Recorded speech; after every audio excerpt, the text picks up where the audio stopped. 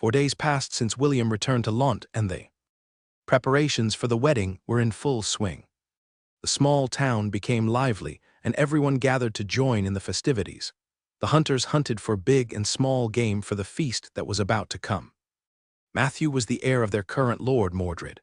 This made his wedding a big event. The old towns of Fushia and Zynar were now under the jurisdiction of Lont and being overseen by James' subordinates.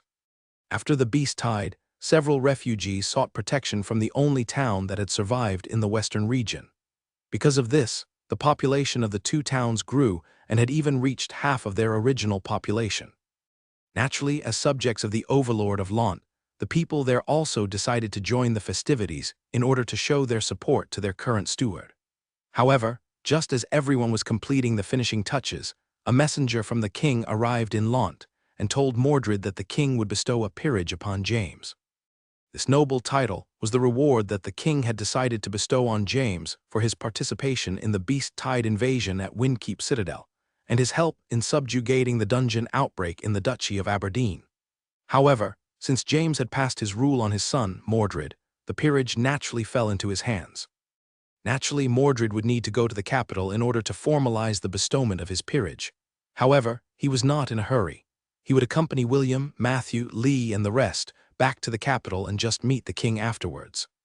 The western region was still in a state of recovery. Even though some of the lands had been claimed, there were still a few without any owners. The king needed some trusted people to oversee these lands. He wanted these lands to be cultivated in order to help the kingdom recover financially through trades of goods and resources. The towns of Lont, Fushia, and Zynar combined were big enough for someone with the title of Viscount to manage. This was also a major factor that affected the king's decision. If he were to make Mordred a marquess, then he would definitely encounter staunch opposition from the nobles of the kingdom. His original plan was to make Mordred an earl, but after giving it more thought, he decided to play it safe and just settled for Viscount. When this news arrived in Lont, William gave his gramps 2 thumbs up in his heart. He was amazed at how James was able to secure benefits while doing as he pleased.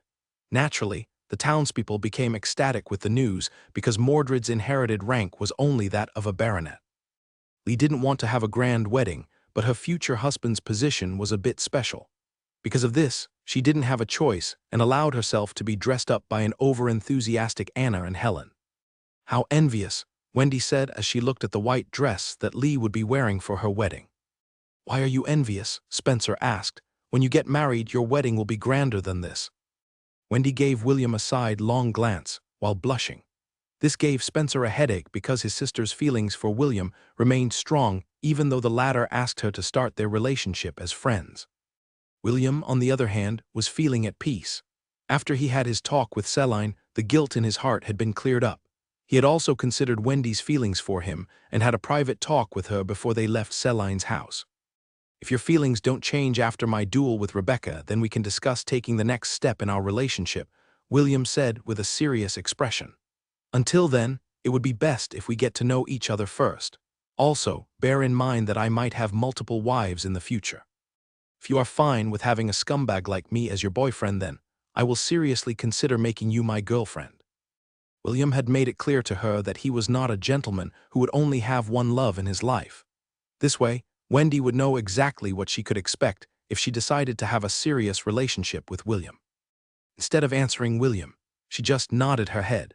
Wendy also wanted to know if the feelings she had for William were real, or if it was just the result of having been saved by him while inside the Goblin Crypt. "Spencer is right. I'm sure that the man that Wendy is going to marry is a very lucky guy," William commented with a smile. Wendy blushed and averted her gaze, which made Spencer click his tongue in irritation. He was really dissatisfied with Wendy's current infatuation with William. Hundreds of people stopped their daily routines and lined up in the center of the town of Lont. Matthew was standing on a raised platform along with Owen as he stared at the northern gate of Lont. William and Eve rode Ella's back as the little girl dug her hands inside the basket in front of her that was filled with flowers. She threw them on the ground while giggling, which made the scene quite endearing. Right behind Ella, several teenage beauties from Lont walked while throwing flower petals as well. Not far from them, a beautiful young lady wearing a white dress walked while carrying a bouquet. Her midnight blue hair was tied up in a princess-style braid as she walked elegantly to where her man was waiting for her. Although her face was covered by a veil, everyone knew how beautiful she was. When she finally reached the platform, Matthew extended his hand to hold her in his embrace. Owen, the life magus of Lant, was the master of ceremonies. He raised his hand in order to quiet the crowd so he could start the marriage ceremony. "We are gathered here today to witness the union of Lee Terrell and Matthew von Ainsworth," Owen said. "With the power vested in me by my sacred order, I ask you, Matthew von Ainsworth, do you pledge to honor Lee Terrell with your life, to love and cherish, today and every day for the rest of your life?" "I do," Matthew answered. "I ask you, Lee Terrell, do you pledge to honor Matthew von Ainsworth with your life, to love and cherish, today and every day for the rest of your life?" "I do," Lee answered. Owen raised the ceremonial staff in his hand. "Bow to the heavens and earth," Owen ordered. Lee and Matthew bowed towards the north. "Bow to honor the gods," Owen ordered. Lee and Matthew bowed towards the south. "Lastly, bow towards each other," Owen ordered. Matthew and Lee bowed to each other. "With the gods and the citizens of Lant as my witness, I now pronounce you husband and wife," Owen declared with a smile. "You may now kiss the bride." Matthew gently parted Lee's veil and gave her a long and passionate kiss. A round of cheering and whistling reverberated through the town as the citizens showered their future lords with their blessings. James laughed out loud while patting Mordred's shoulder. Mordred held Anna's hand as the latter leaned her head on her husband's shoulder. Tears streamed down from her eyes, not out of sadness, but of happiness, for her eldest son had finally found the love of his life, like she did many years ago. William watched this scene with a big smile on his face as he held his adorable cousin in a protective embrace. Not far from him, Celine stood wearing a beautiful dress and veil. She usually doesn't join such festivities, but this time she made an exception. James and the people of Lant had been good to her, so she deemed that it was necessary to participate in Matthew's wedding ceremony. Wendy, Spencer, and Ian joined the others as they applauded the newlyweds. Everything was going smoothly when suddenly, dark clouds covered the sky and thunder roared in the heavens. A strong gust of wind blew over the town of Lant, which immediately put a stop to the cheering. Everyone looked up in the sky and saw 3 giant black bats with blood-red eyes staring at them as they flapped their wings. Standing on top the bats were 3 people wearing hooded robes. Just one glance and one could tell that they didn't come to give well wishes to the bride and groom. "A wedding? Looks like we came at the wrong time," one of the hooded people, who was standing on the giant bat on the right, said with a cheerful voice. "Actually, we came at the right time," the man in the middle chuckled. "I like weddings. It is the perfect opportunity to snatch the bride and ravage her in front of her groom." The hooded person standing on the left raised his hand, and a dark orb of magic manifested above him. "We will all give you 2 choices," the hooded person shouted. "The first is to submit to us and follow our bidding. The other, die without a full corpse. Now choose." Matthew stepped in front of Lee in order to block the lascivious gaze of the hooded man looking at his wife. Owen stepped forward and positioned himself in front of Matthew. Deep down, the old man was sneering. He wondered if the 3 idiots' heads had been kicked in by donkeys. Fortunately, the wedding had just ended. If they came while they were in the middle of the ceremony, the 3 bastards would have definitely suffered a fate worse than death. Celine looked at the 3 intruders in disdain. If they had attacked any of the other towns in the western region, then their chances of succeeding were very high. The only problem was that they were only a bunch of small fries that had unknowingly stepped inside a lion's den. "Father, let me handle them," Mordred said with a devilish smile. "Ha, there are 3 of them," James replied. "You can handle one, I'll handle 2. William, who was seated on Ella's back, had the same devilish smile that was on Mordred's and James' faces. The thunder and lightning in the heavens rumbled and made William feel that it was a good opportunity to vent out some frustrations. "System, change my job class to Prince of Thunder. Job class has been successfully changed. I am looking forward to seeing some fireworks." William's smile grew wider when he felt the power of lightning within the dark clouds answer his call. He had long awaited the day when he could test the power of the prestige class, but his lack of mana and encounters prevented him from doing so with such a golden opportunity in front of him. William was dying to send the 3 morons to Kingdom Come. Look, they're so afraid that they've become speechless. The man in the middle of the formation laughed. "I call dibs on the bride. You too can just choose among the womenfolk. I came here to complete the mission, not indulge in carnal desires. The man wielding dark magic replied as he focused his attention on the people on the ground. I don't care what you do, just don't get in the way of the operation. I hope there's someone strong, the hooded man on the right commented. The other towns didn't even have strong fighters. Conquering them was boring. As he said these words, a swarm of bats flew from the east and circled around Lont like a red cloud. They numbered in the thousands, and their red eyes glowed eerily in the darkness. It reminded William about the time when the dire wolves attacked them in the valley. Back then he was still a weakling who only knew how to hide behind the strength of his mama and the other adults. Now, he eyed the bat swarm with keen interest, and he had only one thing on his mind. That's a lot of experience points, William mused. I'd better not miss this opportunity. Gramps and the others will definitely capture these idiots and interrogate them later. For now, I need to make sure that the small fries don't get away. William used his appraisal skill and checked the monsters that were presented to him as a sacrifice. Red-eyed Screecher Bat. Threat level B. Mid uses powerful supersonic attacks in order to neutralize its prey before going for the kill. Resistant to dark magic. Species of vampire bat that thrives in places where high concentration of miasma can be found. Red-winged vampire lynx. Threat level E. Low with a wingspan of 2 feet. This vampire bat usually hunts in groups in order to take down bigger prey. Its fangs carry a mild paralyzing venom that it uses to incapacitate its prey. Species of vampire bat that lives in places where death and decay abound. Although they are only Class E, they make up for their weakness through sheer numbers. William smirked. Well, it's fine, they're free experience points anyway. William caressed the side of Ella's neck in order to pass his message to her, having been together for many years. The Angorian goat already knew what William was thinking.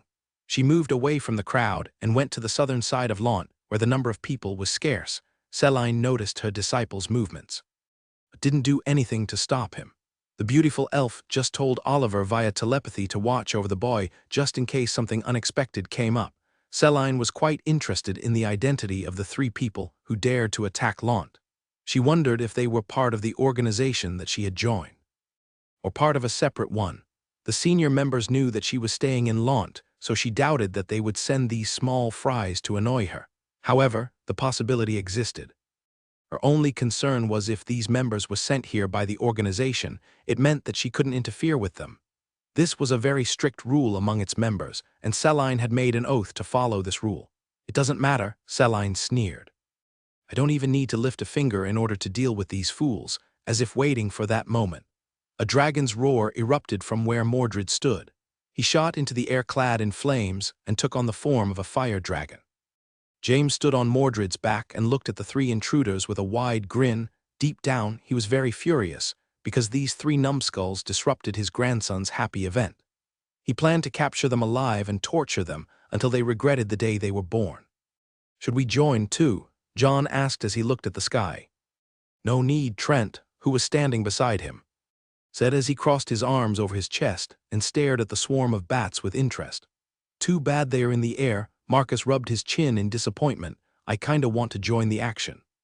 Several of the masters of Lont also feel the same way. They were quite annoyed that their festivities had been ruined by these 3 gatecrashers. On a hill overlooking Lont, William held Eve securely in place as he sat on Ella's back. Flashes of lightning bolts snaked within his pupils as his lips moved to utter a chant. When dark clouds hang on the horizon, and the roar of the heavens announced their presence, it is now time for me to break the silence. Lightning ever weaving, thunder ever seeking, I call upon you now. A deafening roar of thunder shook the sky and lightning bolts snaked the heavens like wild dragons, waiting for the call of their lord. William raised his right hand and pointed at the swarm of bats in the distance. Oliver observed this scene with a curious gaze as he sat on a tree branch. The power I wield would obliterate one and all, William said as his eyes glowed with power. Pierce through the darkness and hear my call. Thunder God's wrath, like a clap of thunder. William's words echoed through the dark sky. A blinding flash of light illuminated the battlefield, and everyone was forced to cover their eyes due to its radiance. What followed next was an ear-deafening rumbling that descended from the heavens. Evade! James shouted, Mordred hurriedly nose-dived to the ground to escape the unexpected rain of lightning bolts that came out of nowhere. A stray lightning bolt snaked towards them, but James calmly swatted it aside with his giant axe. His eyes glowed in wonder and disbelief at the scene that was happening in front of his eyes. It was then when the image of a young boy with red hair and light green eyes flashed briefly inside his mind. Could it be, James thought in disbelief, is this William's doing? Unlike James, who had dealt the lightning bolt calmly, the three villains were caught completely by surprise. Fortunately, they were strong enough to resist the lightning bolts. But they were injured pretty badly, their mounts. The red-eyed screecher bats, on the other hand, shrieked in pain as the rain of lightning hit them left, right, and center. Although their bodies were strong, getting assaulted by dozens of lightning bolts still left them helpless. Soon, the screecher bats crashed to the ground after being mercilessly assaulted by lightning bolts. As for the bat swarm, they fared no better. In fact, almost all of them were obliterated when the lightning storm descended. Any bat that was grazed by a lightning bolt burst into flames and illuminated the dark sky with their fiery blaze. The citizens of Lant looked at the blazing sky in awe as the threat that once presented itself was burned away before their very eyes. Owen had erected a barrier on the ground to prevent any of the citizens from getting hit by stray lightning bolts. Several of the experts of Lant worked in tandem to ensure that none of their people got hurt in the crossfire. Meanwhile, on the hill overlooking the incident, sweat streamed down the side of William's face as he looked at the devastation he'd caused. This was the first time he had used the power of the Prince of Thunder, and he wasn't expecting that it would be this destructive. For a brief moment, William thought that he had seen a glimpse of what the end of the world would look like. If it were to really happen, the lightning storm didn't differentiate from friend or foe, and simply struck everything within striking range. Fortunately, Barbados had remodeled the defenses of Lant and activated a protective shield that was further strengthened by Owen's magical barrier. Next time I use this, I better ensure that no one is around, William thought as he patted Eve's head. The little girl got scared of the thunder and lightning and was currently bawling her eyes out on William's chest. The bat swarm only had a tenth of its original number by the time the effects of the skill subsided. The survivors screeched anxiously as they flew away in haste, gained X. 270. 000. Name: William Von Ainsworth. Health points 5. 500 over 5, 500. Job class, Shepherd, LVL 30 subclass. Prince of Thunder, LVL 17 strength. 55 plus 10 agility. 50 plus 10 vitality. 30 plus 10 intelligence. 60 plus 10 dexterity. 45 plus 30 stats exp. 77, 391 over 438, 257. Prince of Thunder LVL 17. Job class exp. 26, 849 over 60. 854. By using the passive ability, Child of Thunder, William was able to manipulate the lightning storm to do his bidding, since he didn't have any mana at the moment. He could only use external sources to activate the power of his job class. The result, however, had exceeded his expectations. William decided to be more mindful of his surroundings when using this extremely powerful and destructive skill. What he didn't know was that, aside from Oliver, someone else had witnessed his display of power. After the initial shock had faded, the pair of eyes observing the boy became serious. After an internal debate, the figure retreated and returned to where everyone was congregated. Clearly, that person didn't want William to know that one of his secrets had been exposed while he was busy dealing with the fools who dared to step inside his territory. I'd better report this, the person thought. His Excellency has to know. The person stood beside the confused crowd and acted like nothing had happened. There was a right time for everything, and leaving the town of Lant was a priority. Everything else could wait until then. Start talking, James said as he looked at the three people who were acting in an arrogant manner when they first arrived. Their hair was a mess, their clothes in tatters, and burn marks could be seen on their skin. Although they survived William's A.O.E. attack, they still suffered due to its ferocity. You fools, you will all regret this.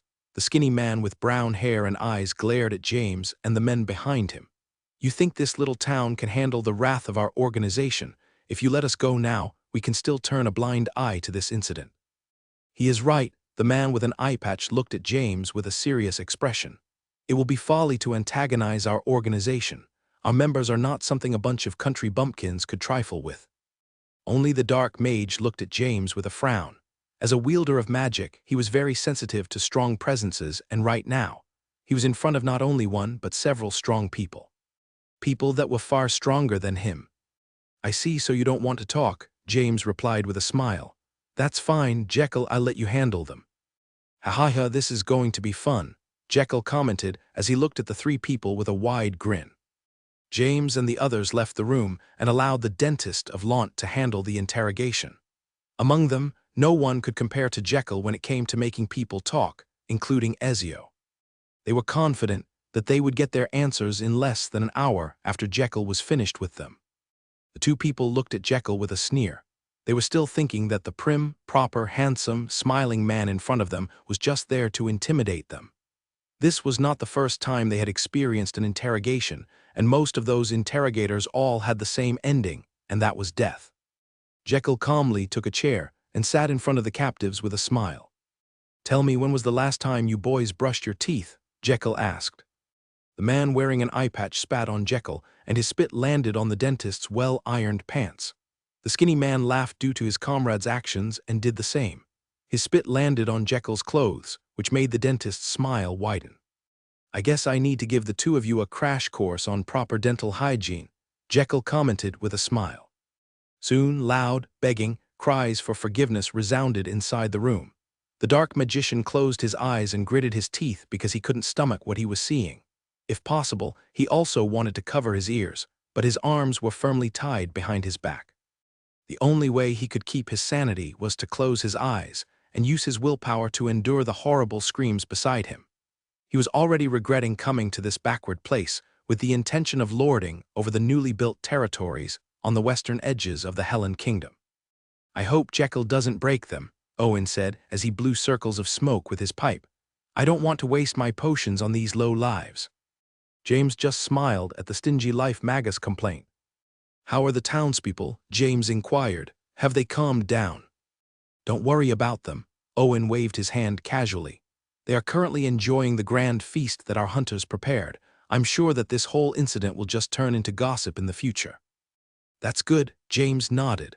"I hope that my grandson and new daughter-in-law will not mind this small incident and enjoy their honeymoon." Dwayne, who was drinking some alcohol at the side, grinned. "Commander, are you perhaps very excited to hold your great-grandchild?" "Indeed, but I will still have to wait a few years before that happens," James sighed. He had promised Sebas to wait until Lee was at least 20 years old before allowing the two of them to conceive a child. The overly protective father didn't want his daughter to suffer the same fate his wife did when she gave birth to Cedric. James also cared about Lee's well-being, so he readily agreed to Seba's request. He also understood that both of them were still young. They were still studying in the Helen Royal Academy, and having a baby should be postponed for a little while longer. As the three men waited for the result of Jekyll's interrogation, William and the others were enjoying the feast at the center of the town. Although the guests from Fuchsia and Zynar were shaken, the original inhabitants of Lant treated the incident like it was just a passing cloud in the sky. After experiencing two beast tides, the people of Lant were not easily ruffled by sudden attacks on their hometown. "Where did you go earlier, Will?" Wendy asked. "When those scary men appeared, I looked for you, but you were nowhere to be found." William finished chewing the apple inside his mouth before answering Wendy's question. "It was a dangerous situation, and I decided to evacuate in order to protect Eve from harm. Those men were stronger than us, and it was not a good idea to confront them head-on." Spencer, who was seated beside his sister, looked at William with a serious expression. "Your uncle and grandfather were amazing. I heard that they helped in subjugating the dungeon in the Duchy of Aberdeen, but seeing them in action was truly something to behold." William raised his chin in an arrogant manner. "My grandpa cracks coconuts with his bare hands. Handling a few small fries is not a big deal to him. You should have seen how he faced off against a millennial beast. That scene gave me goosebumps." Ian was already used to William's narcissistic bragging and turned a deaf ear to his words. He busied himself in eating the delicious dishes that were prepared by the hunters of Lant. Although the capital didn't lack high-class dishes, the local delicacies he was currently eating gave him a more homely feeling, and they reminded him of his own hometown. "I hope father and mother are doing well," Ian thought as he took another bite of a dish that William had called curry. The red-headed boy even bragged that he was the one who cooked it yesterday. He added that curry tasted better if it was eaten at a later time, so he prepared it the night before in order to bring out its true flavor. "I wish I could stay longer," Wendy said with a sad expression. "Aunt Anna, Aunt Helen, Uncle Mordred, and Grandpa James are all good people. They are very warm and kind. Also, Lady Celine was really an expert when it comes to wielding a spear. I learned a lot from her." William, who was currently tempting Dia to eat the apple in his hand, looked at Wendy with gentle eyes. "You can always come and visit them anytime you like. I'm sure that Gramps and the others will welcome you with open arms." "Can I?" Wendy looked back at him with a serious expression. "Can I really come and visit them anytime?" "Good, then I'll come and play with Eve again when there is an opportunity." Wendy's mood was lifted due to William's words, and she handed a drumstick to Thor in order to reward him for being a good boy. Ragnar was currently eating a steak on a wooden plate beside William's feet. Although they only grew stronger by eating beast cores, it was perfectly fine for them to eat ordinary foods as well. "I'm still curious," Spencer gave William an inquiring gaze. "Just who are those men? Do they have comrades? If yes, this needs to be reported to the capital and fast." "You don't have to worry about that," William replied. "Uncle Mordred will be going with us back to the capital. He will deliver the news to His Majesty while waiting for his peerage to be bestowed upon him." "That's good to hear," Spencer nodded. He once again stared at his head prefect for a brief moment before focusing on the food on his plate. Whatever thoughts he had on his mind right now, he hid it behind a calm facade. After the festivities, James called William to his room that night to talk about important matters. "You're the one that manipulated that lightning storm, right?" James asked. William nodded his head, because there was no use hiding this secret to his grandfather. "Is this the first time you have done such a thing?" James sighed and massaged his forehead. "William, what you did was dangerous. Fortunately, the defenses that we installed in Launt kicked in right away. Also, the veterans were present, so the damage was minimal. No one also got injured because Owen and the rest acted fast enough. If you had chosen a different occasion to use that ability, I'm afraid that we might have suffered casualties on our side." James said this in a calm manner, but William's guilt was enough for him to feel ashamed of his actions. He didn't think ahead when he used the skill Thunder God's Wrath. All he wanted to do was to take the opportunity to test his ability. "I'm sorry, Grandpa," William replied. "I will be more careful in the future." James didn't punish William because he knew that his grandson was truly repenting for his actions. However, there was one more thing that he had to make sure of no matter what. "Were there any witnesses when you used that skill?" "Only Eve, but I doubt that she was aware of what was happening." James nodded his head and only reminded William not to recklessly use the power of lightning again, especially when in public. After all, this was a secret that they had to keep until William became strong enough to protect himself. 3 days later, the group including the newlyweds returned to the Helen capital, along with Mordred. Although their honeymoon only lasted a few days, the two people radiated happiness which made William envious. Wendy chatted with Lee from time to time while giving sneaking glances at William from time to time. The two girls would giggle every now and then, which made William feel his stomach churn for some unknown reason. They were currently on the back of Blitz and were flying towards the nearest town where a teleport gate was stationed. From there, they would teleport straight to the capital. When they arrived at the capital city, Gladiolus, Mordred escorted the children to the academy before going to the castle to meet the king. Before they left, James had given Mordred a confidential letter. The information that they squeezed out from their captives was quite alarming that James decided to share the information with the king. He hoped that the Helen Kingdom still had some forces left in order to deal with the new threat that they were about to face. In a private room used to entertain special guests. In the palace, Mordred sat in front of the ruler of the Helen Kingdom. "King Noah Ernest Vi Helen. Are you sure this information is credible?" King Noah asked after reading James' letter. His silver-gray eyes looked at Mordred with a serious expression. "That is the information we received from the people who attacked Launt," Mordred answered. "We used a special method to extract the information so we can guarantee that the captives weren't lying. Of course, that doesn't mean that the information they gave us is true. They can be just disposable pawns that were thrown away in order for us to learn of this information. Whether to believe this information or not is up to you to decide, Your Majesty." For James and Mordred, they didn't really care whether the news was true or not. Their only concern was whether it would affect Lant or not. After a discussion among the experts of Lant, they decided to pass the information to the king, so he could take appropriate countermeasures to handle the problem. The other man present inside the room was the Grand Archmage of the Hellen Kingdom, Emrys. He had a frown on his face as he read James' letter, and one could tell that the contents of it were not good. "My king, if what is written in the letter is true, then that explains the movement of the Anisha and Zelan dynasties on our borders." Emrys sighed. "Although I don't know how they're doing it, they are doing a good job at chipping away the armed forces of our kingdom." Noah nodded absent-mindedly at Emrys' comment. The Beast Tide and the Dungeon outbreak had greatly diminished the military might of the Hellen Kingdom. If the two dynasties on their borders decided to attack them during their moment of weakness, the Hellen Kingdom wouldn't be able to resist their combined forces. "What do you suggest that we do?" Noah asked his loyal advisor. Emrys stroked his beard as he pondered.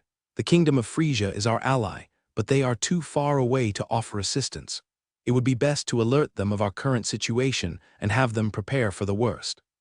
As long as the two dynasties don't use all of their military might to suppress us, we may still have a chance. The king of Frisia is no fool. He knows that if we fall, his kingdom will be the next target of the two dynasties."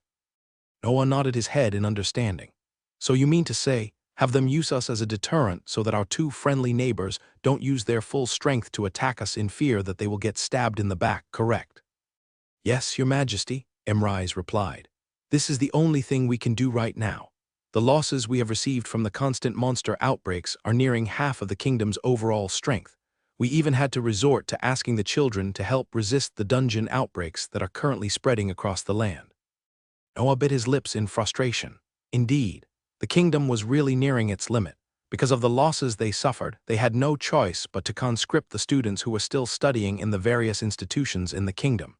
Many seeds had already fallen due to this incident, and it was truly heartbreaking. "Aside from notifying our ally, is there anything else that we can do?" Noah asked. "Well, there's one more thing we can try, but I doubt that it will work." The Grand Archmage gave Mordred a sidelong glance before shifting his attention to the king. "We need the help of the northern tribes. If they are willing to give their support, then we will be able to resist an invasion." Noah had a troubled expression when Emrys mentioned the tribes in the north of their kingdom. These tribes were given free reign on their lands and were technically not citizens of the Hellen Kingdom. The reason why they were not included in the kingdom was because the former kings weren't able to conquer their lands. This proved how strong these tribes were, and the best thing they could do was to sign a non-aggression pact with them. These tribes did what they wanted to do, and the Hellen Kingdom couldn't interfere. Of course, this also meant that the tribes couldn't invade the lands of the Hellen Kingdom as well. They were more like the neighbor next door that they couldn't afford to offend. The oath both sides took was a powerful one, and the main reason why there was a lasting peace between the two factions. "Let me think about this first," Noah answered after some time. "For now, alert the Sword Saint and tell him to observe our borders." "As you wish, my king." Emrys bowed and left the room. Mordred was quietly sipping his tea at the side. He was perfectly fine pretending that he didn't hear the conversation between the king and the Archmage. Noah looked at his future Viscount with a helpless expression.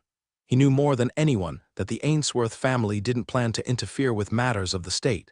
Even if he made Mordred a Viscount, he wouldn't actively help the kingdom resist the invasion. After all, he was the one who exiled one of their family members to never step foot in the Hellen Kingdom ever again. "It seems that all of you didn't slack on your training while I was gone," William said with a smile. "Very good, as expected of the Martial Division." The day after he returned to the academy, William announced that he would be making an important announcement, and all the students of the martial class were required to attend. The students, who numbered just slightly over 300, looked at their head prefect with solemn expressions. Kenneth, Priscilla, Dave, Spencer, Drake, and Conrad were standing behind William. They were the officers he chose among the batch of students to form his council. "The reason why I called you here today is to announce the name of our order." William scanned the faces of the students who were looking back at him. "From this day onwards, by the power vested in me as the head prefect of the Martial Division, I hereby declare the founding of the Angorian War Sovereign." James had already told William about the impending danger that would befall the Hellen Kingdom, if the information they gathered from their captives proved to be true. Because of this, William had decided to speed up his plan to create his own fighting force before the academy would dismantle the ranks of the students in order to join a possible war with the two neighboring kingdoms. With all due respect, sir, a teenage boy raised his hand as he looked at William with a serious expression. I don't think that forming an unauthorized organization is allowed within the Helen Royal Academy. We might get suspended by the dean if he finds out about this. Some of the nobles nodded their heads in agreement. This meeting that they were currently having was a private one, and no instructors were present. It was as if William was planning to stage a coup d'etat and take over the entire academy. If anyone were to find out about this action, all of them might get punished. Yes, what you say is true. William nodded his head. That is why I won't force any of you to join. If any of you don't want to participate in this undertaking, feel free to leave this hall right now. Don't worry, I promise that I won't do anything to harm any of you who chose not to be part of my order. The students glanced at each other, but none of them moved from their spot. After following William's strict training regimen, they noticed significant changes in their martial prowess. Although they were afraid that they might get in trouble for forming a secret order inside the school, William's charisma had won them over. Even so, they didn't say anything and stayed where they stood. Some of them had a nagging feeling that if they really left the room right now, they would regret it for the rest of their life. Kenneth and the other officers were shocked by William's sudden declaration because they were not told anything beforehand. They knew how serious this undertaking was, and they were wondering if the red-headed boy was really serious or just joking around. William was surprised when nobody left the hall. He was expecting that at least half of the students would leave. Seeing that nobody was planning to go, he decided to proceed with his speech. So none of you want to leave? William asked. Since this is the case, I want all of you to sign a contract and you will sign it with your blood. This is your last chance to back out. Once you sign the contract, I will do everything in my power to make all of you strong. However, you are duty-bound to stand by my side. Whether we are going to face a mountain of fire or a sea of knives, none of you are allowed to retreat. Think carefully and think well. I'll give you all exactly 10 minutes to decide. William placed his hands behind his back as he waited for the 10 minutes to end. He was not afraid even if the academy dean found out about his plan or not. His grandpa had already made the necessary arrangements when he gave the letter to his uncle Mordred. The die has been cast, and whether the king approved it or not was up to him to decide. Your family is really good at giving me a headache, the king said with a helpless tone. Thank you for your praise, your majesty. Noah rubbed his temples as he looked at Mordred, who was happily eating a slice of cake. There was a condition attached to the letter that Mordred had given him. In exchange for the information, he was to allow the forming of a private order within the Helen Academy led by none other than William von Ainsworth. James added that without the information, the Helen Kingdom would have been taken by storm if the two dynasties outside their borders were to launch an attack without warning. Because of this, Noah was currently stuck between a rock and a hard place. If he chose not to agree to the condition, then it means that the Ainsworths would no longer support the kingdom in any which way in the future. If he chose to agree, then the nobles would start yapping and raise a ruckus. Both were equally troublesome, but the last paragraph in James' letter made Noah reluctantly agree to the condition. If you don't agree, then I promise that you will regret it. Only a single sentence. Noah had seen this sentence many times during his reign, and he ignored each and every one of them. However, when it came to this particular old man, he had to take it seriously. Noah knew that deep inside, James had grievances with him. When the king exiled James' son, Morgan, from the kingdom, the old man started to give Noah the cold shoulder. William's grandpa, James, served the former king, and they were very close. The former king even wanted to make James a duke, but the latter declined and only settled for the lowest rank of baronet before leaving for the farthest edge of the western region. There he built a small town and stayed there ever since. Far from the politics of the king and the nobles, only the old generation knew of how formidable he was, and all of them could attest that he was the last person they wanted to mess with. Only the next generation, like Rebecca's father, were unaware of how influential James could be. All it would take for James to silence them forever was to lift a finger, and it would be done. The only reason why Rebecca's father was still alive was because of the old fox Lawrence. He and James were good friends and had been on the battlefield together. In order to give him face, James decided to let them off the hook. If the tribes were the overlords of the north, then James was the hidden dark lord of the west. Noah had to tread carefully when dealing with these two forces. All these years, James didn't ask for anything. Even when he took the towns of Fushia and Zinar, he didn't expand his lands any further. He conducted himself in a manner that even Noah found it hard to find fault in his actions. James restrained himself and did it well. Because of this, Noah reluctantly agreed to give William a badge that allowed him to form his own order. Such a shame, I was planning to add him to the Knight Order of Gladiolus after he graduated from the academy, Noah lamented. He had already made the necessary arrangements by giving EST the badge of the Knight Order so that he could pass it to William. It was his way of bringing the next generation of Ainsworths under his wing. Who would have thought that the old fox, James, had seen through his move? Ezio had already reported to James that William had acquired the badge of the Knight Order from EST. This was also why the old man was forcing Noah to allow William to establish his own order, an organization that would be recognized by the Hellen Kingdom. That way he would have his own private force. What better place to recruit members for that private force than the best academy in the Hellen Kingdom? This was the only part that made Noah's heart itch. He silently cursed James for shamelessly using the talents of the kingdom to raise his grandson's private army. Back in the grand hall of the Solaris dormitory, after the 10 minutes had expired, the majority of the students had come to their senses and left the hall one by one. A soft sigh escaped William's lips, and the officers behind him thought that he was sighing in disappointment.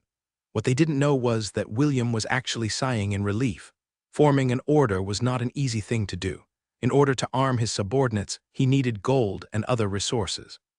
William was currently 14 years old, and the Ainsworth family was very poor, or so he thought. He didn't want to ask his grandpa to give him money in order to support his subordinates. The red-headed boy wanted to use his own powers in order to build a strong force whose name would be known throughout the entire southern continent. What he didn't know was that James had a mountain of gold and treasures at his disposal due to the fact that he constantly raided the hideouts of bandits in the Hellen Kingdom.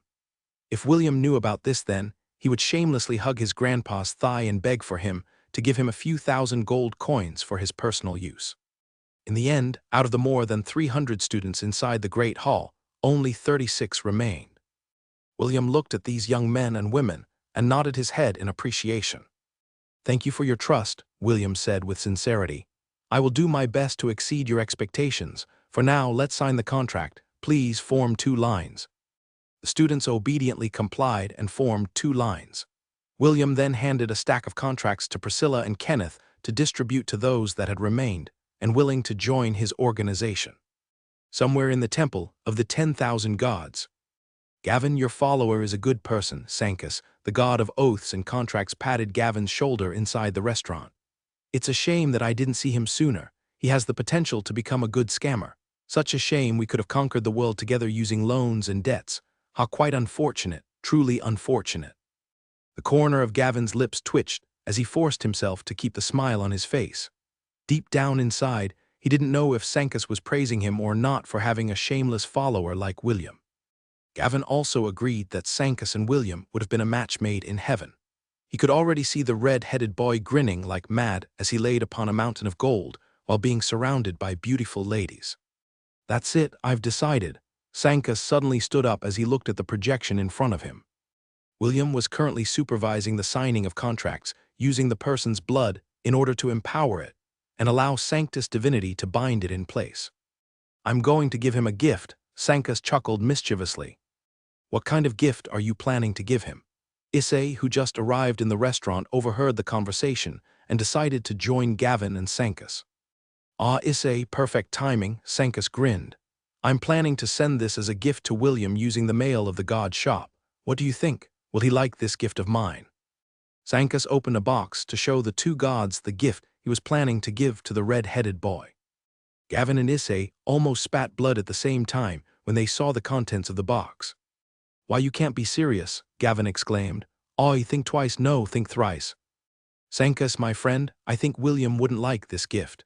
Issei was already sweating buckets. "No, I'll be perfectly honest, he wouldn't like it. He might even curse you and stop believing in your power as the god of contracts." "Is that so?" Sancus heaved a sigh of disappointment. The two gods wiped their heads in relief after seeing Sanka's expression.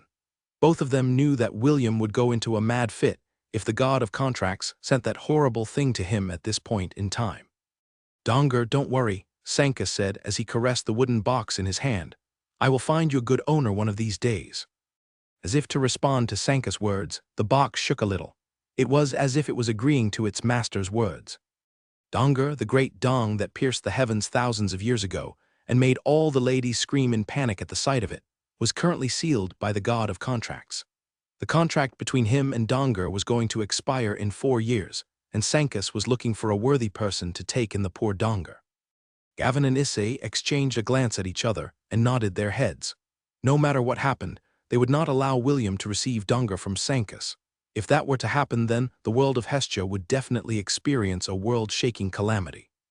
After the contract had been signed, William took everyone that was part of his team inside the conference room that was under the head prefect's management.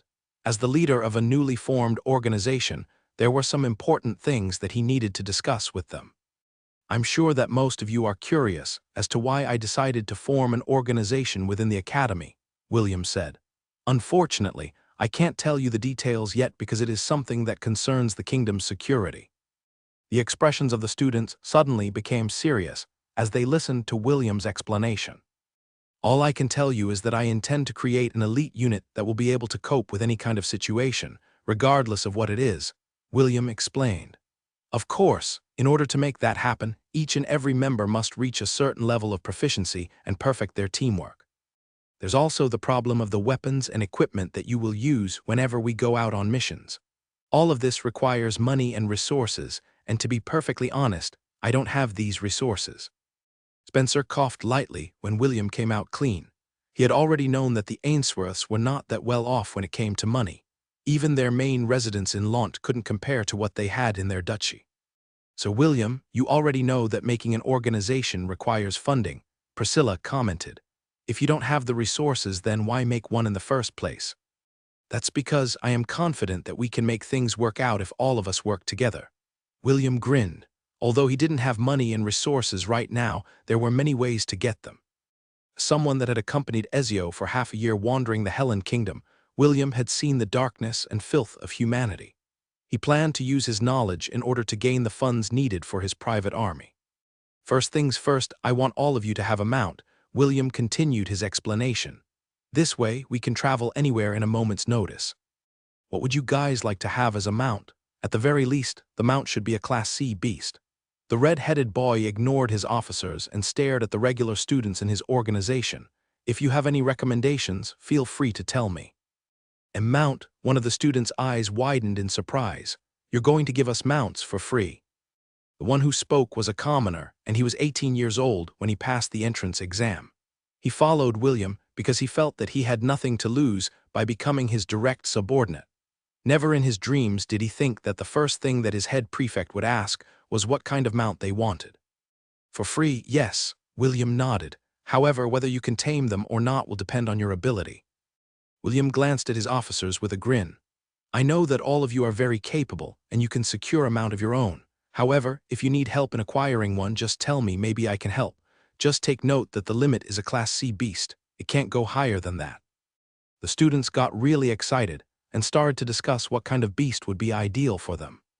William watched this scene as he sat leisurely in his chair. What he didn't know was that inside the dean's office, Simon, the current dean of the Hellen Academy, was rubbing his temples due to the letter that had just arrived a few minutes ago.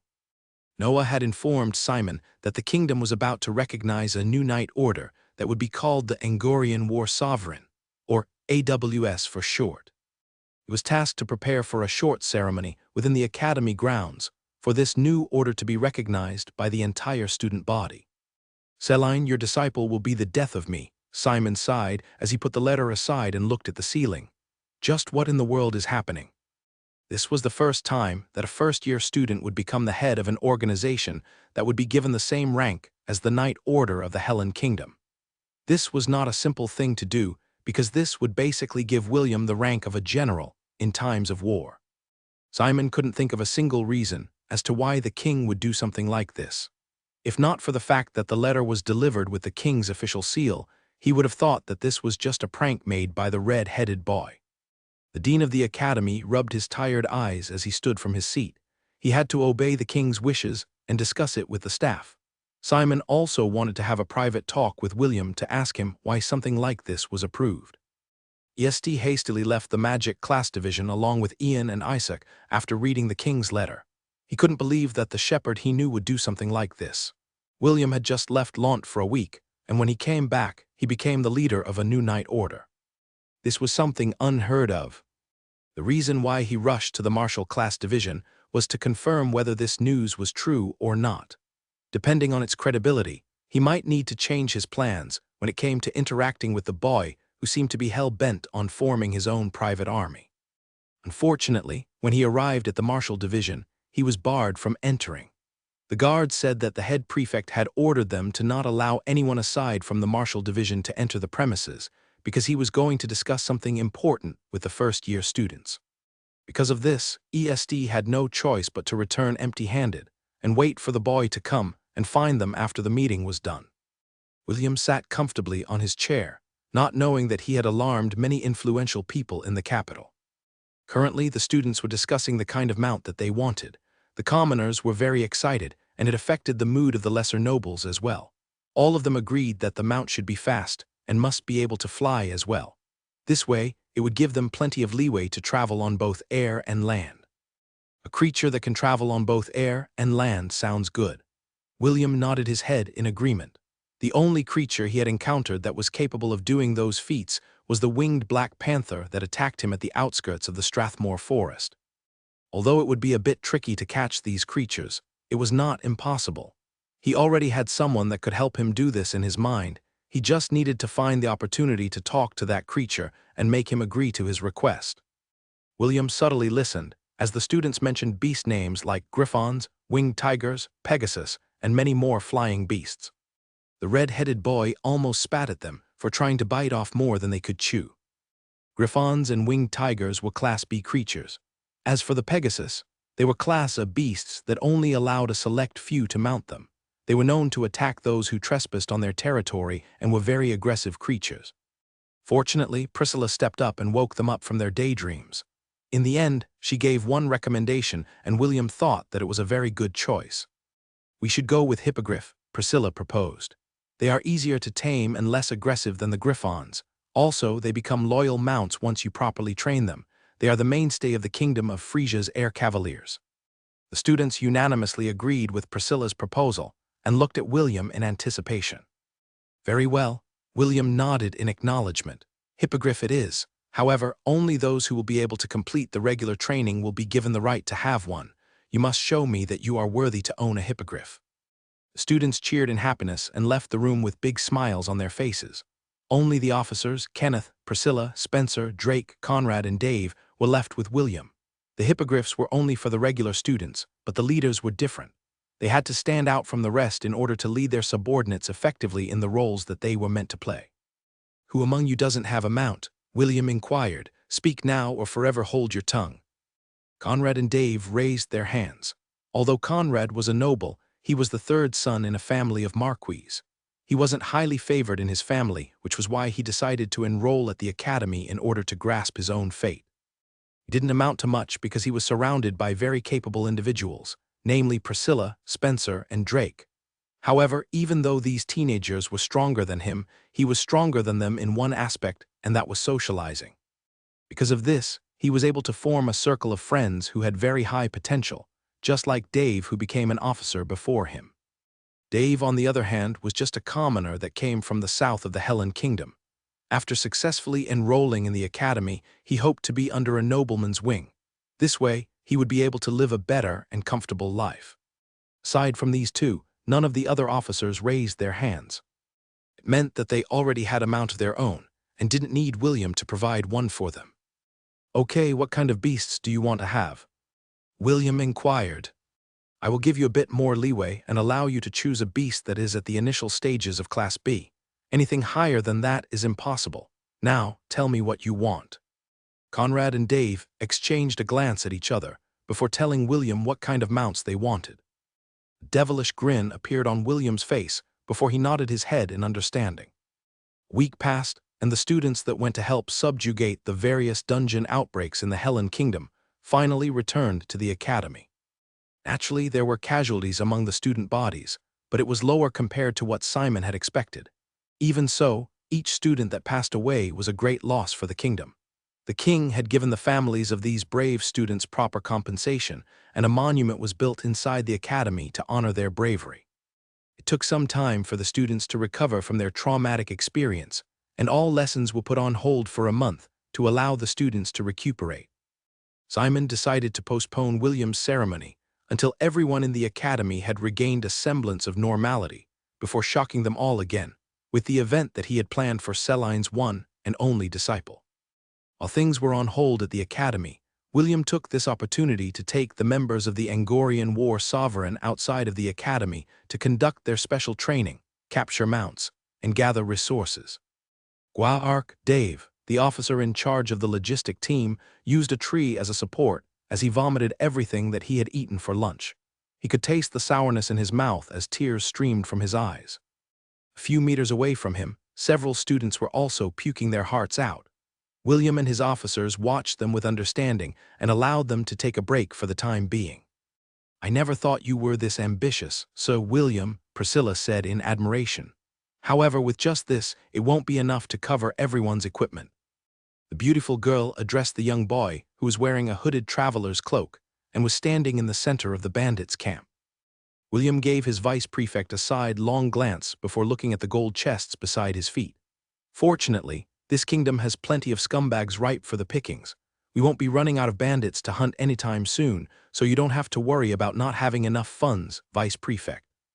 Kenneth didn't expect William to be someone who didn't bat an eye when killing people. He did it in such a natural manner that it made the delicate-looking boy look at him in a different light. Conrad had killed a bandit once in the past due to self-defense. Because of this, he was able to slightly endure the heavy scent of blood in the air. However, he didn't dare to look at the pile of corpses that were lined up on the ground. After killing 2 bandits, he had already reached his limit and didn't force himself to kill more. It was William and Priscilla who mercilessly slaughtered the bandits using their bows and arrows. The funny part about this was that both of them only killed the strong people among the bandit group. They left the weaker ones for the students to deal with in order to give them some life experiences that they would need to survive in the world. Even Spencer and Drake had to admit that they didn't expect that their head prefect, who was only 14 years old, could be this merciless. The 2 of them had already been trained by their families to take human lives, but the scene in front of them still made them feel uncomfortable. "Spencer and Conrad, go to the town and tell the guard captain to bring his men to clean up this place," William ordered. "Also, remember to collect the commission afterward. Some of these bandits have bounties on their heads. We need every gold coin we can salvage from this lot." Priscilla and Kenneth were paying extra attention to their observation of William. For some reason, the usual happy-go-lucky atmosphere that their head prefect always radiated was gone. It was now replaced with a boy whose killing intent oozed out of his body. Ella walked towards William and stood beside him. Daya and Ragnar had stayed with Ella when William gave the order to attack the bandit hideout. The Angorian goat didn't hide anywhere, but stood back a safe distance in order to not intervene with William's bandit subjugation. Daya immediately crawled onto William's clothes.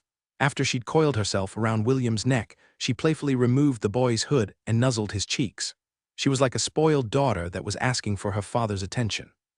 The red-headed boy smiled and lightly rubbed Daya's chin. The killing intent surrounding him disappeared completely, and the usual William, who was bright and sunny, returned like a refreshing breeze. "Thank you, Mama," William said as he picked up Ragnar from the ground. He then rubbed the puppy's head, and the latter licked his cheeks in response. Thor was currently staying by Wendy's side, so he didn't bring him along on this trip to the south. Kenneth and the others were dumbfounded by this sudden shift in character. They even felt that the indifferent William that they had seen a few moments ago was just a figment of their imagination. William didn't know what his officers were thinking, because he was too busy shielding his face from Ragnar's and Daya's combined assault. The 2 children peppered the red-headed boy's face with their affection, while Ella watched from the side with gentle eyes. "So William, what is our next plan of action?" Priscilla asked. She was doing her best to keep the smile on her face from twitching because of the sudden change in William's character. "Let's wait until Spencer and Conrad return," William replied in a casual manner. He then raised his head to look at the sun and made calculations inside his head. "The day is still early. We'll have enough time to raid one more bandit hideout before we have dinner in the next town." Dave and the others, who had just finished emptying their stomachs, suddenly felt that the world had lost all its colors. Surprisingly, they were not afraid of raiding another bandit camp. What they were afraid of was having dinner, after killing the bandits in the southern regions of the Helen Kingdom. The way they were now, they would be unable to stomach smelling or eating meat for the next few days. Now they finally understood why their head prefect rarely ate meat when eating in the dining hall. William gave his pitiful subordinates a devilish smile. Unlike the red-headed boy, the people in Hestia were faster to recover when it came to the concept of killing. This was also why they were able to accept the fact that they had just taken a human life without guilt whatsoever. In this world, where the lives of people were like grass, those who refused to fight would sooner or later be cut down. As students who had enrolled in the academy, they were not oblivious to this concept. More than anyone else, they were faster to adapt because their environment required them to fight. Although they were suffering right now, they were still better off compared to William, who had experienced going to hell and back. James read Ezio's report with a calm expression. He had ordered him to keep watch on William, Matthew, and Lee in the academy. Since the newlyweds were currently staying in the academy, Ezio deemed that there was no need to look after them and sneakily followed William and his subordinates. Ezio was surprised that the first thing that the boy did after leaving the academy was to hunt down bandits. What surprised him the most was that the boy had meticulously picked targets that they were able to fight. Didn't go towards the notorious bandit camps where strong fighters congregated. Instead, he picked weaker camps that could be taken down with the current forces at his disposal. This action made Ezio recognize that William had grown from the experiences he had encountered in the past 4 years of his training. Ezio had written all of this in the letter he had sent his lord as he continued to monitor William's movements. James knew that aside from gathering resources, William was also training the students how to take human lives in preparation for the war that might happen a few months from now. He figured that his grandson wanted to create an elite unit that wouldn't shy away from taking the lives of others when they headed deeper in the enemy's formation. Even so, he was still worried that his grandson would do something reckless and bite off more than he could chew. "Damien, Gideon, come here," James ordered. "You called for us, boss. Is it our turn to shine?" 2 men standing 2 meters tall, with sturdy bodies, appeared in front of James with a grin. "My grandson is currently clearing out some bandits in the southern part of the Helen Kingdom," James explained. "Make sure the old salamander doesn't make a move on him. That old bastard still holds a grudge against me, and he might vent it out on William. Make sure that he doesn't go too far." "The south," Gideon tilted his head. "You mean that south?" "The south where that grumpy old lunatic is staying," Damien asked. James smiled and nodded his head. "William has wandered into his territory. I want the 2 of you to bail him out if he does something unnecessary." Damien and Gideon glanced at each other. Although they were confident in their strength, the person they were going to deal with was one tough cookie. After all, it was none other than James' nemesis, and the sole sword saint of the Helen Kingdom, Aramis Brand Caliburn. "Understood, but how far can we go when we take action?" Damien inquired. "He is the head of the noble faction in the south. Little Will might get in trouble if we pester him too much." "That's right, boss," Gideon commented. "That old man is pettier than yo, I mean, less handsome and domineering than you. Things might get out of hand if we ruffle his feathers." James snorted. He and the old man from the south had been butting heads since the former king was still in power. They were once best friends, but immediately turned hostile after they had both fallen in love with the same lady. Naturally, the one who married the girl was James, and his once best friend vowed that he would make things difficult for him and his entire bloodline. James wasn't afraid of his threats because he knew that his longtime friend wouldn't really dare to take William's life. Many years had passed since they last saw each other, and James hoped that the man's anger had already simmered down. Even so, that didn't mean that the old bastard would miss the opportunity to catch the little Ainsworth, who came walking into his territory. "I changed my mind," James said with a serious expression.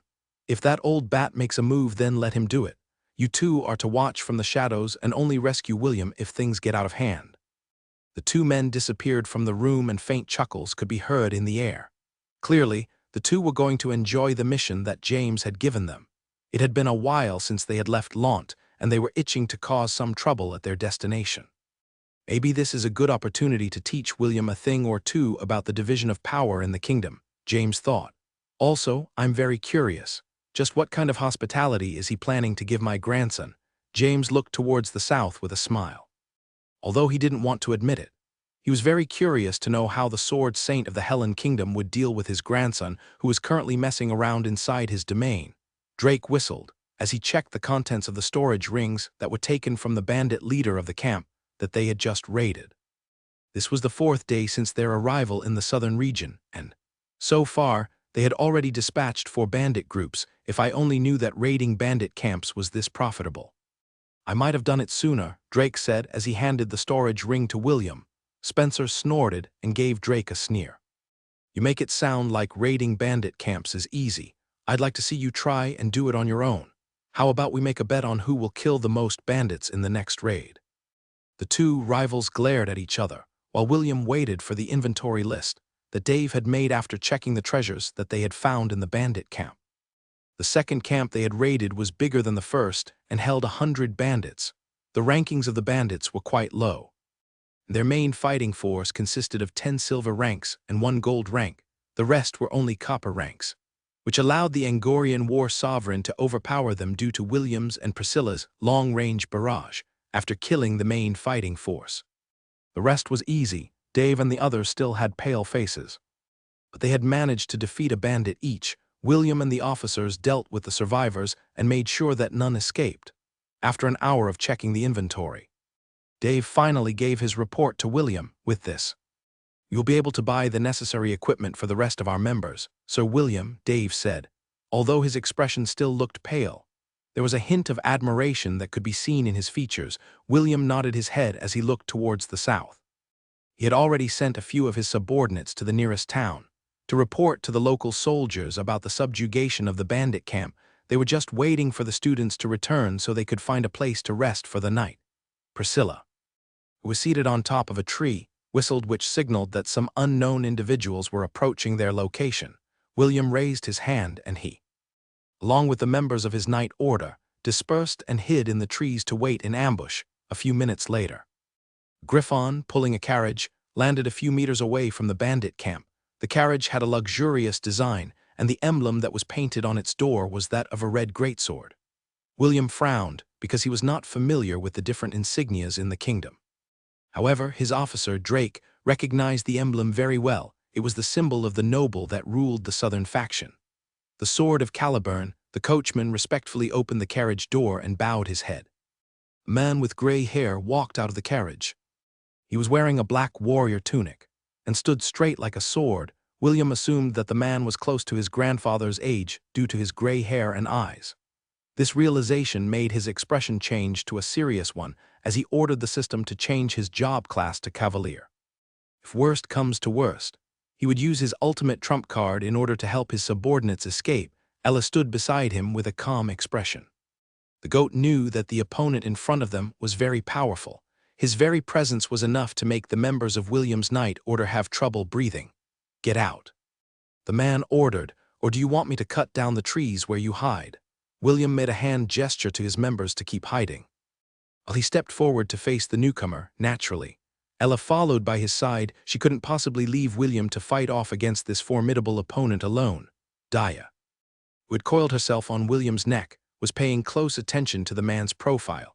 While Ragnar walked beside Ella, the two mythical beasts were aware that they could do nothing against the opponent in front of them.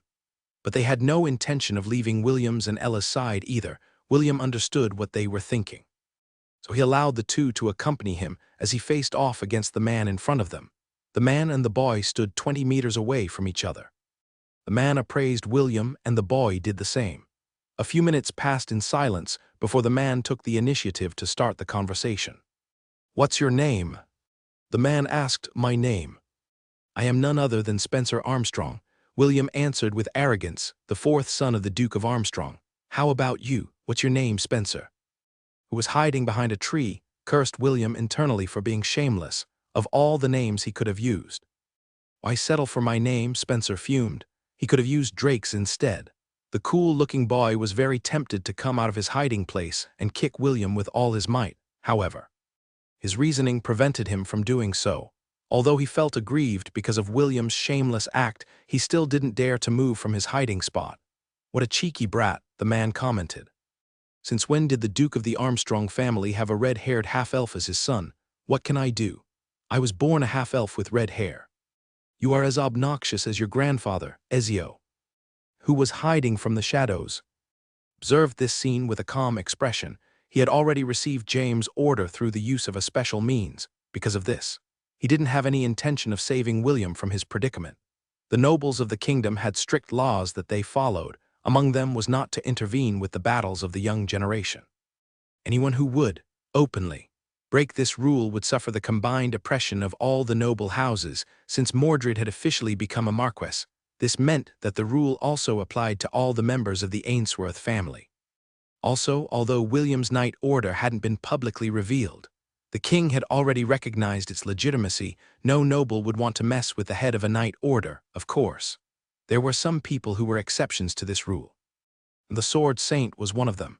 The man then released his killing intent, which made Conrad Dave and the others kneel on the ground panting for breath. Kenneth, Priscilla, Spencer and Drake grit their teeth in an effort to endure the powerful killing intent, but their resistance only lasted for a brief moment, before they too collapsed on the ground due to the overwhelming pressure. Dia hissed, and Ragnar growled. The two mythical beasts were doing their best to resist as well, but their bestial instincts were telling them that the man in front of them was the personification of death. William tapped the ground in front of him with his staff, and the pressure raining down on him was dispersed. He had a carefree smile on his face as he looked at the man in front of him. "A senior dares to bully children," William sneered. Such an honorable thing to do. The killing intent that the man was releasing might be strong, but who was William? He was someone who had endured the worst torture under Celine and faced killing intent training from Ezio. The man's act might fool others, but it was not enough to fool him. He already knew that whoever the person in front of him might be, he was only there to intimidate them. If he really wanted to attack them, he would not bother with words and simply do the deed without much fuss. "A senior dares to bully children," William sneered. Such an honorable thing to do. The man ignored William's taunt and simply uttered an order. A handsome young boy who seemed to be around 16 years old, with short platinum blonde hair, emerged from the carriage. Behind him, a lady who seemed to be of the same age followed suit. She also had platinum blonde hair, which made William assume that the two of them were siblings. The young teenager bowed to the man as he waited for his master's order. "Defeat him," the man ordered. "If you manage to do that, I will give you a reward." "This disciple will obey your order, master," Sid replied and faced William with a serious expression. He unsheathed his sword from its sheath and held it firmly on one hand. "My name is Sid El Caliburn," Sid announced. "As per my master's order, I will defeat you." "I'm your daddy and I'm here to spank you because of your stupidity," William replied as he lightly tapped Dia's head. "Dia, go with your grandma Ella for now. You too, Ragnar. Mama, I'll leave the kids in your care." The serpent and the puppy reluctantly left William's side and went with Ella as she left the battlefield. William closed his eyes and breathed deeply. He could tell that the young boy who was about to fight him was strong. In fact, he was the strongest boy that William was about to face in his life. Kingsley couldn't even compare to the boy's presence, and William knew that he had to fight seriously if he hoped to win against his opponent. This might be one of the true prodigies of the Helen Kingdom. William opened his eyes and focused on his opponent. "I've always wanted to try fighting one of those elven prodigies that Master was so proud about. I'm guessing this man's level is similar to theirs." William twirled the staff in his hand once before taking the stance of the relentless dragon war art. "System. Change my subclass to Spearman. Changing subclass has been successful." While William was preparing for the fight, Sid looked at him in contempt. "I announced my name in order to declare my intention of fighting you seriously," Sid said. "Aren't you going to do the same?" "Sure, I'll tell you my name," William said as he firmly gripped the wooden staff in his hand. "After you beat me, that is, the word is handsome. Get your facts straight." "Fool," as if waiting for that cue, both boys charged at each other. William thrust his wooden staff forward, while his opponent nimbly deflected it. The swordsman was about to go for a body strike, but the other end of William's staff struck towards his side. which forced him to take a step back. The red-headed boy didn't miss the opportunity and took a step forward to deliver a barrage of short and long thrusts at the slippery boy, who dodged his attacks with practiced movements. After dodging a few times, the young swordsman regained his footing and delivered a combination of sword strikes that forced William to a defensive position. However, thanks to his parry skill, the critical strikes were deflected, which allowed him to counter-attack a few times. Kenneth and the others watched this exchange with serious expressions. They had never seen William fight seriously before. Aside from the time he fought against Priscilla, Kenneth watched his roommate's movements with discerning eyes. He was gauging William's combat level through this battle in order to better understand how strong he was. It had only been 2 minutes since the two boys clashed, but their exchange had already surpassed 100 strikes each. This proved how intense their battle was. However, experts could tell with a glance that the one who had a disadvantage in this battle was William. The two fighters separated and locked eyes with each other. "You're not half bad," Sid said with a composed smile. "You're very bad," William commented. "The grandma in my hometown who does the laundry is stronger than you." The smile on Sid's face disappeared as he glared at the boy who dared to mock him. What he didn't know was that William was not mocking him, but praising him. The grandma the red-headed boy was referring to was one of the hidden experts of Launt. It was only natural that Sid was weaker compared to her. "I will now get serious," Sid stated as he changed his fighting stance. "Playtime is over, go ahead. I don't plan on getting serious anytime soon." William replied, "You're too weak." Sid narrowed his eyes as he took a step forward. The sword in his hand glowed bloody red as he infused it with his sword aura. "Rend my foes, Lazarus," Sid roared as he slashed the space in front of him twice. William couldn't see anything, but he could tell that two powerful attacks were headed in his direction. The red-headed boy was about to dodge, but he suddenly realized that Dave was hiding at the tree behind him. If he dodged now, the attack would hit Dave and it might give the chubby boy serious injury. "It can't be helped," William thought as he channeled his aura in his wooden staff. Lightning God War Art, 12th form. Gungnir. William threw his wooden staff towards Sid, however, instead of flying towards the swordsman. The staff swerved mid-flight and collided with something invisible. Two loud claps reverberated in the air as the wooden staff returned to William's hand. The man observing the battle raised an eyebrow. He was a sword saint, and he saw how William imbued the spear with his aura. However, what he didn't understand was how the staff was able to neutralize Sid's attack. Even Sid, who had executed one of the secret arts of his master's sword technique, was surprised by the outcome. Even a steel sword would be cut in half if it faced his attack head-on. However, what truly shocked him was the fact that his attack was blocked by a wooden staff, and it wasn't even damaged. Unfortunately, William wasn't planning to give him time to recover from the shock. The shepherd used his movement technique to close the gap and delivered a powerful thrust. Sid nimbly dodged to the side to evade the attack. However, for some unknown reason, the end of the staff still hit him squarely on his chest, sending him flying a few meters away. He's wearing some kind of armor underneath his clothes. William clicked his tongue as he prepared for another strike. He was still currently using the Lightning God War Art, and Gungnir's specialty was its ability to always hit its target.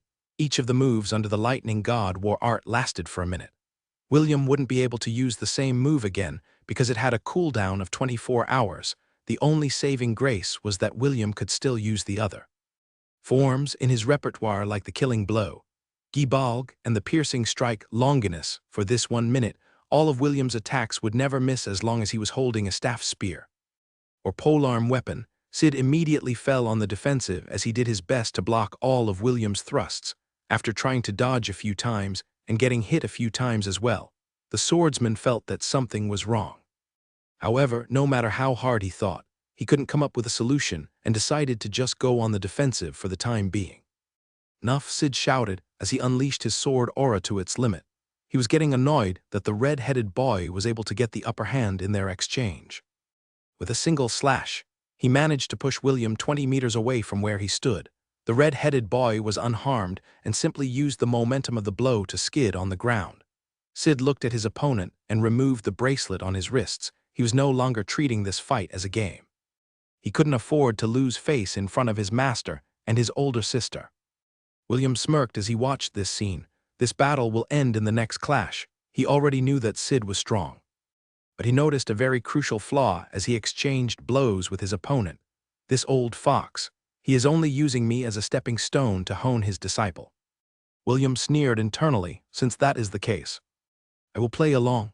I also don't want to waste my time on this farce. William unsummoned his staff and took a bare-handed stance. The red-headed boy's presence changed as the air around his body seemed to fluctuate, changing subclass to monk successful. A brief flash of admiration appeared in the sword saint's eyes as he looked at the grandson of the man he hated the most in the southern continent. Yes. Aramis already knew of William's true identity. How could he possibly not? The boy had been in his territory for 4 days, and the saint had been paying close attention to his movements ever since he subjugated the first bandit group in his domain. He wanted to see just what kind of child William was.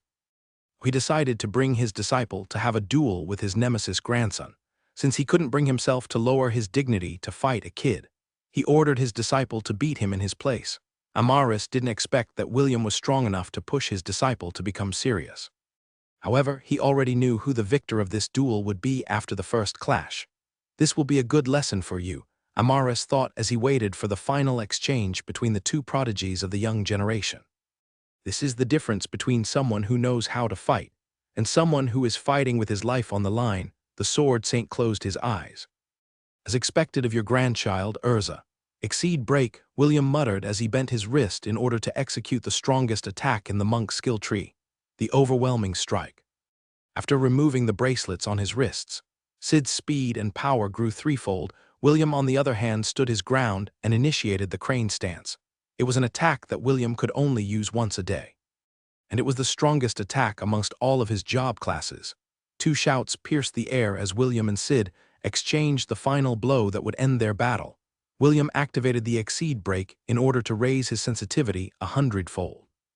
This meant that every little thing that was within 100 meters around him would be perceived by his senses, and then, it happened. Loud clap, accompanied by the sound of something breaking, reverberated in the surroundings. Sid's body slammed against a tree 100 meters away before falling on the ground with a dull thud. Blood dyed the ground red as blood flowed from William's left arm and broken right hand. Even so, that didn't stop the boy from raising his right hand in the air to announce his victory. I do not wish for dominion, but I will not allow others to use me as a stepping stone, William announced as his body fell backwards due to his injuries. William didn't want to lose again. He'd had enough of losing. That's why he didn't back down even though the odds were against him. He utilized everything in his arsenal to show the sword saint that he wasn't a stepping stone that his disciple could trod over. Instead, he would be the mountain that Sid and the other so-called geniuses in the southern continent had to overcome. He would be the peak that they would never hope to reach during their entire lifetimes. William felt something wet licking the side of his cheek. When he opened his eyes, he saw Ragnar slathering his cheeks with his slobber. The little puppy was so focused on his action that he didn't notice that William had finally woken up. The red-headed boy didn't move right away. Instead, he checked his current condition. His left arm had been stabbed by a sword during the battle, but he could tell that it was now properly healed. The same could be said of his broken hand, which he used to send Sid flying. Due to the unknown armor the boy was wearing, William's fist, which was already as hard as diamonds due to his monk skill, still received damage from the blow. Fortunately, he had covered it with his aura. If he didn't, then the damage would have been more severe. Seeing that both of his injuries were healed, the red-headed boy finally breathed a sigh of relief. He then noticed a blinking light on his status page that meant that some notifications had appeared during his sleep. Out of curiosity, William opened it to see what it was. Hidden quest has been cleared. Defeat the disciple of the Sword Saint. Reward 1,000 God points. Nice, William thought as he read the unexpected reward he received from the system. Having more God points is always a good thing. William then grabbed the cute puppy with both hands and raised him up in the air. You naughty boy. How dare you cover your papa with saliva? William asked as he playfully tickled the puppy's chest. He had already noticed that he was in an unfamiliar room the moment he woke up, but since he wasn't chained or anything, it meant that he and his subordinates were safe for the time being. Ragnar whined and howled pitifully as he wiggled his legs to escape from William's hold. While the two were having their family bonding time, the door opened. Kenneth, along with Priscilla, entered the room. Sir, "It's good to see that you are awake," Priscilla said as she walked towards William's bed. "Where are we?" William inquired while still playing with Ragnar. "We are currently inside the residence of the Duke of Caliburn." Kenneth replied, "Everyone is. Also here you don't need to worry because we are being treated as guests, MMM." William hummed as he placed Ragnar on his stomach. He then patted the puppy's head to make it behave while he summoned a handkerchief to wipe his cheek free from puppy slobber. "How long was I unconscious?" William asked. "It is currently 8 in the morning." Priscilla answered, "You fought off the saint's disciple yesterday." "I see." William continued to lie on the bed because it was very soft and comfortable. They had been camping outside for the past few days, and he had briefly forgotten what it was like to sleep on a luxurious bed. "You said I fought off the sword saint's disciple. So the man standing back then was the sword saint?" William inquired. "Yes." Priscilla answered. A short period of silence permeated the room before William looked at Kenneth and Priscilla with a serious expression. "Are we in trouble?" "I mean, I did beat the crap out of his disciple yesterday, don't worry. Like I said, we are being treated as guests, we are not confined or anything, and were given freedom to wander around his estate." Kenneth sat beside the bed and stared at William with his clear blue eyes. "Will, you are stronger than I thought," William grinned. "Right, are you now happy that you followed the right person?" Kenneth smirked, but didn't answer William's question. He was quite satisfied that the sword saint had ordered his best clerics to heal William's injuries. The silver-gray-haired boy had heard rumors that Aramis was a cold and vicious killer. However, so far he didn't see any evidence that their current host was the same person he'd heard about in the rumors. William was about to ask another question when a knock was heard on the door. The three people inside the room exchanged a glance before Priscilla volunteered to open the door to see who it was. A young lady with platinum blonde hair entered the room while glaring at William. "The master is calling for you." The blonde girl said, "Come with me," from her tone.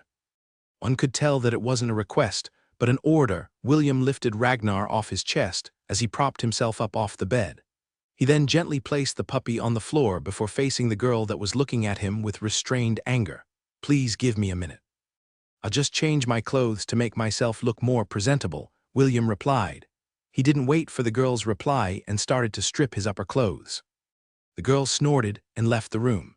Along with Kenneth and Priscilla, William picked a set of noble clothes that his Aunt Helen had prepared for him before he left Launt. Since his family was a noble household, he must act like one in order to not give people a bad impression. Exactly a minute later, William left the room and was escorted alone by the girl who seemed keen on taking a bite of his body. After a series of twists and turns, the two arrived in front of an ornate golden door. With a glance, William could tell that this was an important room within the Duke's household. "Master, we have arrived," the girl announced in a respectful tone. "Enter." A cold and firm voice answered from within the room. The door swung open, allowing the two children to enter unimpeded. "Allow me to introduce myself," the man said while sitting on a red throne carved with runic symbols. "I am Aramis Brand Caliburn, and the person I hate the most in this world is your grandfather, James von Ainsworth." William was prepared to introduce himself, but stopped short after hearing Aramis' introduction. Seeing his awkward expression, Aramis merely gestured for him to take a seat. The red-headed boy nodded his head and sat down while staring at the person who had a grudge on his grandpa. "James, tell me, what are you doing in my domain?" Aramis questioned. "If you tell me that you only came here to subjugate bandits, I will not believe it. We didn't just come here to subjugate bandits. We also came here to take their treasures," William answered. He deemed that, since the other party already had a grudge on his grandpa, whatever he said or did wouldn't change his situation, so instead of cowering in fear or acting servile, he decided to just face the sword saint fearlessly and pray that his grandpa would come to save him if he ever got bullied. "Is that all?" Aramis inquired. "You just came here to subjugate bandits, take their treasures and leave, is that it?" "Actually, we also came here because, within the Hellen Kingdom, the southern regions are the home of hippogriffs," William replied. "Me and my subordinates are planning to take a few before going back to the Hellen Royal Academy." "Hippogriffs? You came all this way to tame hippogriffs? Why?" Aramis frowned. "I didn't receive any notice from the academy that their students would be entering my domain to tame hippogriffs." William decided to come clean and tell the sword saint the truth. As a master of his rank, Aramis could easily tell the truth from lies. That's because I didn't notify the academy of our actions. William replied, the excuse I gave the dean was that we would only do survival training for a month until the classes resumed. Aramis pondered for a while as he digested William's words. As one of the top officials of the kingdom, he had already been informed that the boy in front of him was the current captain of the new knight order called the Angorian War Sovereign, just as the name suggested. It was an order that was being formed in preparation for the possible war between the four powers of the southern continent, the Hellen Kingdom in the west, the Anisha dynasty in the north, Zelan dynasty in the south, and the Kingdom of Frisia in the far east. These were the four powers that made up the entirety of the southern continent. Unfortunately, two of those major powers, the Anisha and Zelan dynasties, were planning to invade them. Aramis had already contacted his spies within the two dynasties to investigate their movements and possible routes for their invasion. As the Sword Saint of the Hellen Kingdom, he was the strongest deterrent against such an invasion. For the two rulers to initiate this move only meant one thing: they found strong backing. The Sword Saint had a few hypotheses, and one of them was the interference of the Elven Council of the Silver Moon continent. Aramis was very suspicious of the elves because they had tried to subtly expand their influence on the human territories on both the central and the southern continent. This movement started after they regained the blessings of their world tree. Aside from that first theory, there was another theory, and this one held more credibility than the first. An unknown organization was trying to throw the southern continent into chaos while waiting to reap the benefits. Thanks to James' letter, the king had been informed of an organization that was linked to the dungeon outbreaks that had recently happened within the Hellen Kingdom, although they had no evidence that the same group was behind the beast tide. They had a nagging feeling that they were connected, also. The timing of the possible invasion after the military might of the Hellen Kingdom was exhausted was too good to be true. It was as if they were mere puppets that were being controlled to perform a play for entertainment. Although Aramis hated James, he could still set aside their differences when facing a threat from outside their borders. Fine. I permit you to tame hippogriffs in my domain, but there is a condition, Aramis said in an aloof manner. What is your condition? Your Excellency, William asked. You are going to take my disciple Sid and his sister Aerith with you, Aramis replied. This is non-negotiable. Either you take them with you or you can scram from my domain. Aramis had a feeling that his two disciples could learn a thing or two if they stayed by William's side for a short period of time. He had raised them as warriors in a greenhouse, and they lacked real battle experience. Seeing how William faced his disciple who was stronger than him, Aramis remembered his first love, Urza, as she fearlessly charged into the battlefield. Despite the fact that she was up against foes who were stronger than her, Aramis hoped that some of that bravery would rub off onto his disciples as they journeyed with the red-headed boy, who reminded him strongly of the woman whom he had wished to become his bride many years ago. Very well. I agree to this condition. William nodded his head. However, I also have a condition. Oh, Aramis raised an eyebrow. This was the first time someone had given a counter-offer to his demands.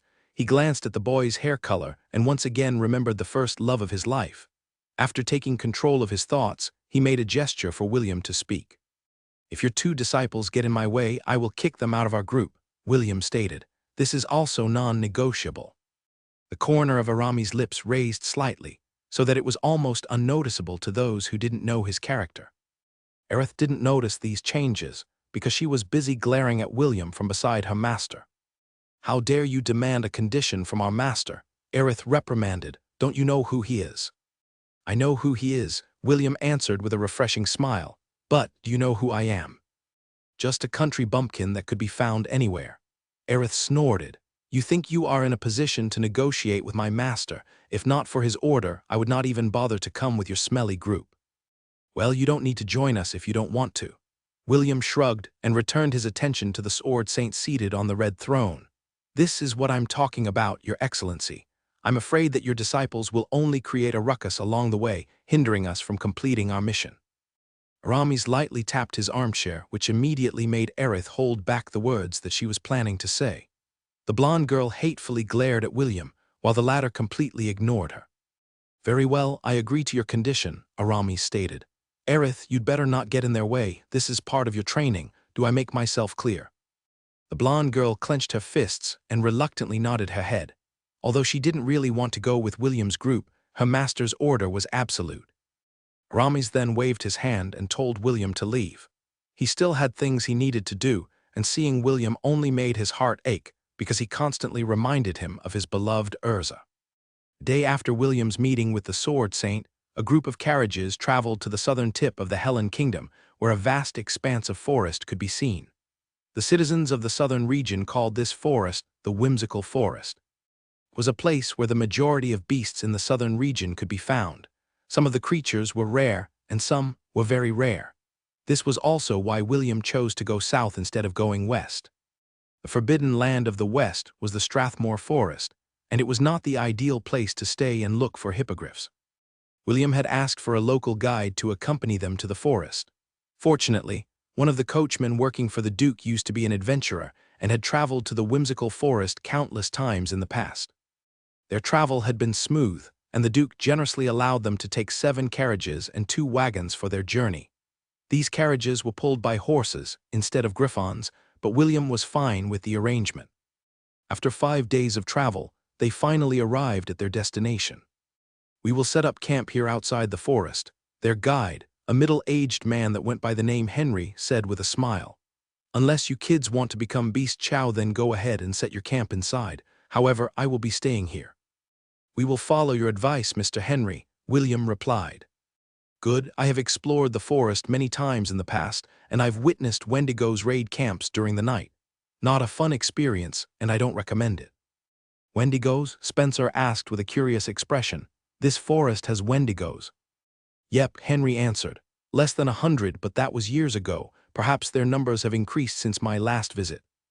William had only heard about Wendigos from the bestiary lessons inside the Helen Royal Academy. They were Class C creatures that reeked of death and decay. They liked to feast on human flesh, and on some occasions, possess humans and control their bodies to kill and eat their loved ones. After finishing the dark deed of eating their family members, that person would then transform into a Wendigo, thus multiplying the numbers of these abominations. After hearing the story about the Wendigo, some of the members of William's Night Order felt their stomachs churn in disgust. The image of them cannibalizing their loved ones made them feel very uncomfortable. "Don't worry, they don't attack large groups of people," Henry assured them. "At most, they will challenge a party of 5, but no higher than that. They might be strong, but they're not stupid creatures." William looked at the forest for a full minute before relaying his orders. "We will set up camp here today and hunt for hippogriffs tomorrow.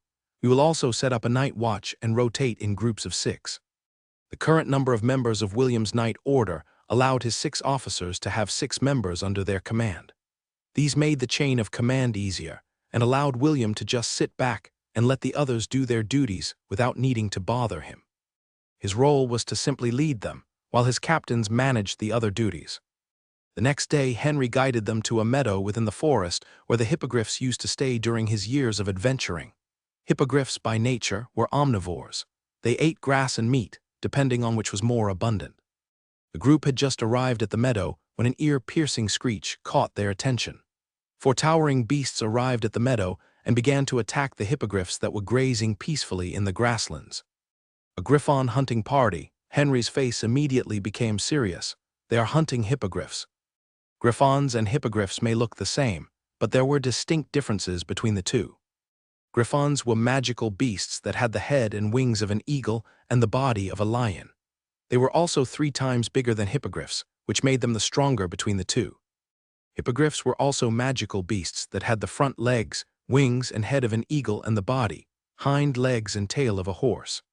The two groups fought each other with several hippogriffs fighting against a single griffon. The one leading the defense was a hippogriff that was twice as large as an ordinary one and had a golden luster on its beak, talons, and wings. It was easy to tell that he was the alpha of the herd. The alpha led his subordinates to defend their territory, and a great battle was waged in the skies.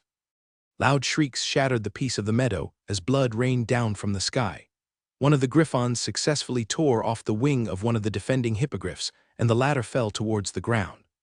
The girls within the group covered their eyes because they didn't dare look at the outcome of the magical beast who was falling to its death. However, those who were watching the battle had shocked expressions on their faces when they saw William, along with Ella, charge to where the hippogriff was falling. "Come forth, Soglev," William roared. A portal appeared behind the boy, and a demonic beast that had a humanoid body with horse legs, and a dog's head appeared with a roar. "Don't forget your promise, shepherd," Soglev said as he summoned his doppelganger. The two demonic dogs summoned a pair of spectral hands and simultaneously used dark whips to create a net to catch the falling hippogriff. "Yes, you can have one of those griffons as food," William replied in a calm manner. He had made a deal with the demonic dog before they left the academy because William didn't have any magic power. In order to capture Class C beasts, he needed the help of a stronger beast, which left him with few other options. Just like he had done with Spire, William did an equal contract with Soglev along with several conditions attached. Basically, the demonic dog agreed to help William capture the hippogriffs in return for beast cores and high-grade meat from magical beasts. Aside from helping William capture beasts, he wouldn't do anything else. The hippogriff was safely caught by the dark net, and William immediately used the power of his shepherd job class to tame it. There was no taming skill within the job class, but William was able to communicate with herd-type creatures and invite them to join his herd. The magical beast was seriously injured, and its wings were torn off. Although it was hurting, it was still thinking properly. Even so, it didn't resist William's invitation to join his herd because it felt that this was its only path to survival. After successfully adding the hippogriff to his ranks, he immediately sprinkled a high-grade potion on its injuries. He then let it drink another potion in order to help with its recovery. William didn't care if the beast he tamed was currently wingless. What mattered to him was that it was currently part of his herd and under his protection. Soglev and its doppelganger was still creating dark whips to serve as nets to catch more hippogriffs falling from the sky. Although they had the advantage of numbers, they were Class C creatures at most. Griffons were Class B creatures and one of their natural predators. Only the golden-winged hippogriff was able to face off against them because it was also a Class B creature. As more injured hippogriffs fell from the sky, William's herd grew by the minute. Ella was paying close attention to the battle as well. Two of the griffons suffered moderate injuries due to the hippogriffs' teamwork. The alpha of the hippogriff group fought off against one of the griffons alone, while the rest dealt with the others. After adding 15 more hippogriffs to his herd, William thought that it was already enough and joined the battle. Several whistling sounds pierced the air as William shot arrows at one of the injured griffons. He made sure to time his shots in order to not hurt any of the hippogriffs that were fighting their mortal enemies with their beaks and talons. The griffons shrieked in anger when they noticed that an insect was getting in the way of their hunt. The one he was shooting at flapped its mighty wings and shrugged off the hippogriffs that were ganging up on it. "Soglev," William shouted as he knocked the adamantium arrow on his bow. He aimed at the approaching griffon and waited for the perfect timing. The griffon dove down to swat the annoying insect, but 4 dark whips grabbed its legs mid-flight. "Now," Soglev roared, "make sure to hit it, boy. This griffon is going to be my lunch." Instead of answering, William released the string and the arrow flew straight and true. It pierced through the griffon's chest, giving it a serious injury. The mighty creature shrieked in pain before crashing towards the ground, creating a dust cloud. Soglev hurriedly ran towards the dying griffon and formed a bastard sword made of dark energy. As one of the rulers of the forest, it was an opportunistic beast that would use everything to its advantage. It wouldn't allow the griffon to regain its footing and fly away from its grasp. Soglev stabbed the sword into the back of the griffon's head, ending its life in the process. He made sure to hit its weak spot so that its dark blade would penetrate without any form of resistance. A shriek resounded in the sky as another griffon dove down. It locked its eyes on Soglev with the intention to kill. The demonic dog only sneered. It was about to attack the griffon when he received a telepathic message from William. "Boy, your appetite is big," Soglev commented. "I like it." William had promised Conrad and Dave that he would hunt for a special mount for them. Dave wanted to have a griffon mount, and it just so happened that there were 3 live griffons around, with such a powerful beast like Soglev to assist them. William was not afraid of capturing one. What he was afraid of was that there weren't enough griffons to serve as their mounts. Sid and Aerith, who were ordered to accompany William. Both had serious expressions on their faces.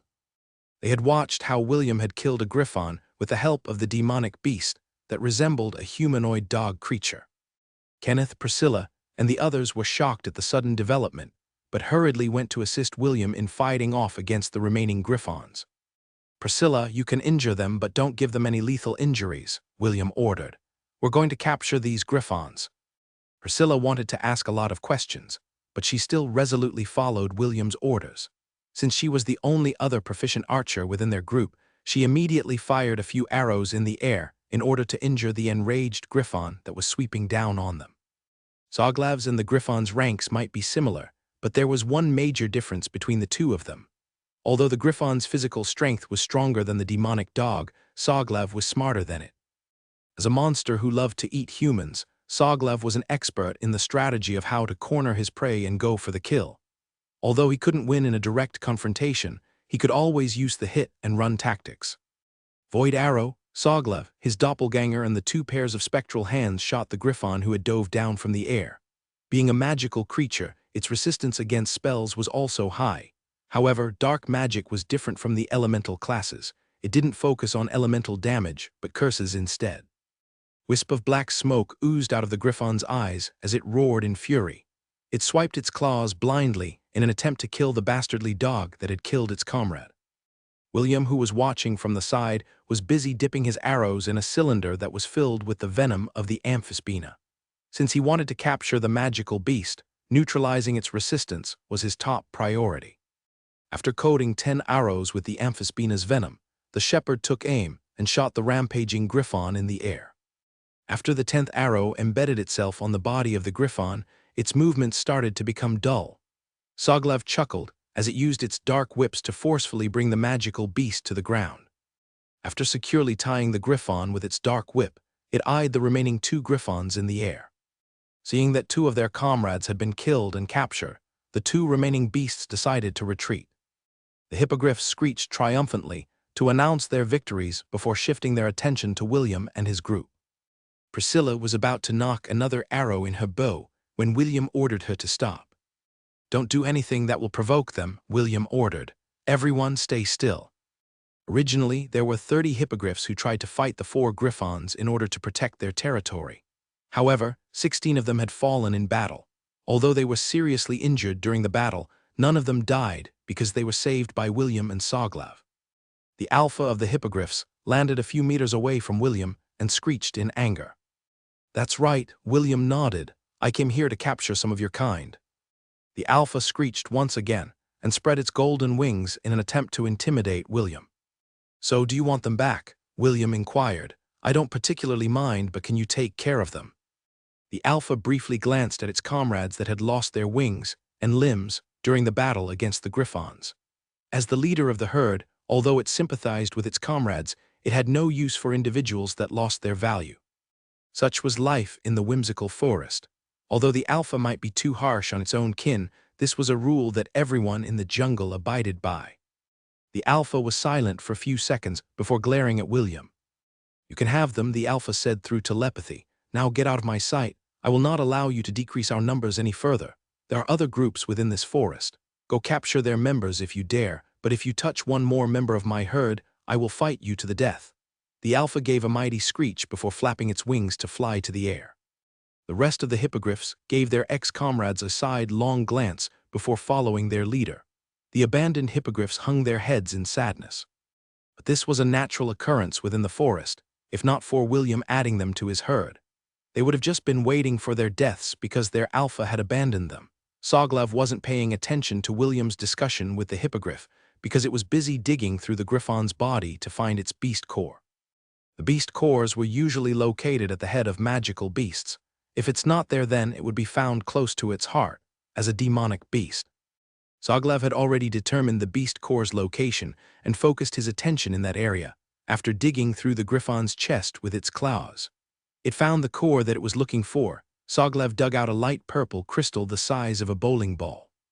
It chuckled evilly for a while before opening its mouth to chomp on it. The crystal emitted crispy, crackling sounds that were similar to the sounds of potato chips being consumed. The demonic dog chewed on the core with a satisfied expression, which made Sid and Aerith stare at it with caution after finishing its meal. Soglav looked at the body of the Griffon and salivated. It couldn't possibly eat it right here. Because there was a chance that stronger creatures would come and disturb him, he was now faced with a dilemma and wondering how to best solve this problem. Here.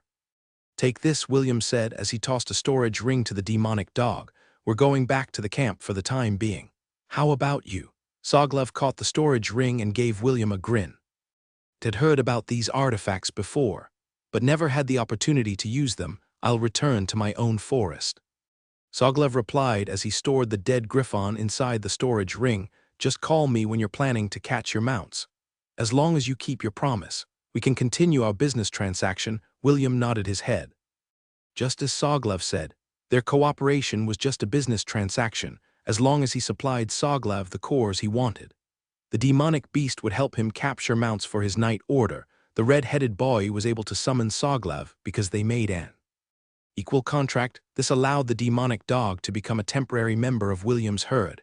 Just like Spire, with the help of the king's divinity that was inside his soul, he would be able to summon them to wherever he was. This ability was called King's Legion. Right now, William was only able to use a quarter of the king's chess piece's divinity because he still hadn't met the requirements to activate it fully. Even so, it was still quite helpful because he could summon the members of his herd.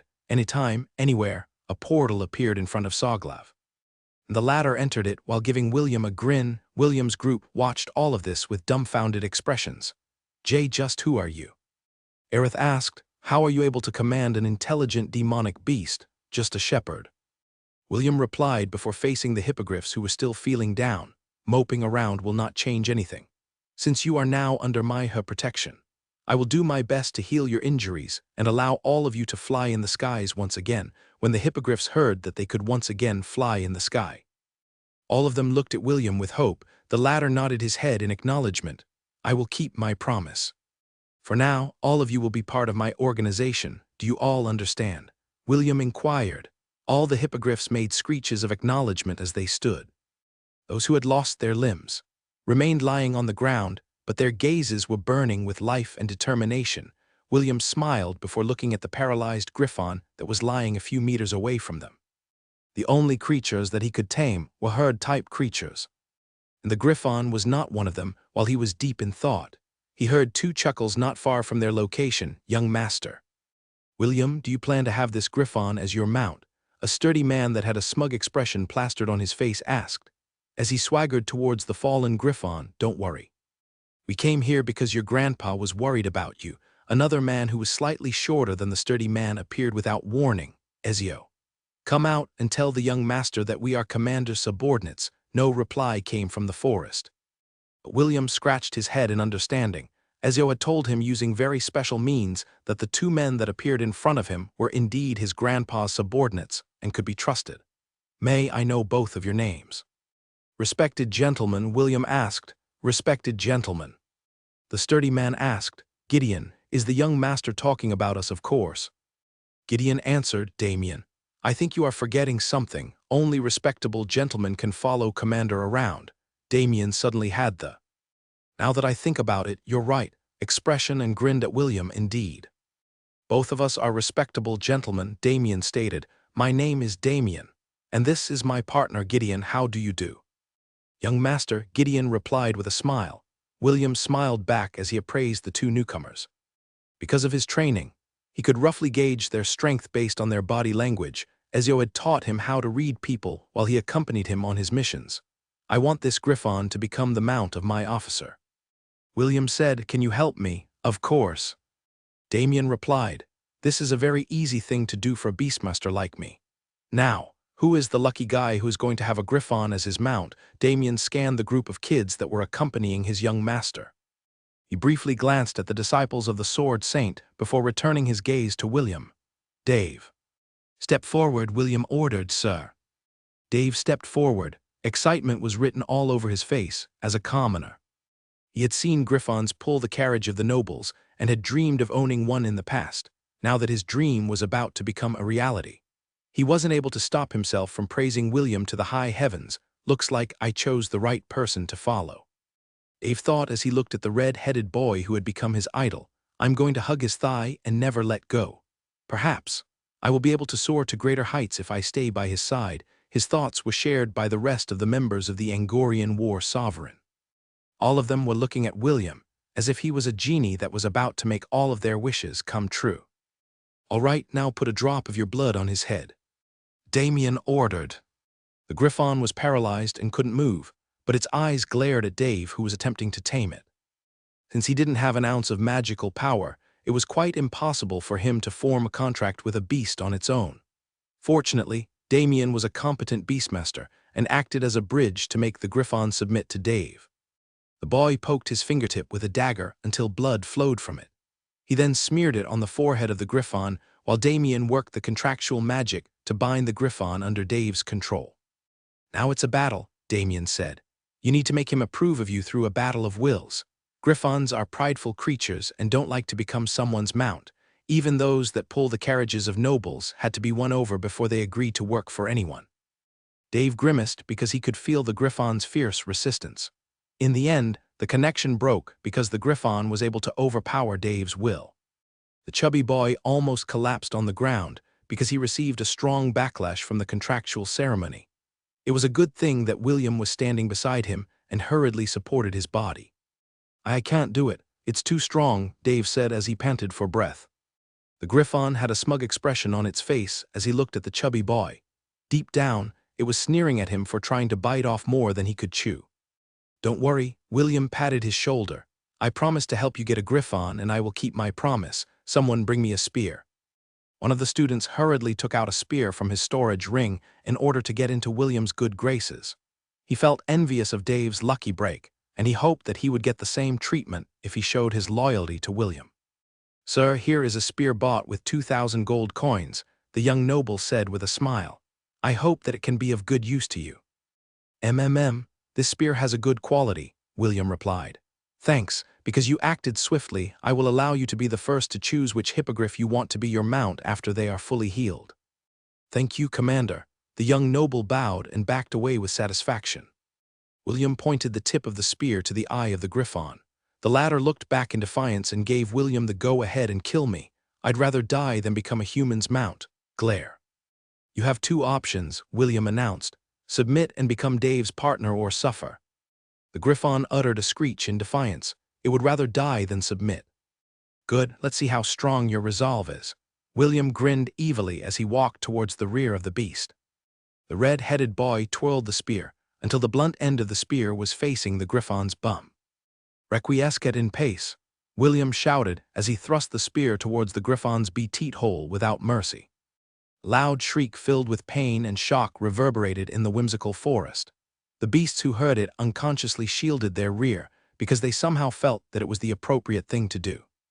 "You dare to reject a knight of my order, who gave you the courage?" William roared as he thrust the spear for the second time. "You think I'll let you die? I have plenty of healing potions here. We can do this all day. Let's see how long you last." The Griffon's pitiful shrieks echoed in the whimsical forest for a good 15 minutes before it stopped completely. Damien's and Gideon's hands were shielding their bums, and their expressions were filled with fear. "God amen it, he is really the commander's grandson," Damien gasped. Gideon nodded his head in agreement. "Both of them are shameless bastards who will do anything to get their way." The girls of the order had long ago averted their gaze. Even Priscilla wasn't able to stomach William's approach to taming magical beasts.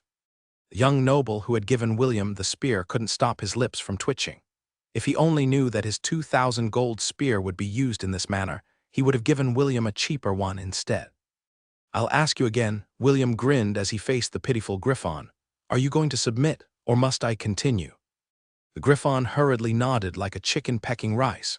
It threw away its dignity and submitted to William's will. The hippogriffs, on the other hand, were all shivering. All of them were thinking of the same thing. If I had rejected his offer to be tamed, would I have ended up receiving the same treatment? The magical beasts felt that they had saved themselves the trouble of getting hurt by agreeing to be part of William's herd. If not, they might have suffered the same fate as their mortal enemy. Damien did the contractual ceremony once again.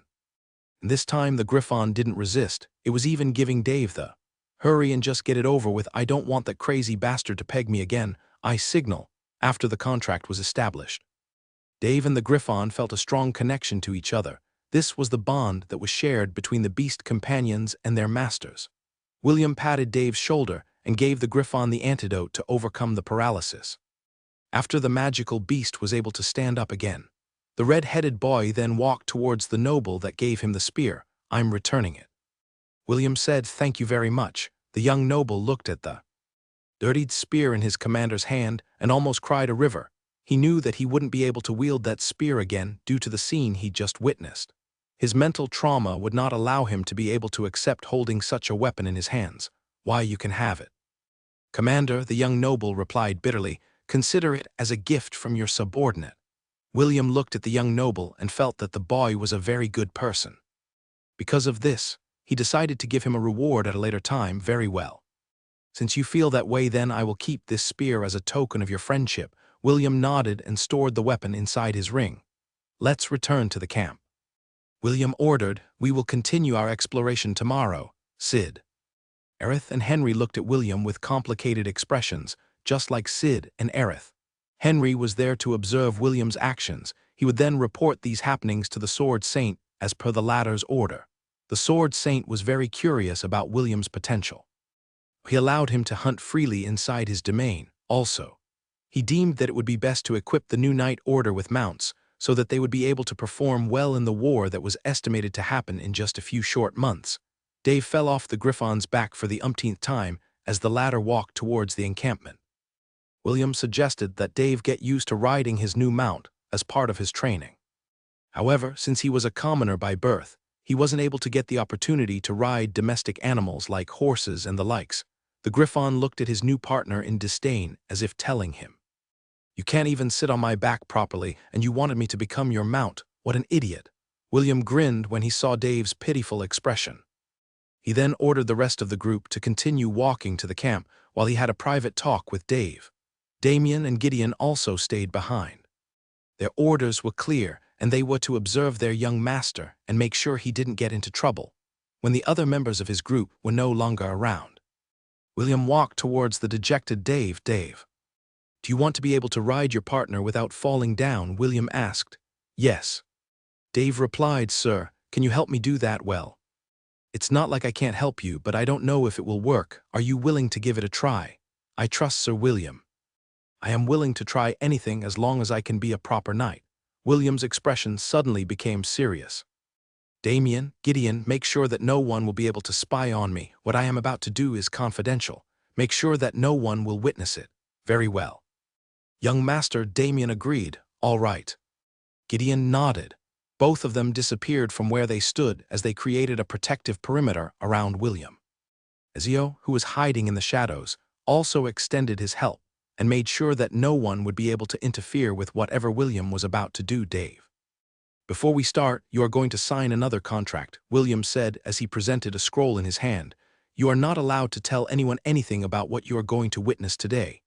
That includes you, Mr. Griffon." The Griffon hurriedly nodded its head in understanding. It already knew how unreasonable William could be, and it didn't want to experience it a second time. "Okay. I need both of your blood," William ordered. Both the boy and the Griffon obeyed without question and allowed William to get some of their blood. After the scroll glowed and the contract was completed, the red-headed boy took out a spear from his storage ring. This spear was not the common spear that was used in battle. Instead, it was a jousting lance used by mounted cavaliers. The main body of the lance had a silvery blue color with runic patterns and looked utterly majestic. Its handle was golden in color and had several runic patterns inscribed on its body. William held the lance upwards using both of his hands. The half-elf was wearing the clothing of a nobleman and with the lance in his hand. He looked like a noble who held a lot of authority in his hands. "Kneel," William ordered. Dave had an understanding look on his face. Kneeled with his left knee like a proper knight and bowed his head. William lowered the lance and lightly tapped Dave's left shoulder. "In the name of the god of all trades, Gavin, and the goddess of knights, Astrid, I give you the right to bear arms and the power to meet justice," William said with a righteous countenance. "May you protect the innocent and use your strength to uphold the honor of your sovereign and people." The lance glowed once as if empowering William's words. Dave saw a string of words appear inside his mind and said them out loud. "I, Dave Cornwell, hereby solemnly obey as a knight of the Angorian war sovereign." William smiled and lightly tapped Dave's right shoulder, before raising his lance once more towards the sky. "Rise, my knight, and uphold the oath that you have made today," William stated. "May your courage and bravery illuminate the world for eternity, Reincarnated." The lance that illuminates the world showered Dave with a golden brilliance. The king chess piece within William's sea of consciousness glowed thrice before returning to its normal state. A series of words appeared in William's status page, which caught him completely by surprise. "First Knight of the Angorian War Sovereign has been registered. Name: Dave Cornwell, bestowing knight title. Appropriate title found: Dave Cornwell, the Crusader of the Sky." William thought that Dave's title was really cool as he stared at the young boy in front of him, who seemed different from before. Dave could feel a certain strength inside his body that he couldn't explain. However, this time around, he felt that he could ride the Griffon without falling off its back. The chubby boy raised his hand, and the Griffon unconsciously lowered its body to allow him to mount. Dave then confidently sat on its back as if he had done it countless times before. After seating securely in place, he then patted the back of his partner as if telling him to stand. When the Griffon rose to its feet, it felt that his rider was very different from the one who mounted him a few minutes ago. It was as if the one riding him right now was a completely different person. William's jaw almost dropped when he saw another change on his status screen. Health points 10,000 over 10,000. Prestige job class, Crusader of the Sky LVL1. Strength 30 plus 10. Agility 25 plus 10. Vitality 40 plus 10. Intelligence 20 plus 10. Dexterity 40 plus 10. Union of man and beast. During a storm, all stats increase by 100%. Aerial mobility increase by 200%. Can use Heaven's Fury once a day. FCK, what kind of BS is this? William cursed out loud. He almost dropped Reincarnated from his hands as he read Dave's status page. Why is he so OP? Dave and the Griffon were both startled by William's shout and looked at their commander with anxious faces. After his initial outburst, William immediately calmed down and returned the legendary spear inside his storage ring. He then looked at Dave with a dazzling smile that would put all scammers to shame. "You're good," William said as he lightly patted Dave's leg. He then patted the Griffon, who trembled under his touch. "You're also good." The newly appointed Crusader and his mount felt the hairs on the back of their necks stand on end. For some reason, they felt that they were about to be served on a silver platter, and William was going to eat them. "Dave, from now on I expect good things from you," William said with a serious expression. "Do not tarnish the honor of the Angorian War Sovereign. Do I make myself clear?" "Why, yes, I swear that I will not let you down, Commander," Dave stuttered. The Griffon shrieked to support his partner's words. It was afraid that if it didn't say anything, William would find an excuse to torture it. "Good, let's go," William ordered as he mounted Ella's back. Dave and the Griffon glanced at each other as they walked behind Ella's back. After walking for a while, the chubby boy and the magical beast both realized that Dave was no longer in danger of falling from the Griffon's back. It was as if they were joined together. What he didn't know was that after acquiring the prestige class Crusader of the Sky, he automatically acquired the skill union of man and beast. This was a special skill of the Cavalier job class, which allowed the rider and his mount to become a single unit when they were together. Even if the Griffon were to perform complicated aerial maneuvers, Dave wouldn't fall off its back even if he wasn't sitting on a specialized saddle. When the two arrived at the camp, both of them were met with curious gazes. The other members of the Angorian War Sovereign felt that Dave had changed somehow, but they couldn't put their finger on it. What impressed them the most was that the chubby boy was riding on top of the Griffon as if he had done it for many years. There was also a sense of confidence that was oozing from Dave's body, which made the others look at him in a different light. "What happened to you?" Conrad asked the chubby boy after he dismounted from the Griffon. "What did you do with the commander?" Dave gave Conrad a refreshing smile before answering his question. "Sorry, but the commander ordered me not to say anything. But Conrad waited for Dave to continue his words. "But I hope the day will come when you will become part of Sir William's strength," Dave said with a serious expression. "I look forward to that day." After saying those words, Dave walked past Conrad and headed towards William. He stood a few meters away from him like a trusted retainer. Everyone was a little confused when they noticed this sudden change in Dave's mannerism. Usually, he would stick around Conrad. However, this time around, they could tell that he had switched his allegiance to William and seemed very satisfied with it. William didn't say anything and ordered everyone to rest while he checked on the conditions of the hippogriffs. After close inspection, he realized that 4 of them had lost a limb or two and had to be supported by their comrades using ropes tied to their bodies. Those that had suffered serious injuries had been given high-grade potions that William had acquired from their bandit raids.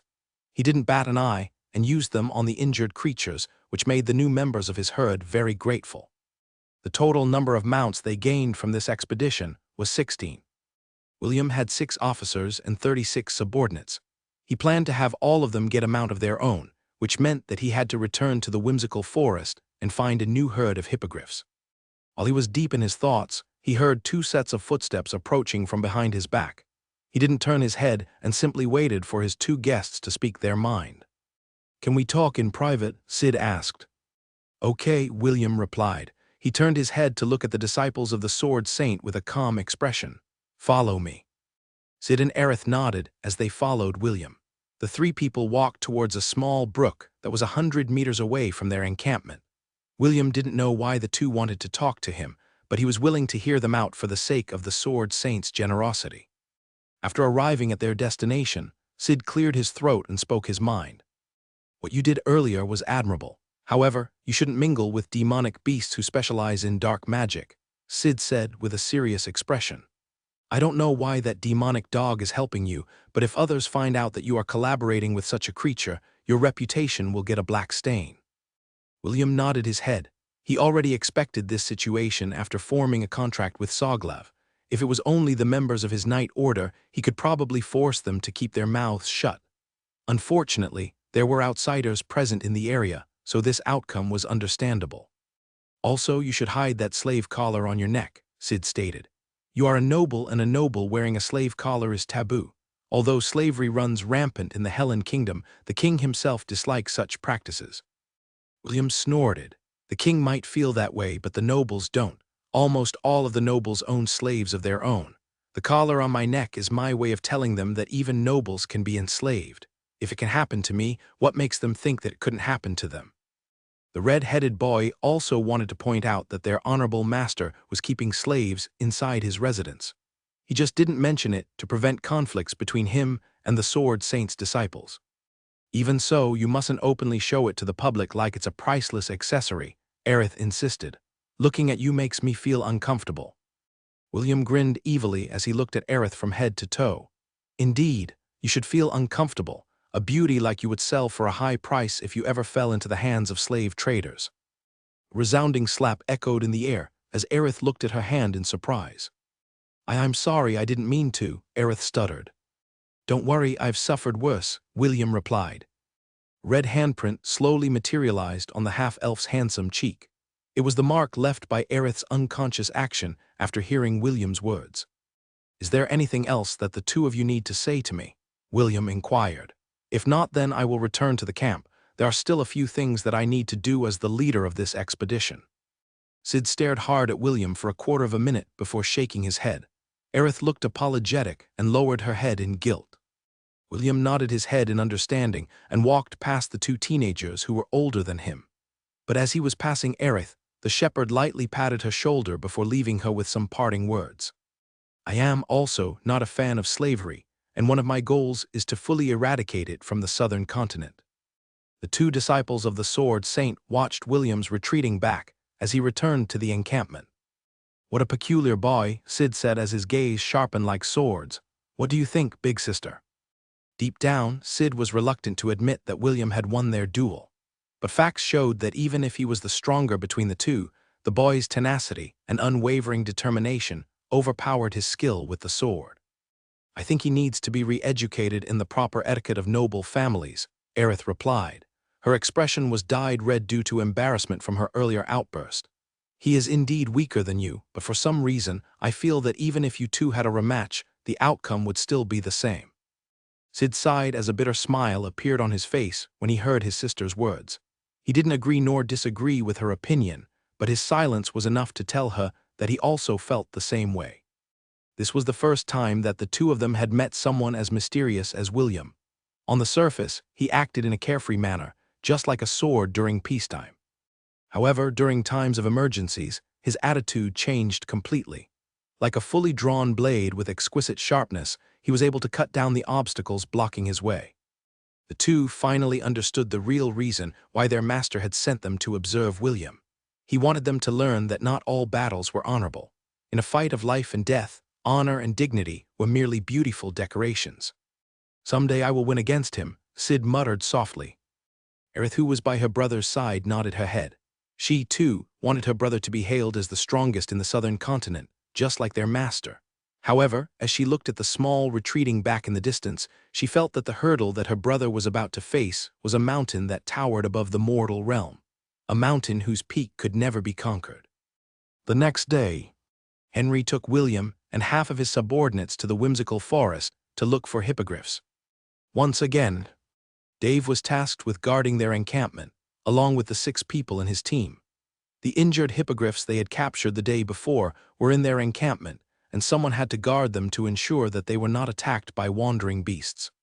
Since the Griffon was there to act as a deterrence, William could leave their encampment with peace of mind. "Oh, I see, thank you very much," William said. The deer in front of him bleated softly as it ran towards the depths of the forest. "The territory of the second group of hippogriffs is a mile away in that direction," William stated as he pointed northeast. "Let's go." Aerith walked beside William with a curious expression. "Did you just talk to a deer?" "MMM," William hummed his reply as he continued to walk. "How did you learn their language?" "It's a shepherd's trade secret." Aerith frowned as she continued to trail behind William. "Do all shepherds know how to talk to their animals?" "To a certain extent, yes," William replied. "It takes patience and years of herding to learn the skill." "Can you teach me? I've always wanted to communicate with animals." "It would be best if you learned from a druid. I can only talk to beasts that belong to the herd." William couldn't possibly tell Aerith that his ability to talk to animals was inherited from his elven bloodline. Just like his mother was able to talk to Skyla, William was only able to communicate with beasts that belonged to the herd. Ironically, cranes also belonged to the herd category. This was why the red-headed boy was able to communicate with Skyla properly. While walking in the direction of the hippogriff's territory, a small wren landed on William's shoulder and began chirping. Daya looked at the small bird and hesitated. She didn't know if she should eat it or not. "Don't eat her," William said softly to Daya. He then glanced at the small bird and started to communicate with it. Because William replied using chirping sounds, the wren on his shoulder chirped more excitedly. 5 minutes later, the bird flew away, leaving William with a troubled expression. After pondering for a while, he signaled for everyone to stop. "Don't make any sounds, I will check something first," William ordered as he climbed to the top of a tree. When he reached the highest branch, he narrowed his eyes and stared in the direction of the north. Several birds could be seen fleeing in different directions as the trees swayed in the distance. The wren had told him that a group led by a very strong beast was headed in the direction they were going. When William asked the little bird descriptions about the creature, it only said that it was big and had wings. The thing that worried William more was that the bird told him that it was not alone. There were at least 3 of them. As William focused his attention to the north, the beast that his little friend had warned him about finally appeared in his vision. "Wyverns," William muttered as he saw 3 wyverns rise from the treetops carrying wild boars in their claws. The biggest among the 3 wyverns screeched and flew towards the north. The other 2 wyverns followed behind their leader as they continued their hunt. Threat level A high. Cannot be added to the herd. It is said that wyverns descended from the bloodline of dragons. Has very high aerial maneuverability and boasts incredible fighting prowess. Their tails have a poison stinger that is capable of inflicting poison strong enough to kill a human in minutes. Wyverns are able to use breath attacks similar to dragons. However, the damage of this energy attack is weaker compared to pure-blood dragons. This creature has the ability to further evolve and become a variety of stronger monsters. Some of their evolutions include blood wyverns, storm wyverns, frost wyverns, fire wyverns, and several other species depending on their location. All evolved wyverns are of centennial rank and must be treated with great caution. Fortunately, they found the boars before they found the hippogriffs, William thought as he watched the majestic creatures fly away. Now I understand why Conrad wanted a wyvern as his mount. When Conrad told William that he wanted a wyvern as his mount, his first reaction was to give the older boy the middle finger. Conrad also understood that he was asking for too much. But he was the type of person that liked to aim high for whatever thing he wanted in life. William had already told him that he didn't have the ability to capture a wyvern at this point in time. But if ever an opportunity arose, he promised that he would do his best to cater to Conrad's choice of mount, although William was tempted to ask Ezio, Damien, and Gideon for help. He decided to not move forward with this plan, if possible. He wanted to capture the wyvern using his own ability and the manpower under his disposal. I'm sure Soglev would immediately run tail if he was summoned to fight against a wyvern. William chuckled at the thought of seeing the demonic dog running away in fear after it was summoned in front of a wyvern's gaping jaw. After the short interlude, William and the rest of his group went deeper inside the mythical forest. They saw various creatures eyeing them from a distance. But none of them made any move to attack each other, although humans often wandered inside the forest. Most of them were strong individuals. This was why the beasts merely observed the shepherd's group and made no attempt to hunt them down. After an hour of walking, they finally arrived at a meadow with a steadily flowing brook. The meadow was quite big, and William estimated that it was at least a mile long. Several beasts like deer, moose, and wild bison grazed peacefully in the distance. Not far from their location were the magical creatures that William and his group sought after. It was none other than a herd of hippogriffs, compared to the one that they had first met. The members of this group numbered more than 100. The alpha of the group stood in the middle and eyed William's group with a calm gaze. Before William could even walk towards the alpha hippogriff to talk, a rumbling sound was heard not far from them, from the depths of the forest.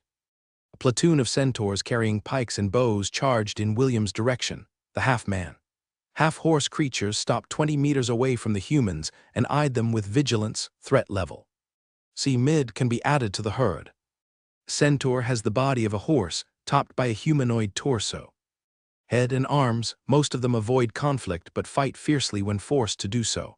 They are experts in melee and ranged combat. Their preferred weapons are spears, pikes, and bows. Some of them are born with the ability to wield magic, but these are very rare cases. What are you humans doing here, within the territory of our Chiron tribe? A centaur carrying a silver spear and wearing a silver helmet asked in a booming voice. Chiron tribe. Are you that same tribe that the Sword Saint allowed to settle in these lands? Sid asked back. The centaur snorted and faced the Sword Saint's disciple with arrogance. Allowed to settle in these lands? Boy, you'd better watch your mouth, or else I will be more than happy to cut out that tongue of yours. You can try. Sid replied. The boy was about to unsheath his sword, but was held back by William's hand. What did I say about not getting in the way of our mission? William asked with a smile. I'll handle this. Everyone, don't draw your weapons. The half-elf stepped forward and addressed the person who seemed to be the leader of the Centaurian platoon. My name is William von Ainsworth.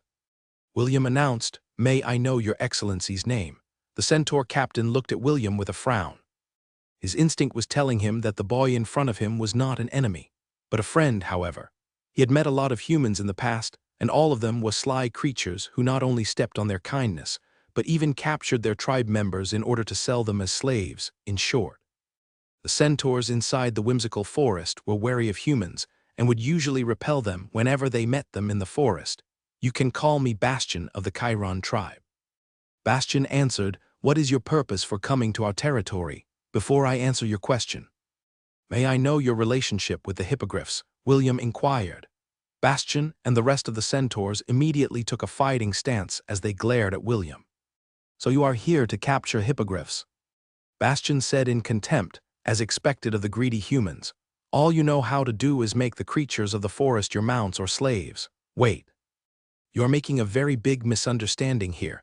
William raised both of his arms in order to calm the centaurs who were about to engage them in battle.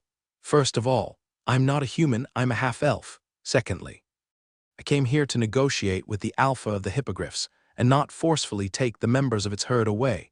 While William was explaining his reason for coming, the golden-winged hippogriff had walked towards his location and raised its head arrogantly towards the foreigners who entered its domain. I was already informed by Gyros about your purpose for coming. The Alpha Hippogriff said via telepathy, "The answer is no. I will not allow you to take any member of my herd and be used as mounts." The Alpha screeched hatefully at William, while Bastion held his spear firmly in his hand. The Hippogriff had allowed him to listen to its reply to William because both of them had made an alliance, as allies. It was only natural for both of them to stand against the intruders that had entered their domain. In fact, it was not only the Hippogriffs that were allied with the Centaurs. All the creatures that were grazing in the meadow were part of their alliance as well. This was why the Centaurs appeared when William's group arrived in the meadow. The wild bison, moose, and deer had already trapped William's group in an encirclement and were only waiting for Bastion's order to attack. The only reason why they were still being civil was because of the fact that William was radiating a presence that made them not want to have a conflict with him if possible. "Leave," Bastion ordered. "This is your last warning. The next time you return, we will treat you as enemies."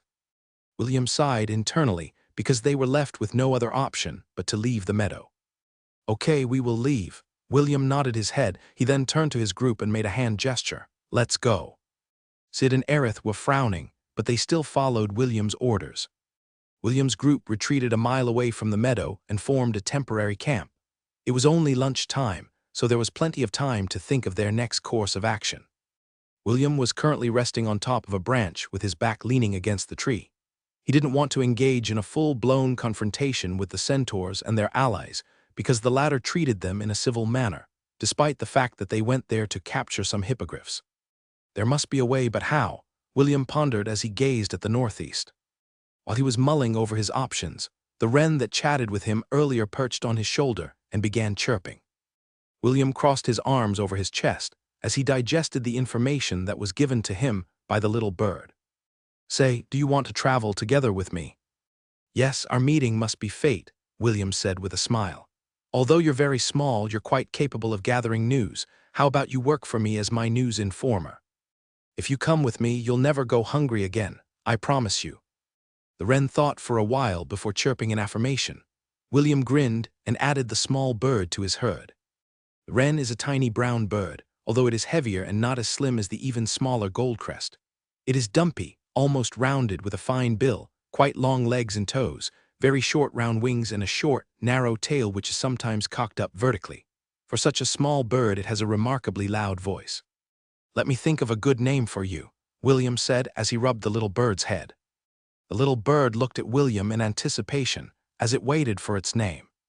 After giving it much thought, the red-headed boy finally thought of a good name for the little guy who stumbled upon them in the forest. "Ethan," William smiled. "From now on, your name will be Ethan." The king chess piece in William's sea of consciousness glowed thrice, and a small change appeared on the wren's body. A golden crest appeared on Ethan's chest. It was like a small marking that allowed William to identify him from birds of the same species. After adding Ethan to his ever-growing herd, William climbed down from the tree and shared the news he just received. "We need to leave the forest," William announced. "A tribal war among the beast groups is about to take place. We don't want to get caught in the crossfire, so we'd better leave as soon as possible." The young noble that had offered the spear to William a day ago raised his hand. "Commander, what about the mounts?" "Worry not, my dear comrade," William said with a mischievous smile. "I'm sure that we will be able to snatch a few creatures during their internal conflict. For now, let's go back to the camp and wait for the aftermath." Ethan had told him that the fight would be breaking out any moment, and the sooner they left, the better. If William was alone, he was confident that he would be able to maneuver freely in the forest. However, since his subordinates were with him, he didn't dare to act boldly.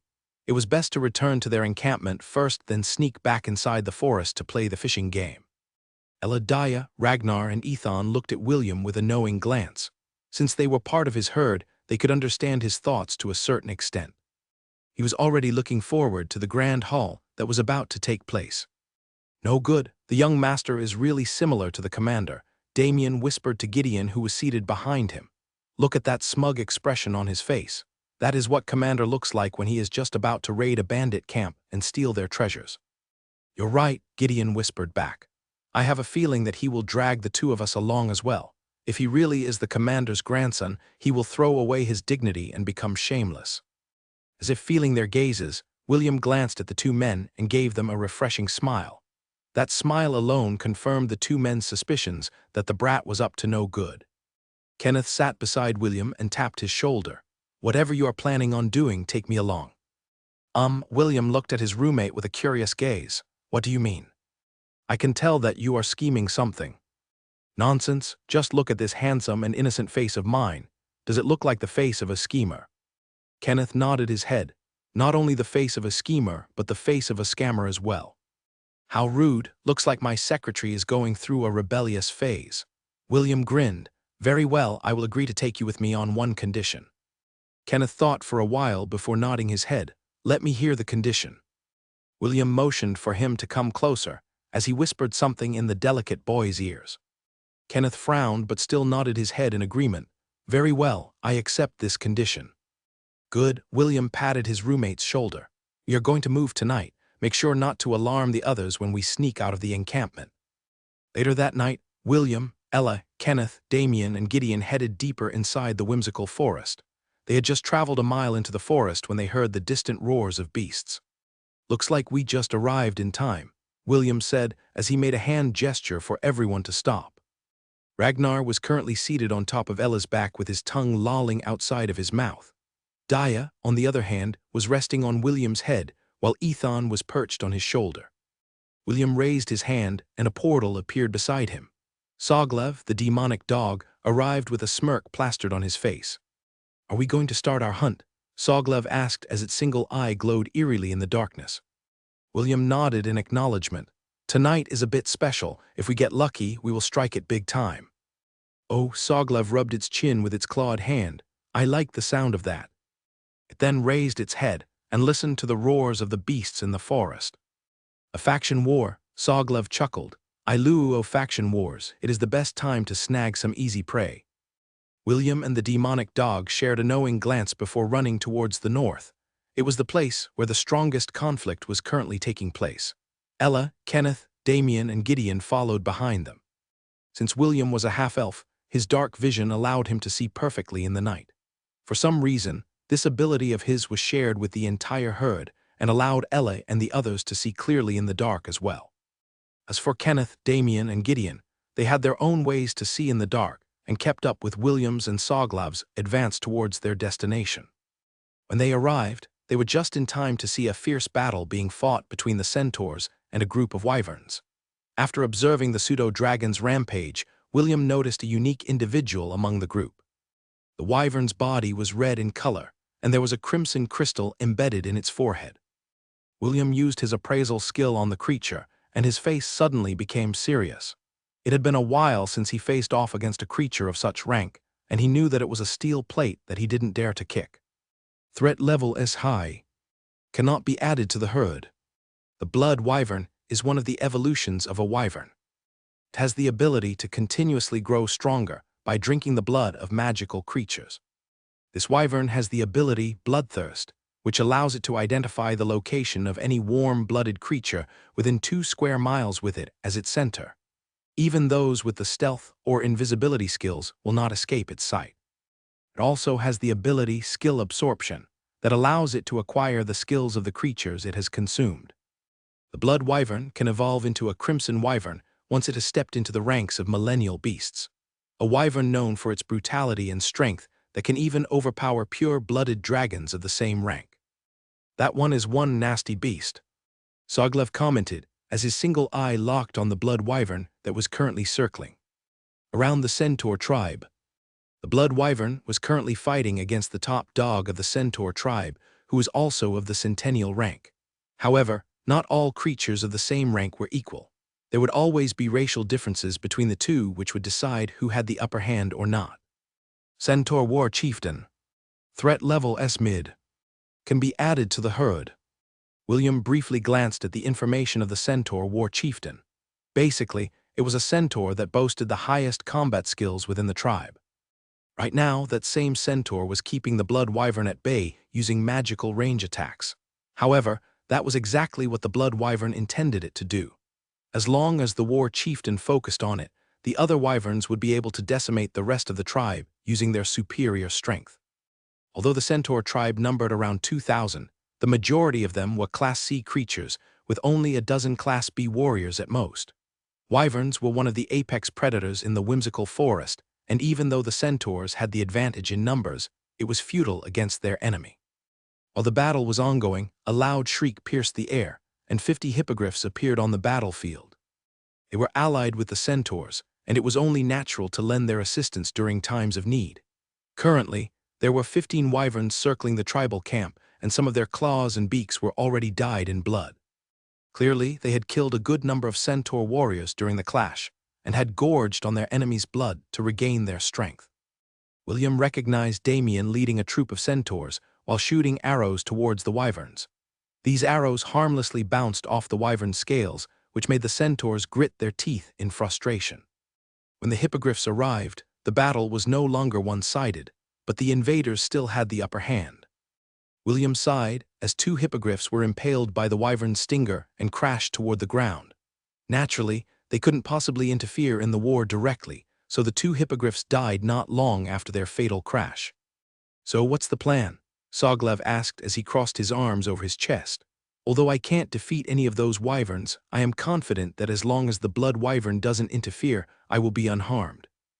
Soglev was about to say more when they heard high-pitched chuckling sounds coming from the forest. The centaurs grimaced as they saw one of the most annoying beasts that lived within the forest, and that was none other than the were-hyenas. Just like the name suggests, they were quite similar to werewolves, but the difference was that they were hyenas instead of wolves. William frowned as he, once again, used his appraisal skill to identify the newcomers. The Reincarnated hybrid. Threat level C-mid. Cannot be added to the herd. A powerful scavenger that feasts on the flesh of both humans and beasts. This creature has 3 forms: a human form, a large hyena, or a hybrid that is similar to a werewolf. Like werewolves who can only transform during the night, were-hyenas can transform any time of the day and don't have many restrictions like the Reincarnated hybrids. Strong and sly, these creatures are one of the most annoying beasts that one can encounter in the southern continent. The were-hyenas' high-pitched laughter made the already hopeless situation unbearable. They ran towards the location where the 2 hippogriffs had fallen and immediately dragged their dead bodies away. They didn't go far before they started to feast on the hippogriff's flesh. They had a very strong resistance to poison, so even the wyvern's poison that had killed the magical beasts wasn't a concern to them.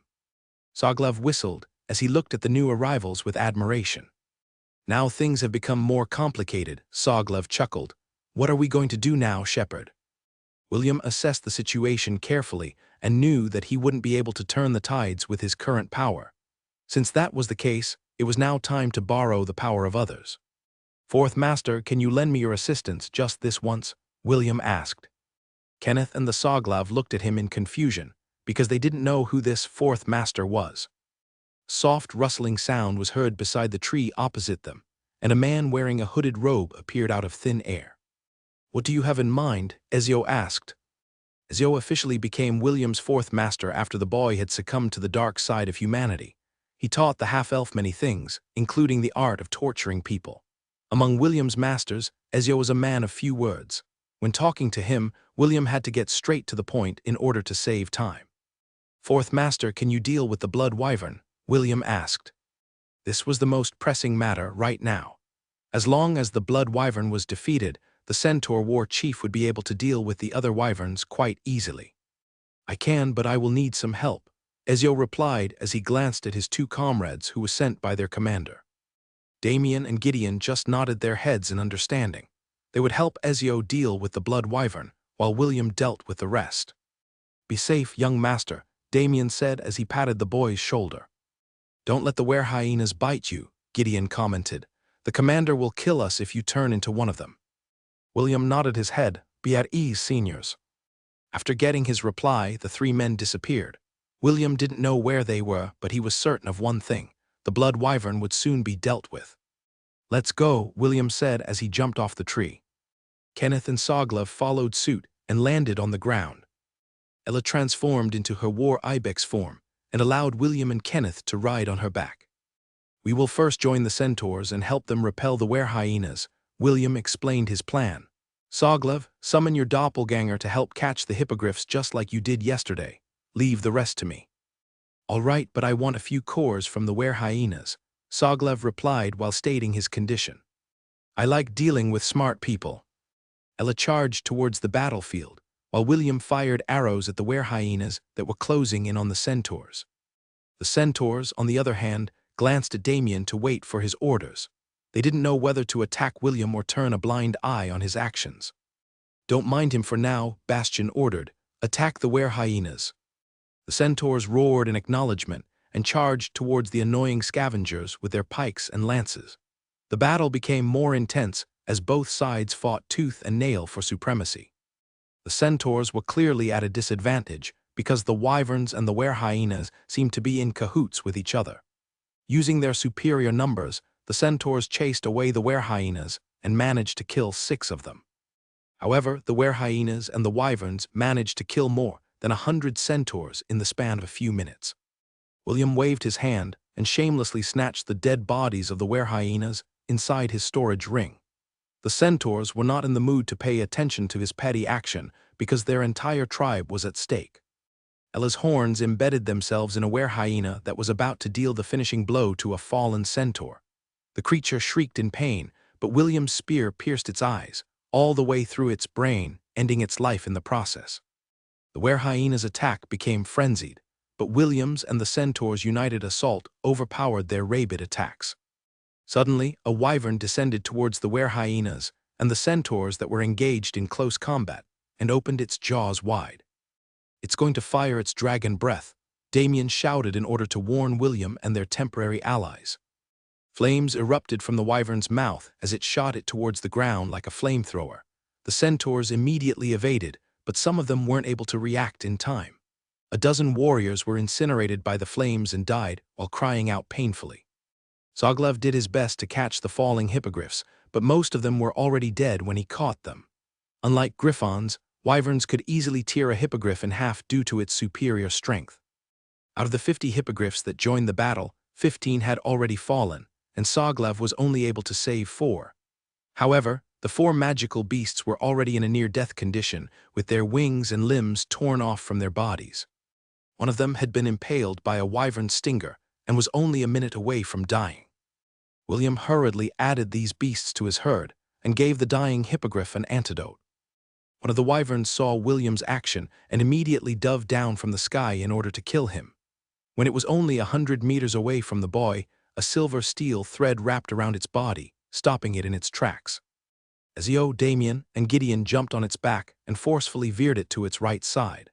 The wyvern was enraged by the sudden ambush it had received from the weak humans and tried to shrug them off from his back. Unfortunately, the 3 men riding on its back were its worst nightmare. Damien laughed as he clamped a collar on the wyvern's neck. After the collar was firmly locked in place, the wyvern froze in the air before rising to the sky.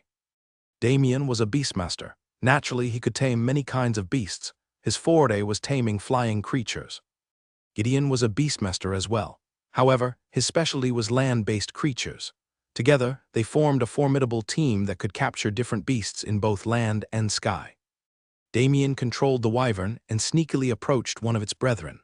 When he was close enough, the beastmaster jumped off from the wyvern's back and threw the silver steel thread towards the opposite wyvern's neck.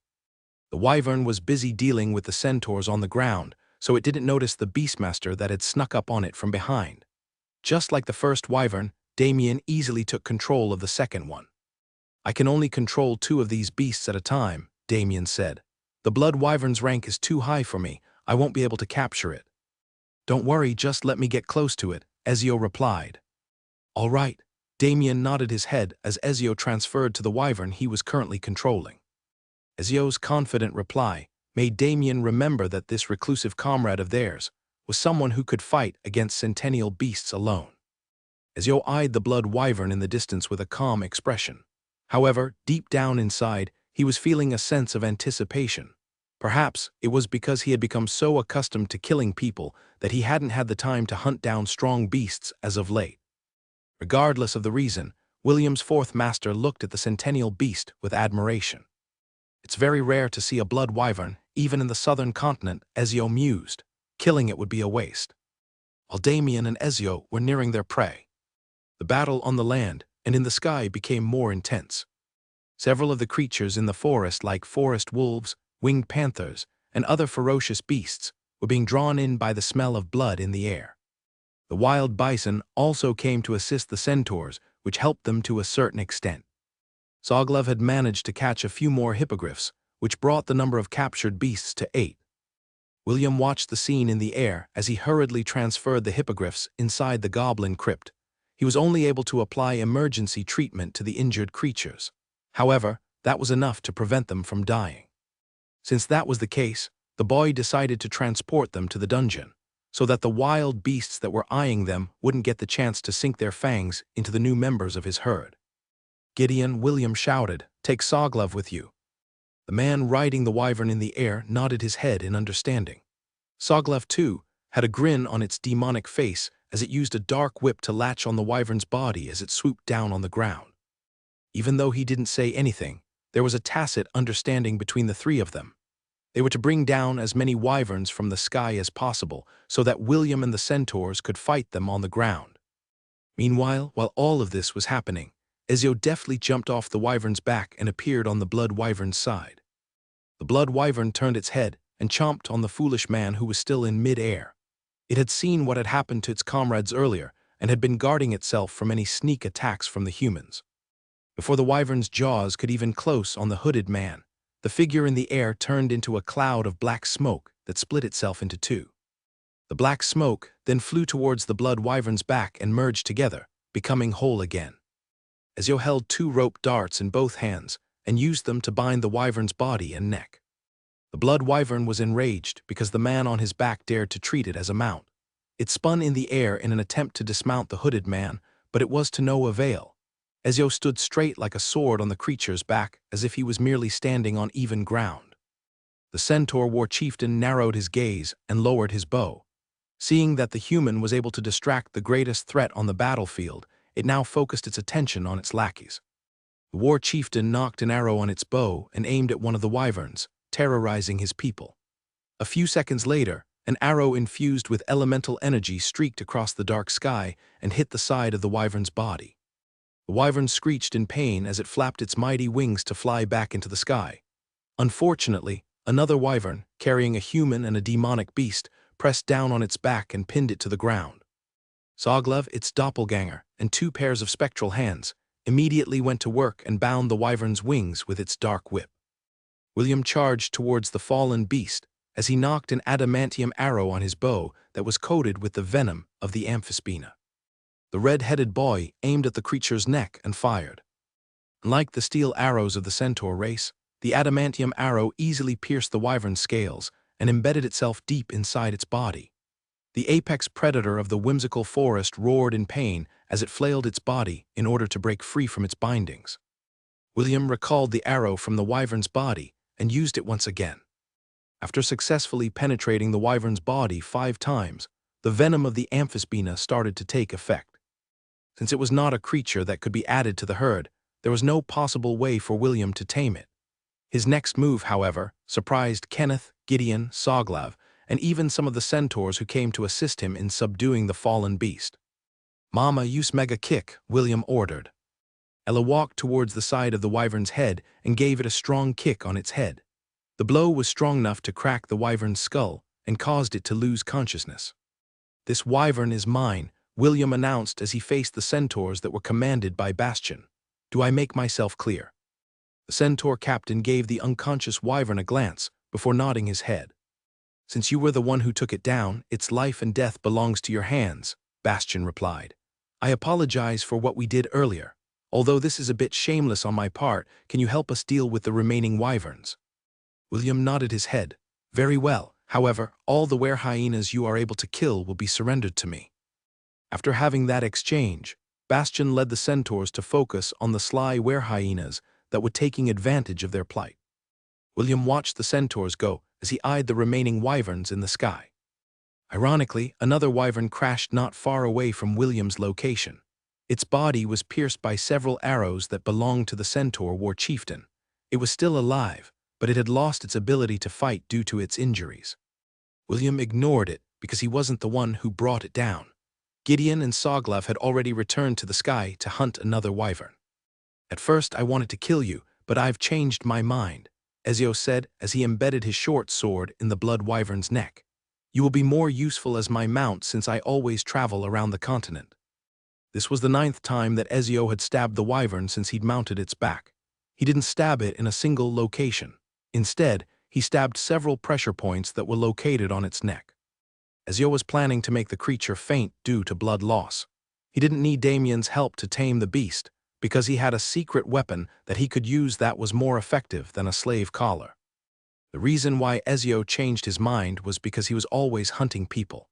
With the help of the blood wyvern, he would be able to locate them easily, even if they escaped. It was a well-known fact that no one could hide from the pursuit of a blood wyvern that had locked them in its sights. Soon, the blood wyvern was forced to land. It didn't want to die and was forced to admit that its opponent was stronger than him. Just like humans, beasts also followed the strong. Even though the magical creature was a centennial beast, it still chose to submit rather than to die a dog's death. "I'll give you 2 options. The first one is to eat this apple in my hand," Ezio ordered. "The second option is for you to get stabbed 3 more times before you eat this apple in my hand, so what is your choice?" The blood wyvern cried bitter tears because the master it recognized was not only more bloodthirsty than it was, but more sly than it was as well. With a screech of submission, it opened its jaws and allowed Ezio to toss the golden apple inside its mouth. As soon as the apple entered the blood wyvern's mouth, it turned into a liquid paste that was immediately absorbed by its body. Under Ezio's penetrating gaze, the injuries of the blood wyvern healed at a rapid pace. A minute later, it once again flapped its wings to soar into the skies.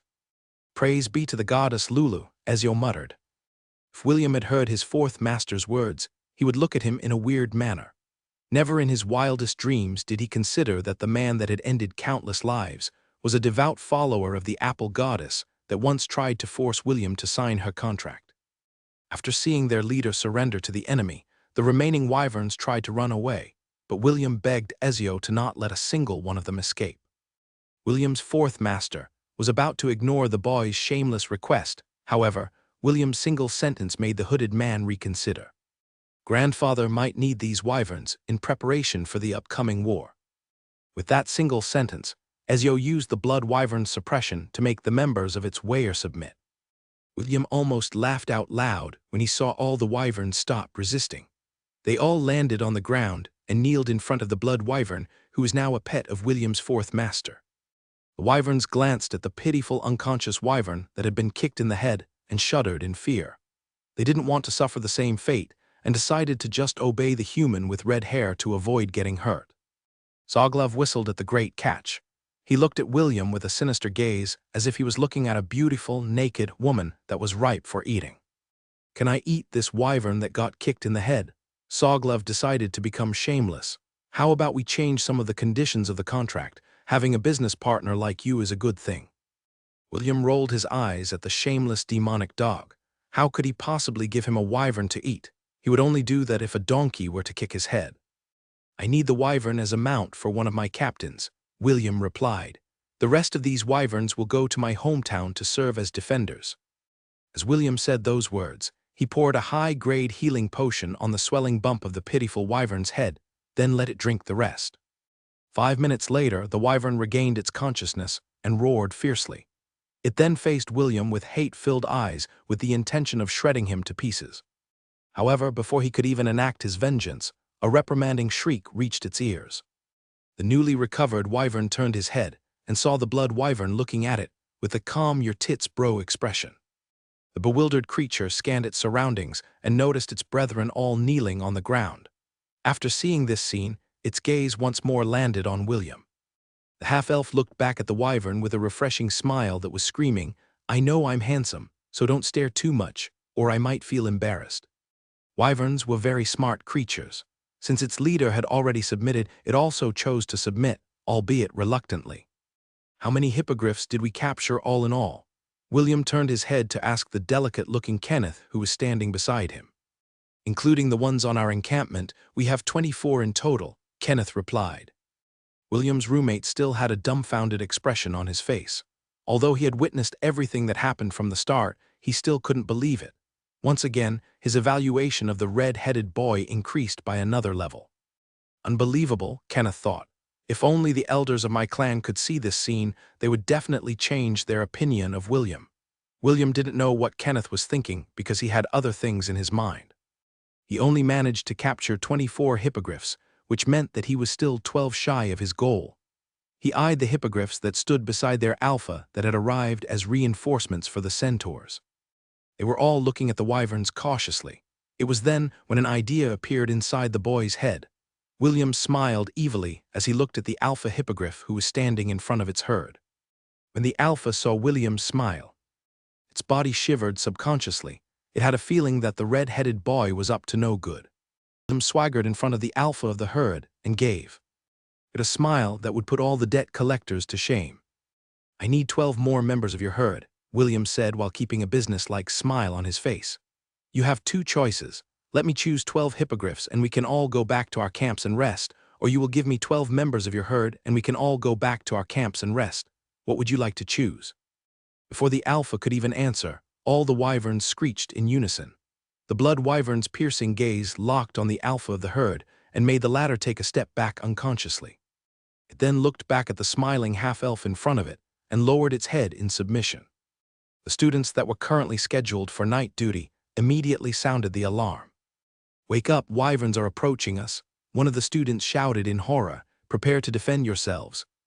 After hearing the alarm, all the members of the Angorian war sovereign, as well as Sid and Aerith, immediately left their tents with their weapons in their hands. All of them had grim expressions on their faces when they saw more than a dozen wyverns headed towards their location.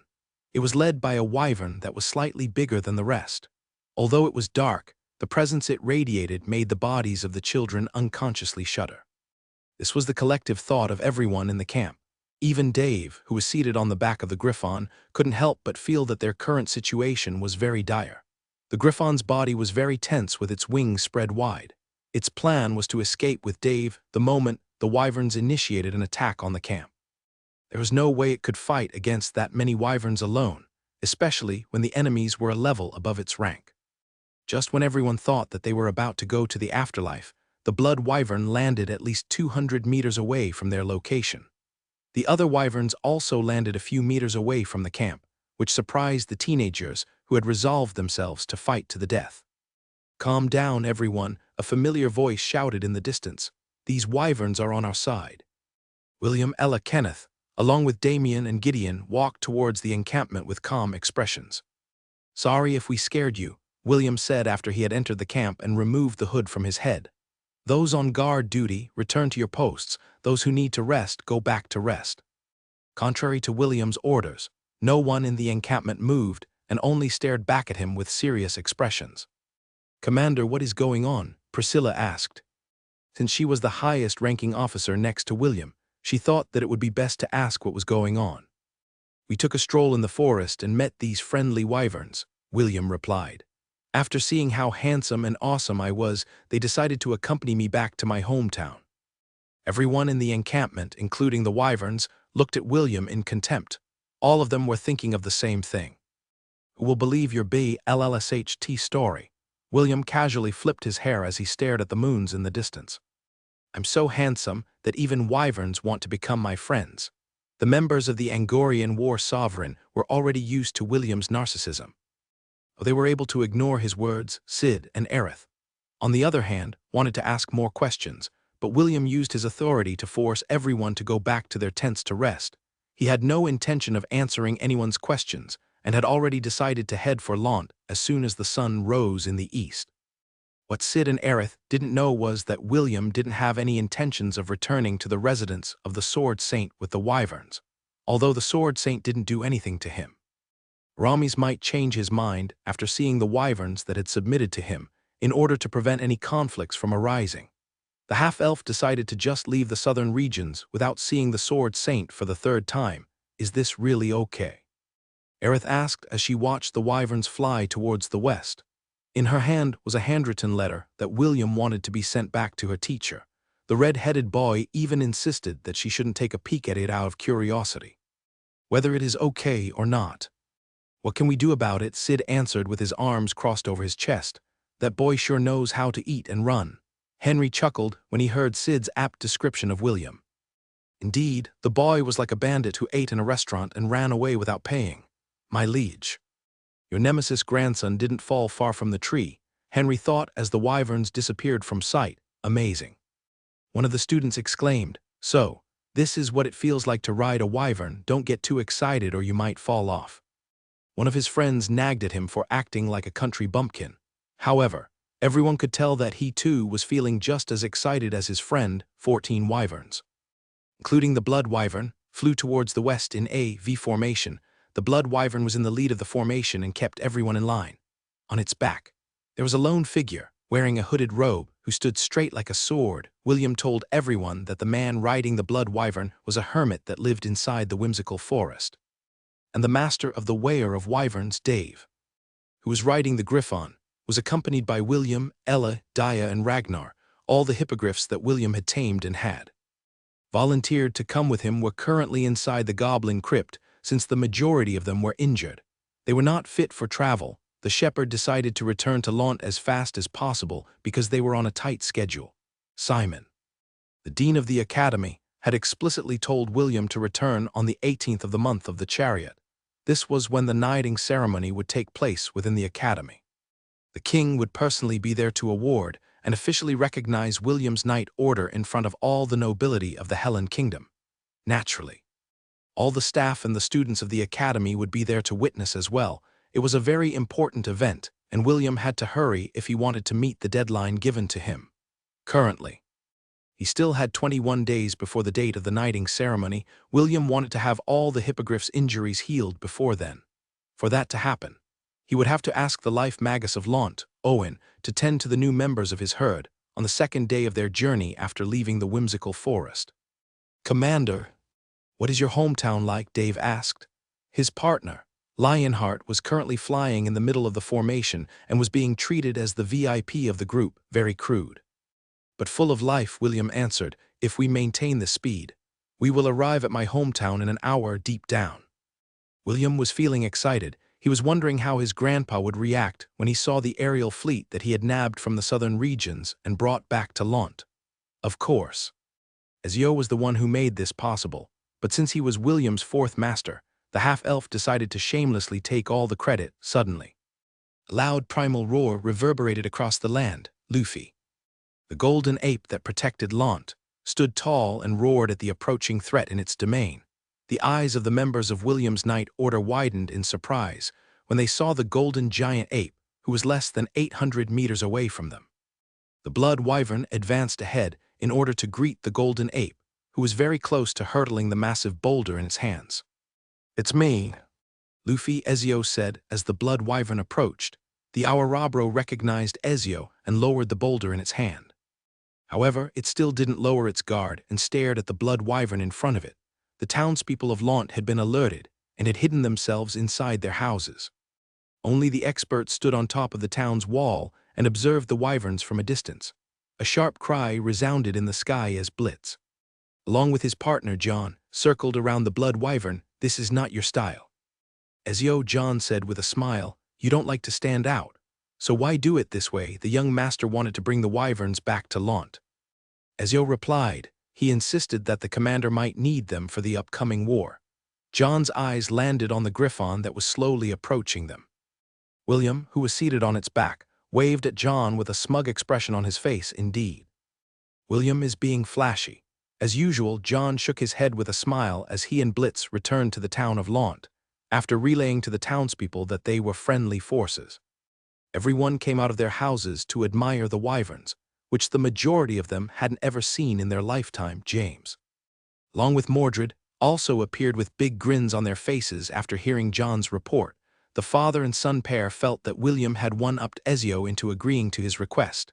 Even so, they still gave William 2 thumbs up in their hearts for bolstering Launt's armed forces. James was even chuckling internally. He was wondering how his nemesis, Aramis, would react after finding about the bold move that his grandson had made while within his domain. Urza, I wish you could have met William, James thought with regret. I'm sure that you would have approved of this grandson of ours. He is just like you when you were younger. Bold, resourceful, and very opportunistic, James sighed as the wyverns landed near the entrance of Launt. William had returned unannounced and brought with him the members of his new night order. "Son, make sure to give William's friends the best accommodation." James ordered, "Yes, father." Mordred replied, "I will make sure that William will not be embarrassed because of our hospitality." The two once again eyed the wyverns in the distance and the red-headed boy that was waving in their direction. Both of them knew that, although William was very mischievous, he had the safety and prosperity of Launt in his heart. James couldn't stop himself from smiling after hearing Ezio's report. He was very proud of William's accomplishment of beating Arami's disciple. Too bad he wasn't there to witness it firsthand. If he was there, he might have not been able to stop himself from gloating and irking his love rival until the two of them came to blows with each other. "Still, my grandson is really a magnet for pretty girls," James said with a smile. "That young lady Priscilla is not half bad." "I think the young master only sees her as a subordinate," Ezio replied. "He didn't show anything unusual when dealing with her. Everything is quite formal." James rubbed his chin as he pondered something inside his mind. "How about that girl Wendy? Has their relationship improved?" James inquired. "What stage are they at now? Has my grandson managed to take first base? Since he's got my genes, he should be at least on first base, right?" Fortunately, Ezio was wearing a hood, and James wasn't able to see the stiff expression on his face. He wasn't the type to gossip about William's personal love life, but he still reluctantly answered his lord's questions. "While I'm not 100% certain, I think the young master is giving Lady Wendy special treatment," Ezio answered as he organized his thoughts. "Master's adopted son Thor is currently under the young Miss care. They sometimes spend time together, but at most they only hold each other's hands." "I see," James nodded. "How about his relationship with his friends, with ESD and that interesting boy named Ian? Are they still at loggerheads with each other?" "The young master has a very good relationship with ESD. They usually have lunch together and discuss joint training between the martial and magic class divisions," Ezio reported. "As for Ian, yes, the two of them are still at odds with each other, which I find very strange. It is always Ian who takes the initiative to taunt the young master whenever they meet." James chuckled as he listened to Ezio's report. A minute later, his smile disappeared as he asked another question. "What about that boy Kenneth? Did you confirm that he came from that place?" James asked with narrowed eyes. "Yes," Ezio nodded. "I am very sure that he came from that place. As for his purpose, it is to spy on the young master. Yes, he just pretends that he is not aware of his roommate's hidden agenda. The young master even took him along when he went to assist the centaur tribe against the wyverns. It was as if William was blatantly showing him his abilities. This is also something that I do not understand." James leaned back on the chair as a frown appeared on his face. Ezio had already informed him that Kenneth was a spy. As to why he was spying on William, Ezio and James could only make guesses. "Ask one of your subordinates to keep track of Kenneth's actions," James ordered.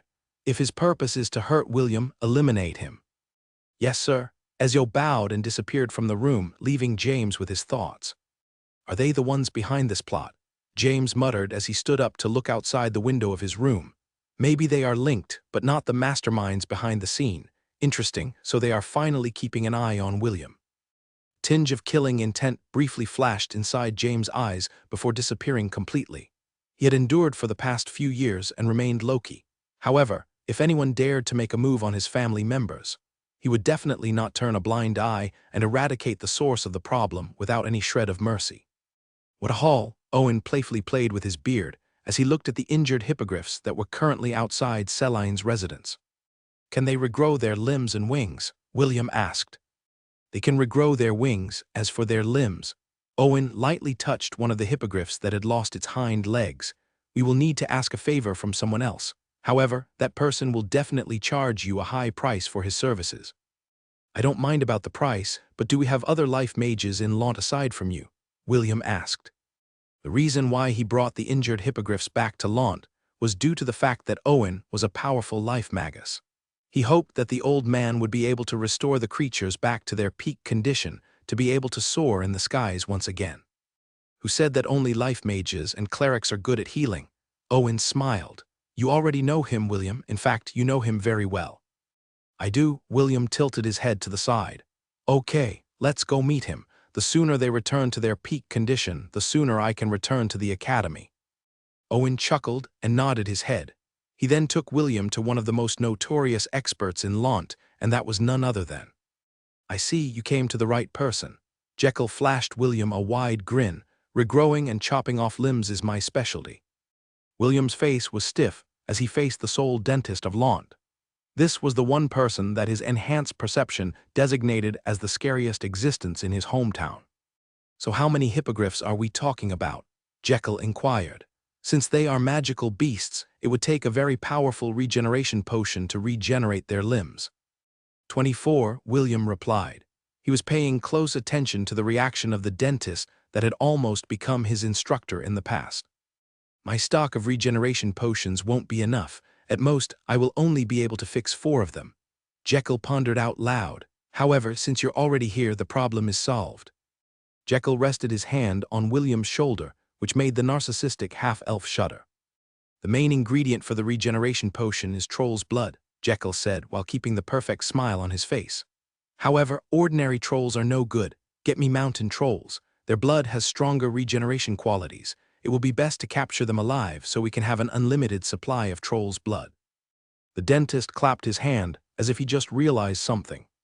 "This will be the price for helping you regrow the limbs of the hippogriffs," Jekyll stated. "Capture as many trolls as you can, the more the merrier." Jekyll didn't even wait for William's reply as he kindly told him to leave. He was currently in the middle of an experiment, and he didn't want to be disturbed. The dentist only made an exception because William was James' grandson. After having the door shut right in front of his nose, William turned his head to see a grinning Owen leaning against a tree. "Did it go well?" Owen asked. "He asked me to capture mountain trolls," William replied. "Troll's blood," Owen pondered. "I see, that is the main ingredient of his regeneration potion. Now it makes perfect sense. I've been wondering how he made those miraculous potions back then." Jekyll was an alchemist to outsiders and a mad alchemist to those who had known him for years. His experiments ranged from the bizarre to the unexplained. Sometimes, even he didn't know the outcome of his experiments. Even so, Jekyll had earned his place as one of the most feared individuals in Lant, a dentist by day and a mad alchemist by night. He was a person that was feared by both children and adults alike. William and Owen parted ways because the life magus still had to make his rounds around town and cure the ailments of the citizens. William, on the other hand, went to find his subordinates. He decided to use the opportunity to hunt mountain trolls and train his knights at the same time. However, before they officially set out on their hunting expedition, he needed to do something first. The red-headed boy knew that just by using their strength, it would be impossible for them to catch a mountain troll in the wild. He had fought one in the past and knew how formidable it was.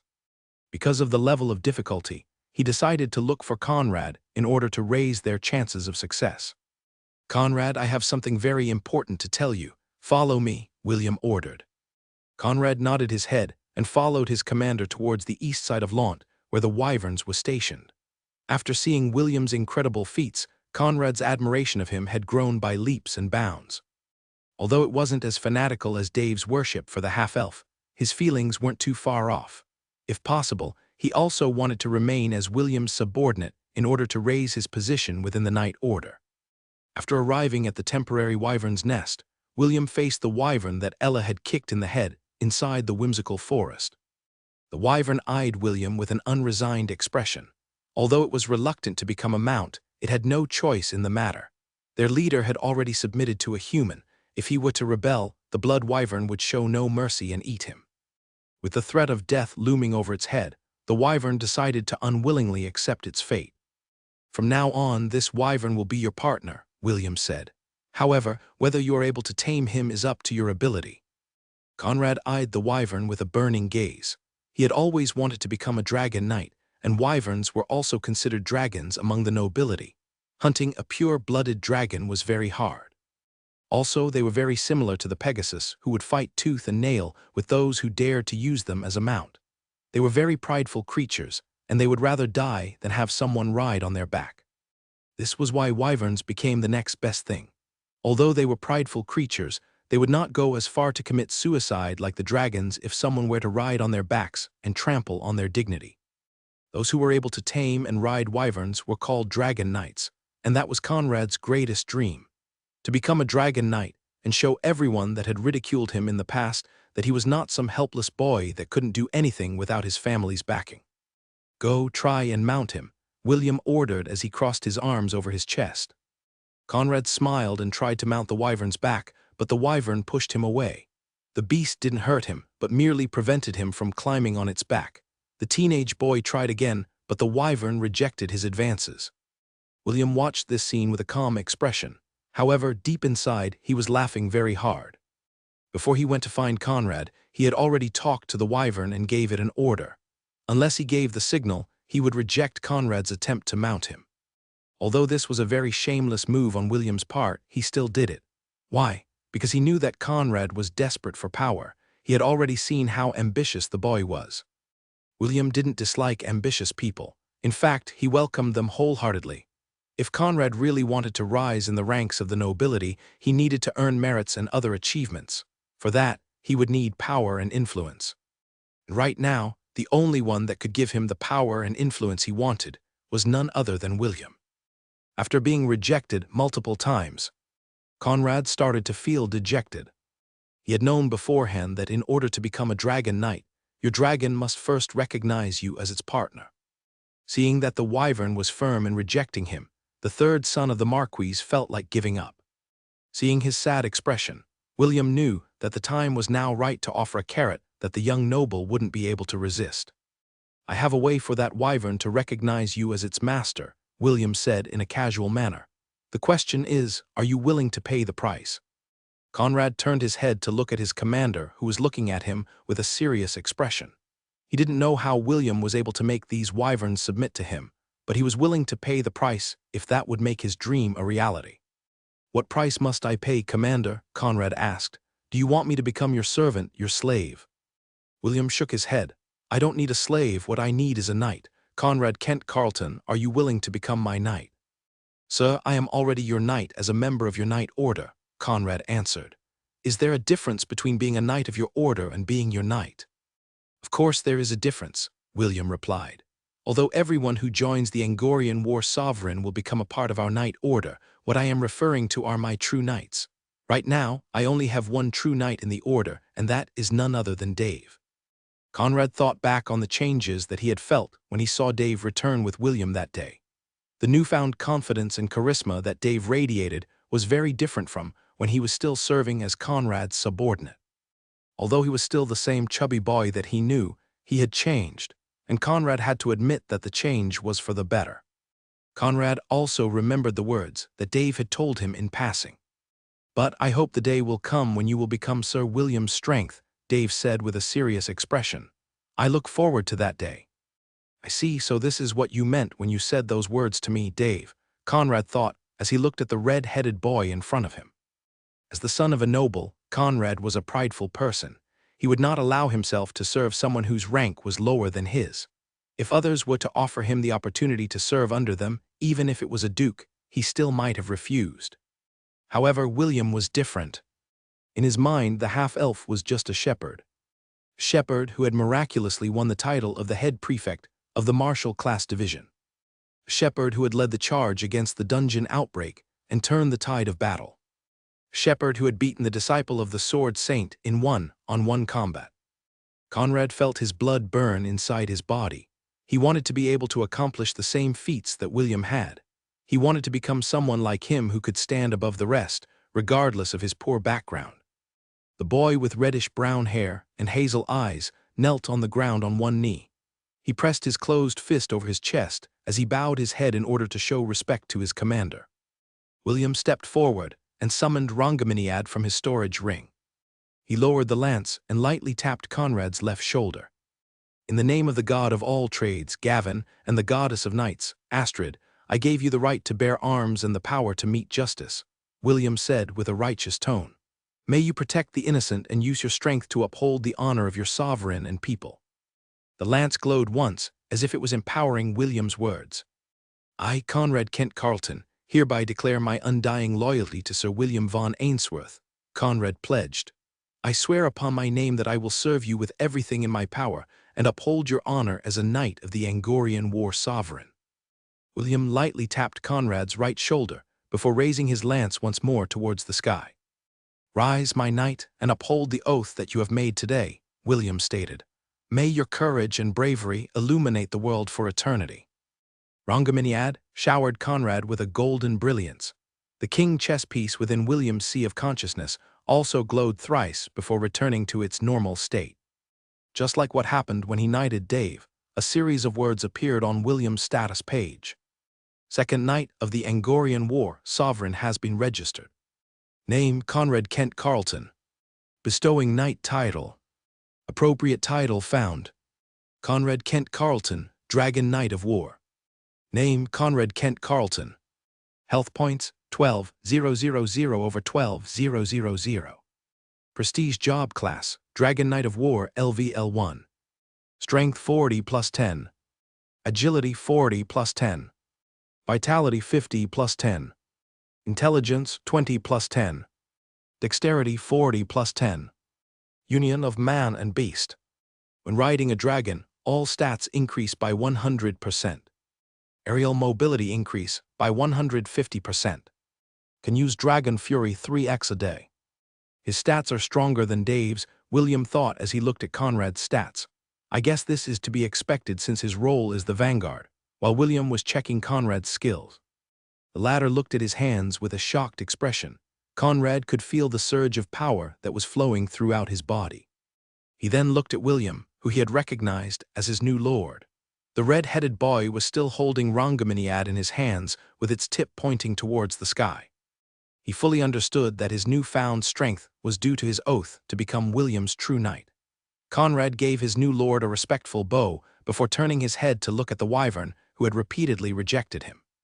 The young boy walked towards it with the "Let me see if you dare to reject me this time" expression on his face. The wyvern instinctively took a step back, because its instincts were telling it that the young boy in front of it had the ability to make it submit now. The other wyverns also backed away in fear that Conrad would choose them as his partner instead. Conrad walked with even steps and stopped 2 meters away from the wyvern. He then raised his hand, as if beckoning the wyvern to lower its head and recognize him as his new partner. The wyvern looked at the boy for a full minute before lowering its head in submission. Conrad pressed his hand against the wyvern's head, and the bond between the two was officially formed. The young boy sighed in relief when the wyvern had recognized him as its rider. He had a feeling that this was only the beginning of a journey that would make him the man he wished to become.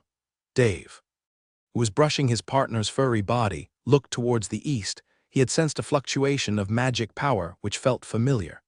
A sudden realization appeared in his mind which made him smile. "You finally made your decision," Dave muttered as a powerful screech resounded from the eastern part of Lant. A wyvern flapped its mighty wings and soared towards the sky. On its back was a young teenage boy who looked at the world around him with a determined gaze, since the two were connected with the skill. Union of man and beast, Conrad was able to ride the wyvern without a specialized saddle. The two made incredible aerial stunts in the air which wowed the children who were looking at him from the ground. Some of them even cheered as the wyvern passed over their heads. William watched Conrad's antics with a smile on his face. With the addition of his new dragon knight in his armed forces, the success of hunting the mountain trolls increased dramatically a day after Conrad's knighting. William took his officers and 12 of his subordinates to hunt for the mountain trolls. He also invited Gideon to join them because he was a beast-tamer that specialized in land creatures.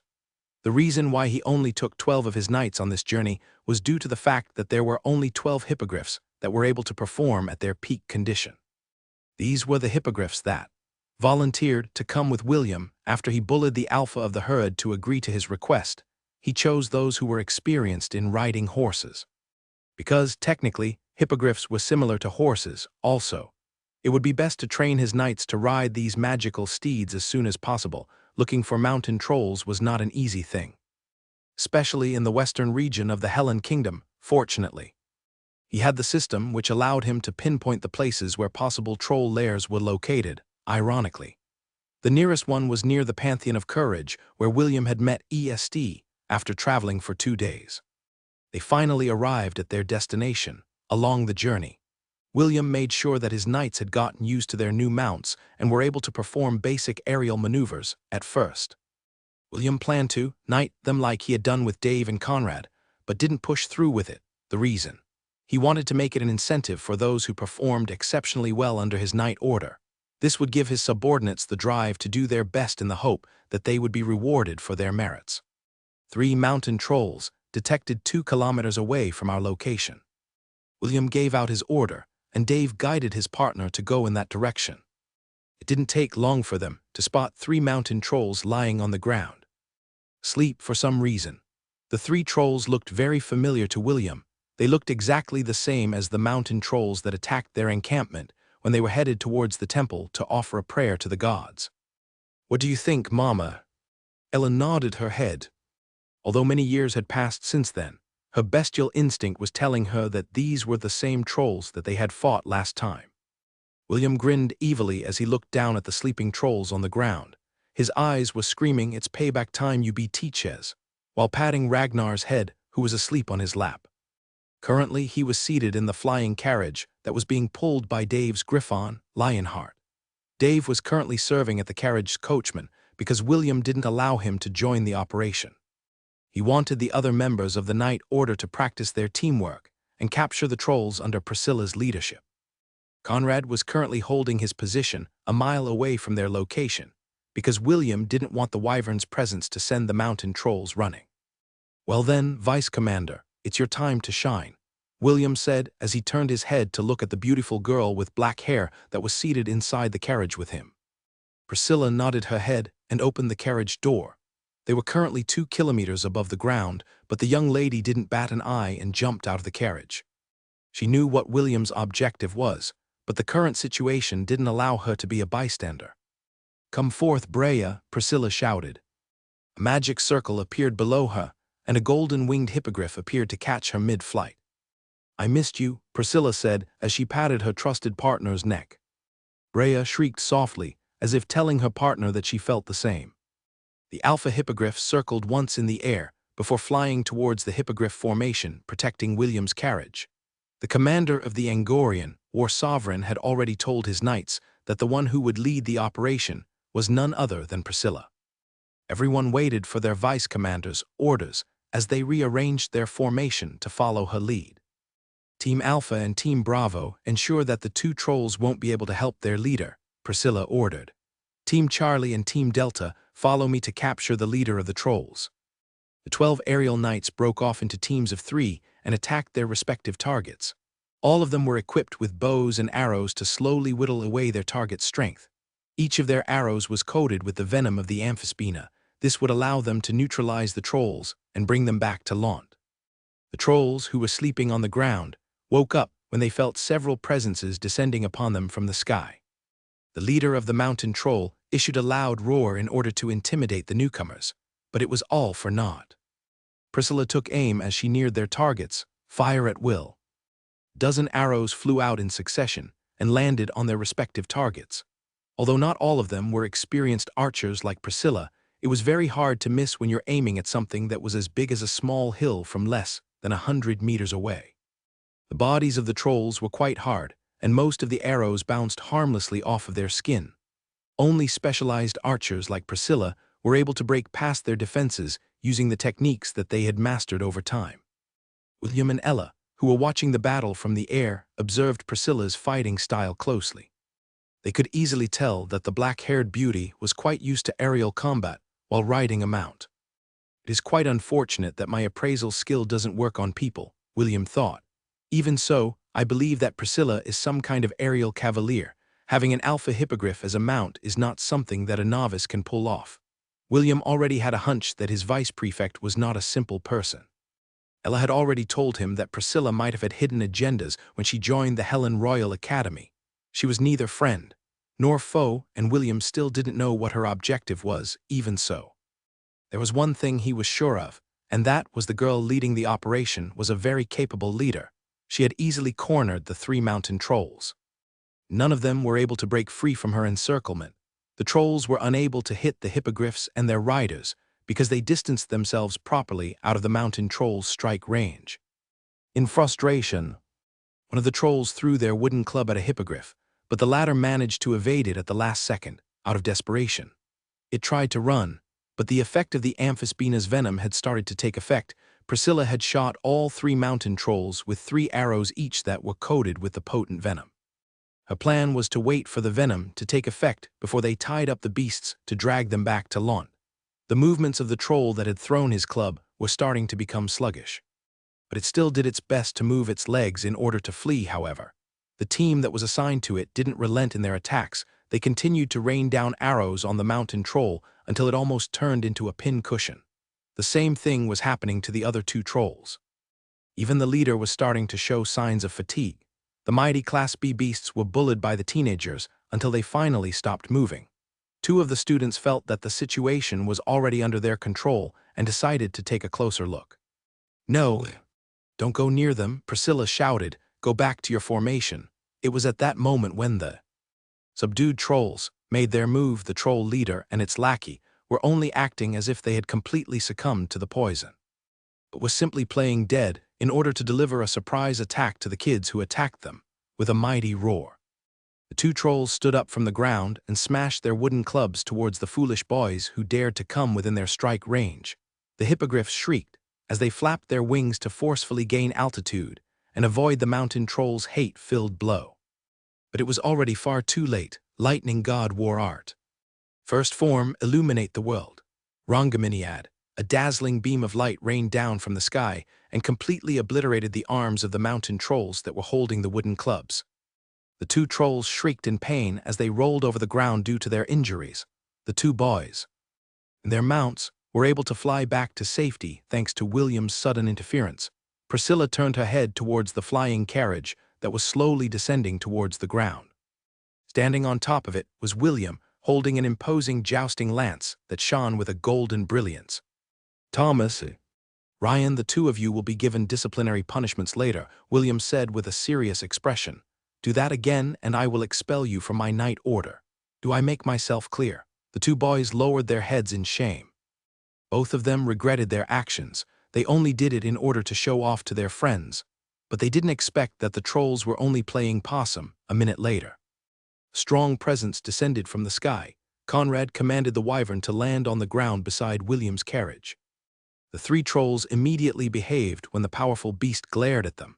Although they had strong regeneration abilities, they didn't want to face off against a wyvern that could release a dragon's breath and turn them into charcoal. Surprisingly, they were able to resist the venom of the amphispina. Gideon commented, "Mountain trolls are indeed resistant to most poisons. Young master, should I take care of them?" "Yes." William nodded. "We don't want to have any more accidents along the way." Gideon smiled and went to deal with the 3 trolls who were shaking in fear. In fact, even if he didn't subdue them, the beast-tamer was sure that they didn't have the guts to resist. However, in order to put William at ease, he still decided to bind them using his ability after securing the 3 trolls. The 3-day journey back towards Lont started. Jekyll was very happy to receive 3 very healthy specimens for his experiments. If the trolls had been scared of the wyvern, they were now scared less because their instincts were telling them that the smiling man in front of them was stronger than a pure-blooded dragon. They even started bawling their eyes out when the dentist started to pat their bodies one by one to check if they had any abnormalities. William had left the scene right after he had delivered the poor mountain trolls to their new owner. He didn't want to see what method Jekyll would use in order to draw the blood from their bodies.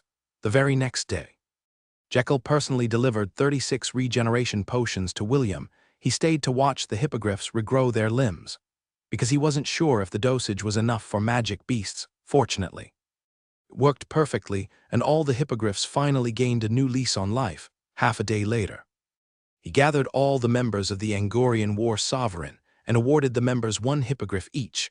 The commoners among the group were smiling from ear to ear because they couldn't believe that they were about to become aerial knights. "We don't have much time left before we return to the capital," William announced. "I'm giving all of you exactly 1 week to learn the basics on how to properly ride your new partners. Then we will return to the academy for the official ceremony of our night order." William scanned the faces of his officers and subordinates. "You will be under the scrutiny of the king, the nobles, as well as our peers in the academy. Remember this. The first impression is the most important. We must give them a show worthy of our rank as members of the Angorian War Sovereign." "Yes." The members of William's night order replied in unison. The red-headed boy smiled as he nodded his head. "We need to make an impressive show. That way, we can poach some of the students from the magic and spirit divisions as well. What William wanted to create was an elite knight order that combined all the different divisions in the academy. In order to make that happen, he had to use suitable bait in order to entice them. Looking at the wyverns, the griffon, the hippogriffs around him, William was sure that this was a temptation that anyone would find very hard to resist. "I'll be going to the capital first." Mordred patted William's shoulder. "Are you sure you don't want to come with me?" William shook his head. "I still have to train them, uncle. They're still not up to my standards." Mordred looked at the 36 hippogriffs in the sky. They were currently practicing an aerial formation along with the wyvern and griffon. They still had 10 more days before the knighting ceremony, but Mordred had to go to the capital early because James asked him to run some errands. He would also be there to witness the king officially award William his commander post because all the nobles were required to attend the ceremony. This was the king's way of letting everyone know about the birth of the new knight order and give them the chance to see William. This way, they would recognize him when he visited their domains during official missions. "Don't worry, uncle," William replied. "We will be there for the ceremony. Tell big brother Matthew and big sister Lee that I'm fine and they shouldn't worry about me." "All right," Mordred nodded. "I'll see you at the capital." "Have a safe journey, uncle." Inside the Helen Royal Academy. "A new knight order," Carter raised an eyebrow, "and the leader is a first year from the Martial Division class." "Yes, Professor," a pretty young lady with brown hair replied with a smile. 10 days from now, a knighting ceremony will be held here in the academy. The king will be present as well." According to the rumors, the leader of the Knight Order is the current head prefect of the first-year martial class, the pretty young lady's best friend commented. "His name is William von Ainsworth, and he's a half-elf." "Interesting." Carter smiled at the 2 young ladies who were currently inside his bedroom. After the dungeon outbreaks had been cleared, he finally had time to refine some candies for the third-year students of the Magic Division. The 2 girls inside his room had been eating his candies for more than a month now. As magicians, they had a natural resistance to certain spells, so Carter was sure that their current dosage was not enough for him to fully control their thoughts. However, these 2 girls had a huge crush on him the moment they saw him in the academy. They had been making advances towards the very popular and capable instructor who had a big future ahead of him. The brown-haired girl was the only daughter of a marquess, and her best friend was the daughter of the head of the merchant group in their domain. The 2 of them had been close since childhood and enrolled at the academy at the same time. The brown-haired girl's name was Charlotte, and her best friend's name was Annie. Together, they decided to seduce Carter and make him their husband. With the help of the suggestion spell that had taken hold of their hearts, their feelings for Carter only grew with each passing day. "Professor, have you thought about our proposal?" Charlotte asked. "I'm sure that with my family's backing, you will be able to obtain a noble title from the king."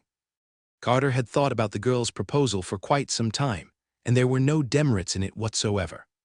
Being married to the only daughter of a marquess is not bad, Carter thought. I will be able to use her family's influence to collect more followers for my lord's cause. Also, this girl and her friend have great bodies. I can't wait to have a taste. I don't mind marrying you. But I intend to have many wives, Carter replied. Are you fine with that? How many wives do you plan to have? Professor, Charlotte inquired. It was very common for noblemen to have many wives. Charlotte and her friend understood this and had already prepared themselves for it. The only condition was that they would be Carter's first and second wives. Carter thought and opened his hand. Not more than 5. Charlotte and Annie exchanged a glance before nodding their heads. I agree with your condition. Professor, Charlotte said with a longing expression, if you like. We can even help you convince the girls you chose to be your other wives. All I ask is that you give us special treatment. Carter caressed the side of Charlotte's pretty face and marveled at its smoothness. What kind of special treatment do you want from me? Emboldened by Carter's question. Charlotte decided to take a chance and moved closer. She then gave a light peck on Carter's lips before her whole face became beet red from embarrassment. Such an innocent girl. Carter laughed internally. I will take my time to corrupt her innocence and make her my loyal slave.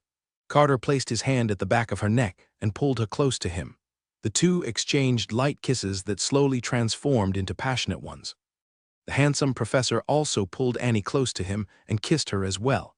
He didn't intend to ravage both girls right away, because he wasn't in a hurry. What he drew the most pleasure from was to take his time to corrupt innocent girls until they became whores who would wantonly shake their hips to satisfy his carnal desires. The sound of kissing echoed within the room as Carter started to train his two future wives. The two girls looked at him lovingly and kissed both sides of his face simultaneously. Little did they know that the demon lurking inside their beloved's body was slowly staining their hearts with darkness. "This candy is quite good," Wendy thought as she ate the candy that was given to her by her senior. "Charlotte, big sister Charlotte, was quite generous to give me a dozen. I wonder where she got these." Since Wendy was an officer of the magic division for the first years, it was only natural for her to interact with the other officers of the magic division, who were in different grades. She had known Charlotte for 5 years and had met many times at parties held for the nobility. They even shared 2 hunting expeditions together that was sponsored by her father in their own duchy. As she was eating the candy, she felt a fleeting sensation pass through her body. Wendy didn't give it much thought because she only felt it for a brief moment. Her body had quickly returned to normal, so she figured that she might have just imagined the feeling. "Thor, do you like candies?" Wendy asked the puppy in her lap. Thor shook his head before lying down with the intention of going to sleep. "Suit yourself." Wendy grinned as she ate another candy. "I wonder when William will return to the academy. I hope he's doing well." Thor yawned and smacked its lips. He was confident that his master was perfectly fine and healthy. After all, the two of them shared a powerful bond. If something bad happened to William, he would be able to sense it right away. Wendy ate the candies until none were left. For some reason, she had the strong urge to ask Charlotte where she got the candies so she could buy more. "I'll ask her tomorrow," Wendy thought as she picked up the puppy and carried him to the bed. The beautiful young lady was not aware that a certain suggestion spell had already started to take root inside her heart. Wendy was one of the candidates that Charlotte had picked to become another of Carter's brides. Carter had told her that he wanted to marry girls that were born to noble families. The higher their rank, the better. Blinded by her infatuation and the power of the suggestion spell, Charlotte started to distribute Carter's candies. The noble ladies that she got along with, the only thought in her mind was that if she was to share her future husband with other girls, she would rather share him with people that she got along with. "Good job," William said as he watched the performance of his aerial knights. "All of you take a 15-minute break. We will resume the training afterward." 8 days remained before the knighting ceremony in the Helen Royal Academy. All the members of the Angorian War Sovereign had become more proficient in controlling their mounts. Of course, the main reason why they performed well was because the hippogriffs were not resisting their orders. There were even times when the magical beasts improvised by themselves in order to keep the formation steady. "Commander, I have never seen these formations before," Conrad said as he stood beside William. "Even the Griffon Brigade of our kingdom has never done anything remotely similar to what we've been doing." William had a smug smile on his face as he listened to Conrad's words. He wanted to brag, but he didn't know how to properly word it.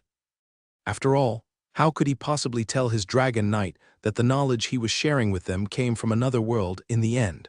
He decided to play it safe and just patted Conrad's shoulder. "Actually, I saw these formations in my dream. I thought that they looked cool and wanted to implement them in reality."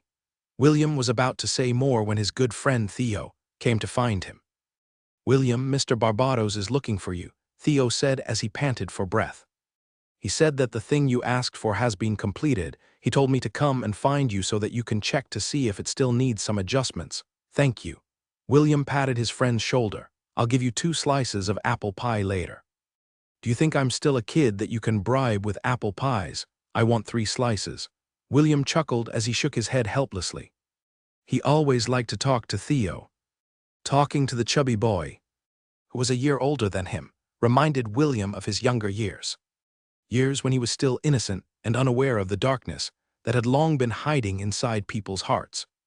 The various noble families from all over the Helen kingdom, as well as those who held considerable influence, all gathered within the Royal Academy. Today was the day when the king of the kingdom, Noah Ernest Vi Helen, would officially recognize the birth of a new knight order. Currently, there was only one knight order in the Helen kingdom, and that was the Knight Order of Gladiolus. The members of this order were given special treatment by the nobles, as well as the other important people in the kingdom.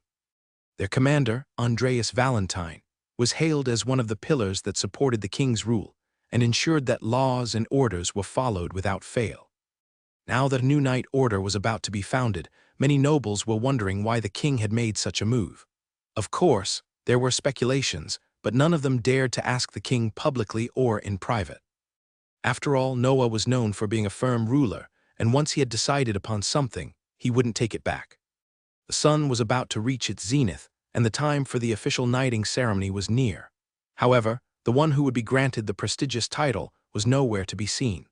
This irritated some of the nobles who had traveled a long distance just to participate in the event that was organized by the Royal Academy. "I dare say it was a mistake to appoint a lowly country bumpkin to be the head of a knight order," an earl said in disdain. "Just who does he think he is for making the king and all of us wait here for his arrival?" "That's right," a baron supported. "Just because his family has earned him a few achievements, he dares to act like he's a big shot. Such arrogance. Why don't we ask the Honorable Viscount Ainsworth why his nephew is still not here?" A marquess asked to join in the fun. Since both of them came from the same hometown, he should be aware of the boy's current status. "Yes. Yes, speak up, Lord Ainsworth. Where's this nephew of yours who's supposed to be the commander of this new knight order? Don't tell me he chickened out. Well, that is to be expected of someone who tends to sheep and goats." The sneers, jeers, and laughter filled with contempt started to spread within the area where the nobles were seated. Naturally, Noah, the king of the Hellen kingdom, heard it all, but he made no move to help Mordred. Deep inside, he was wondering why the boy ESD had praised over the high heavens was still not around. Although there were still 15 minutes before the appointed time, his behavior was not satisfactory. Andreas, who was seated on the king's left side, had a smile on his lips. He had heard about the boy from the king and wondered what kind of individual he was. Unlike the nobles, the commander of the Knight Order of Gladiolus was looking forward to William's appearance. In his mind, anyone who could make the king wait for him was someone worth befriending. While Mordred was being taunted by his peers, the students of the first-year martial class division were feeling anxious. Everyone in the academy knew that William was their head prefect and was looking forward to his arrival. However, as the hours passed, no signs of the heroic first year could be seen. The upperclassmen of the martial, magic, and spirit divisions were looking at the anxious first years with various expressions. Some of them felt contempt, ridicule, and disdain. Some felt interest and amusement. Only a small minority, mainly the first years of the magic and spirit divisions, sympathized with the martial class division. They had come to admire William after his inspiring performance during the dungeon outbreak, and some of them even treated him as their target to overcome and an idol to idolize. Only these students felt genuine concern for William's absence. ESD, Ian, Isaac, and Wendy in particular were feeling more anxious than most.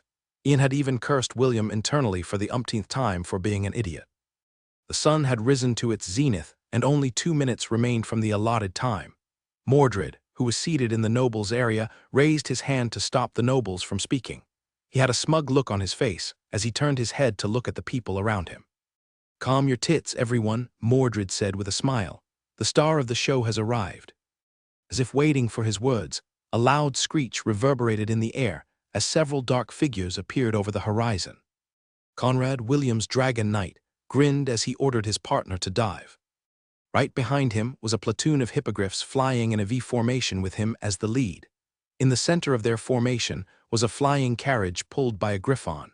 The carriage was coated in gold and shone brilliantly under the light of the sun. The nobles who watched the scene gasped in shock because the wyvern's speed didn't decrease. In fact, it had even increased as it glided near the ground. The hippogriffs flying on its left and right side had done the same thing with the golden carriage at their center. When they neared the area where the nobles were located, the wyvern made a right turn with only a few meters away from the seat of the nearest noble. The gust of wind created by the sudden turn and the whirring sounds that followed not long after made the nobles seated at the very front almost pee in their pants. Suddenly, the sound of cheering was heard, and it came from the first years of the martial class division. The aerial knights circled around the venue once before separating into 4 groups. These 4 groups made crisscrossing aerial maneuvers that made Andreas raise his brow. Ironically, the leader of the Griffon Brigade of the Hellen Kingdom was also there. He watched as the first years performed an air show that even he and the members of his brigade were unable to perform. The first years of the magic and spirit divisions joined in the cheering, and some of them even called out William's name. Suddenly, trails of colorful smoke appeared behind the aerial knights as they zigzagged across the sky to continue their performance. This was the first time that the citizens of the Helen Kingdom had seen this kind of thing. Even Noah found himself transfixed by the exhibition that was happening in the skies. The interchanging smoke trails of white, blue, and red created various shapes that mesmerized those who viewed them from the ground. In the end, 3 giant hearts of different colors appeared in the sky above the academy. At the center of the heart, a trail of blazing fire made by the wyvern's dragon breath created a flaming bridge headed towards the ground. Right at that moment, the griffon, pulling the golden carriage, trailed over the bridge and flew towards the place where the king and his important ministers sat.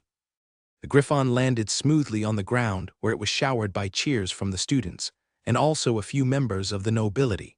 Even those that had taunted Mordred earlier found it hard not to be impressed by the performance that they just saw.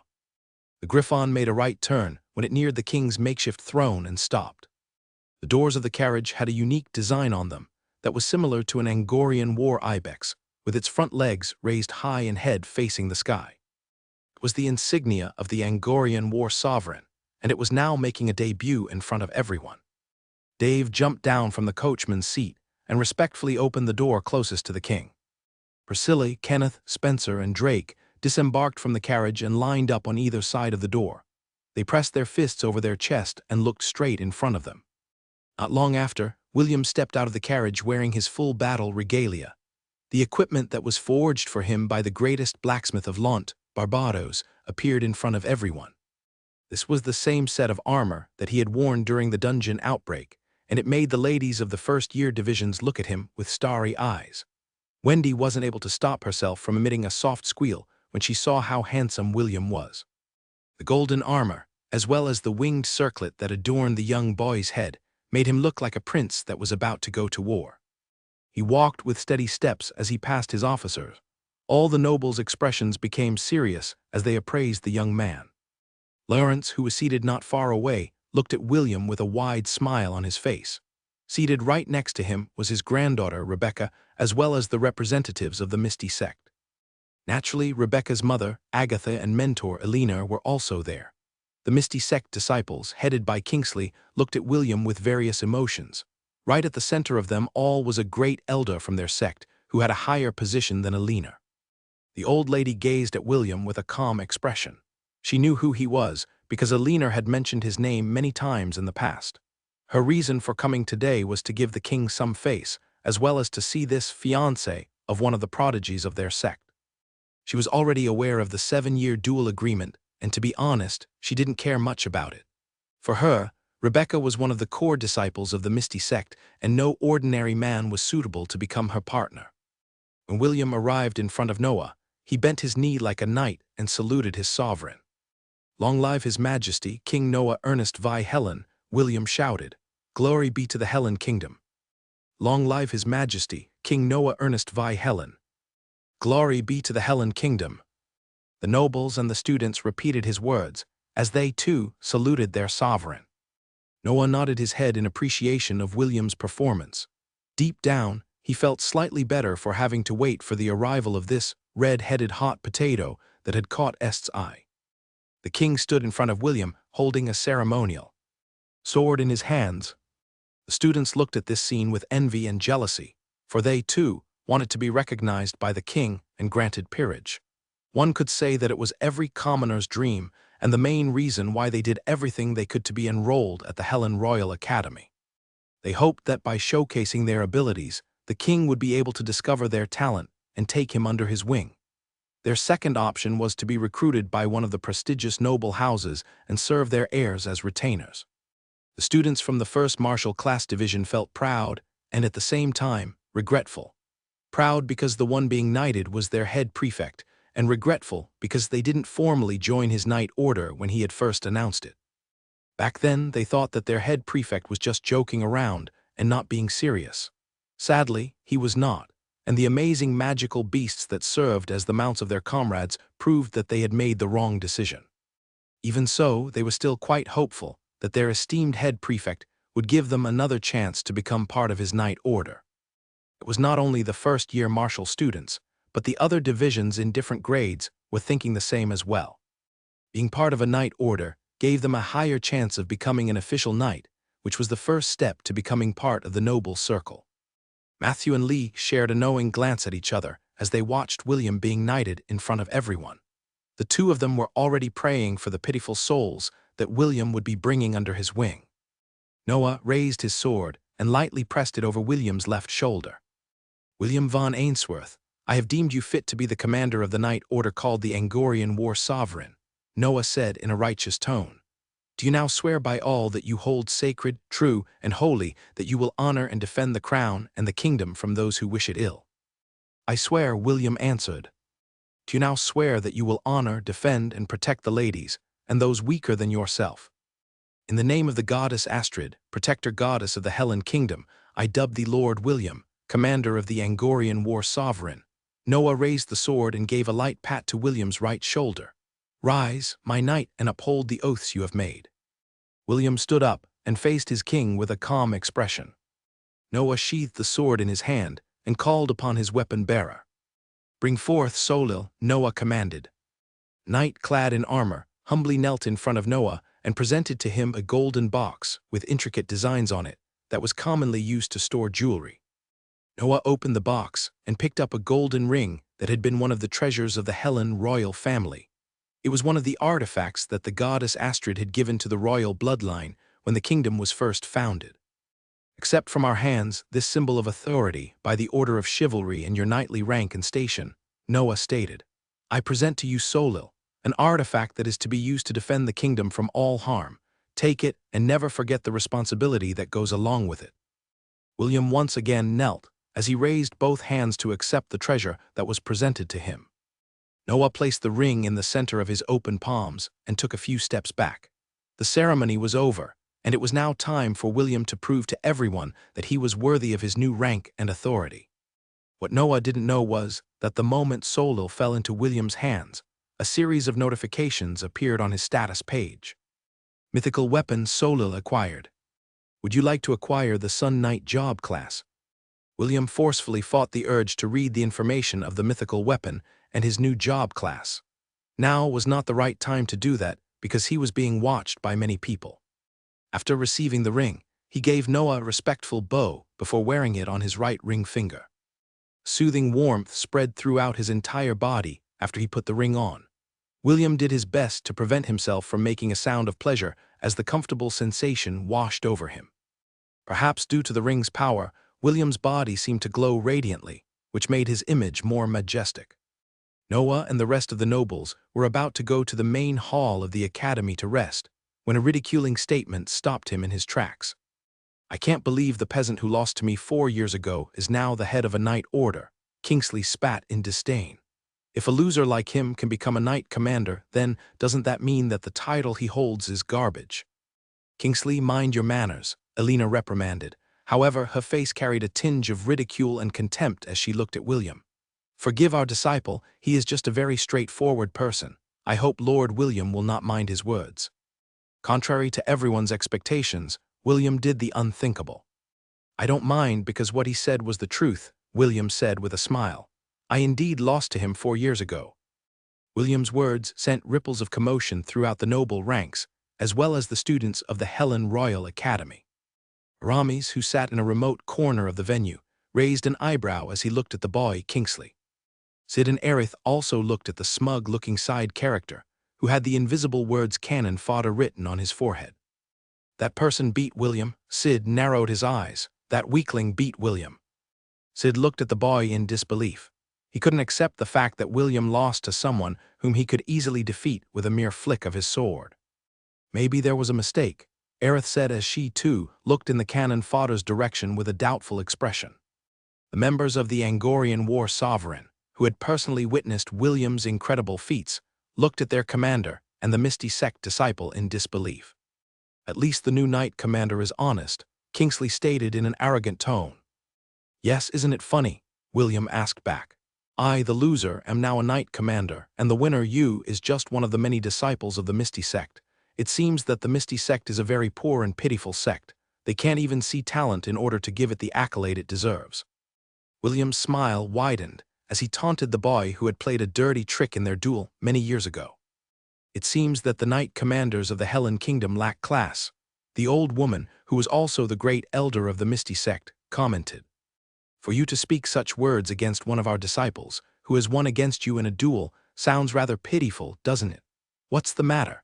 Did it hurt your pride when everyone here became aware that you lost to one of the many disciples of the Misty sect? Instead of getting angry, William only gave the old hag a haughty sidelong glance before looking back at Noah. Your Majesty, what is the crime for besmirching the honor of a member of the Knight Order? William asked. Noah looked at William with a serious expression before giving his reply. 50 whips and a fine of 1,000 gold coins. Then what if that person is a noble? William inquired with an evil smile that screamed of murder.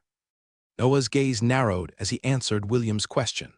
Any noble who dares to besmirch the honor of the commander of a knight order will be stripped of their title and their properties confiscated by the kingdom. Right? William nodded his head. The red-headed boy then faced the current Duke of the Road family and grinned evilly. Did you hear that, mighty Duke of Road? Because of your son's stupidity and arrogance, your noble title will be stripped from your generation. My condolences. Draven Rhodes, the current Duke of Road, looked back at William with a dumbfounded expression. Earlier, he was feeling smug because his son had beaten the new knight commander and announced it to everyone. However, he didn't expect that this petty act would cause him to lose his title. Andreas, who was seated on the left side of the king, laughed out loud. I see, the son of a duke dares to ridicule the head of a knight order. I, Andreas, am very curious. Just where does this brat get his confidence from? Does he think that a puny little branch sect can save his life? Andreas grinned evilly as if he was already looking at a dead person. The nobles seated behind him unconsciously shuddered because they remembered a scene that had happened a few years ago. There was once a marquis that had ridiculed Andreas when he had just taken the position as head of the Knight Order of Gladiolus. On that same day, the entire family of the Marquess were captured and beheaded by the Knight Order and their territories seized by them. Currently, Andreas' rank was that of a Marquess, and the properties he had right now belonged to the same Marquess that had slighted him. Draven couldn't allow such a thing to happen to his own family, so what if his son was a disciple of the Misty sect? Their main branch was in the central continent. How could they possibly interfere in the affairs of the Helen Kingdom? You unfilial son. Apologize to Lord William right now, Draven roared in anger. The Duke of Road charged towards the boy and forcefully made him kneel in front of William. Apologize? Duke Road grabbed his son's head and pushed it down on the ground. No, I will not apologize. Kingsley tried to fight back. Why should I apologize to a loser? What? He became angry because I said that he lost to me. Is that it? How petty. Is this what the Knight Orders do? Eliminate those who defeat them in a fair duel. The old hag from the Misty sect narrowed her eyes as he looked at the king of the Helen Kingdom. Your Majesty, are you sure you want to do this? Do you want to be on the black list of the Misty sect? Noah smiled as he looked calmly at the great elder of the Misty sect who was glaring at him. Misty sect? The corner of Noah's lips curled up in ridicule. Your sect has no power here. Did you forget? I merely allowed your sect to build a branch sect in my lands because you promised to abide by the laws of my kingdom. Right now, a disciple of your sect has broken the rules of my kingdom. No, Lady Miriam, I am not afraid of your Misty sect. If you don't like my rules, then you can take all of your disciples and scram. Lady Miriam gripped her staff in anger as tendrils of magic power condensed inside her body. However, before she could even do anything, she felt a very powerful killing intent that was as sharp as a blade pressing over her heart. Her instinct was telling her that if she continued what she was about to do, she would die before she could complete her spell. Miriam slowly dispelled the power she had gathered and sighed. She looked at the boy, Kingsley, whose head was being forcefully pressed to the ground by his own father. As the great elder of the Misty sect, being unable to protect one of her disciples was a slap to her face. If not for the killing intent that had threatened her life, she might have raised a ruckus in order to tell everyone in the Helen Kingdom that the Misty sect cannot be humiliated. Unfortunately, she didn't have the ability to make that plan a reality. After thinking for a while, Miriam thought of a plan that could at least save their sect's face from the current situation. I have a proposal, Miriam said. Since this incident is due to my disciples' arrogance, why don't we settle their grievances in a fair duel? All of us will stand here as witness that after this duel, both parties will put down the ill will they have for each other. How does that sound? Kingsley, who was being pinned down on the ground, struggled and raised his voice. "That's right. Do you dare to fight me in a fair duel? I'll show everyone just what kind of weakling you are. 4 years ago you lost to me and I hadn't even used my magic power in our duel. Do you dare fight me using my full power, or do you want me to give you a handicap? You want a fair duel? Sure, I don't mind. However, a simple duel without any stakes in it is boring," William replied. "How about we spice things up and place bets to make it more interesting?" "HMP, fine. Do you think I'm scared of a weakling like you?" Kingsley stood up and spat in disdain. "How about this? If I win, your position as the head of the Night Order will be mine." "Okay, but what can you possibly give me in return if you lose?" William glanced at Miriam. "What can the Misty Sect possibly offer me that is equivalent to the position of the head of the Night Order of the Helen Kingdom?" Miriam had a calm expression on her face, but deep inside she was sneering. She had already subtly scanned William's body and found out that he was void of any magic power. Kingsley was a talented magic swordsman, so she wasn't worried that the boy would lose in the duel. She was even looking forward to seeing her disciple cripple the arrogant boy in front of her. "What do you want in return?" Miriam asked. "What I want is really simple." William glanced at his ex-fiancée for a brief moment before facing the old hag once again. "I want you, and all the representatives of the Misty Sect, excluding Rebecca, to kneel in front of me and say you are the most handsome half-elf in the southern continent. No one in the world is more handsome than you." The members of the Angorian War Sovereign rolled their eyes because of their commander's antics. They had already gotten used to his narcissism and simply treated his actions like the passing wind. "That's it?" Miriam inquired. "Yes, that's it." William crossed his arms over his chest. "Simple, right? Very well, I accept this condition." Miriam then looked at Kingsley with a serious expression. "If you win, I will allow you to train inside the cold prison for half a year. I will also give you 3 high-grade magic crystals as a reward for your victory." "I will not fail you, great elder." Kingsley bowed respectfully. Deep down, he was very excited by the rewards that were promised to him. Training inside the cold prison and acquiring high-grade magic crystals would speed up his cultivation and allow him to break through to the next rank. "Well then, shall we start?" William asked. "Let's," Kingsley answered. "I will make you regret this." William didn't reply and just walked towards the center of the venue, away from the crowd. He had forced the current situation using his authority as the head of the Angorian Night Order. Why did he do this? The reason was really simple. He needed a demonstration of his power and authority. He knew that even though he was now officially recognized as the head of a rising force, his impression on the nobles and the students was still not enough for them to recognize his authority. Fortunately, Kingsley acted according to the script and couldn't keep his arrogant mouth shut. The disciple of the Misty Sect in front of him had donned his own armor in preparation for their battle. Like he had declared earlier, he would be using his full power to humiliate William in front of the nobility of the Helen Kingdom. William waited patiently for his opponent to finish his preparations and simply stood with his arms crossed over his chest. "The grudge I held from long ago will now be repaid in full," William mused. "I just hope that I don't accidentally kill him in the process. While that would be unfortunate, I have to give His Majesty some face. This will allow him to look good in the eyes of the other nobles." While William was thinking these things, he felt a heated gaze in the distance. The red-headed boy casually turned his head to see who was staring at him, and found a beautiful girl with long blonde hair and blue eyes looking at him anxiously. William smiled and waved at Wendy. This action of his was seen by everyone, and their eyes locked on the girl whom the handsome half-elf had waved at. Lawrence eyed the young lady who had visited their domain many times in the past. With a glance, he could tell that Wendy liked William, and the latter seemed to have good feelings about her too. The old fox of Griffith felt his liver itch when he saw Wendy's face turn beet red when William waved at her. Not good.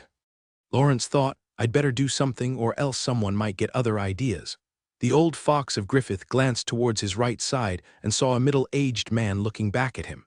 The man still looked handsome, even in his middle years, and he was looking at Lawrence with a calm expression. He was none other than Spencer's and Wendy's father, Joaquin Armstrong, the current Duke of the Armstrong Duchy. Spencer had already written a letter to him telling him of Wendy's infatuation with his head prefect. The reason why Joaquin came to the academy was to have a better look at the boy who had caught his daughter's fancy, and see if he was a possible candidate to become his son-in-law. The two men stared at each other for half a minute before averting their gaze to look back at William. Both of them weren't able to read each other's thoughts. But one thing was clear: they would look at the results of this duel first before making their final decision. "I'm ready," Kingsley announced. "Let's begin, all right." William stood straight and placed his arms on the sides of his body. "Let's start. You can attack me anytime. Don't blame me if I accidentally kill you," Kingsley stated. "It's been a while since I've used my full power. Don't worry. Even if you team up with that old hag from the Misty Sect. You won't be able to kill me. Are those your last words?" William didn't reply. Instead, he yawned, as if ridiculing Kingsley's attempt to taunt him. Kingsley unleashed all of his magical powers and gathered it in his sword. Manifesting a sword aura, final phase Phoenix Annihilation. Kingsley roared as he became one with his sword and charged at William like a burning blue comet. Miriam clenched her fist in triumph because Kingsley initiated the third strongest move of their Misty Sect. Its power was enough to create a 200-meter-wide crater and annihilate everything within range. She was not worried about getting caught in the friendly fire because the court magicians had already established a magical barrier to prevent the bystanders from getting hurt. "You will pay for your insolence." Miriam sneered as her eyes focused on the arrogant boy that was about to die a miserable death. However, what she saw made her feel that something was amiss. "Why isn't he moving?" Miriam thought. Everyone in the venue had the same thought, and they were wondering why William was just standing there like a street lamp. Finally, when the blue comet was only meters away from the red-headed boy, William raised his hand and casually threw a punch, just a simple punch, and it made everyone's eyes widen in surprise. A powerful shockwave erupted from the collision of William's punch and the blue comet. In that brief moment, the comet shattered into a shower of sparks, and William's fist connected with Kingsley's chest. The arrogant boy spat out a mouthful of blood before his body was blown away due to the force of William's casual strike. In the eyes of others, it was just a simple punch, but it was actually William's strongest attack. Sid felt his heart itch when he saw the same move that defeated him a few weeks ago. He knew from first-hand experience how deadly William's blow was. If he wasn't wearing the special armor given to him by his master, he might have died back then. "So weak," William muttered. "I only used 20% of my power and it's already over. Are the disciples of the Misty Sect really this weak?" The boy's words, which were filled with ridicule, brought everyone out from their trance. Alina, Rebecca's master, rushed in the direction of the fallen boy to check his condition, just like her great elder Miriam. Alina thought that the one who would have a miserable ending was William. Never in her wildest dreams did she consider that Kingsley would be the one to suffer such a tragic end. Suddenly, a notification appeared on William's status page. When he read the message, he almost laughed out loud due to the irony of it all. "Hidden quest has been cleared. Vengeance is always an option. Reward: 2,000 God points." William didn't even bother to look at Kingsley and walked in the direction of the representatives of the Misty Sect. As he came closer, the Misty Sect disciples felt their hearts beating wildly inside their chest. They were feeling anxious. Although the handsome half-elf was smiling, they felt that they were about to be sent to the gallows to be hanged. Miriam calmly looked at the boy and stepped forward. She was about to say something, but William had cut her off before she could even say a word. "Now I'll know if the Misty Sect has any integrity or if they are just one of those third-rate sects who don't have any sense of honor and dignity," William said in a very casual way. "Everyone here will serve as a witness and see for themselves just what kind of organization the Misty Sect is." William ignored Miriam and stared straight at Rebecca. "Everyone will know if the Misty Sect is just as good as you thought it would be." Rebecca's face remained calm as she returned William's gaze. 4 years had passed, and she had become more beautiful than the last time William had seen her. However, William was no longer the same innocent boy he was back then, who was easily affected by beautiful appearances. The red-headed boy gave Lawrence a sidelong glance before turning his head back to Miriam. "Well then, are you going to kneel or not?" William asked. Miriam gripped the staff in her hand tightly. William didn't give her any opportunity to negotiate. He even shamelessly pushed her into a corner and used the name, honor, and dignity of the Misty Sect as blackmail material to force her to make an important decision. Ignore the deal that she had made with the boy and have the Misty Sect labeled as an organization without honor, dignity, and integrity. Or accept the humiliation with gritted teeth as they kneeled in front of the young teenager in front of them. If they chose the second option, Even if they adhered to the deal, it would become a black stain in their life. If they didn't do it, then all the nobles in the Helen Kingdom would look down on their sect. The worst part about this was if the news spread to the central continent. Miriam didn't dare think of the consequences that would fall upon her head if this news came out. Their sect master would definitely rip her head off her shoulders in anger if she were to bring shame to their organization. The nobles of the kingdom were waiting for Miriam's decision. Although they didn't like the boy and they had conflicts with each other on a daily basis, when it came to external forces, they would always stick together as pillars of the kingdom and lay down their differences for the greater good. Miriam sighed as she slowly knelt on the ground. She had been the great elder of the Misty sect for many years, and never in her life had she experienced being forced to kneel in front of someone. Usually it was others who knelt before her to beg her for forgiveness. Sometimes they would beg her, while kneeling, in order to ask her for a favor. The moment her knees touched the ground, she felt as if the world had lost its color. The disciples of the Misty sect tearfully followed their elder's action and kneeled on the ground as well.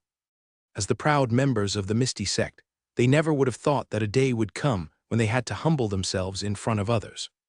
William crossed his arms over his chest and looked down on Miriam as if he was looking at an insect. Miriam looked up on the boy that she had greatly underestimated. The half-elf wasn't that tall, but for some reason she felt like she was looking up at a towering mountain, a mountain whose peak she couldn't see. Her lips trembled as she forced herself to speak the words that they had agreed upon before the duel started. "You are the most handsome half-elf in the southern continent," Miriam said through gritted teeth. "No one in the world is more handsome than you." William nodded his head and turned his attention to the Misty sect disciples. He was looking at them with a "what are you kids waiting for" expression on his face. "You are the most handsome half-elf in the southern continent. No one in the world is more handsome than you." William shifted his gaze to the beautiful young lady that he had exempted from kneeling in front of him. The so-called genius that was born every 200 years. The girl that his grandfather had asked to become his fiancée when he was still a 1-year-old baby. 3 years from now, I will climb the peaks of the Misty sect to look for you, William announced. I will make you understand that in the face of absolute strength, your talent and beauty are meaningless. The reason why I didn't choose to make you kneel today is because you are also a noble of this kingdom. However, 3 years from now, we will be fighting on your home turf. Wash your knees until then. I will make sure that you properly kneel in front of me. William then glanced at Rebecca's mother, Agatha. I am someone who holds grudges, William stated. I will make sure to return every insult, every ridicule that I have received tenfold. Wash your neck until then. William didn't bother to wait for Rebecca's or Agatha's reply and walked away. He had already said what he wanted to say, and there was no use staying in this place. Dave's Griffon, Lionheart, landed a few meters away from William while pulling the golden carriage. The half-elf was about to climb it when Noah gave him a reminder. Lord William, tomorrow evening there will be a banquet held at the castle in your honor, Noah stated. I'll be waiting for you there. By your will, your majesty. William pressed his fist over his chest to salute Noah before climbing into the carriage. With an arrogant screech, Lionheart ran and soared towards the sky. Soon, the members of the Angorian war sovereign, along with their magical mounts, formed a protective formation around the carriage. Andreas watched this scene with a mischievous smile on his face. He wanted to talk to William, but the boy had decided to return to his own division in order to escape mingling with the noble households. What an interesting junior, Andreas thought. I'd better have a talk with him tomorrow. Noah watched as his new knight order disappeared into the horizon. He was very satisfied with William's show of authority. It allowed the nobles of the kingdom to feel good about themselves because even the haughty Misty sect had no choice but to bow down to a knight commander of their kingdom. Lawrence looked at his granddaughter, who still had the calm expression on her face, before glancing at his daughter-in-law whose face had gone pale from fright. Did you see it? Agatha, Lawrence asked. That is the same boy you called a filthy shepherd 4 years ago. You'd better make sure not to annoy or slander him again in the future. I don't want to see my son forced to relinquish his noble peerage because of your short-sightedness. The old duke's veiled threat made Agatha's face even paler. She had never regretted her decision to try to break up her daughter's marriage agreement in the past. But now, things have changed. William was no longer the lowly shepherd that she had ridiculed in the past. He was now in a position of authority. Not only that, he had even forced the Misty sect, who was well known in the central continent, to Neil, Agatha had clearly heard William's words that he was someone who held grudges. She had already seen how ruthless he could be, so she didn't dare find out what kind of revenge the boy would have on her if she provoked him further. Lawrence saw his daughter-in-law's troubled expression and decided to leave it at that. As an old fox, he understood William's intention and even praised him for paving a path for his granddaughter's success in the Misty Sect after making their 7-year duel known to everyone. It would force the Misty Sect into pooling all of their resources into making Rebecca stronger. That way, she would be able to beat William in their duel and recover their sect's prestige. Lawrence glanced at Joaquin, who was currently looking at Wendy's blushing face. The young lady, who was the same age as Rebecca, was clearly infatuated with William. The old fox's scheming mind started to turn its gears, although he didn't know what the outcome of the 7-year duel would be. It would be best to have a talk with Joaquin and lay out some conditions between the two of them. Mordred had a very smug expression on his face as his peers looked at him with newfound respect. He wanted to shout and tell everyone, "I was the one who raised that kid," and similar boastful words. But he knew that it was a lie, so he didn't proceed with his plan even so. He was very proud of William's domineering performance, which made the other nobles reel in their arrogance. Even those who ridiculed him earlier were keeping quiet for fear that he would remember them. Tusk. "You lot are lucky that I'm not my father," Mordred mused. "If my father were here, all of you would be puking blood because of his shameless demands for compensation." Mordred turned his head to look at the hooded figure in the distance. His father didn't come to witness William's ceremony because the Sword Saint would be there. The two of them would definitely not be able to control themselves and land blows on each other. Aramis brand Caliburn. Mordred narrowed his eyes. Although Mordred didn't want to admit it, he admired his father's nemesis. The reason, because he was the only man that his father had considered a worthy opponent among all the experts in the entire world of Hestia. "Sure know how to make a ruckus," ESD said as he stared at the handsome half-elf who was lying on the couch. "I missed you too, ASD," William replied as he looked at his good friend, whom he hadn't seen for a month.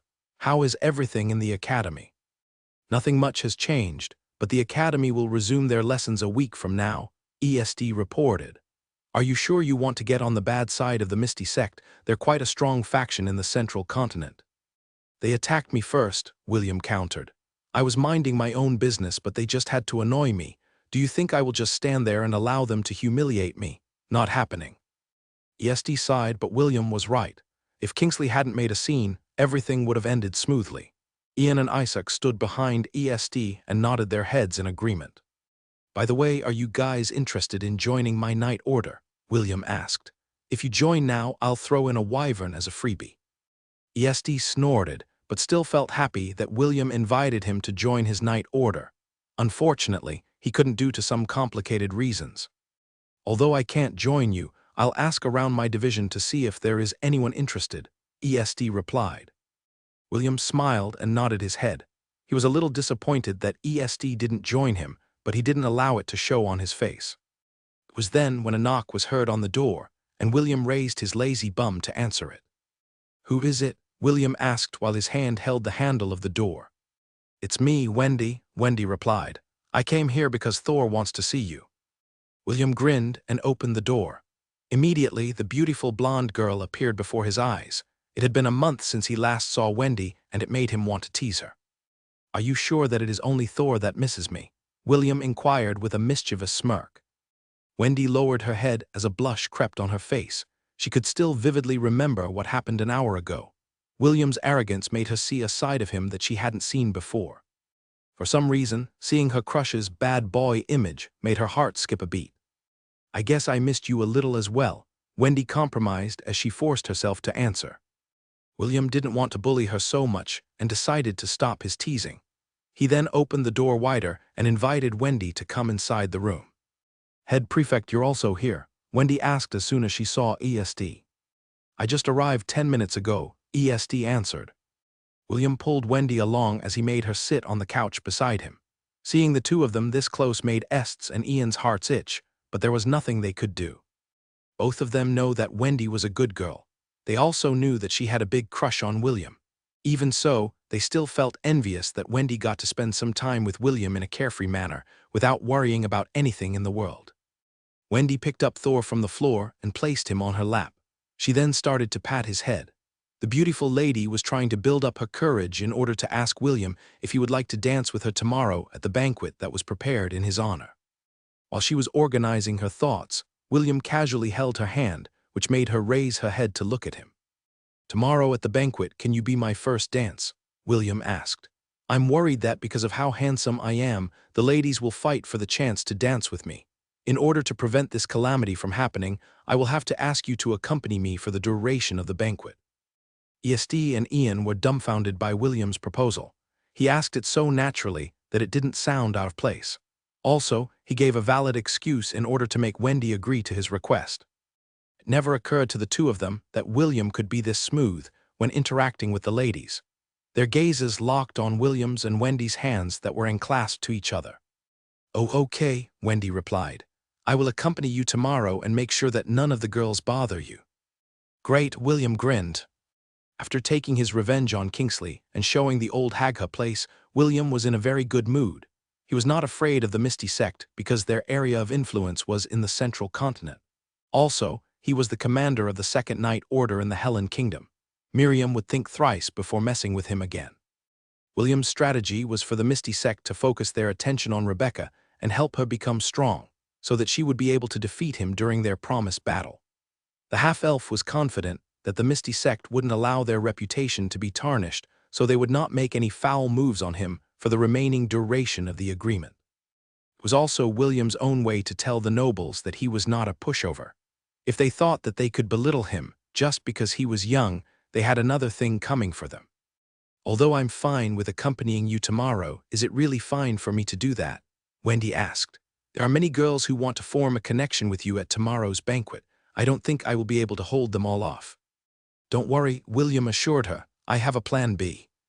"And just what is this plan B of yours?" Ian asked. He wasn't able to stop himself from asking the smug-faced boy who was still holding Wendy's hand. If looks could maim, William would have already been castrated 100 times over. William glanced at Ian and snorted. "You'll find out tomorrow. I'm not telling you anything." Ian clicked his tongue, but didn't continue the argument. He had come to know that arguing with William was pointless because the red-headed boy has a thick skin. "Ah, why didn't I think of this sooner?" William said as he returned his gaze to Wendy. "Would you like to join my night order?" Wendy's eyes widened in surprise. Truth be told, she was hoping that she could join William's night order so she could become closer to him. "Can I?" "Of course you can. If you like, you can be assigned to my personal night squadron." William glanced at ESD, who had a frown on his face. "Will you allow her to join my night order?" ESD reluctantly nodded his head. He didn't have a reason to stop Wendy from joining William's night order because he knew that William needed more talented people under him. However, he was worried that William and Wendy would become closer if the two were left alone, so he decided to use a method to prevent them from taking their relationship to the next level. "Can you let Ian also join your night order?" ESD asked. "He's a very capable warrior. I'm sure that he would be a great addition to your ranks." "No," William replied in a heartbeat. "Why would I allow this snot-nosed pansy to join my night order? No way." Ian raised an eyebrow, but he kept his silence. He was wondering what ESD was up to, so he decided not to make a move that might jeopardize his young master's plan. "Listen, the way things are right now, it would be hard for you to move around without people proficient in magic," ESD explained. "Also, even though the two of you argue a lot, Ian would not do anything that would put your night order into chaos." William leaned back on the couch and considered Est's proposal. It was true that although he argued with Ian a lot, he had a feeling that he could put his trust in the snot-nosed pansy who was always trying to pick a fight with him. Having Ian around was better than having complete strangers become part of his personal night squadron. "Fine, but I have a condition," William stated. "From now on, you are not allowed to purposely anger me again. Also, after you join my night order, you will call me sir. If you can agree to these two conditions, then I will allow you to join my organization." Ian glanced at ESD, and the latter nodded his head. Est's loyal retainer knew that he had been entrusted with an important mission by his young master. Although he didn't know the full details, it would be best to agree to it for now and consult with ESD later when they returned to the Magic Division class. "Very well, I promise," Ian replied. "I will do my best to be of service to you, sir." ESD looked at his trusted retainer while sighing inside. This was the only thing he could do to monitor William's actions. As a new Knight Order under the King's banner, there were a lot of expectations that were placed on William's shoulders. ESD was hoping that by adding Ian as his supporter, he would be able to ease his friend's burden, even if it was only by a little bit. William looked in the mirror and smiled. He then turned his body left and right to see if there was something wrong with his attire. Seeing that everything was in place, he struck a cool pose and faced his mama, who was lying on the floor, along with Daya, Thor, and Ragnar. "What do you think, Mama?" William asked. "Am I handsome or am I handsome? How about my clothes?" "Right, Aunt Helen gave these to me before we left Launt." Ella bleated softly and assured William that his clothes looked good on him. Daya, who was resting on Ella's head, slithered towards William. She then climbed his body and coiled up around his neck like she usually did. Thor and Ragnar, on the other hand, barked in order to show their support to their master. "I'm sorry I can't take the three of you to the banquet," William said as he gently rubbed Daya's head before removing her from his neck and placing her back on Ella's head. "Mama, please, look after them for me." Ella nodded her head in understanding. "Me." William knew that it would be a bad idea to bring the three kids to the banquet. Although he was not worried that other people would try to capture them under the watchful eye of the guards in the palace, there might be powerful individuals who would be able to discern their monster breeds. Were that to happen, he knew he would have just invited trouble to come knocking on his door. Hence, why he decided that it would be best to let them stay under Ella's care. William looked at the clock hanging on the wall and decided that now was as good a time as any to leave the academy. He waved goodbye to his small family as he walked towards the door. It was at that moment when a notification from the god shop arrived and caught William's attention. "Attention to the devout followers of the gods from the 10,000 temple. Great rewards are waiting for each and every one of you. The god of alchemists has issued a commission that is open to everyone. He is currently looking for extremely rare and potent ingredients that he will use for his experiments. If any of you are able to acquire the items on our list, please send a message to me, Mercurius, the manager of the god shop, directly. I will assist you in transporting the materials to the alchemy god free of charge. However, anyone who sends me troll messages will immediately be banned from using the god shop for 100 years. Here is the list of materials that the alchemist god is looking for, and the rewards associated with them. Spring of Life 100,000 God points. Baphomet's Horn 50,000 God points. Leader of Empyrean's Blood 20,000 God points. Ink of Kraken's 10,000 God points. William checked the materials listed by the god of alchemists one by one, in the hope that there was something that he could exchange for god points. After reading the entire list, the half-elf scratched his head because everything that was written there were extremely rare materials. Ink of Kraken's, William snorted. "I'd die before I could even approach that thing." The list was long and there were over 100 ingredients listed in it. Although he was tempted, there was nothing he could do about it. William put the matter of the god of alchemists to the back of his mind. Right now, he didn't have the time nor the ability to hunt for these materials. For now, he needed to focus his attention on the banquet that was prepared in their honor. As he walked outside the Solaris dormitory, William noticed that all the members of the Angorian war sovereign had lined themselves up to welcome him. All of them were mounted on their hippogriffs. Conrad and his wyvern stood beside the flying carriage, like a bodyguard, waiting for the VIP to arrive. Kenneth, Priscilla, Spencer, and Drake stood near the carriage, and each of them looked amazing in their attire. Dave stood beside the carriage door and waited for William to step close enough so that he could open the door for his commander. Since they were the main stars of the banquet, all of them would accompany William to show their faces to the nobles and other influential figures of the Hellen Kingdom. The commoners who were part of the Knight Order couldn't hold back the grins on their faces. This was a dream come true for them. With the help of their new rank, it would not be difficult to marry into the nobility and enjoy a few luxuries while they were at it. The students of the martial classes that had left during William's invitation meeting couldn't help but regret their decision. They watched this scene from afar with jealousy. However, what was done was done. The only thing they could do now was to wait for another opportunity to hug William's thigh and never let it go again. When William and the rest of the officers were safely inside the carriage, Dave returned to the coachman's seat and nodded his head to Conrad. "Let's go." Conrad patted his partner, and the wyvern flapped its mighty wings to soar to the sky. The hippogriffs followed suit and joined their knight captain in a V formation.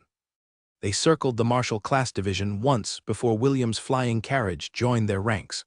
As usual, he was in the center of the formation, protected by an impressive aerial platoon of magical beasts. "Circle the academy once," William ordered. "Show them how impressive our knight order is."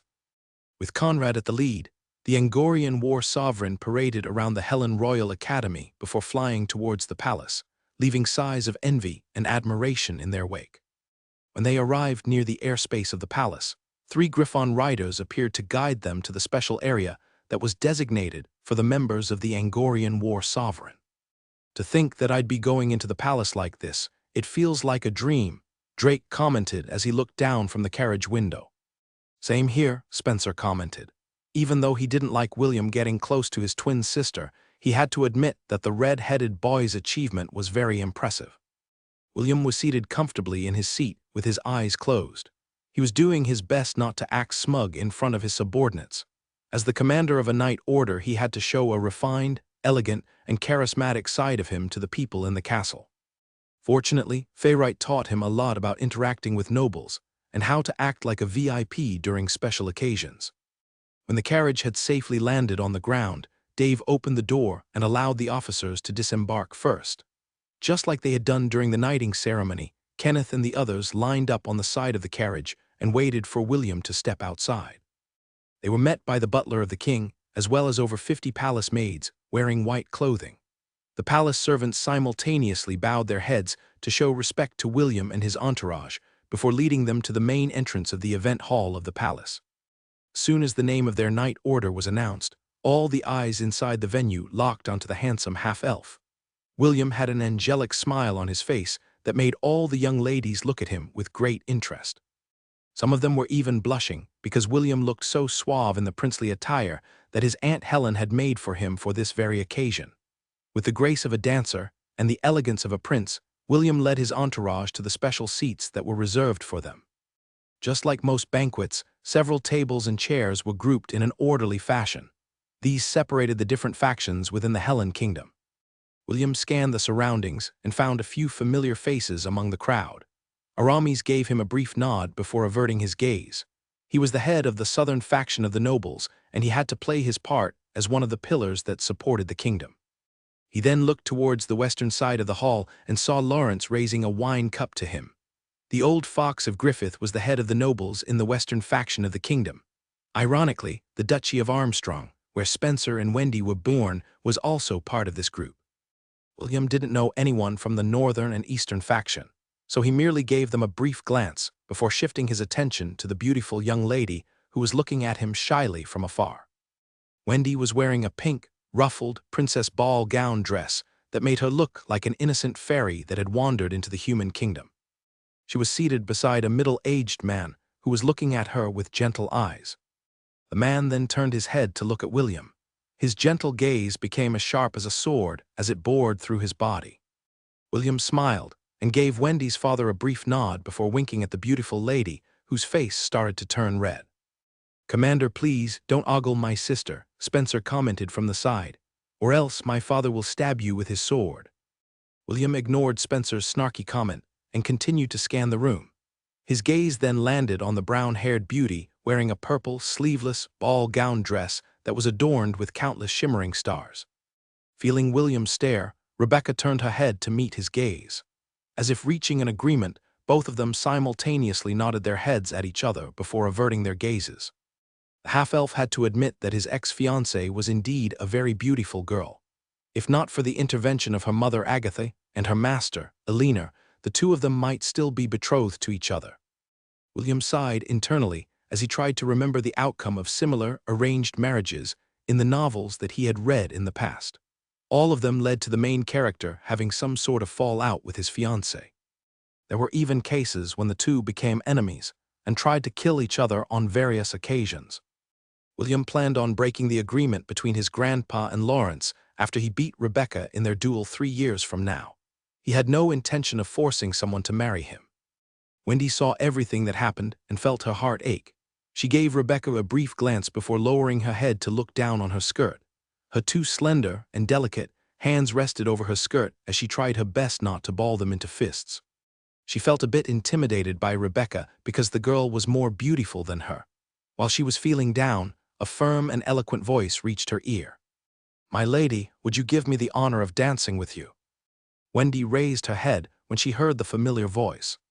A pair of light green eyes that shone like emeralds looked at her with a gentle gaze. William posed in a gesture of invitation and patiently waited for Wendy's reply. Ironically, the one who answered William's invitation was not Wendy, but her father, Joaquin Armstrong, the current Duke of the Armstrong Duchy. "Go on, Wendy," Joaquin commented. "The Knight Commander is asking for a dance. It would be impolite to reject his invitation." "Why, yes," Wendy stuttered as she placed her hand over William's. William smiled and nodded to Joaquin while giving him 2 thumbs up in his heart. The reason why he approached Wendy was to know what her father thought of him. After hearing Joaquin's comment, William was sure that the latter didn't hate the idea of his daughter having a relationship with him.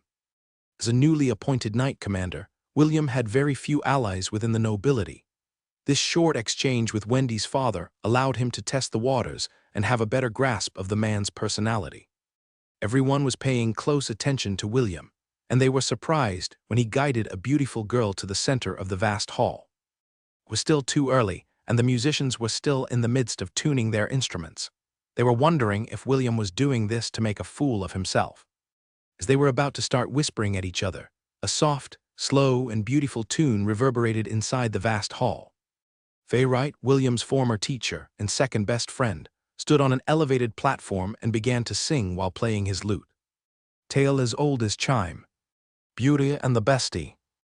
Everyone watched as the pair danced in the center of the hall. With great interest. As the only daughter of a noble household, Wendy was taught many things when she was young, and among those was dancing. She was a very good dancer, but even she was amazed at how good William was when it came to dancing. William, who had been trained by Fayrite, not only excelled in singing, but dancing as well. The bard made sure that William would be able to dance properly even if he was dancing with princesses and queens. "I didn't expect that you would also be good at dancing," Wendy commented as the two danced on the dance floor. William held her waist firmly as he guided Wendy to do a twirl. He then smiled and stared at Wendy in the eyes, which made the young lady's heart beat wildly inside her chest. "I'm a jack of all trades," William said with pride. He then playfully lowered his head to whisper something in her ears. "There are plenty more things that I can do that you don't know about." "Like what?" Wendy whispered back. William's confidence was starting to rub off onto her, and she was feeling bolder with each passing second. "This and that," William replied. There was no way that William could tell her that he could be whatever he wanted to be. If not for the fact that his powers were sealed, there was a high chance he would have become the head prefect of the magic division, instead of EST. Although the two were just whispering at each other, those who were watching thought of their actions as a sign of intimacy. Lawrence gave Joaquin a sidelong glance before shifting his gaze towards his granddaughter. Rebecca wasn't looking at the two. Instead, she had focused her attention on controlling the snowflake in the palm of her hand. The old fox of Griffith sighed in his heart as he shook his head helplessly.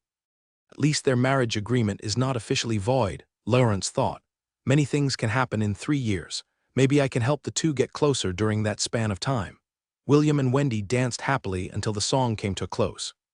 After the two made a curtsy at each other. A round of applause reverberated in the hall. Wendy's face immediately turned red because she had completely forgotten that they were inside the palace and not the academy. William, seeing his partner's reaction, came to the rescue and guided Wendy towards the tables where his knight order was stationed. The banquet was held in order to honor him and his subordinates. So it was perfectly normal to have Wendy join his table because she, too, was an official member of his knight order. William's plan was simple. Wendy sat on his right, while Priscilla sat on his left with 2 beautiful ladies at his side.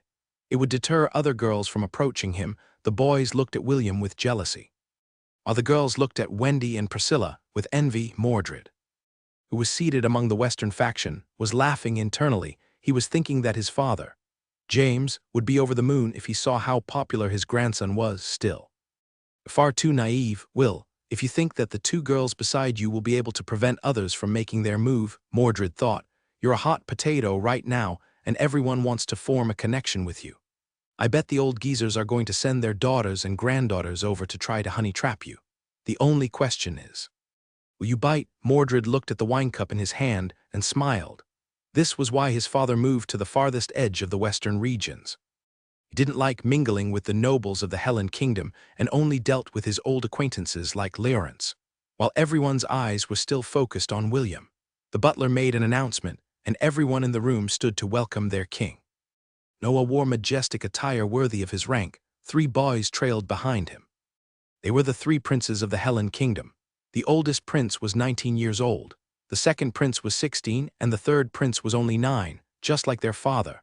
They had all inherited his good looks, and many of the noble ladies looked at them with admiration. Of course, among the 3 princes, it was the crown prince that garnered the most attention. Lionel Arthur Vi Hellen, the crown prince of the Hellen kingdom, was the object of affection for most noble ladies in the kingdom. As the crown prince, he would be the future king when his father retired from the throne. Naturally, such a position of power was irresistible to the noble households, and all of them wanted one of their daughters to become the lucky girl that would catch the prince's attention. The second prince, Rufus Patrick Vi Hellen, was younger than him by 3 years. However, the second prince was a bit special. Just like Rebecca, Rufus was also hailed as a rare genius. As a prince of a kingdom, all the necessary resources were given to him in order to ensure his growth. He was a genius battle mage that had been trained exclusively by the kingdom's grand archmage, Emrise. There were even rumors that after his coming-of-age ceremony, the title of crown prince would be switched to him. Although these rumors were unfounded, the king himself didn't put a stop to these rumors. It was as if Noah was still thinking of who, between the first and second prince, would be worthy of becoming his successor. The last prince, Ernest Louis Vi Hellen, shared his father's name. The young prince was born with grade S talent in magic and had been under the personal care of the dean of the Hellen Royal Academy. Simon, perhaps due to him being the youngest, the queen spoiled him more than his older brothers. Ernest was a young scholar, and his craving for knowledge was well known to the king and his ministers. Simon even proposed that when Ernest reached the age of 12, he should be sent to the most prestigious academy in the central continent, which was the St. Hestia Academy, where the geniuses of the world gathered. The dean was hoping that his pupil could be away from the conflict between the first and second prince as they subtly battled for the throne in the shadows. Noah gazed at his subjects with a smile. He then raised his hand and asked everyone to sit down and enjoy the banquet. At the corner of the banquet hall, ESD stared at the king as well as the 3 princes by his side. His face was as calm as a still lake, but inside his heart, faint ripples started to move across the water. Ian and Isaac looked at their young master with worried faces, but none of them moved to comfort him. "Don't worry," ESD said without turning his head to look at his 2 royal retainers.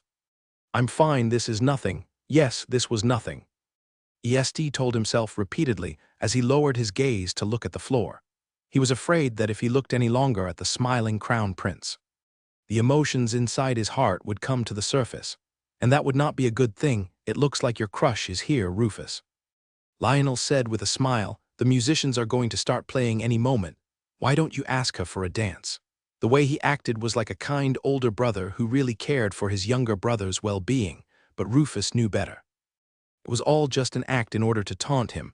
Lionel knew that Rufus had a big crush on Rebecca because she was the genius, Ice Princess, that had a perfect grade talent, a lady that his younger brother had admired for many years, but didn't dare to talk to.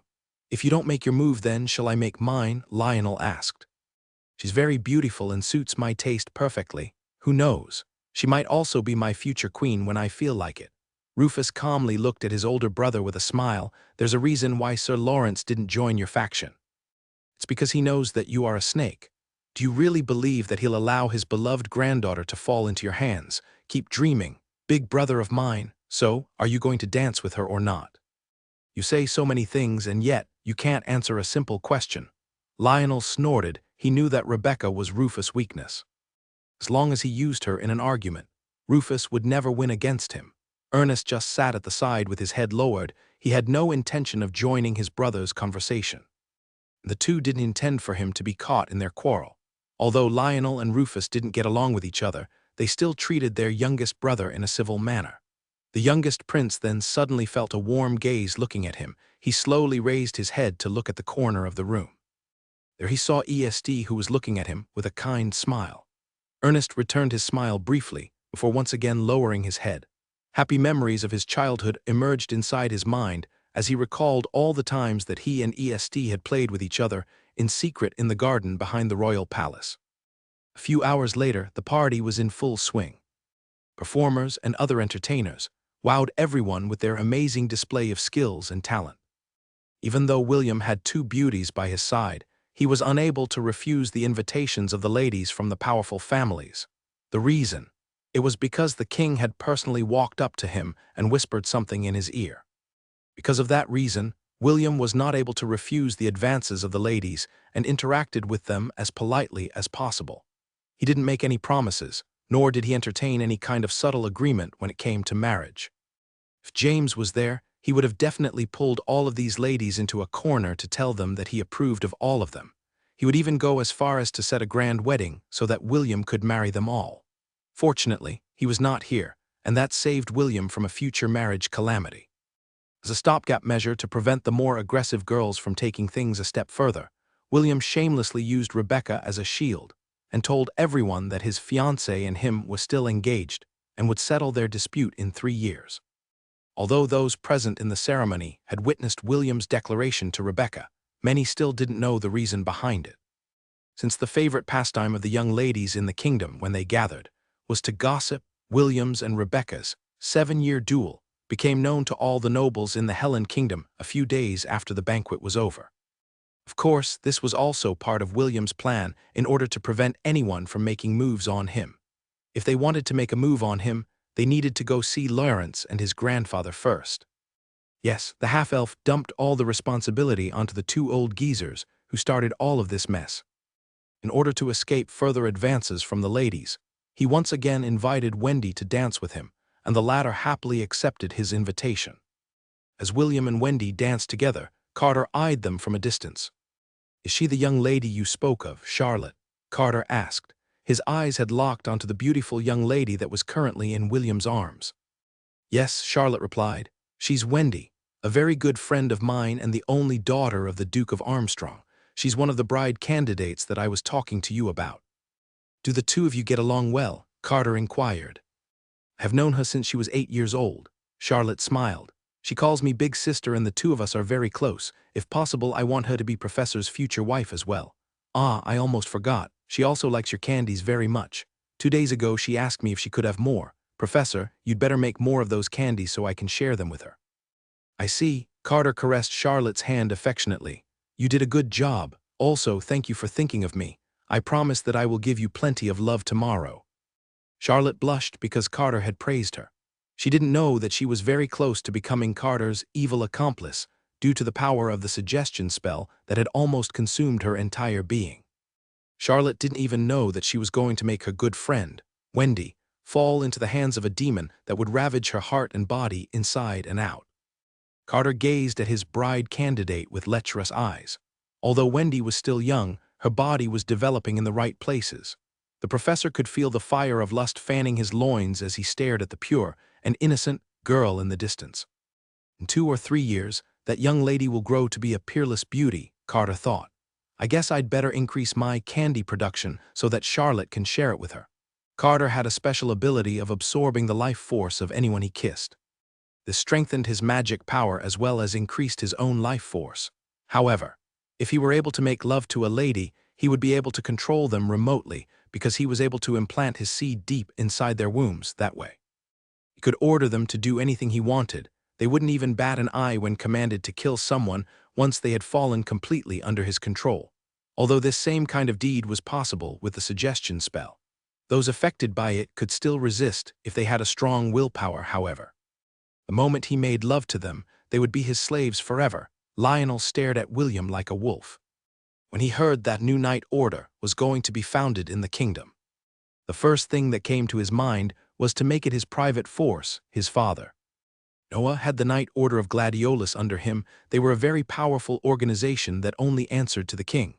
They also carry out special missions, For the kingdom that would impact the lives of its citizens, Lionel had always thought of himself as the next king of the Helen kingdom.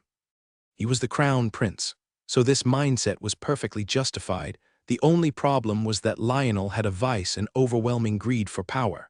Whenever he heard that a talented individual had appeared, he would immediately send his subordinates to bribe them to come under his wing, if not for the fact that the Misty sect had sought out Rebecca first. He would have done everything in his power to put the beautiful lady under his command. Unfortunately, even if there was no Misty sect blocking his way, the old Duke of Griffith, Lawrence, would not allow him to do as he wished. Lionel still wondered why the old fox was opposing him. The prince couldn't remember any incident that made the two of them clash, and yet Lawrence would always treat him in a cold manner, even if he tried to be chummy with him. Truly a shame. Lionel thought, although he was not in love with Rebecca, he had to admit that she was a lady worthy of his rank, as a rarely seen genius that was born every 200 years. Who had a body that was blessed with a perfect grade talent. It was impossible not to be moved, truth be told. The lady that Lionel wanted to marry was none other than the third princess of the kingdom of Frisia. When he met her during a conference of the four kingdoms, he had fallen in love with her at first sight. The third princess always wore a veil to cover her face. If not for that hunting accident when she had fallen off her horse, and he had saved her, he wouldn't have had the opportunity of seeing the face behind the veil. Lionel had only seen her face for half a minute. But it was more than enough to make him hopelessly in love with her. This was another reason he had for wanting to seize the throne. He wanted to negotiate with their long-standing ally for a marriage between their two kingdoms.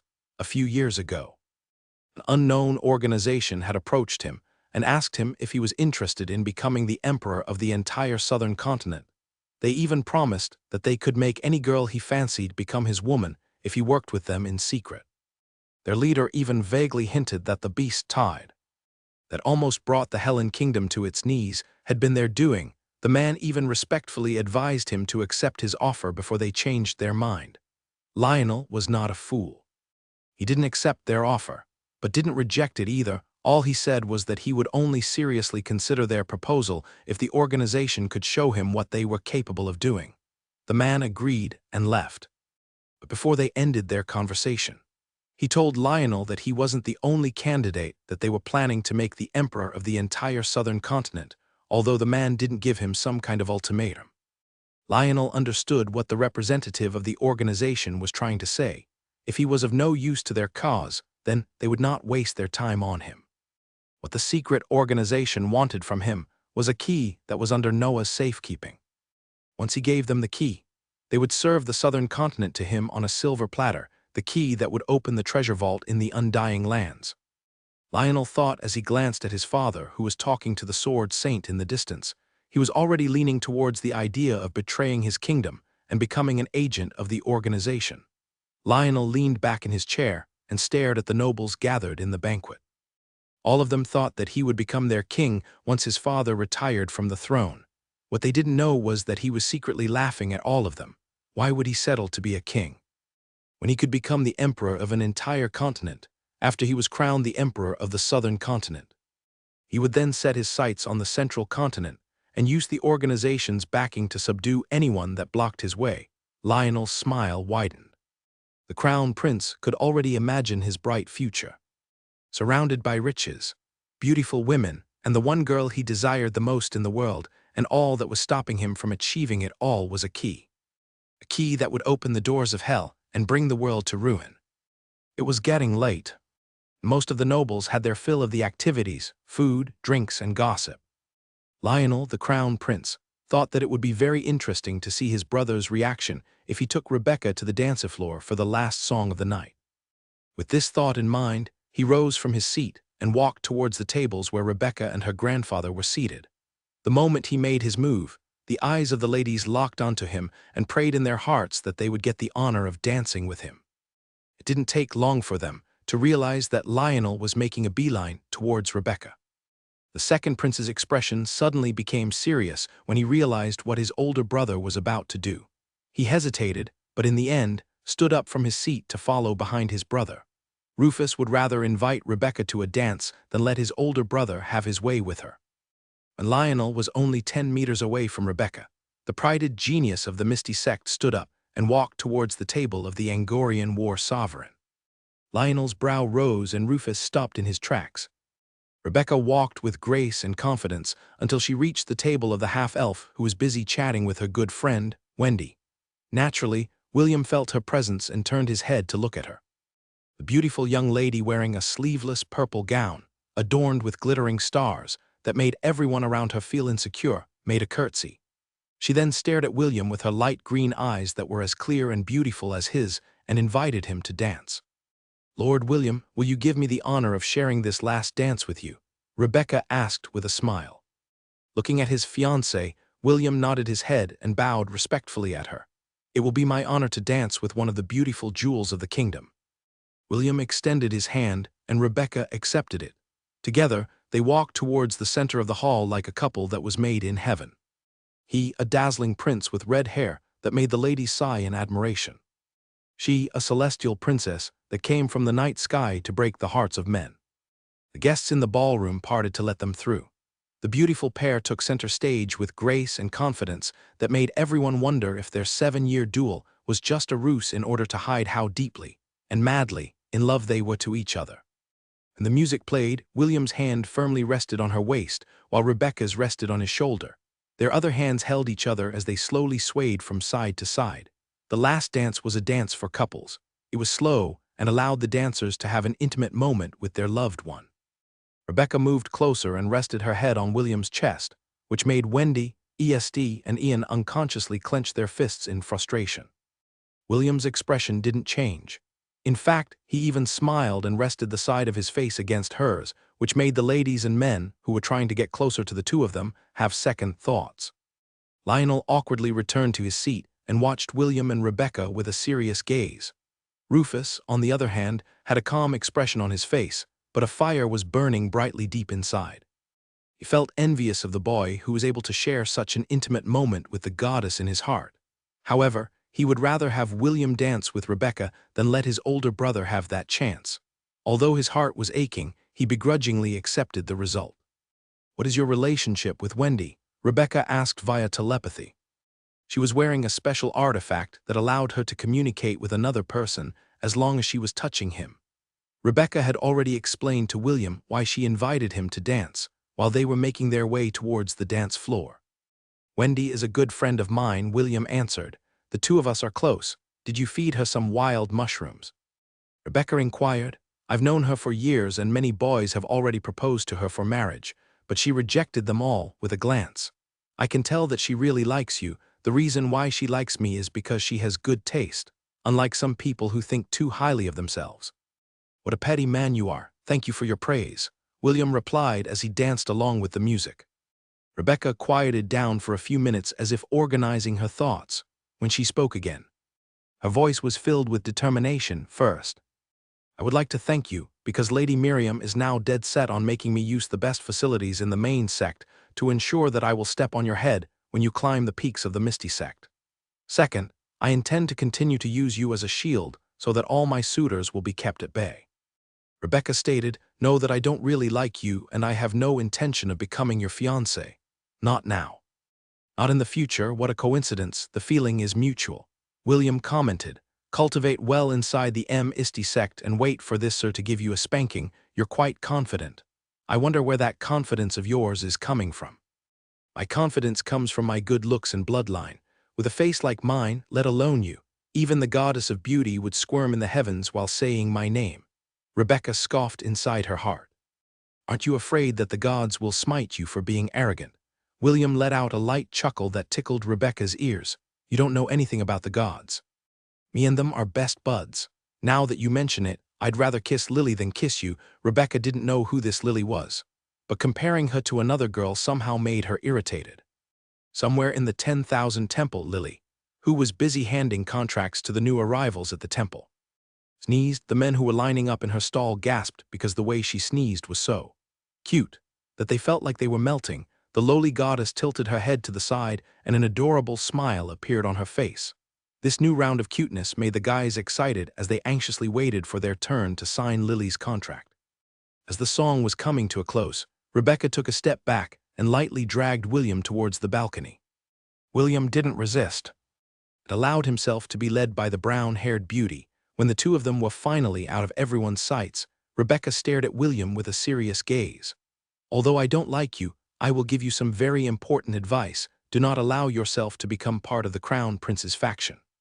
He is a snake and cannot be trusted." William retained the calm expression on his face when he heard Rebecca's warning.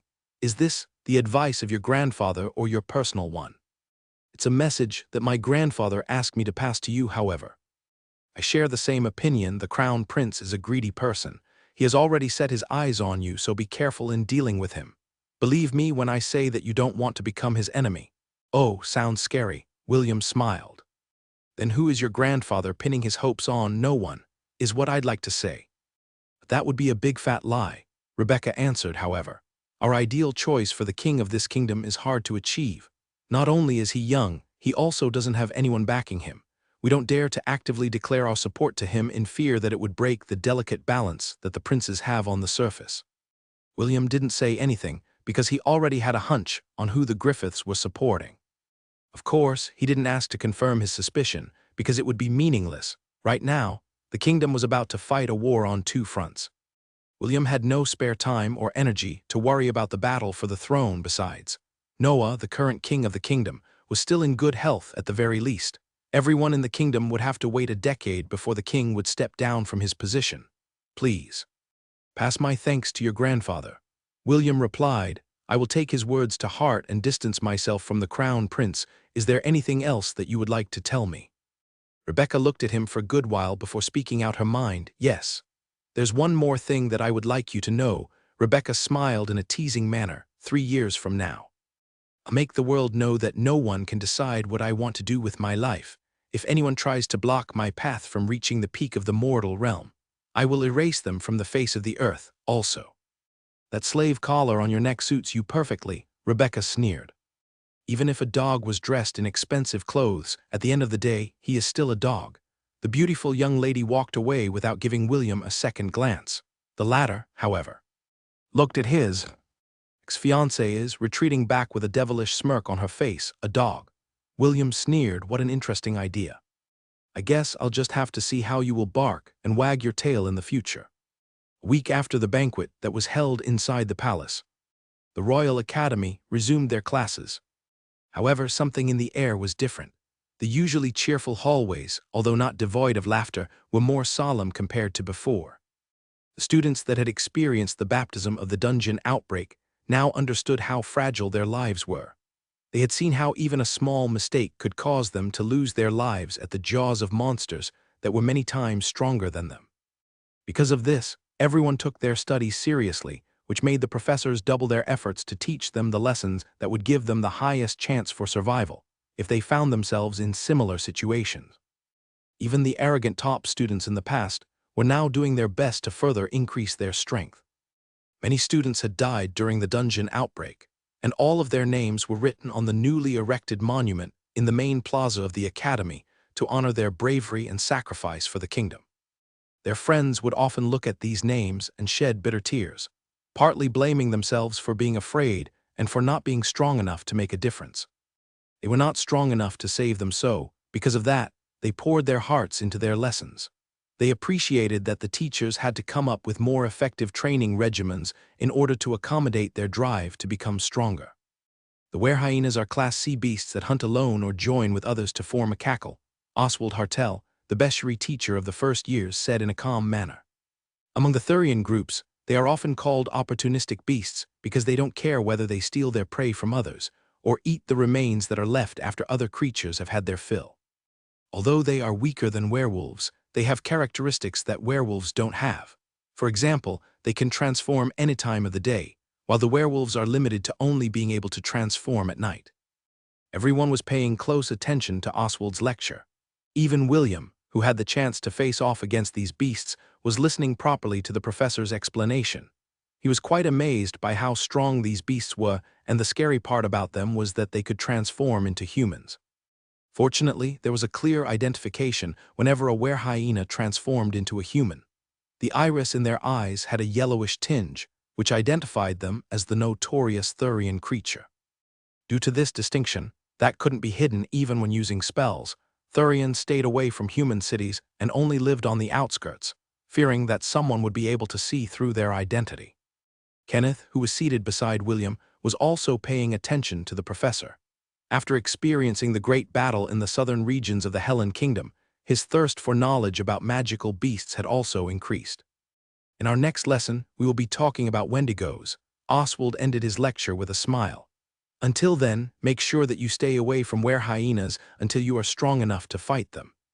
With that final reminder, Oswald left the room. Classes for the day were now over. The classes inside the Royal Academy started at 9 in the morning and went until 2 in the afternoon.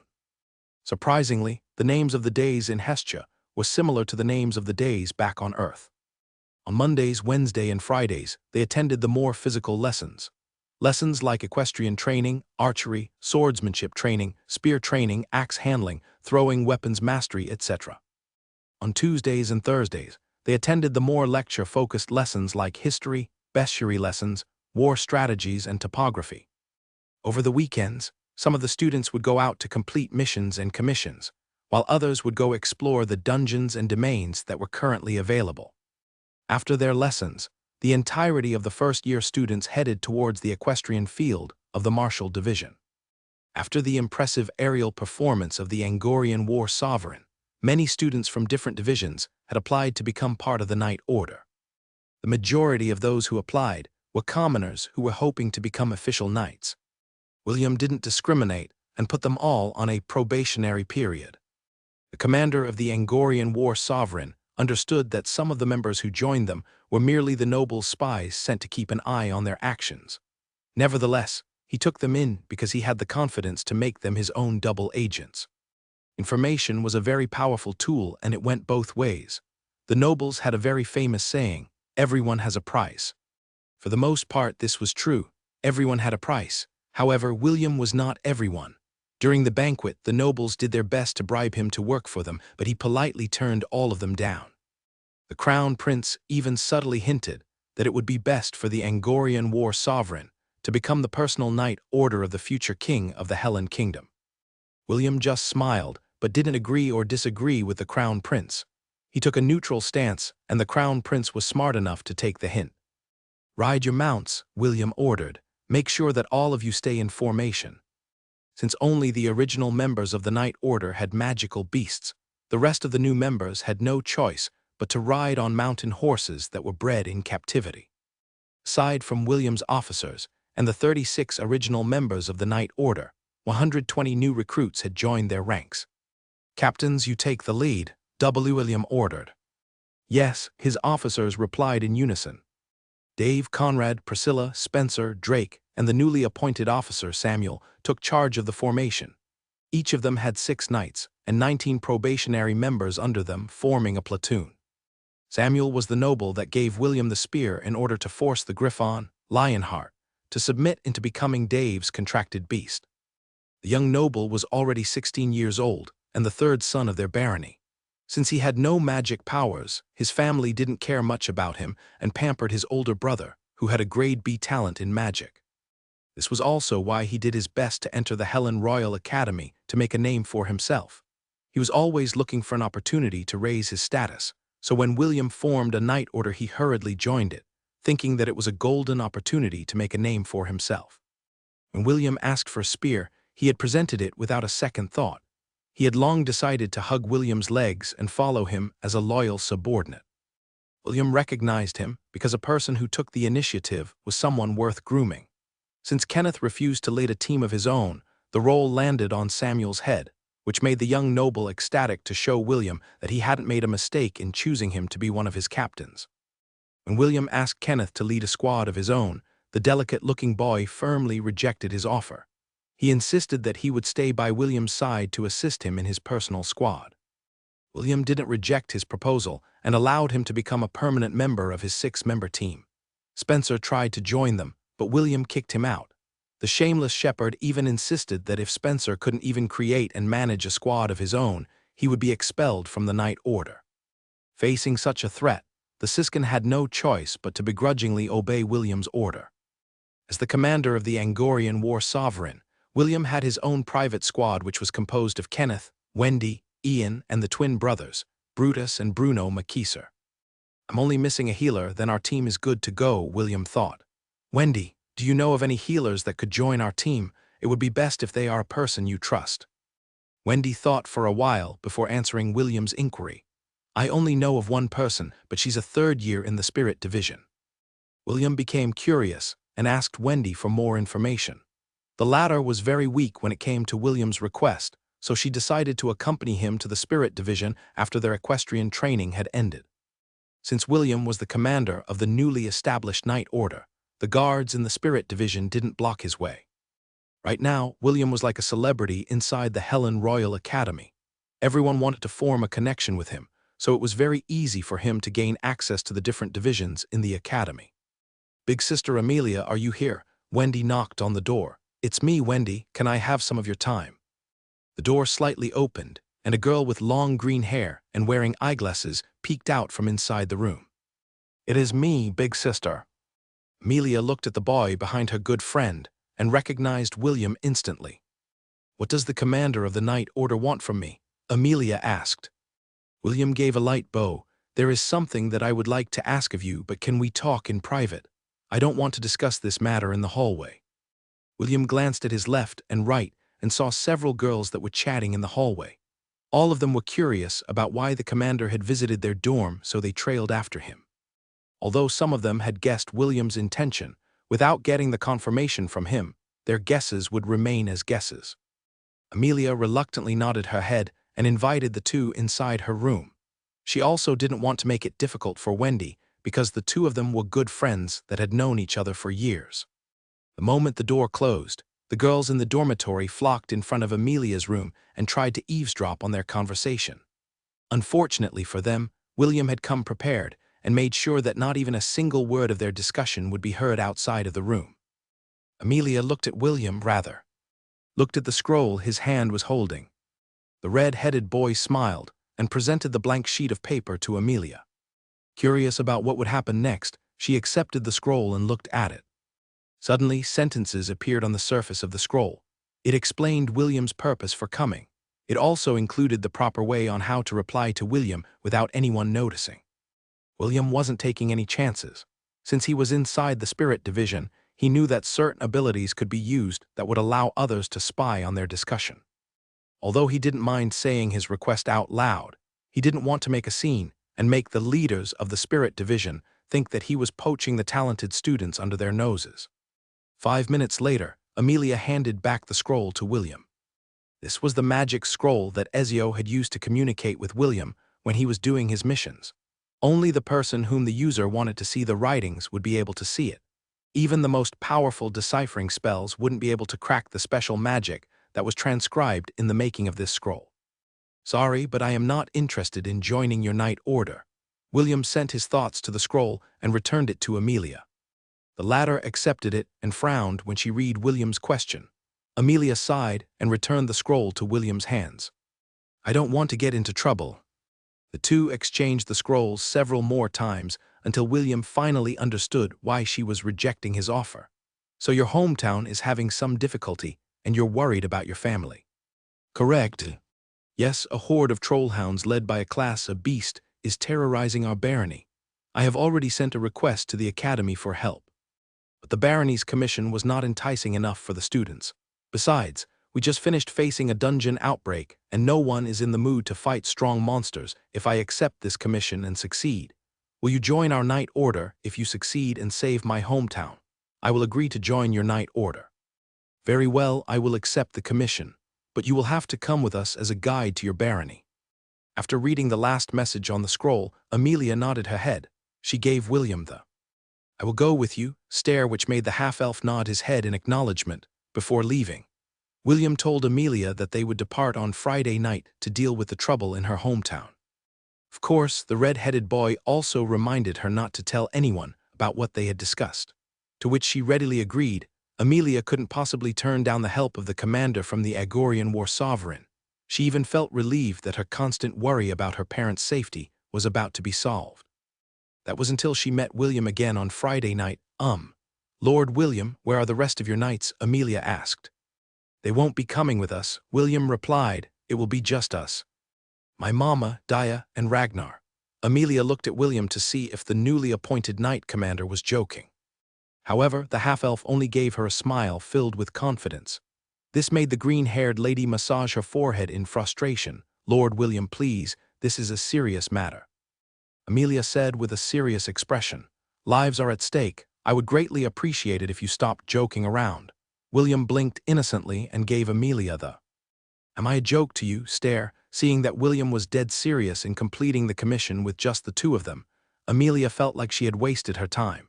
All the hope and excitement that she had felt while waiting for this moment vanished into thin air.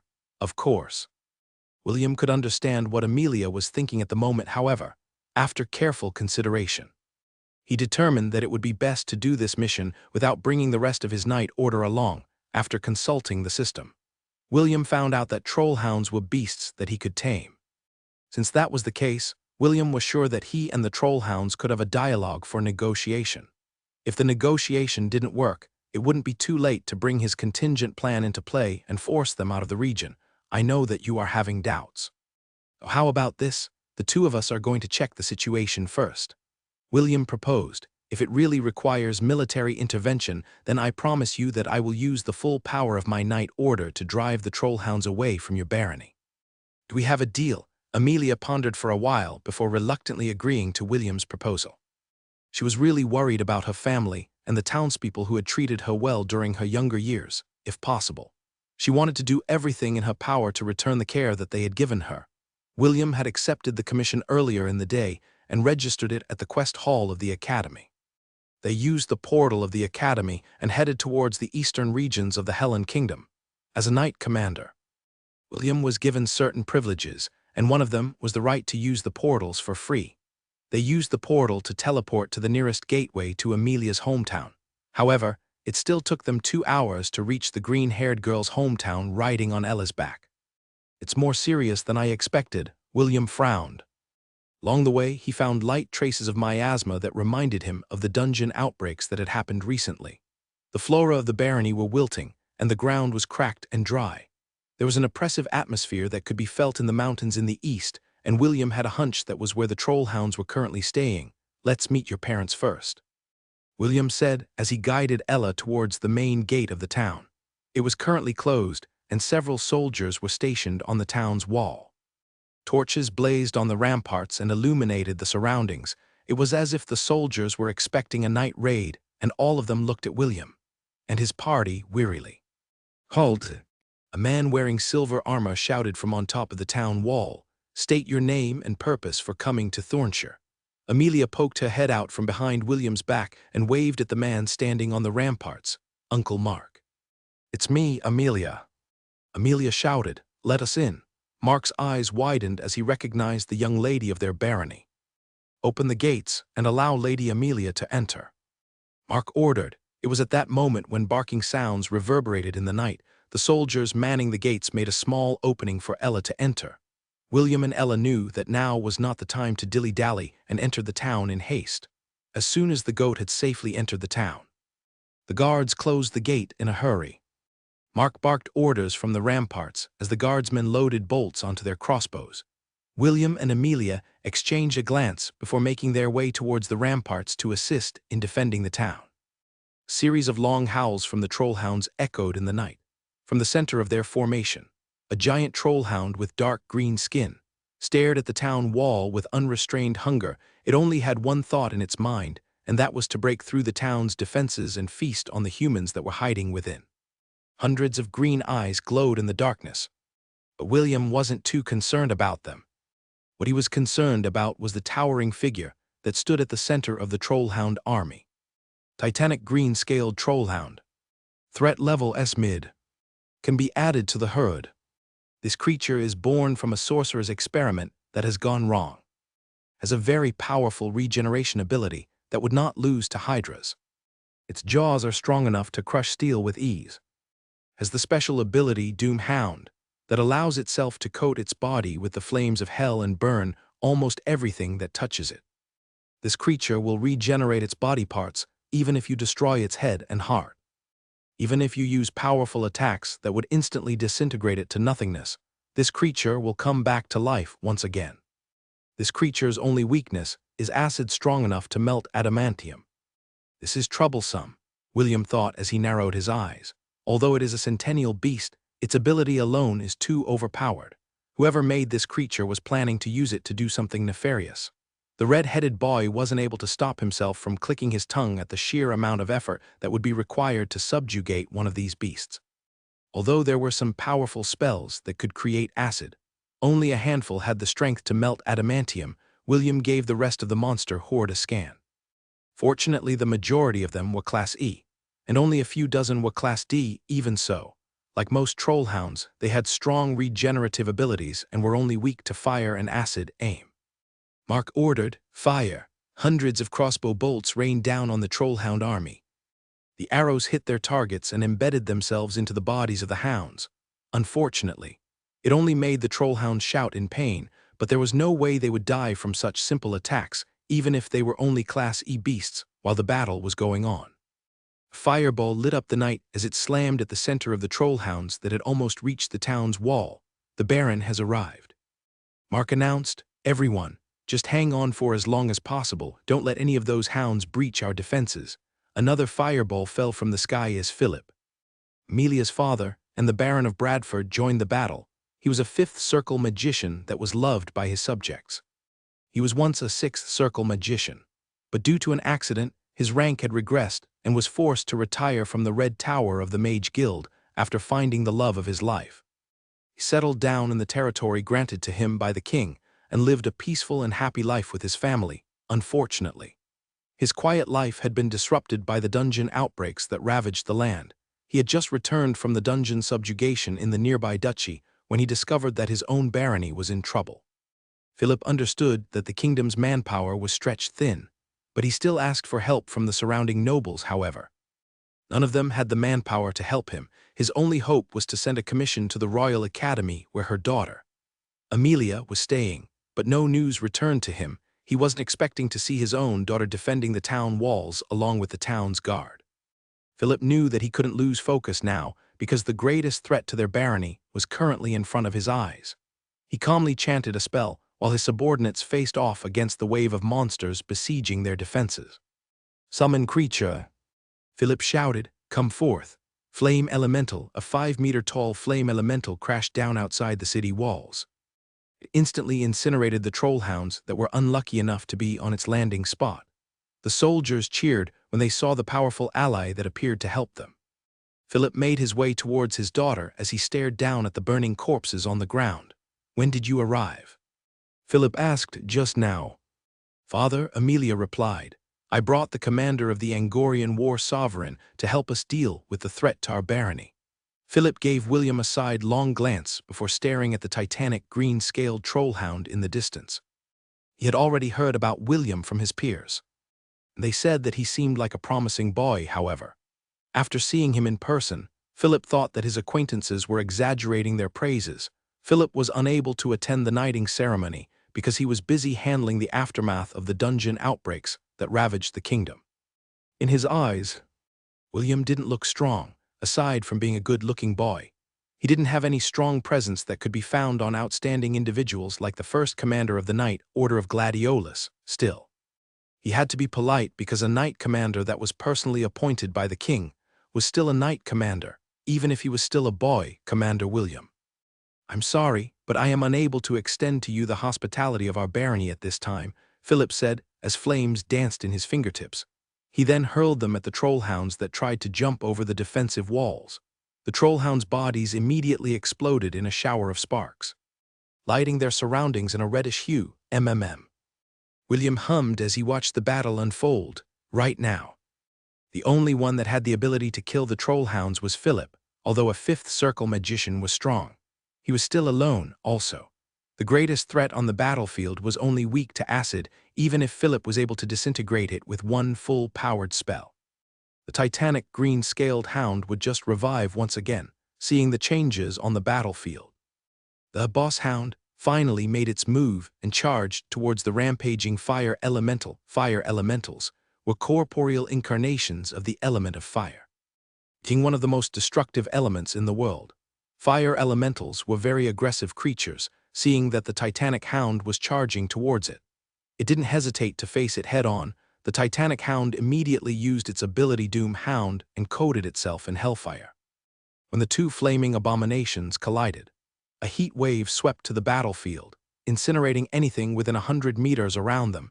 Beads of sweat were forming on Philip's head as he channeled his energy to the flame elemental to extend the duration of its summoning life. Because of this, he was unable to focus on the other trollhounds that were using each other as stepping stones to breach the town's wall.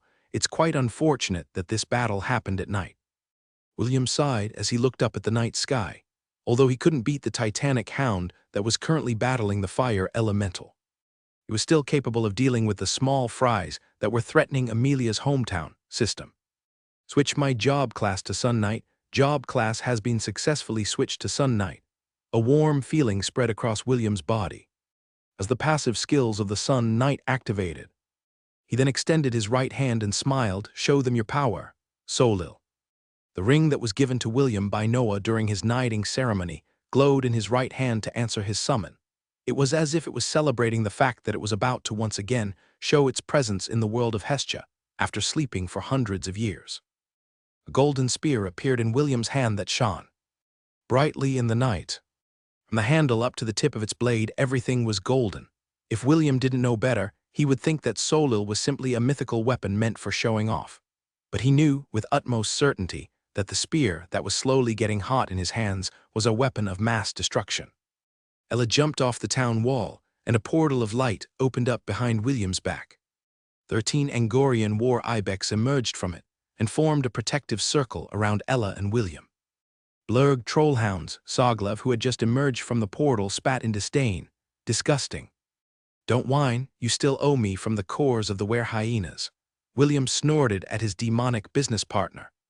Fine, Soglev glanced at the direction of the Titanic trollhound that was fighting in the distance. But I ain't touching that thing. William nodded his head in understanding. He knew that Soglev wouldn't do anything that could potentially harm its own life. This was one of the rules that they had established when they made their business deal.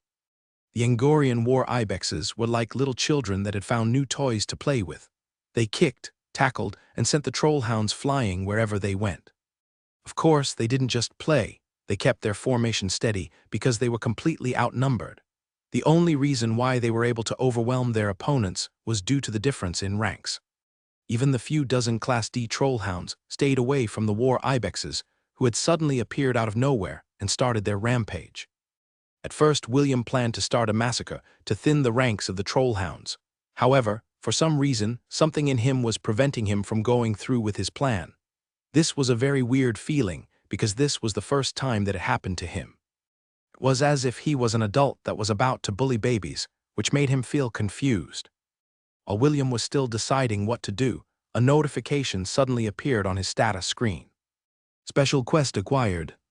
Defeat the Titanic green-scaled trollhound. The trollhound horde will disperse after its leader is defeated. Reward 2,000 God points. William frowned as he looked at the battle of the Titanic trollhound and the fire elemental in the distance. From what he could see, the Titanic trollhound had the upper hand and the fire elemental was on the defensive. This didn't bode well for them because the fire elemental was the strongest ally they had that could face off against the biggest threat on the battlefield. William then shifted his attention to Philip, who was now leaning on the ramparts. With a glance, he could tell that he was nearing his limit.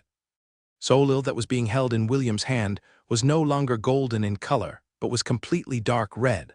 Like steel that had been soaked in flames by the blacksmith, it was nearing its limit before its might could be unleashed. 10 more minutes, William thought as he observed the battlefield. Because of his presence, the trollhounds' attack completely stopped. None of them dared to move forward because Soglev and the Angorian ibexes were too strong for them to handle. Also, they felt that their strength was halved under William's presence. What William didn't know was that his shepherd job class had a deterrent effect when fighting against certain creatures that fell under the shepherd's protection.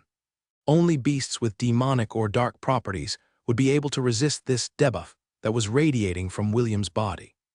This was also why the alpha hippogriffs and the centaurs didn't want to get into a conflict with William. They could tell that they would be greatly weakened if they tried to fight against the heir of their eternal guardian. Trollhounds were not demonic or dark creatures. They were beasts that were born from the fusion of alchemical troll blood and wild dogs. This new and ferocious breed gained the power of regeneration and resistance to almost everything except fire and acid. The trollhounds growled at William and his party, but made no further movements to attack. This made the defenders on the wall sigh in relief as they looked at their guard captain for his next order. "Stand by, but keep your crossbows loaded," Mark ordered. Amelia had an anxious expression as she used spirit magic to help her father keep the elemental summon on the battlefield. After weighing the pros and cons, William decided that he had no other choice but to show one of his trump cards to end the battle. "Lord Philip, can you sacrifice the fire elemental to summon a solar flare?" William asked. He knew that time was crucial and every second counted. "I can," Philip replied. "However, the fire elemental will immediately disappear after that." As a pyromancer, he could, at most, use solar flare twice a day. However, he had already summoned a fire elemental and his magic was almost depleted. In order to perform William's request, he would need to order the fire elemental to use its ultimate move and burn itself until nothing was left. This would send the fire elemental back to its elemental plane, where it would stay for some time to regain its strength. "Amelia, you are a wind spirit user, right? Can you bestow someone the power of flight?" William inquired. He was hoping that Amelia was skilled enough to use this support ability. "Yes, but it will only last for 10 minutes, Amelia answered. "That is more than enough. Please cast your flight spell on the fire elemental," William ordered. "Lord Philip, command the fire elemental to fly as high as it can while hugging the titanic trollhound." Amelia and the Baron nodded as they used their magic power to carry out William's orders. Soon, the angry howls of the titanic trollhound reverberated in the night as the fire elemental rose slowly in the air. It only stopped when it reached 3 kilometers above the ground.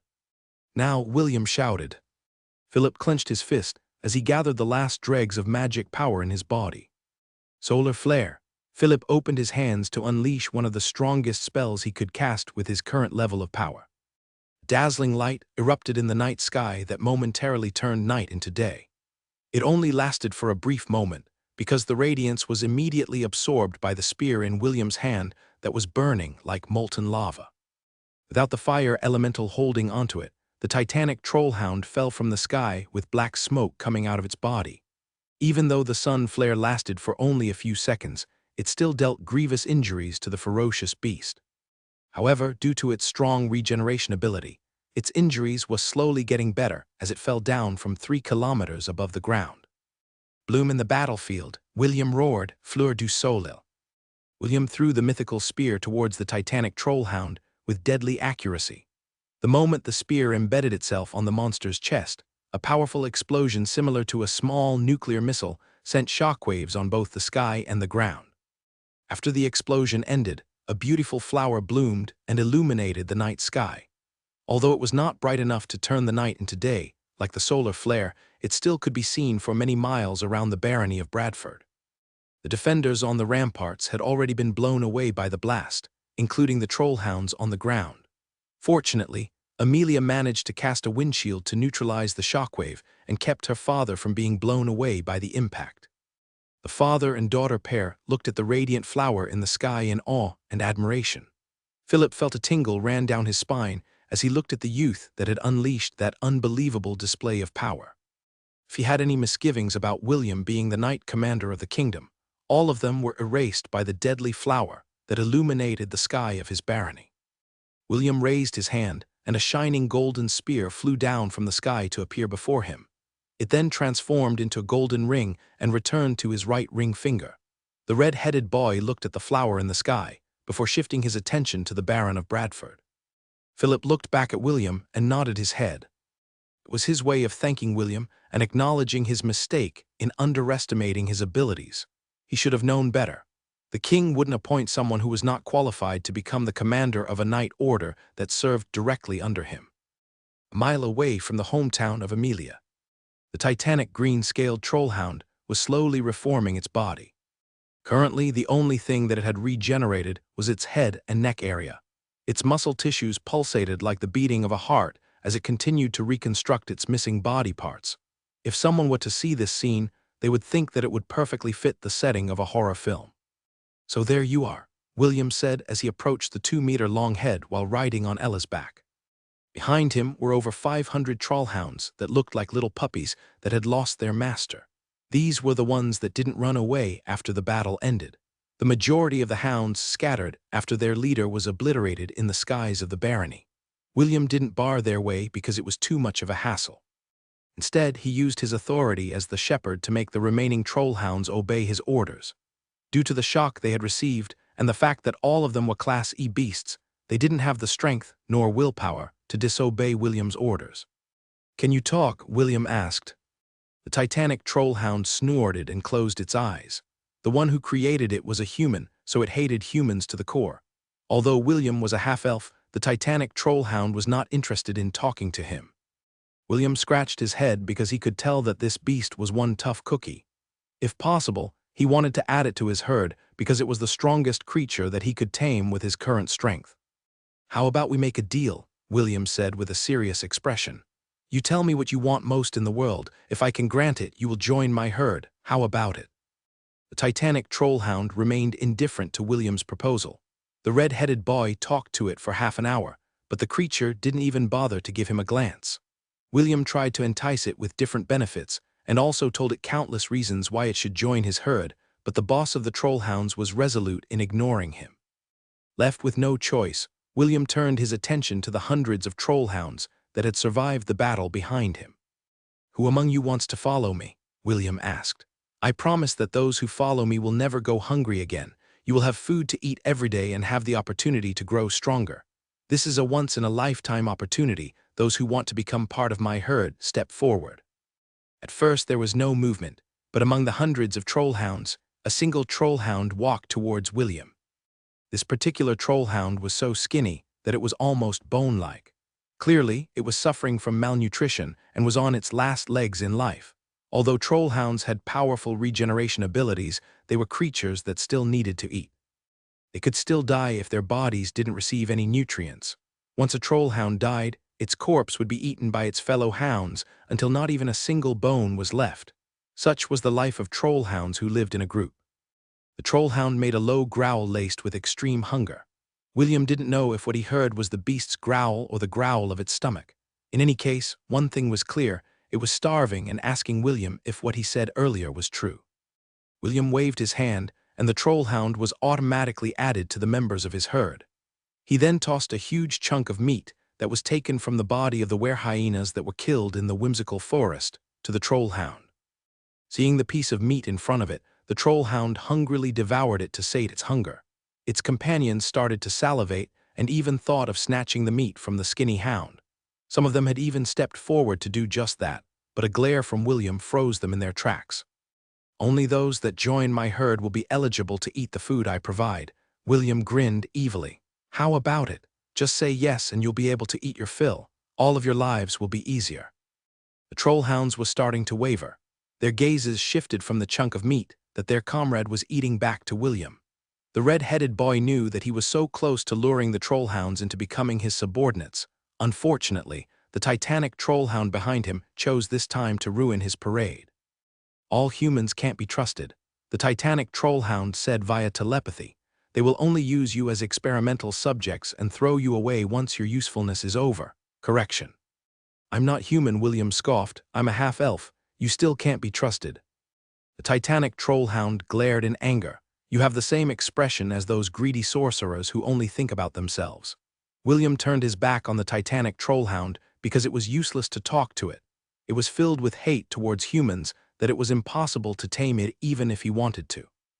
Since that was the case, he would just poach its subordinates right under its nose. The shepherd chuckled internally as he tossed more chunks of meat on the ground. He didn't believe that the hungry hounds would be able to resist the temptation that he was offering them. Soon, a small mound of meat laid in front of the trollhounds that made their eyes become bloodshot. Their instincts for survival were leaning towards William even though the titanic trollhound still had its hold over them. "I'll be honest. I intend to turn everyone who chooses to join me into my own private force," William said as he crossed his arms over his chest. "I will ask you to fight for me when I am faced with difficulty. Some of you may die in the process, but I don't see any difference between my offer and your current situation. If you are planning to invade human territories, you are bound to face strong warriors. You already saw what I am capable of doing, and sorry to say that there are humans far stronger than me." William's words made the trollhounds shudder. William was the strongest person they had seen so far. And he was saying that there were humans far stronger than him. If that was the truth, then wouldn't that mean that they were just courting death? The trollhounds glanced at each other. Soon, more of them stepped forward and joined the skinny hound in eating the mound of meat that was in front of them. They had completely submitted to William, and the latter didn't even have to add them to his herd, because he knew that these hounds were now loyal to him. The titanic trollhound glared at the weaklings that were enticed by a few pieces of meat. Deep down, it disdained the trollhounds that rebelled and cursed them. "All of you will regret this day," the titanic trollhound growled. "Don't come running back to me when you see his true colors." William turned his head to look at the beast that was looking at him in disdain. "Don't worry, they will not regret their decision." Out of the hundreds of trollhounds, only 70 decided to join William's side, although it was far smaller than his initial estimate. He was still happy with the result system.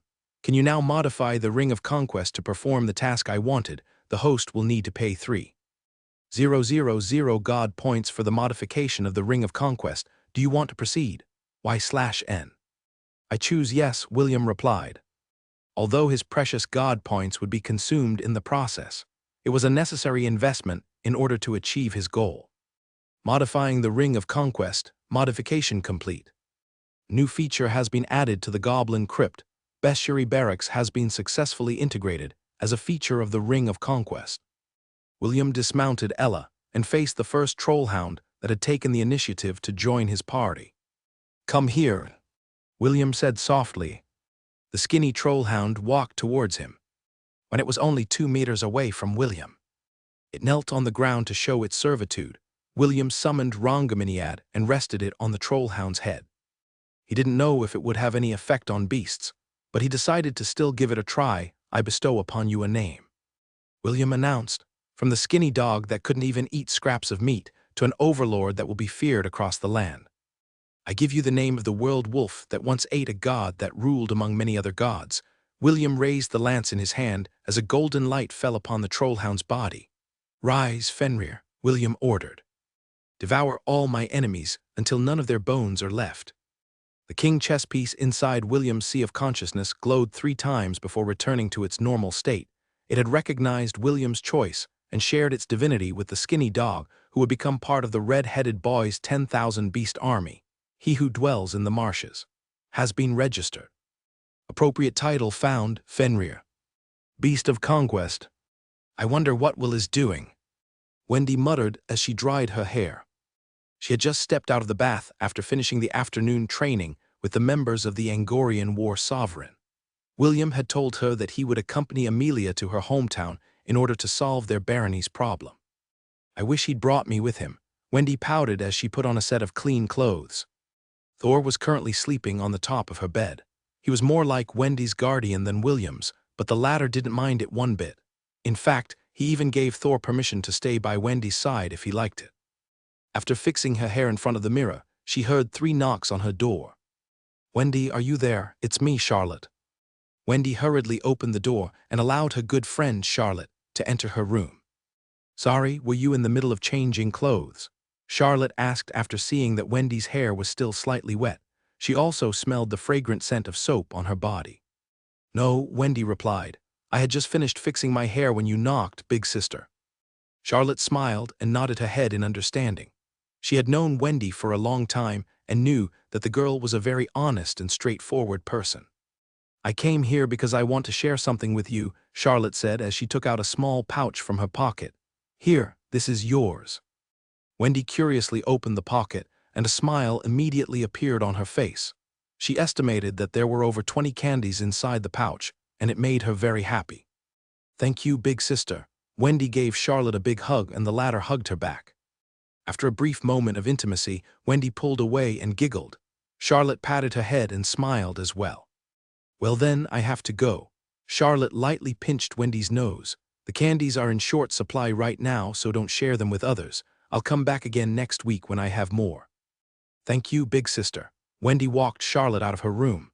Whoever is supplying you these candies, please tell them that I love the candies very much." Charlotte grinned and nodded her head. Both girls waved their hands to say goodbye as they parted ways.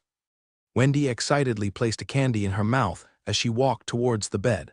The sweetness that soon followed made her close her eyes in appreciation. "This candy is really good," Wendy muttered, "simply the best." She then ate another one before she sat on the bed. "I hope you return soon, Will," Wendy muttered softly as the thought of the red-headed boy's smiling face that would occasionally make her heart skip a beat. She really hoped that the boy she liked would return soon, so that she could spend more time with him. The sound of goblins shrieking echoed inside the walls of the goblin crypt as William's trollhound army ate their fill. William hadn't lied when he told them that they wouldn't go hungry anymore if they followed him. When the bestiary was made on the first floor of the dungeon, the trollhounds started to explore the dungeon to get familiar with it. Whenever they encountered goblins, the trollhounds would immediately go for the kill. Fenrir watched as his subordinates feasted on the bodies of the goblins. Deep inside, he was very happy with his decision because it allowed him and his brethren to not suffer from starvation. After receiving William's blessings, the trollhound's body became more powerful and agile. He was now more like a wolf than a wild dog after his transformation. Although his subordinates were only Class E beasts, and he, Class D, none of the goblin parties were their match. Even though the hobgoblins were stronger than them, they couldn't be killed using normal means. Also, they numbered in the 70s. It was literally impossible for a party of hobgoblins to resist their rampage. Of course, William also gave them limitations. He didn't allow them to climb up to the 14th floor where the goblin shaman spawned. Numerous as they were, the goblin shaman was not an easy cookie to crack. After the Ring of Conquest was modified, the spawn rate of all the monsters on each of the floors increased dramatically. Each party that had a goblin shaman now consisted of 2 shamans, which was far more dangerous than the dungeon that Wendy and her twin brother, Spencer, had challenged in the real world. In order to prevent any mishaps, William ordered Fenrir and the trollhounds to never step onto the 14th floor until all of them reached rank D and Fenrir rank C. Anything else was fair game, so the trollhounds fought their way from the 1st floor up to the 13th floor of the dungeon crypt. Their non-existent battle style was slowly being formed, and their team cooperation had started to establish. William tasked Fenrir to divide each team into groups of 10. After that, a captain was assigned to each group to make the commands easier.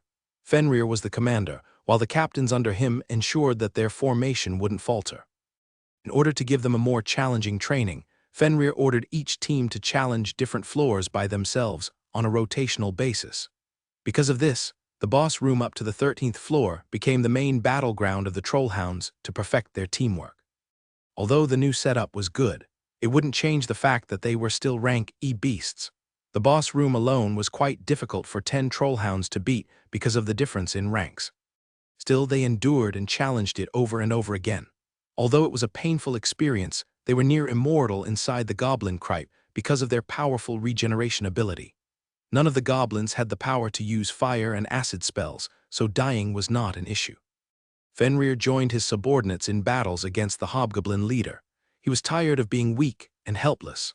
That was why he fought with everything he had in order to not disappoint his new master, who had given him quite the blessing. William heard the system's report and was very satisfied with the results. The red-headed boy was confident that, given time, the trollhound army would be one of the vanguards that would lead him to victory. All he needed to do now was nurture them all until they became an unstoppable force that would help him conquer his foes in the battles that would happen in the future. William was currently sleeping outside the Baron's residence. The reason? He was increasing the level of his recently obtained prestige class while he rested. William laid perfectly still on the bench as he slept peacefully. Dia and Ragnar was sleeping on William's stomach, while Ella laid on the ground beside him. After dealing with the titanic trollhound, William made it swore an oath not to attack any towns within the Helen Kingdom. As the guardian of the herd, any oath made to him by beasts belonging to the herd would automatically fall under David's jurisdiction. After taking his trollhound army inside his Ring of Conquest, the red-headed boy finally returned to Amelia's hometown to rest. He was up all night and was thoroughly exhausted from the events that had transpired a few hours ago. The Sun Knight job class was the prestige class he had received after acquiring Solil from the king. After checking its description, William found out that the only way to increase the level of this job class was to absorb the sunlight during the daytime. Even if he killed monsters, it would be of no use. This was why William always chose to equip the job class during the day in order to maximize its effects. Prestige class Sun Knight. The Sun Knights were the proud knights that fought to protect the weak and deliver justice to evildoers. They were devout followers of the sun god, Helios, and grew strong under sunlight. It was even said that, when the sun was at its zenith, the Sun Knights were nearly invincible. Increase stats by 50% when exposed to sunlight. Receives plus 20 enhancement to all stats when exposed to sunlight. Increase resistant to light and fire spells by 50%. Increase damage of light and fire spells by 200% when exposed to sunlight. Can use solar flare once a day, can be used during the night as well. Passive skill Smile of the Sun is always active during daytime. Passive skill Aura of the Sun is always active during daytime. While the red-headed boy was sleeping, Amelia and her family were discussing the outcome of the battle. Earlier, before he went to sleep, William made a report to the Baron that the titanic green-scaled trollhound had left his barony and would no longer return. Philip was very happy with the news and profusely thanked William for his hard work. He even intended to give him a proper reward for freeing him from the biggest headache that his barony had encountered for some years. William politely declined the additional rewards and told Philip that he was only doing this in order to recruit Amelia into his knight order. "How old is he again?" Amelia's mother Sophia asked. "The commander is only 14 years old," Amelia replied. "He's 14 and you're 17, Sophia thought out loud. "I don't think there would be a problem if we betrothed you to him, right?" "Mother," Amelia's face became beet red as she held onto her mother's hand. "The commander is already betrothed to someone. Don't make things difficult for both of us." "I completely forgot about that Griffith girl," Sophia grinned. "But it's fine. From what I've heard, the two of them are not keen on getting together. Isn't that why the two of them are to have a duel in 3 years? This is a good time to form a connection with his family." "Silly girl, I only want the best for you." Philip calmly sipped his tea from the side and allowed her wife to chat with their daughter. They had been married for a very long time, and he knew that Sophia was only teasing Amelia because she had missed her terribly. What he didn't know was that Sophia was half serious with her proposal. If she and James met, the two would certainly get along and even conspire to make William and Amelia have a shotgun wedding. Fortunately, Launt and Bradford were on opposite ends of the kingdom, and it would be difficult for either party to travel between the territories without using the teleportation gates. "According to the rumors, your commander is a shepherd, correct?" Philip inquired. "Yes," Amelia answered. "At least that is what is written in the records." The Louise family may only be a barony, but they were the most informed among the nobles in the Eastern faction. Their information network was widespread because they maintained good relationships and formed strong connections with all of their neighbors. Philip placed his teacup on the table as he looked at Amelia with a serious expression.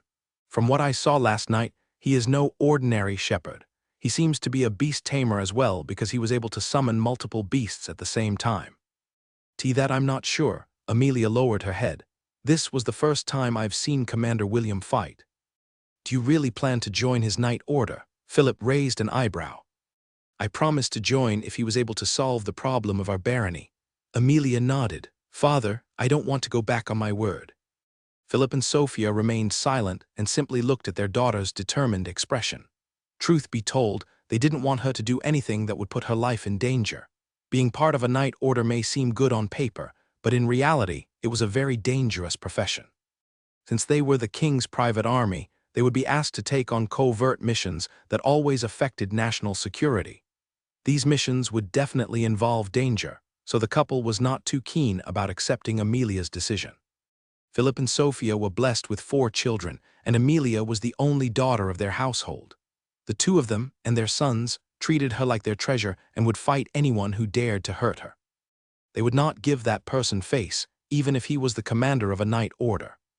"Father, mother, please trust me," Amelia pleaded. "I believe that the commander will not sacrifice or abandon us when things get rough." Philip massaged his temple while Sophia sighed. They could tell that they would not be able to dissuade Amelia from her decision, so there was nothing else to do but accept it. As if waiting for that moment, 3 identical boys walked into the room in a hurry. "We've heard from Uncle Mark that Amelia is here." "Where is she, old man?" "Don't you dare hide our sister from us." Philip's lips twitched as he did his best to stop himself from throwing fireballs at his triplets, who were certified siskins. Plenty of nobles had visited their barony to ask for Amelia's hand, but all of them was sent away by the 3 overprotective brothers. They even said that they wouldn't recognize anyone as Amelia's future husband unless he could beat all 3 of them at the same time. Big brother, Asher, Andrew, Aaron. Amelia greeted them happily as she stood up to hug them one by one. "Little sister, why didn't you tell us that you were coming back?" Asher asked. "Those blasted troll Huns ruined everything and the merchants stopped visiting our barony. I was not able to buy a present for you." "Little sister, did you miss me?" "I'm sure you did. After all, I am the one that loves you the most in this family," Andrew interjected.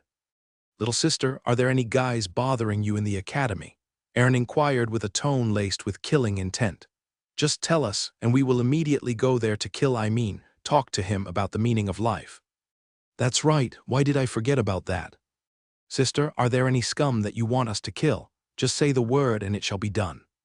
"It's a good thing I bought a new sword from the traveling merchant. He guaranteed its sharpness, and I've been dying to find something to test it out on." Amelia's smile widened because she could tell how much her big brothers loved her. They always pampered her and would always beat up the boys who bullied her when she was young. All of them had brown hair and eyes like their father. Only Amelia inherited her mother's green hair and eyes. Philip, who was quietly listening to this scene, suddenly had an idea. A mischievous smirk appeared on his face as he made a gesture for the 3 boys to look at him. "Actually, there is a boy outside the residence that is planning to recruit your sister into his night order," Philip explained. "Your sister made a promise that if he was able to resolve our current situation, she would gladly be part of his personal night squad." "What, a bastard dares to put my beloved little sister in danger?" "What, a bastard dares to make his move on my adorable little sister?" "What, a bastard dares to think impure thoughts of my cute, innocent, and kind sister?"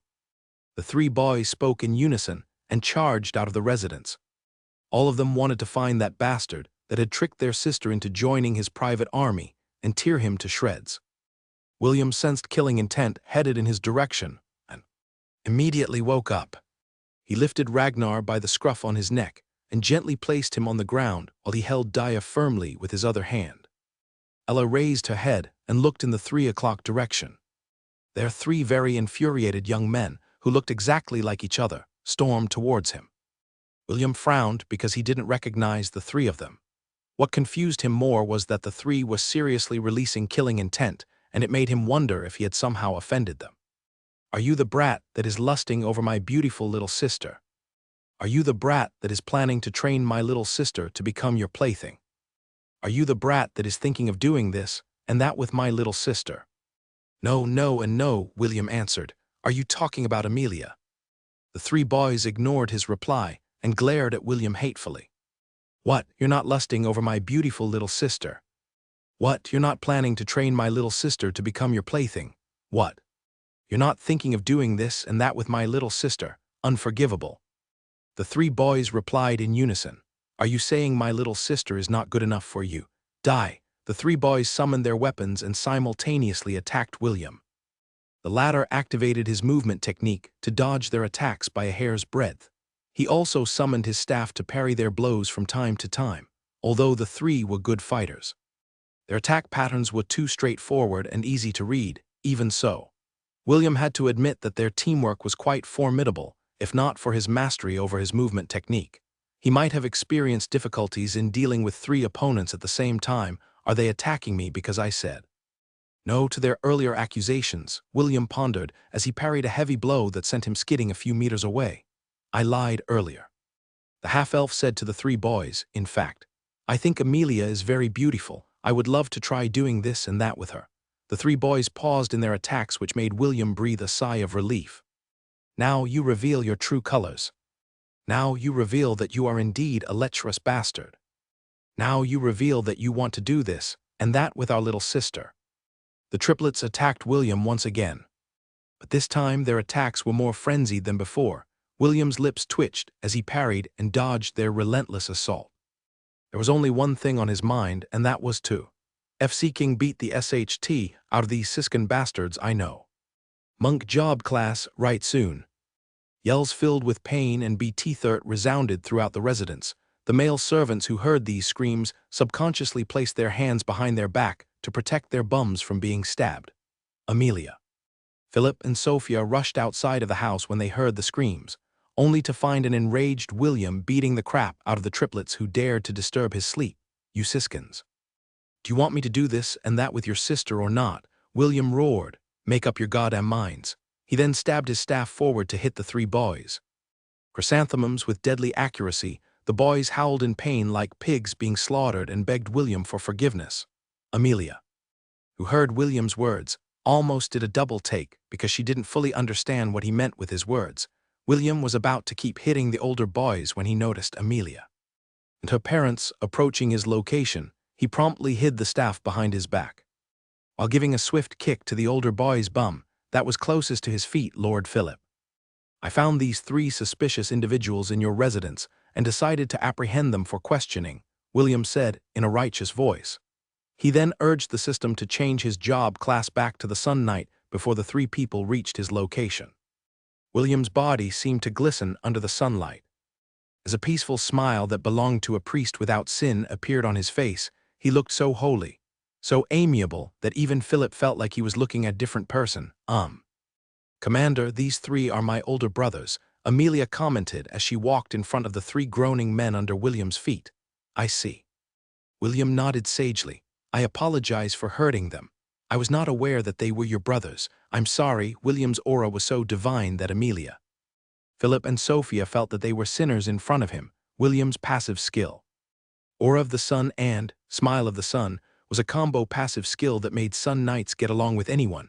When these two skills were active, the Sun Knight's charisma would reach a very high level that even a crying baby would stop crying when they saw William's smiling face, and no, it was their fault for assaulting the commander. Amelia replied, I promise that I will talk to them later. So, can you please forgive them? What is there to not forgive? This was all a misunderstanding. I don't particularly mind. William chuckled before stepping on the hand that was about to grab his foot from below. Aaron was about to shout, but Amelia's glare made him stop in his tracks. The pitiful older brother could only bite his lip in frustration as he endured the pain he was currently experiencing. Commander, why don't we go inside the house? Sophia proposed. We have many special delicacies prepared for you. William was reluctant to go because of the experience points that he could gain from sunbathing. Even so, he still decided to nod his head and smile like a good boy before he followed Sophia towards the residence. The titanic green-scaled trollhound looked back at the barony of Bradford one last time before giving a low growl. The hundreds of trollhounds that followed behind it followed its orders obediently. They were now headed towards the north, where the tribes lived since it was technically not part of the Helen Kingdom. The titanic trollhound decided to go there to seek new prey. It intended to recover its strength first and raise its ranks before finding William to find trouble with him, just like the red-headed boy. The titanic trollhound was a beast that held grudges. It hated humans to the core and would find no greater pleasure than to feast on their flesh. The giant beast still regretted the fact that it was not able to kill all of those who had experimented on him and held him in captivity at the last minute. Half of them were able to escape, while he broke free from the seals that they had placed on his body. I will find all of you bastards and make you pay for what you did to me. The titanic trollhound vowed in his heart after that. I will deal with you next, William von Ainsworth. The hundreds of trollhounds left the borders of Bradford, and the humans that saw them along the way almost panicked when they met them along their journey towards the other towns and cities, merchant caravans and commoners, who were traveling the roads that they passed, collapsed in fear when the horde of monsters appeared before them. Although the trollhounds were salivating at the sight of helpless prey, they couldn't attack any of them because of the powerful restriction that had been placed on their bodies. Using the power of the god of contracts, William made sure that they would not be able to break their word. If they did, they would combust into flames, leaving only ashes behind. The ordinary trollhounds may not be able to survive this oath, but the titanic trollhound was different, with its rank and near immortality. William's contract didn't scare it one bit. The only reason why it was honoring its oath was due to a nagging fear that was coming from its very being for some reason. It felt afraid that if it broke its word, it would suffer a fate worse than death. The titanic trollhound didn't want to take its chances and break the oath. He still wanted to take revenge on those that had experimented on and tortured it every day to test its regeneration ability. It refused to die until its revenge was fulfilled. This was the sole meaning of its existence, and it was determined to carry it out until the bitter end. Somewhere in an underground facility in the southern continent. How are the preparations coming along? A man seated on a throne made from blackstone asked. My lord, the Anisha and the Zelan dynasties are making preparations for war, a man wearing a black robe reported. The soonest they will make their move is in 3 months, the longest is 5. Our members are laying the groundwork of the siege even as we speak. The man seated on the throne nodded his head. Are the altars constructed? My lord, half of the altars are already built, the black-robed man answered. We estimate that they will be finished by the time the war officially starts. Too slow, make sure to finish them in 2 months. As you wish, my lord. The man seated on the throne rested the side of his face on the palm of his hand. How about the crown prince? Any news from him? The man wearing the black robe raised his head to look directly at his master. He said that he is now looking for the whereabouts of the key. I think that the crown prince is being serious this time around. The man sitting on the throne snorted. Tell him that if he is too slow, we will find someone else to take his place. We have no need for useless individuals. I will pass your message to him, my lord. Go and make sure that all my orders are carried out. William frowned as he moved towards the mountains within the territory of Bradford. The miasma seeping into the land had lessened after the trollhounds had left the territory, but they were only responsible for spreading the miasma. The source was still active, and William was planning to see if he could do something about it. Meter-and-a-half-tall trollhound, with dark silver fur, guided William and Ella towards a secret passageway that led to the inner depths of the mountain. Commander, where are we? Amelia asked. She was currently riding with William on Ella's back as they traveled the underground passageway. We are in a secret base that was abandoned by sorcerers, William replied without looking back at her. This is the place where the trollhounds were born. Originally, William didn't plan to bring Amelia along. However, since this was the barony of her parents, he decided to let her accompany him on his investigation. Amelia's face became grim when she realized that an unknown organization had managed to infiltrate their territory and even build an underground base without her father's knowledge. As a daughter of the barony, she was very concerned about the long-term repercussions of having this place under her father's nose. Fenrir gave a low growl signaling that they had reached their destination. After being knighted by William, the trollhound's body grew larger and its rank rose as well. Currently, Fenrir was at the peak of rank D. William estimated that his new ally would break through to rank C within the month, after ingesting the high-grade beast core that he had given Fenrir a few hours ago. Its body was no longer skinny like a dog suffering from malnutrition. Instead, its body became lean and strong and oozed with untapped potential. William extended his senses as he scanned his surroundings. From what he could tell, the place was abandoned, but he didn't let his guard down. The half-elf nodded at Fenrir, and the latter went ahead to see if there was anything suspicious inside the base. 10 minutes later, it returned and gave its report. There's no one here, Master, Fenrir reported via telepathy. Good, William nodded. Take me to the pool of miasma you and your brethren were tossed into to suffer. Fenrir hesitated a bit. But in the end, it obeyed William's order. It had very sad and painful memories from this place, and it wished that it could destroy the place completely. But William didn't want that. His master wanted to understand who these people were, and Fenrir didn't want to get in William's way. After walking for a few minutes, they finally arrived at a chamber where a cloud of miasma was rising through an open hatch, clearly. Whoever built this place made sure that the chamber was properly ventilated to avoid miasma poisoning. This is. Amelia's eyes widened in shock. A miasma pool. William dismounted from Ella's back and carefully walked towards the pool in order to observe it properly. Fenrir had already told him about the miasma pool, but it was bigger than he had expected. It was at least 100 meters long and 50 meters wide. It was the size of 2 Olympic swimming pools joined together. The water seemed to be boiling due to the thousands of bubbles and steam that were rising from its surface. The fur on Fenrir's body was standing up on end, as if it was remembering something very scary. If not for William's presence, it might have already bolted out of the chamber and run back towards the exit, the memories it had of the secret base. And the organization that ran it was still fresh in its mind system. Do you have any suggestions? Answering the host's question, there are 3 ways that we can deal with the current situation. First, we can upgrade the functions of the Ring of Conquest to allow dungeon modifications of the Goblin Crypt. However, it would require 10,000 God points. Currently, the host's balance is only 1,000 God points. William patiently waited because it knew that the system was still not finished with its explanation. The second option is to use the power of Solil to completely dry out the pool. However, I don't recommend this. The excess vapor would rise up to the air and scatter across the land when this happens.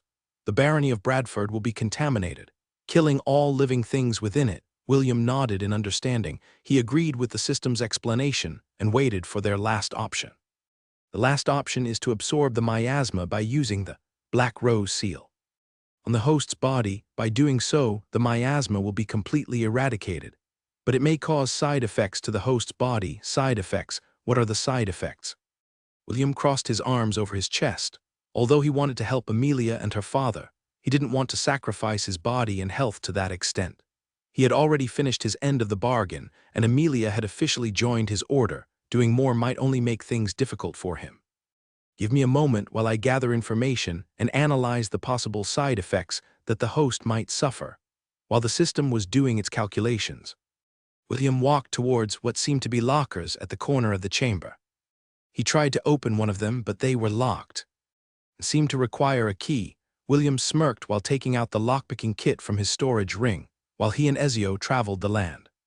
He had leveled up his thief skills by doing some shady business, like infiltrating a corrupted official's house, stealing from them, and gathering important documents. After a minute of tinkering, William managed to open one of the drawers, and what he found inside made his expression turn grim. Modified Human Troll Army Project.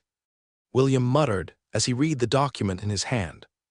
A humanoid hybrid that has superior regeneration ability with only one weakness: acid strong enough to melt adamantium. Amelia, who was standing beside him, sucked in a cold breath because she couldn't believe what she was hearing. Why, you mean this facility was made to turn humans into trolls? Amelia couldn't contain her outburst. And they built it here in our barony. This means that they were planning to use our citizens for their experiments. Amelia glared hatefully at the pool of miasma in the distance while gnashing her teeth. If not for the fact that something had gone terribly wrong with the organization's plan, their barony might have suffered a calamity of untold proportions. William didn't reply to her and read the rest of the document. This time, he read silently. He didn't want Amelia to be blinded by rage and destroy the whole facility out of anger. He needed to gather more information about this hidden organization that he was hearing about for the first time. After reading the scroll, the red-headed boy picked up a small book that seemed to be a diary. Just as he expected, the daily logs of the sorcerer who managed this facility were recorded. Fenrir had told him these things beforehand, so William had a general understanding of what had happened to the base. Day 18 of the month of the Empress. We bought a few human slaves from the capital of the Hellen Kingdom and brought them here to be experimental subjects. They were made to drink the latest potions we had concocted to help modify their bodies from the inside. The modification will finish in 3 days. I can't wait to see the results. Day 22 of the month of the Empress. The bodies of the human slaves have turned green, but aside from that, nothing seems to be different. They were still rational, and there were no signs of their intelligence degrading. We'll wait 2 more days before we proceed to Phase 2. Day 24 of the month of the Empress. One of the female slaves died after her body encountered some side effects from the potion. Such a useless BTCH. She wasn't even worth the coin that was used to purchase her from the slave trader. Although there was a small mishap, the remaining slaves were still good to go. All of them were forced to the pool to undergo the second phase of the experiment.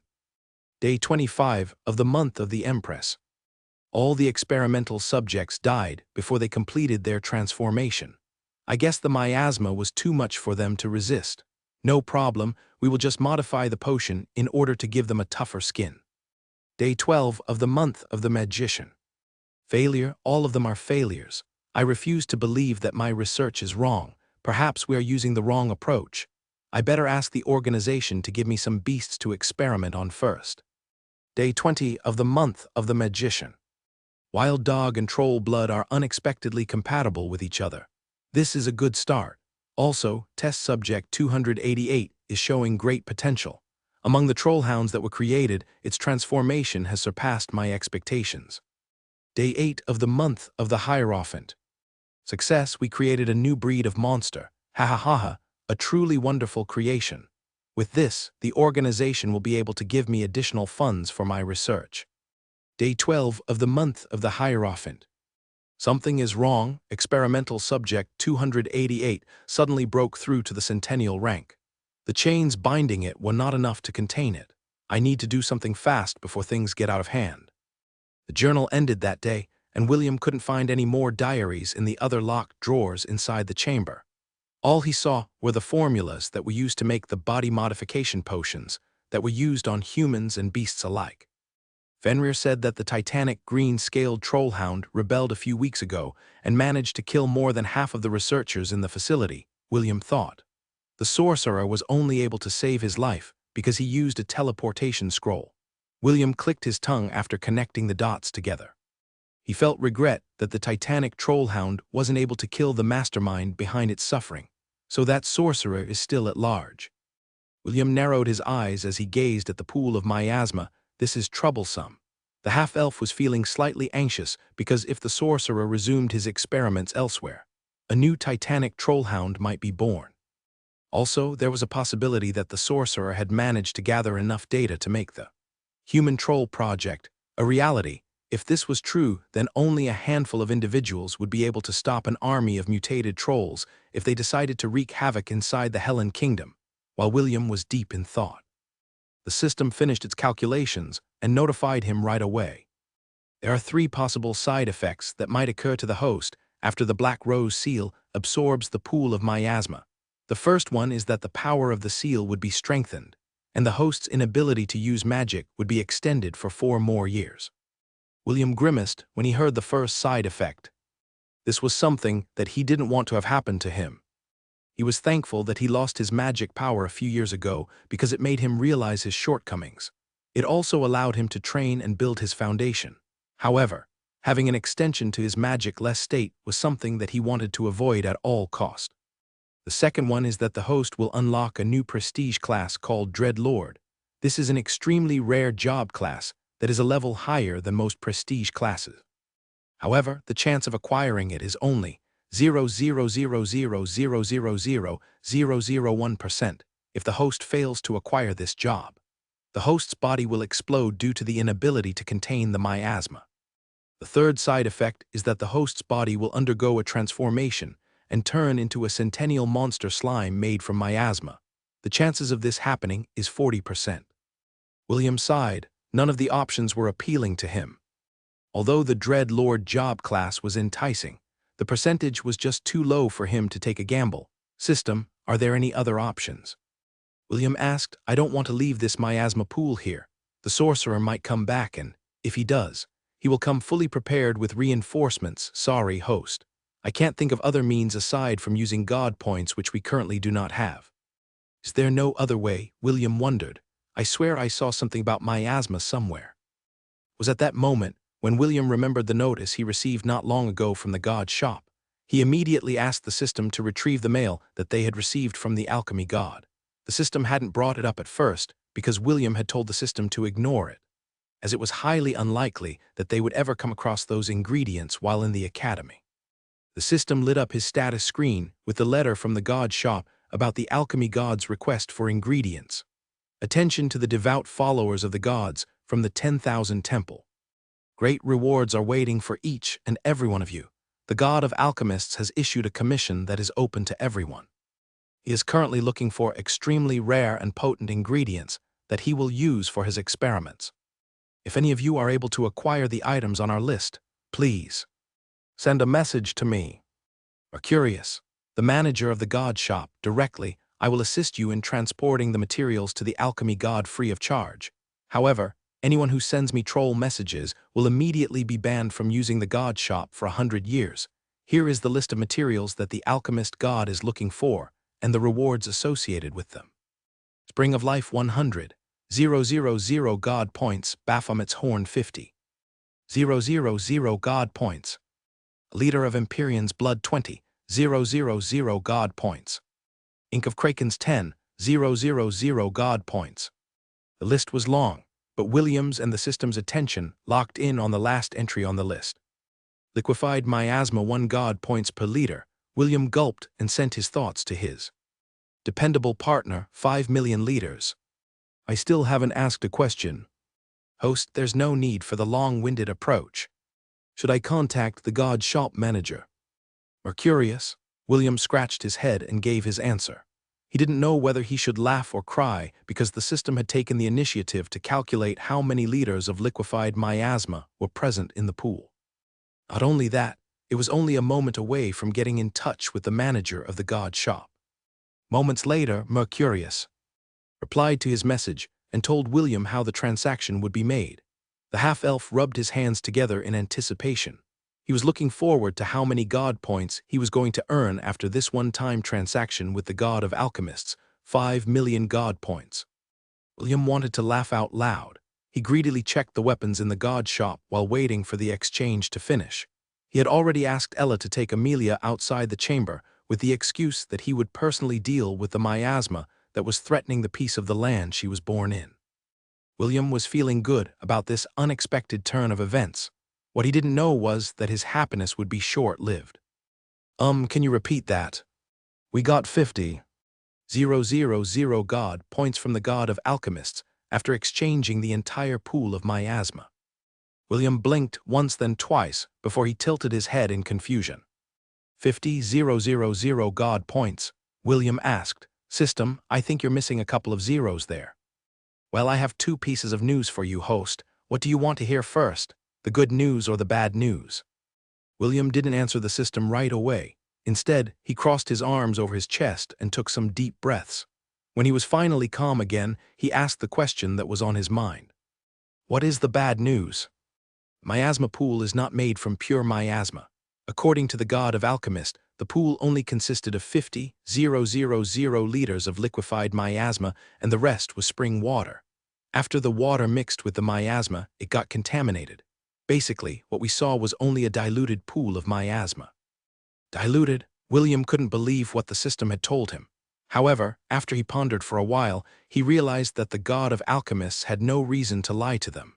Since he was the expert in the field, if he said that the miasma pool was diluted, then it was indeed diluted. Oh well, 50,000 God points is still good, William sighed. Although 50,000 and 5 million were miles apart, he was still able to accept the outcome since he got it for free. Then what is the good news? The good news is that we are the first ones to deliver one of the items on the alchemist's list. In return for our fast response to his commission, he sent us a freebie. Meter-wide golden cauldron appeared in front of William. The cauldron had a unique design on it that reminded him of those antiques that were being sold in second-hand stores that he had visited in the past. It hovered in the air as if waiting for the boy to touch it. After confirming with the system that there was nothing wrong with the cauldron, William finally reached out his hand to touch it. The moment the cauldron was safely in his hands, a series of text messages appeared on his status page. Would you like to acquire the alchemist job class? I knew it, William thought as he appraised the cauldron in his hands. The cauldron's outer layer was plated in gold and embedded with runic letters. It felt warm to the touch, as if it had just been recently placed over a fire. At the very base of the cauldron, the symbols of the yin and yang could be seen. Naturally, this yin and yang represented the identity of the cauldron, which appeared on William's status page after he used his appraisal skill. Yin-yang cauldron replica. Mythical rank artifact. This cauldron is a recreation of the very first cauldron that the alchemist god used when crafting his pills. Increase the chance of success of pill making by 50%. Has a 10% chance of creating random pills with every use. Warning: the effects of these pills are completely random. Use at your own risk. Maximum pills that can be made inside the cauldron is 100. Can enlarge itself up to 3 meters wide. Special function: the cauldron can safely store any kind of material or ingredient no matter how dangerous or volatile it is. No fire, poison, or acid is strong enough to melt this cauldron. The god of alchemists treated this cauldron as his personal storage artifact whenever he visited the different planes to collect the ingredients he needed for his alchemy. This mythical artifact is now soul-bound to William von Ainsworth. Seeing the gift from the alchemist god, William remembered the cultivation novels that he had read when he was still on Earth. The alchemists were able to craft expensive pills that allowed cultivators to raise their ranks and break through their bottlenecks. There were many cultivators in the world of Hestia, and most of them resided in sects like the Misty Sect. Usually, each sect had their own Grandmaster alchemists that catered to the needs of the entire sect. These alchemists were given VIP treatment and were often regarded as treasures of their respective factions. William chose yes and acquired the alchemist job class. A mixture of sugar, spice, and everything nice, unless they blow up in your face and kill you. That is the alchemist job class. Increase the chances of success of pill making by 10%. Acquired alchemical recipes, basic. Host has learned skill, unstable concoction. Unstable concoction. During pill making, the alchemist can forcefully make the pill creation unstable, turning it into a deadly weapon of mass destruction. Effect of the concoction may differ depending on the ingredients and materials used. William opened the page for the alchemical recipes, basic, and read its contents. Can be used to build houses or used as projectiles to hit your enemies. Can be used as a weapon for close combat. Mix soil and water into a thick mud. Add some sand, then mix in the straw, grass, or pine needles. Bake it on medium fire for 10 minutes. According to legend, there was once a cultivator who was able to dominate the world using a brick. This legendary brick was called the 69 brick. This brick is able to ignore all kinds of defenses. One hit on the head will knock out your opponent for 1 minute with 100% success rate. It can also be used repeatedly, which makes this brick a feared weapon by one and all. Chance of crafting ordinary brick, 99%. Chance of crafting the 69 brick, 0.00000000000000001%. William's lips twitched as he read the recipe of the brick. He didn't believe that such a ridiculous and overpowered brick could exist in reality. I thought I would be crafting pills. William scratched his head as he looked at the other recipes in his status page. Why is this alchemical recipe book all about bricks, plates, cups, spoons, forks, and kitchen knives? Just what kind of stupid alchemist crafts these things? William ignored the list of recipes and jumped to the last page of the book. It was there where he found the notes that were left by the author and found something interesting. Alchemy is all about creating new things. If you already know the recipe for how to turn stone into gold, the value of gold will be lost, and life will be boring. Every alchemist should learn to be creative. A flower by the roadside. A strand of hair, and even a handful of dirt could become something else if you are willing to give alchemy a try. It would be best if you get life insurance just in case something goes wrong with your experiments. You'll never know when you'll kick the bucket, fool metal alchemist. Edward Elfreak, William sighed and stored the yin-yang cauldron inside his ring of conquest. Although his gains from this small expedition were completely unexpected, he was still happy that the main problem that plagued the barony was solved. He returned to the baron's residence and shared with Philip everything he had discovered. Philip was shocked after hearing William's story. After bidding his daughter goodbye, he immediately set out with his men to investigate the headquarters left by the unknown organization, William and Amelia. On the other hand, traveled back to the academy to report the completion of their commission, although he was still thinking about the secret organization. William was forced to push his thoughts about them aside for now. There were still some things that he needed to do. As a commander of the Night Order, and that was to ensure that all of his subordinates were properly equipped before the war officially started. A black raven landed on the ledge of Celine's window, carrying a parcel on its leg. Oliver, who was sitting on top of his perch, narrowed his eyes before waving his talon. The raven didn't move as the parcel on its legs flew towards the parrot monkey. When it was only half a meter away from his perch, the parcel glowed and a message appeared in the air in front of Oliver. The Sale, Nasir, Reese, and Aron clans are gathering their young prodigies to their ancestral domains. Also, certain influential factions in the central continent are making their move. Like the old elven families, they are also preparing for a big event. The only problem is that no one, aside from their patriarchs and a few elders, know what is about to happen. I consulted with the patriarch of the Rayleigh family, and he made a divination. According to him, he couldn't see what was going to happen in the future. However, he knew where it would happen, and that was none other than the southern continent. Tell my granddaughter to be careful. The current balance of power in the Silver Moon continent is quite volatile, and not even the Inarian family is safe. For now, I've decided to keep a low profile and not mess with these muddled waters. Oliver, keep my granddaughter safe, and remember the vow that you made to me. I will hold you accountable if anything happens to Sealney. May the goddesses of the twin moons bestow their blessings upon the two of you. Oliver glanced at the raven and nodded his head.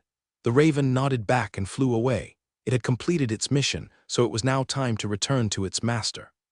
The parrot monkey sighed as he sat on his perch. Soon, the sound of footsteps coming down the stairs reached his ears. "Was that a letter from grandfather?" Celine asked. "Yes, mistress," Oliver replied. "It has begun." Celine nodded her head and went out of the house to visit James. The two of them, and the veterans of Lant, needed to make preparations for the calamity that was about to befall the southern continent. "Father," Lionel said with a serious expression, "I was reading the ancient scrolls during my history lessons and came upon something interesting. It said that the first king of the Hellen Kingdom always wore a necklace with a key attached to it. I'm very curious, what do you think that key is used for? Aside from the records saying that the first king treated it like a treasure, no other information about it can be found anywhere." Noah lowered the book in his hand as he glanced at his oldest son. "Oh, I never thought you were someone that liked history. 2 years ago, you said that you didn't want to read about anything related to the history of our kingdom because it was already in the past. Why are you suddenly getting curious now?" Lionel smiled as he faced his father's stare head-on. "As the crown prince of the Hellen Kingdom, it would be embarrassing if someone were to ask me about how our kingdom was founded. If I am not able to answer this question, then wouldn't I become a disgrace?" "True," Noah nodded his head in agreement. "Very well, I will tell you what I know. The key that you are referring to is called the Oathkeeper key.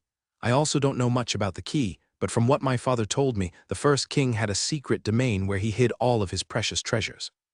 Naturally, no one knows where this domain is. He didn't share this knowledge with anyone, not even to his own son. The only legacy he left him was the Hellen Kingdom and the Oathkeeper key. You could even say that the kings that followed him did everything in their power to search for this elusive domain. However, all of their efforts were in vain." Lionel listened seriously and nodded from time to time. The secret organization said that they would support and enthrone him as the emperor of the southern continent if he could give them the Oathkeeper key. After hearing about the key's importance, Lionel was having second thoughts. If he could find the key as well as the domain, perhaps he would be able to get his hands on extremely rare resources that would boost the military might of the Hellen Kingdom. If that were to happen, he could command the kingdom's armies to conquer the entirety of the continent and declare himself as the new emperor. However, the agent of the organization that was keeping in touch with him left him some words that made him anxious. "You are not the only candidate that our organization is supporting. If the key is not in our hands within 2 months, our deal is over." Lionel had always thought that he was the only candidate that the organization was grooming to become the emperor of the southern continent. Although he wasn't a narcissist like William, he was someone who thought highly of himself. For him, he was the best, and the only one who had the right to stand above others. He couldn't tolerate being used as a stepping stone by others, and the organization's veiled threat made him anxious. Because of this, he decided to put more effort in finding the key. "I still have 2 months," Lionel thought. "After I get the key from my father, I will conduct a search to find the first king's hidden domain. If what I find inside is greater than the benefits of being an emperor, then I will cut ties with the organization." Lionel was an ambitious person.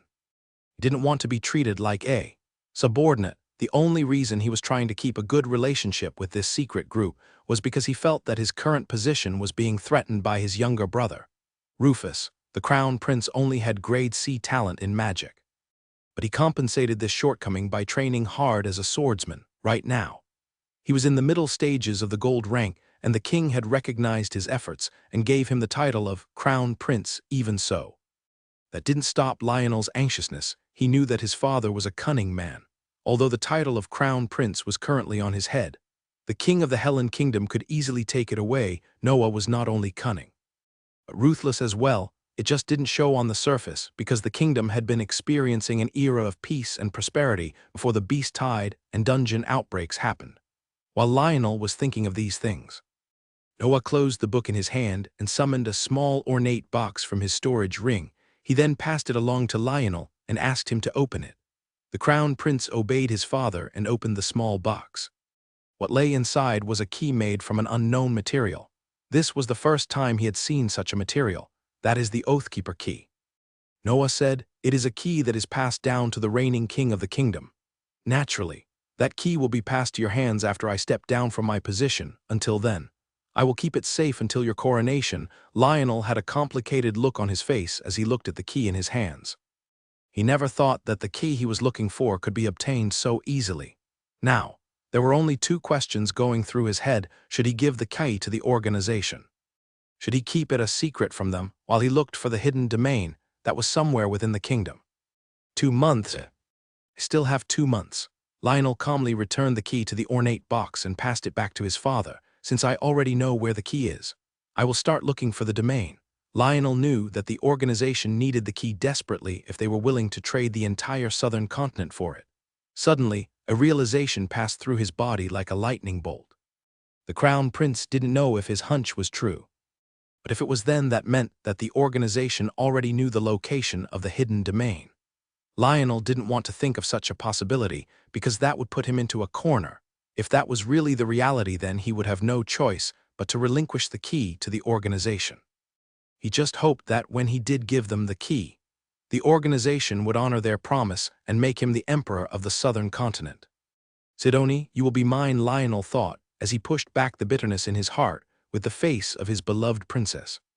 He was fine even if the treasure within the hidden domain was plundered, as long as the most beautiful young lady in the continent, the third princess of the kingdom of Frisia, Sidoni, became his woman. Then he could accept the outcome. Since he had already confirmed the location of the key, it was now time to put his plan into motion. He would force the organization to bring the third princess to the Helen kingdom as a guarantee that they would honor their promise.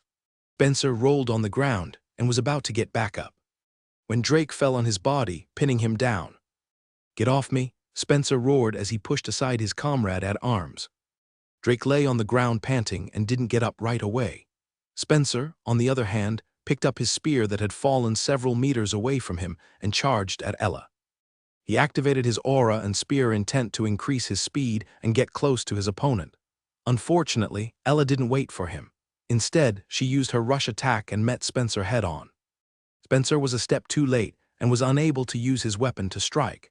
Ella's horns impaled the boy's chest and pierced through his heart. Spencer screamed in pain before turning into particles of light. Ella then fired 3 consecutive benevolent shots at Drake, who was still lying on the ground. Soon he, too, turned into particles of light and disappeared from the Colosseum. "It's really hard to fight the commander's goat." One of the first years winced after seeing Spencer's gruesome death. "Even 2 of our strongest fighters can't beat her in a 2-on-1 battle," an 18-year-old member of the Angorian War Sovereign commented. "Class C beasts are really on another level. Can we not fight her? We have no choice, it's the commander's orders. Stop whining and let's go. There are 6 of us, I'm sure we can do something." "That's right, we can overwhelm her with numbers. So what if she's a Class C beast? We can still beat her if we work together. Let's go and beat the commander's goat." William was currently seated in one of the spectator seats in the Colosseum with his arms crossed over his chest. Today was Monday, and it was time for their martial training class. Grant personally asked William if he could borrow Ella so she could have a battle against the students. After asking for Ella's opinion, William accepted Grant's request, and his mama went to the Colosseum to fight against the first years. The head instructor of the first years of the martial class division hoped that the young teens would be able to test their abilities against a Class C beast. The outcome was a one-sided massacre. Although Ella loved children, she didn't show the first years any mercy. She intended to make them realize how dangerous it was to face off against a beast that was as strong as her. She killed all of them in order to prevent them from dying in the future due to ignorance and negligence. Everyone fought Ella, with the exception of William. The fight was not a 1-on-1 battle, but a fight using a party of 6 people each round. At most, all of the students' battle prowess were in the silver ranks, which was roughly equivalent to Class D beasts. The officers, namely Priscilla, Kenneth, Conrad, Spencer, Drake, and Dave, were just a step away from the gold rank, which was roughly equivalent to a Class C beast, low. Even so, they still didn't win against Ella, who had gained a lot of fighting experience through life and death battles. For her, the children were just as strong as a hobgoblin leader. When the entirety of the first years had died under Ella's horns and hooves, Grant declared that their lesson for the day was over. All of the students stared at the Angorian war ibex with newfound admiration and respect. They even bowed to her at the end of the class as a thank you for giving them a painful experience. Ella gave them a brief nod before changing back to her fluffy goat form and returning to William's side. "Good job, Mama," William said as he brushed Ella's back. "Mie," Ella replied happily, because she felt that she had done a good job in teaching the children about the dangers of fighting against strong beasts. She hoped that this would be a painful lesson that would save their lives in the future.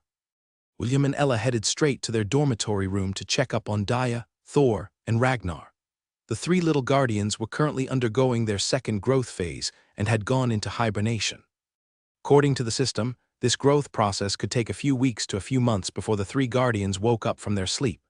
Right now, the safest place William could leave them was the head prefect's room.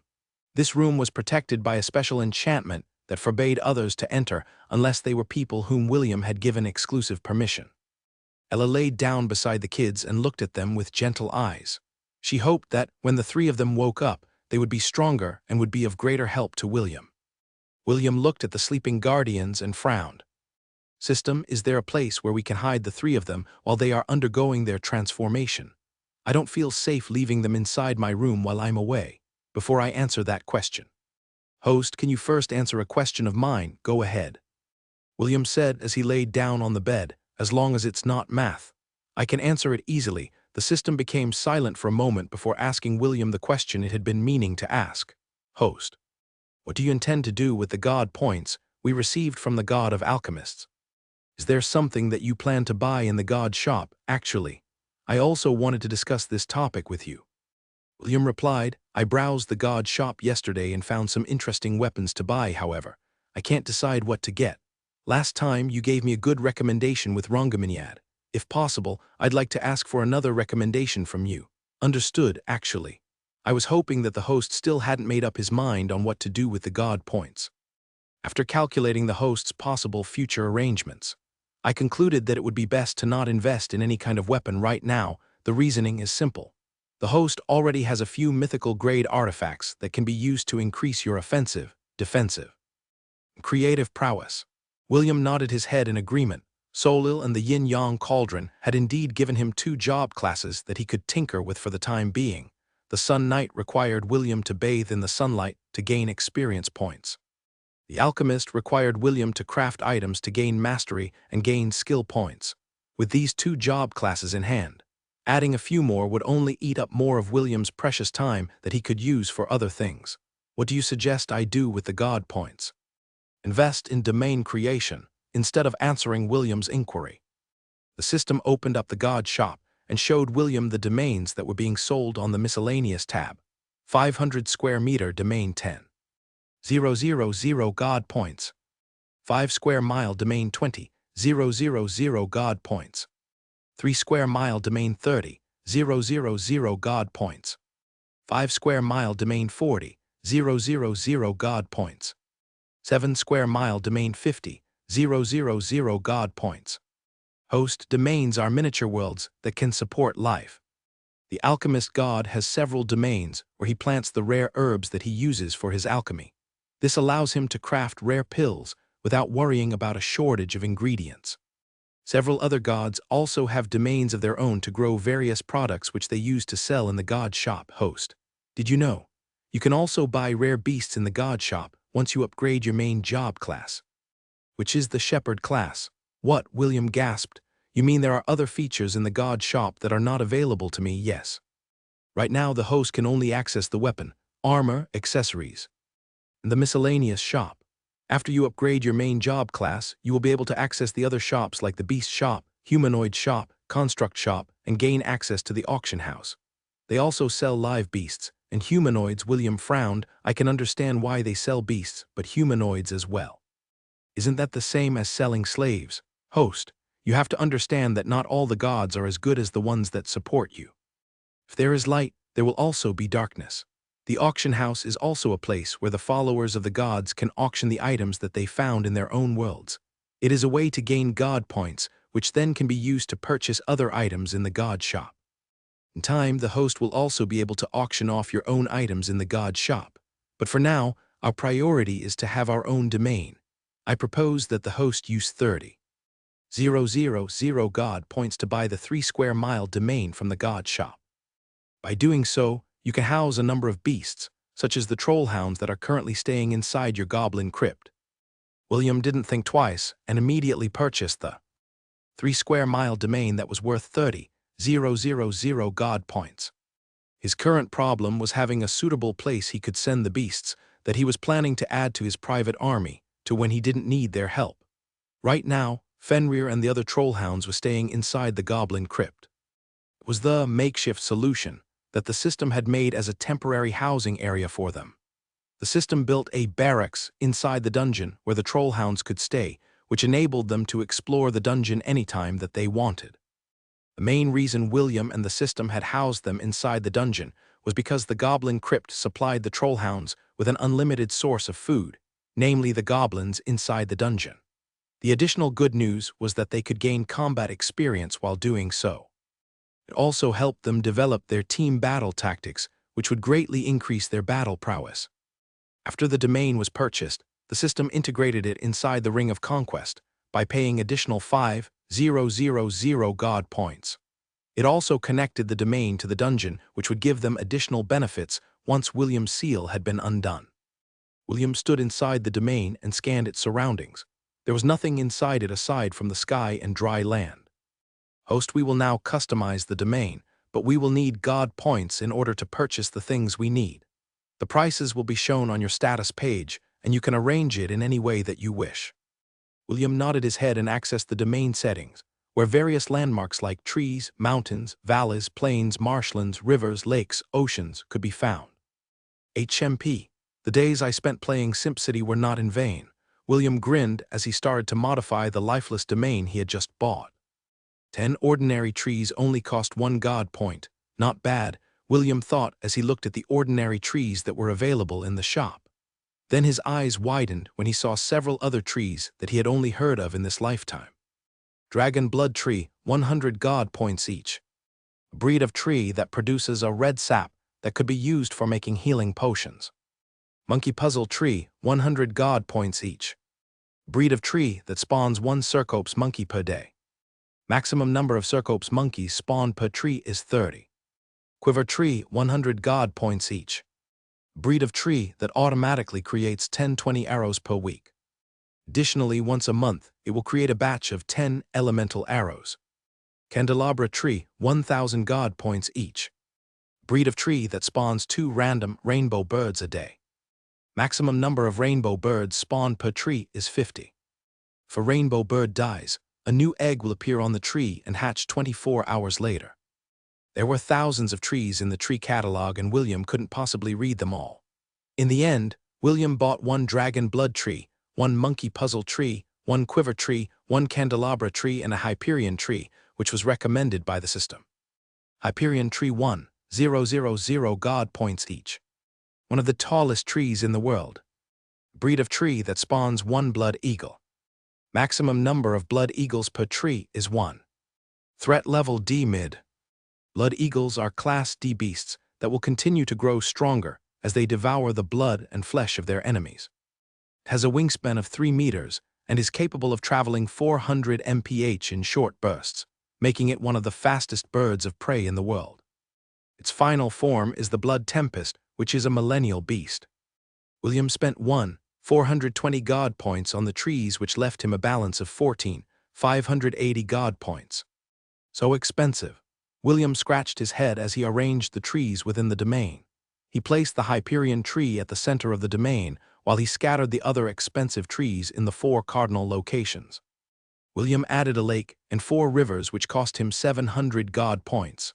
Soon, The half-elf became too engrossed in designing his domain and bought a couple of things for aesthetic purposes. His added purchases cost him 2,000 god points, but his domain became more lively because of it. The weather control was worth 1,000 god points. This function allowed William to control the temperature and season of his domain depending on his whim. The other 1,000 god points was used to buy hills, boulders, shrubs, flower fields, and a wide villa that would serve as his vacation house. William was planning to add a few more things in the domain when the system stepped in and reminded him that they had limited funds, so he couldn't use it for luxury items. 980 god points left. William sighed because his Simp City project was put on hold for the time being.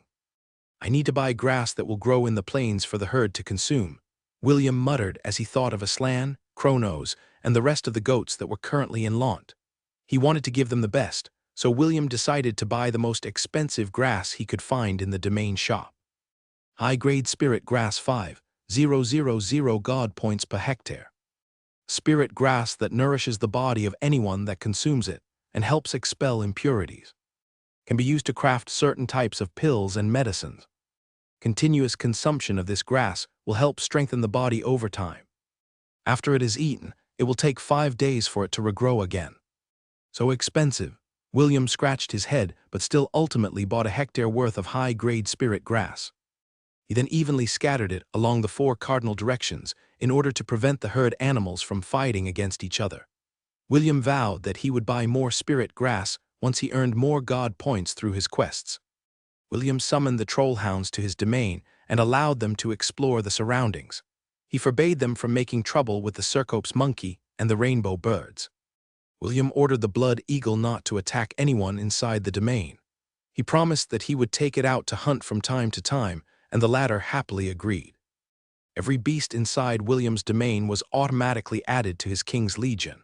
Although they were not creatures of the herd, they were inhabitants of his domain. Since William was the owner, that made him the master of all the beasts that resided within it. God points 5,980. System, let's stop for now, William said. I'm tired. William had spent hours arranging his domain and he was now feeling very hungry. Designing the domain was fun, but very expensive as well. For now, he decided to stop and save what remaining god points he had for future purposes. He was about to leave the domain when the system stopped him. Host, you are forgetting something important. I am. William scratched his head. Should I have added a small mountain or perhaps a small valley? What did I forget exactly? Host, you forgot to give your domain a name. Ah, William clapped his hands in realization. How could I completely forget such an important thing? Very well, from now on, this domain will be called Thousand Beast Domain. Thousand Beast Domain has been successfully registered. New title acquired. Title Domain Master. I am the master of my fate, the captain of my soul. Receives +10 enhancement to all stats. Increase production rate of everything inside the domain by 20%. William has received several titles. However, he could only equip 3 of them at a time.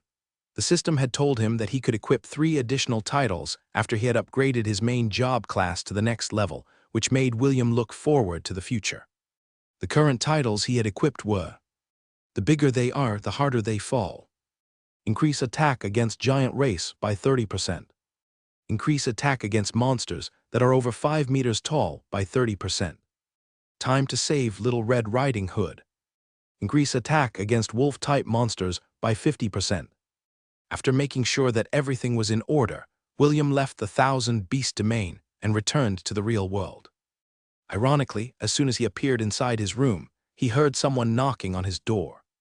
Who is it? William asked. It is me, Kenneth, Kenneth answered. William hurriedly opened the door and saw his ex-roommate Kenneth with a worried look on his face. At first, Kenneth stayed with William inside the prefect room, but after the latter became the commander of the Angorian War Sovereign, Kenneth returned to their old dormitory room to give William some privacy. Although William didn't mind if Kenneth stayed with him, the delicate-looking boy insisted that they separate their living quarters. I came to find you an hour ago, but no one was answering when I knocked, Kenneth said. Do you want to have dinner together? Okay, can you wait 5 minutes? There is something I need to do first, William stated. William closed the door and teleported the 3 sleeping guardians to his villa inside the 1,000-beast domain. He had already prepared a room for the 3 of them to rest while he waited for them to wake up from their hibernation. The half-elf was finally able to breathe a sigh of relief after the 3 kids was safely tucked into their beds. Ella decided to stay with them instead of following William to the dining room. She had already eaten. She had tested the spirit grass that William had planted to make sure that it was safe for consumption, and she was very satisfied with it. 5 minutes later, William and Kenneth headed to the dining hall together. The latter looked at William suspiciously, but didn't say anything else. His mission was to observe the boy and not interfere with his private life. Whatever secrets William had, Kenneth had no intention of prying into them. Deep inside, he was feeling guilty, so he did his job half-heartedly. The thought of William getting hurt because of his mission was something he didn't want to have happen. This was why he didn't report everything about William and kept some of his secrets to himself. He hoped that when they parted ways, William would still treat him as a friend, instead of a traitor who spied on him behind his back. "The prince is asking for a meeting, my lord. He said that he wanted to ask you something very important." The black-robed man reported to his lord. He insisted that his cooperation will depend on whether or not you can answer his questions and agree to his one request. The man seated on the black throne raised an eyebrow. "The crown prince wants to meet me personally." "Yes, this is part of his conditions for cooperating with us." "Well, I guess it will not take too much time to answer his questions. I'm just curious about what kind of request he would make." The man leaned back on his throne and smiled. "When and where is this meeting taking place?" the Lord inquired. 3 days from now at 2 in the afternoon, the black-robed man answered. "The meeting place is the Sky Pavilion located on the east side of the capital." "Very well," the Lord nodded. "Make sure to alert the Grim Guards as well. If the Crown Prince does anything funny, let's just dispose of him." "By your will," the black-robed man pressed his fist over his chest and bowed respectfully. "Inter-division battle," William muttered as he read the document in his hands. "I thought that the Academy was going to cancel this event, but it seems like they are trying to distract the students due to the recent events that have happened." ESD, who was seated across from him, nodded in agreement. "The Academy is trying to motivate the students and let them recover from their current mindset. As you may have already seen, the rewards are quite generous." Indeed, it seems that the Academy gained a lot of resources after the dungeon outbreak. Those resources were gained from the sacrifices of the students in the Academy. It is right for them to share it with the survivors. William placed the document down and gave ESD a smile. "Just so you know, we will not be taking it easy on any of you." "That goes without saying," ESD replied. "To be honest, I also want to have a serious fight with you, a battle to the death." "Oh, you're that confident in beating me." "I'm 30% confident in beating you." ESD looked at William with a serious expression. He still couldn't fathom how strong William was.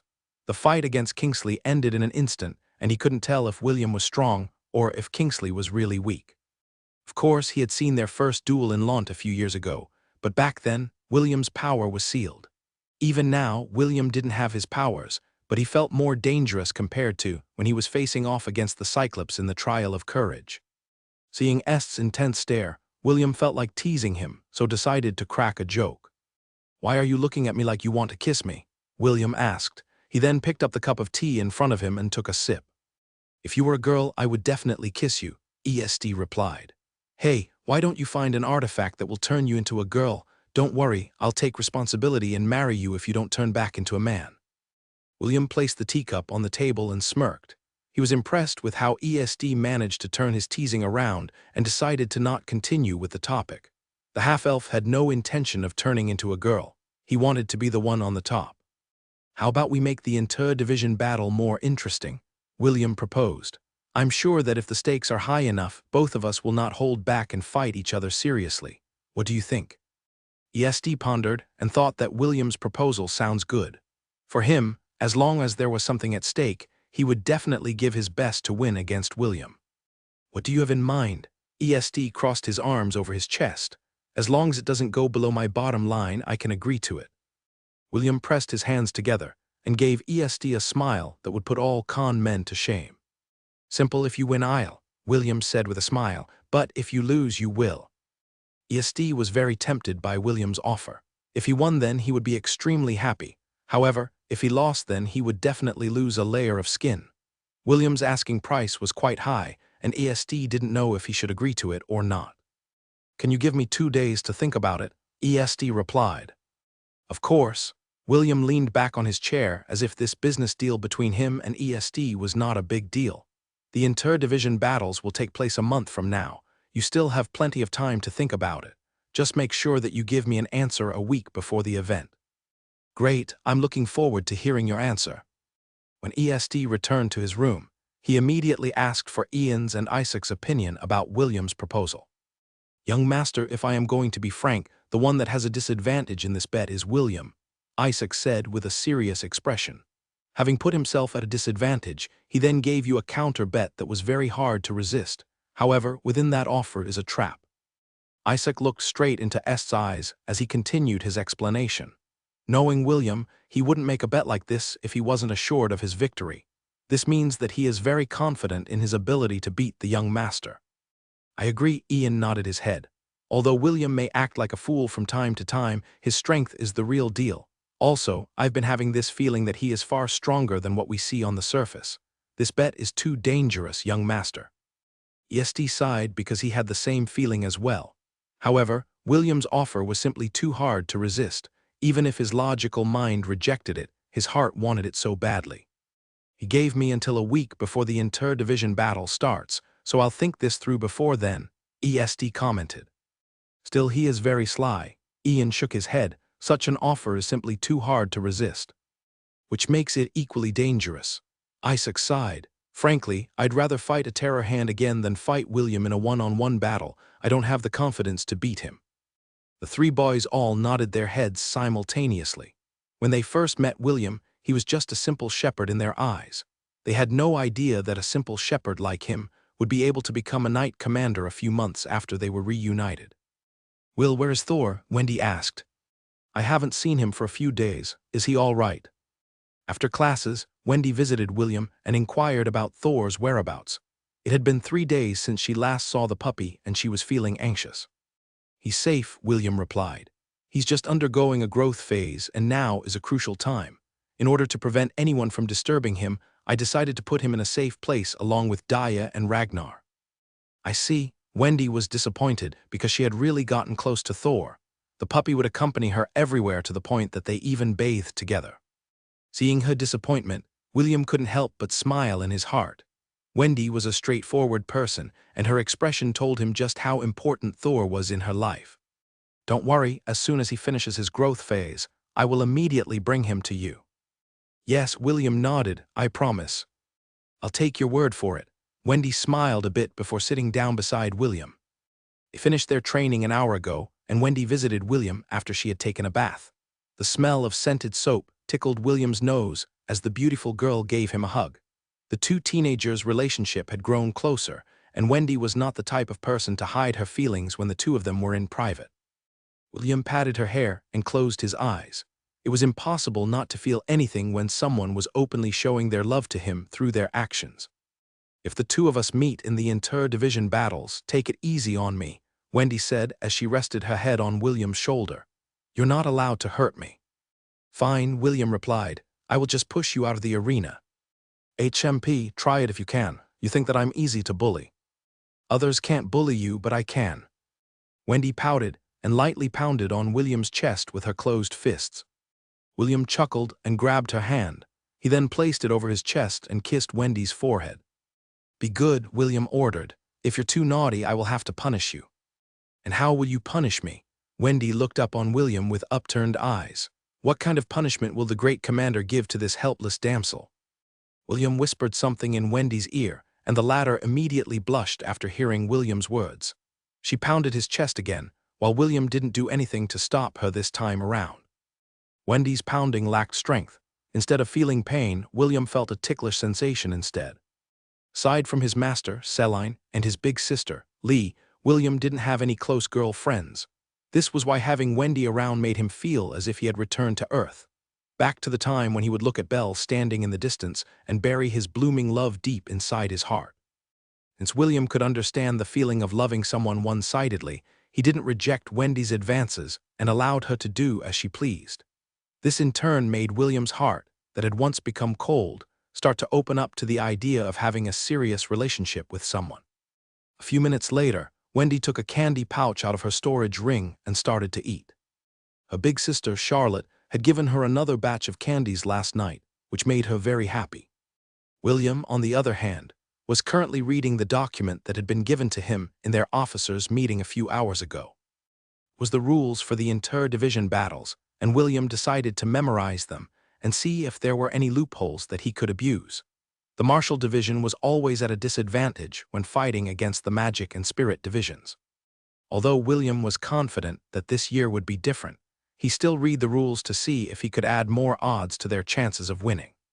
While he was deep in thought, a slender hand pressed something over his lip. William unconsciously took it inside his mouth and immediately tasted something sweet. A candy, William thought, not bad, this tastes good. William was about to ask Wendy for another one when a series of notifications appeared on his status screen. A low-level suggestion spell is trying to invade the host sea of consciousness. Defensive actions initiated. Low-level suggestion spell has been successfully neutralized. William's eyes widened in shock and immediately asked the system to investigate the source of the low-level spell that tried to infiltrate his sea of consciousness. Spell name: Embrace of the Mind Weaver. Embrace of the Mind Weaver. Spell that is used to plant a powerful suggestion inside a person's sea of consciousness. This spell is very effective against those who have no resistance against magic. This spell invades and slowly corrupts the sea of consciousness from within, which allows the one that cast the spell to give their victim suggestions. This suggestion will make the victim think that it was their own idea and carry it out accordingly, depending on how strong the victim's willpower is. Some suggestions can be resisted, the more this spell invades the person's sea of consciousness. The lesser the chance the victim will resist the caster's orders. William took a deep breath as he tried to hold back the anger that was rising from his chest. He had unconsciously clenched his fists while reading the information about the spell that had tried to invade his sea of consciousness. Is it good? Wendy asked. My big sister from the magic division gave this to me. Do you want more? Yes. Please, William replied as he unclenched his fists. How about you give me all of the candy in your possession? But my big sister Charlotte gave these to me. Wendy hid the pouch of candy behind her back. I was not supposed to share them with anyone, but since you're special to me, I gave you one. William stood from his seat and walked towards Wendy. The system urged him to get more samples, so that it could analyze how the spell had been enchanted onto a piece of candy. Don't worry. I will give you something else in return, William said as he hugged Wendy, this time around. His hug was more firm, as if not wanting her to run away from him. Wendy could feel that something was wrong with William, but she couldn't put her finger on what it was. All she knew was that the current William was looking at her with a worried gaze, and the arms holding her made her feel safe. I'll give this to you if you give me a kiss. How about it? Wendy teased as she shook the pouch in front of William. She had teased William many times in the past, but none of them had worked. The blonde beauty thought that the one she liked would back off after she gave her condition. Okay, William replied.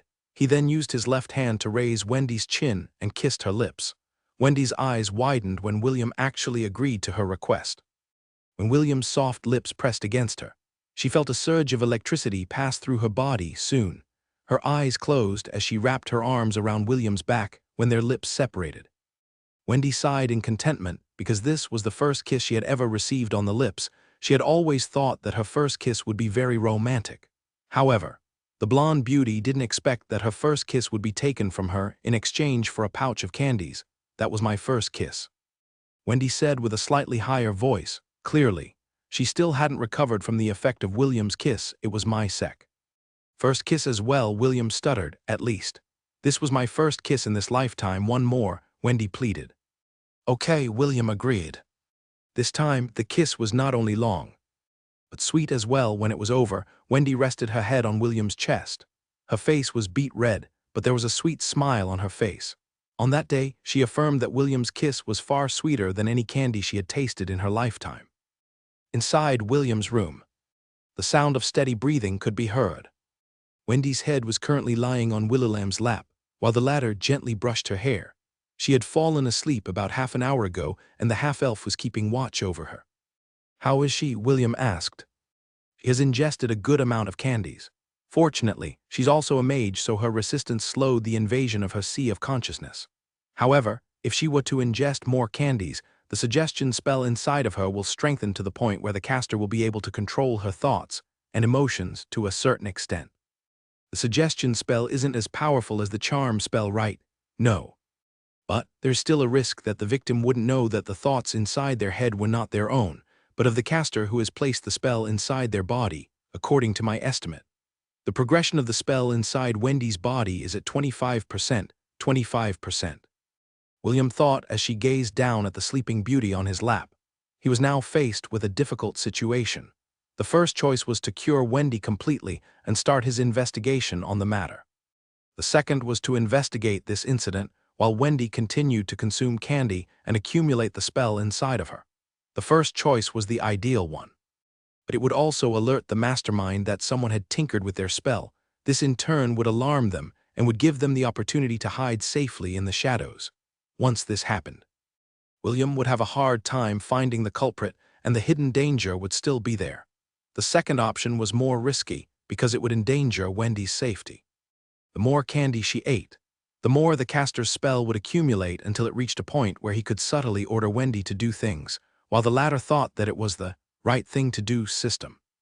"Do you have any suggestions?" William asked as he continued to brush Wendy's hair. If possible, he didn't want to endanger this girl who loved him so much. "I will leave the decision to you." Host William sighed internally. He knew what he had to do, but it still hurt him to do it. He felt that he was no different from the nobles who used people as their chess pieces in order to gain more profit for them. After thinking long and hard, William came to a decision system. "I want you to put a special tracker on Wendy, place all the add-ons in it, see what she sees, hear what she hears also, monitor her emotional wavelengths at the first sign of danger. Alert me right away and we will go to rescue her immediately. That will be 500 God points all in all, and it will last for 2 months. "Are you sure of your decision, host?" "Do it," William replied without batting an eye. For him, Wendy was more important than God points. Special tracker successfully implanted, host. "I have a suggestion. I can attach a special tracker to Wendy so that we can also put a tracker on the person that gives her the candy. I heard earlier that she mentioned Big Sister Charlotte. Perhaps this person is connected to the mastermind pulling the strings from behind, or she could be another one of that bastard's victims," William commented. "Very well, use the God points needed. I don't mind deducting 500 God points from the balance. God points remaining 2,980. William held Wendy's hand firmly. He would do his best to protect her to the best of his abilities, but this was a gamble that he needed to take. The half-elf had a bad feeling that there was a bigger plot behind this incident. He hoped that he was wrong, because if he was right, then this didn't bode well for the students of the Helen Royal Academy. Meanwhile, inside Carter's room, Carter was currently holding a communication crystal in his hand. He felt the familiar tug of his lord's magic, which his superior often used to contact him if something important had come up. "Master." "I am here," Carter said respectfully as the communication crystal glowed red. Soon, an image of a handsome man with 2 small horns protruding out of his head appeared on the surface of the crystal. He was Carter's direct superior, one of the generals of the Demon Lord, Zagarl Raneth. "There is a change of plans," Zagarl said with a serious expression. "I want you to massacre the students of the Helen Academy. This must be done in less than 2 months after your mission. Immediately return to the Demon Continent and accept the rewards that the Demon Lord has promised you." Carter frowned when he heard that his mission had changed. His original mission was to corrupt the talented students inside the Royal Academy and bring them back to the Demon Continent to be used as studs and broodmares for the demon race. Now his mission changed to a massacre. Carter didn't know why the general suddenly had a change of heart. But he was in no position to question his orders, seeing the confusion on Carter's face. The general sighed and continued his explanations. "Your original plan will still be carried out. But focus on bringing the girls to the Demon Continent," Zagarl stated. "As for the boys, use them as cannon fodders while you make your escape. I have already sent additional resources to you, and it will arrive 2 to 3 days from now. Use those ingredients to strengthen the effect of your candies by tenfold that way." You will not have to wait for a full month before your spell takes hold of their minds. At most, you will only need a week or two to completely put them all under your thumb. Carter's expression immediately eased after hearing that additional resources would be sent to him, the lack of which had been the main problem he faced in wanting to make more candies in a short period of time. My liege, the Academy is going to have an inter-division battle a month from now, Carter reported. That is the perfect opportunity to conduct a massacre. How about we do it on that day? Good. Zagor pondered for a bit before nodding his head. I will also send some demons to aid you in transporting the girls back to the demon continent. I will allow you to pick 5 of the girls from the Academy for yourself. So, make sure to pick the best. Understood. Thank you for your generosity, my liege, Carter bowed. He then pressed his fist over his chest. Glory to the demon race. Zagor, too, pressed his fist over his chest as he gave his reply. Glory to the demon race. Carter ended the call and carefully deposited the communication crystal back into his storage ring. He had things to take care of, so he left the room in haste. A few minutes after the professor left the room, a small black snake crawled out from under the bed. It then entered a small gap in the wall until it was safely out of the teacher's dormitory. It slithered through the grass until it arrived at a small warehouse used to store the Academy's tools and other supplies. A few seconds later, the snake transformed into a man wearing a hood. The man glanced in the direction of the teacher's dormitory once before turning into black mist. The chirping of a cicada echoed in the quiet afternoon. It was as if it was making a proclamation that the night would soon descend upon the lands of the southern continent. Wendy was staring outside the window of her classroom. She would giggle from time to time, which made ESD and the rest of her classmates look at her with amused expressions. The scene of William kissing her was still fresh in her mind, and it was making her giddy from happiness. She had completely forgotten that she wasn't inside his room anymore and was inside their classroom instead. Miss Armstrong, it seems that you are very happy today, Layla said with a smile that didn't reach her eyes. Why don't you share to the entire class the reason why you're giggling like a mandrake? Wendy absent-mindedly glanced at Layla and blurted out the words that were on her mind. Commander William is a good kisser. ESD, who was seated not far from her, dropped the book in his hand as his eyes widened in shock. Ian, who was seated beside ESD, had his mouth opened wide enough for a golf ball to pass through it. The class descended into silence as they stared at the beautiful blonde girl who just realized that she had made a blunder. Wendy immediately covered her lips as her face turned as red as a ripe tomato. Oh, Layla raised an eyebrow. The new Knight Commander is a good kisser. Well, this certainly is a piece of good news for those who are infatuated with him. Now, Miss Armstrong, why don't you turn your book of magic principles to page 69 and read the different magical reactions when elements collide? Wendy hurriedly opened her book and stood up from her seat. She then narrated the contents of the book to the class while doing her best to keep her voice from stuttering. Her classmates started to giggle when they saw Wendy's panicked expression. Even so, there were 2 boys in the room who were not giggling. Instead, they were looking at Wendy as if she was a cheating cat that had stolen the cheese named William from their table. Mama, did you feel a sudden chill just now? William asked. I could have sworn that a cold wind just passed through me. Ella tilted her head to the side for a few seconds before resolutely shaking her head. The 2 were currently undertaking a topography lesson. Their instructor had asked them to create a map of the entire Marshall Division, and the first years were now loitering around the premises holding scrolls in their hands to draw various landmarks and create a detailed map to the best of their abilities. In war, map-making was an important skill. Even an impromptu one could allow them to navigate their surroundings. As William was hard at work, a small wren landed on his shoulder and began chirping. It was none other than the wren, Ethan, that William had brought back from the whimsical forest. He had given the small bird an important task, and it was now giving its master a full report of its mission. Great job, William said as he gave the bird a strip of beef jerky. The bird happily ate the jerky before flying away. It was going to resume patrolling around the academy while looking for suspicious individuals on the prowl. Since William still didn't know who the puppeteer pulling the strings from the background was, he asked Ethan to keep a lookout on anything that seemed suspicious.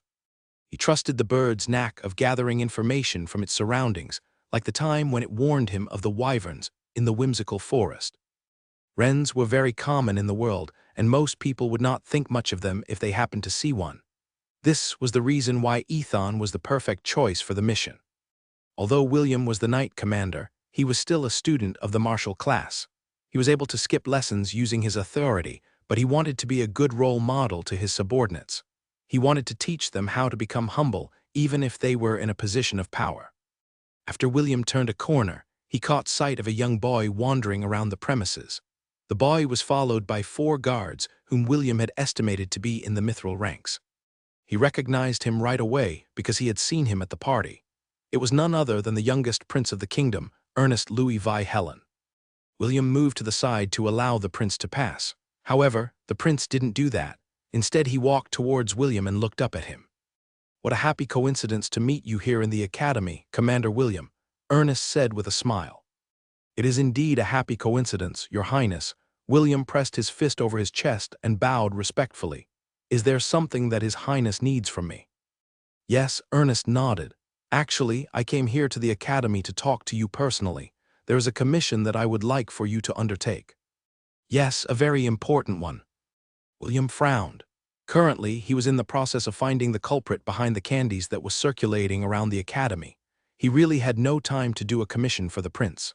However, since he was still a knight of the kingdom, he decided to at least listen to the prince first before deciding whether to accept his commission or not. "Please follow me to the commander's office," William replied. "Whatever the prince wants to ask of me must be something very important. You wouldn't go out of your way to come here personally if it wasn't." Ernest didn't answer, but only gave William a small smile. It was his way of acknowledging William's deductions. When the two arrived at William's office, the prince ordered his 4 guards to remain outside and guarded the door. Clearly, he didn't want them hearing his private talk with William. After the two were seated, the prince finally told him the reason why he came to see the commander of the Angorian war sovereign. "You already know that our kingdom is preparing to fight against the 2 dynasties on our borders," Ernest explained. "After making a detailed estimate of our kingdom's remaining forces, the king felt that we wouldn't have enough men to protect both fronts of the battlefield." William nodded his head. The king had a private talk with him before he left the party and told him that there was a possibility that the students of the academy would be mobilized once again to fight for their homeland on the front lines. "However, it will not be enough." Ernest shook his head. "Do you know why the 2 dynasties have been able to stand in the southern continent while avoiding being conquered by the Hellen and Frisia alliance?" "No," William answered. He was not too familiar with the 2 dynasties beyond their borders because he was too busy training his knight order to become an independent unit during the war. "It's because of their guardian beasts," Ernest stated. "Both dynasties have guardian beasts that protect their dynasties. According to the reports, these 2 guardian beasts are myriad beasts. What is more troublesome is that these 2 beasts are said to be only a step away from becoming calamities. If they join the battle, then we will not have enough forces to stop them. And this is also the reason why I came to find you, Commander William. We need you to go with the kingdom's ambassador, Sir Jerkins, and travel to the north, where the tribes are congregated. We need their help to resist this invasion from our neighbors." Ernest lowered his head. Alone, the Hellen kingdom doesn't have any chance of victory. The youngest prince then glanced at Ella, who was standing beside William. "The king and I believe that the ambassador will not be able to convince them if he went alone. This is why we want you to accompany him in this undertaking." William tapped the top of the table with his fingertip. This was indeed an important mission of the kingdom, and a mission he couldn't ignore. Ella had once told him about the mighty tribes that lived in the north. The tribes that raised Angorian war ibexes as their mounts, which prevented the kingdom from conquering them.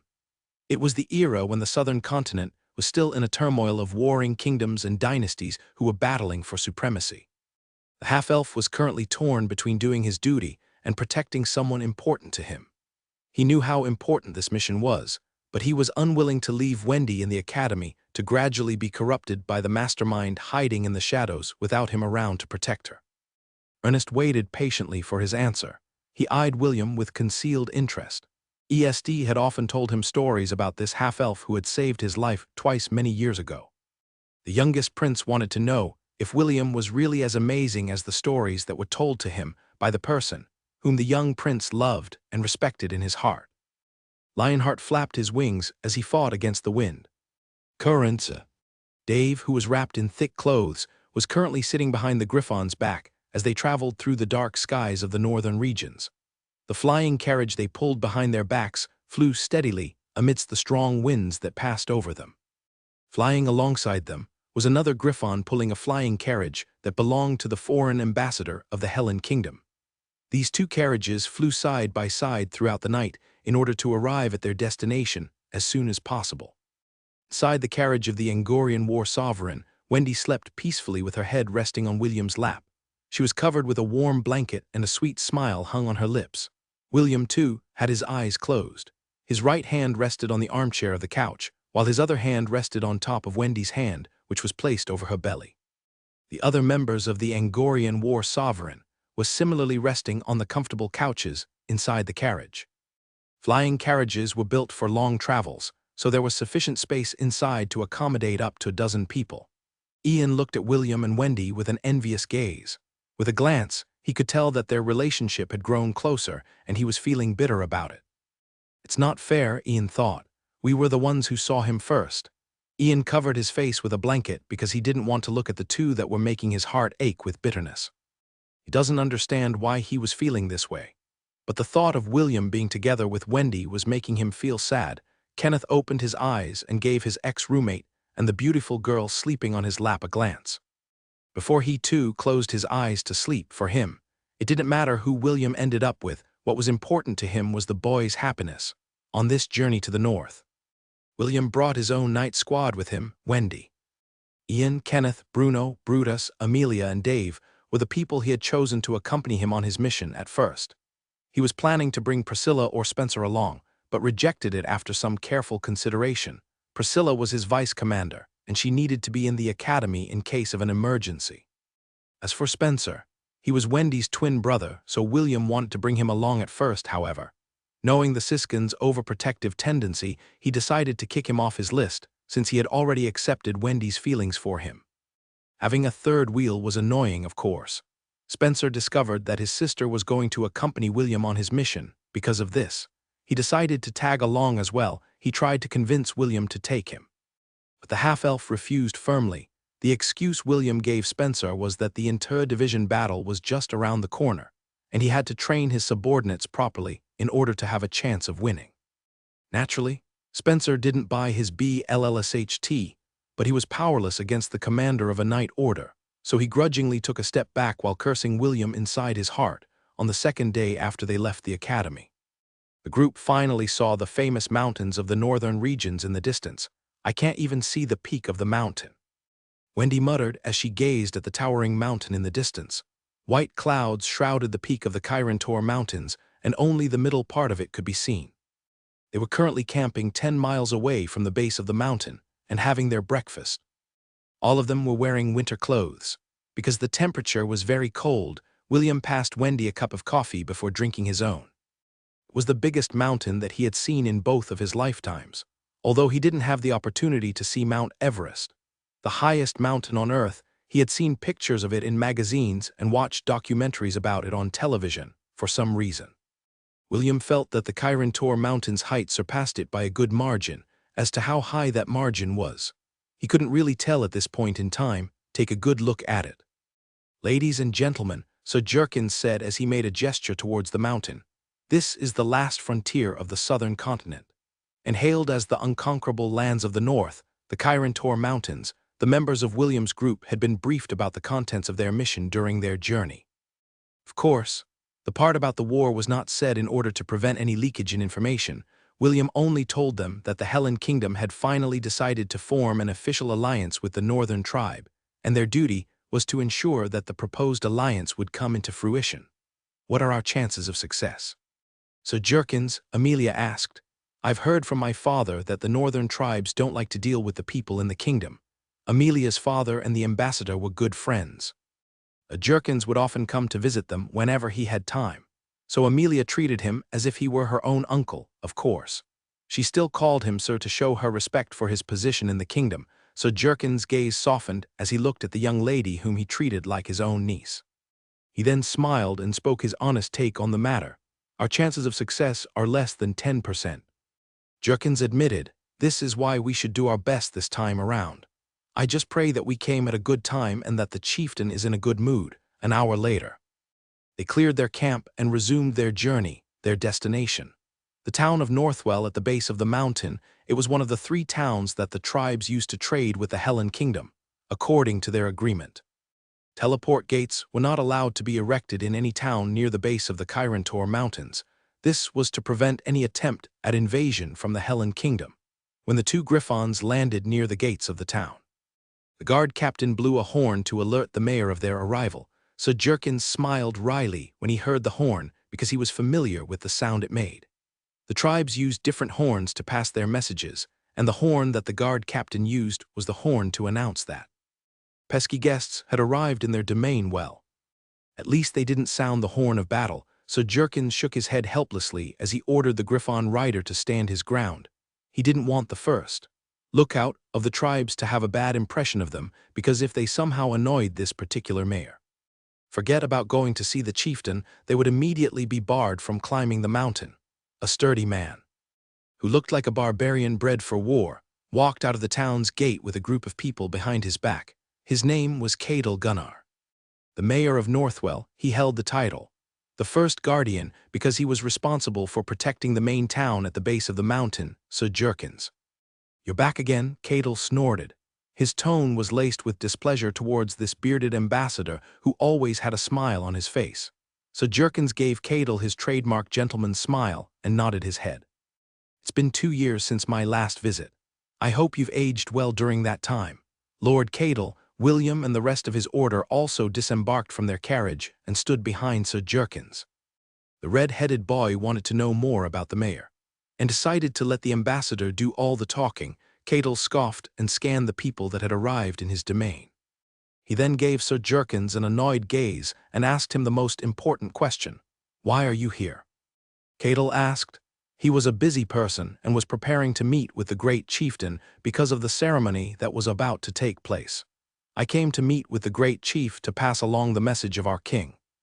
Jerkins replied, "My king also asked me to personally deliver gifts to his excellency and wish him well." "Ho! Gifts, you say?" Cadel sneered. "So, are those kids the gifts you are talking about? Well, they're not half bad." Sir Jerkins chuckled and waved his hand. "Lord Cadel, please, don't tease the children. They are here to assist me in my mission to see your great chieftain." Cadel clicked his tongue, but still nodded his head. He then signaled for his men to open the gates and allow their entry, although they did their best to not show it on their faces. William and the rest were very curious to see what the towns in the northern tribes were like. They wanted to know how these indigenous people lived, and the secret of how they had retained their autonomy for hundreds of years. As soon as they entered the gates, several pairs of eyes turned in their direction. Some were curious, others surprised, while some held contempt. It was quite easy to tell who was friendly and who was not. Those who were not openly glaring at William's group were the friendly ones among the northerners. Even Lord Cadel, the mayor of Northwell, had shown his dislike openly and didn't even bother to hide it. The tribes were proud people. For them, being straightforward was their way of life. They hate schemes and would rather resort to a fight than be forced to pull some dirty tricks. The tribes of the North all had pale skin, and their bodies were quite sturdy. Even the women had lean and toned bodies that boasted enough strength to make the usual thugs think twice before making a pass on them. They were wearing clothes made from the furs and hides of the beasts that could be seen within their domain. Wolf, mammoths, bears, and other fierce beasts that the warriors of the tribe encountered on a daily basis. Wendy and Amelia stood out from the group because both of them were beauties. The teenage boys who were of marriageable age whistled at them to show their appreciation. The 2 girls were not used to this kind of treatment because both of them were nobles. They had been protected by their families from any form of vulgarity that they were finding it hard to keep the calm expressions on their faces.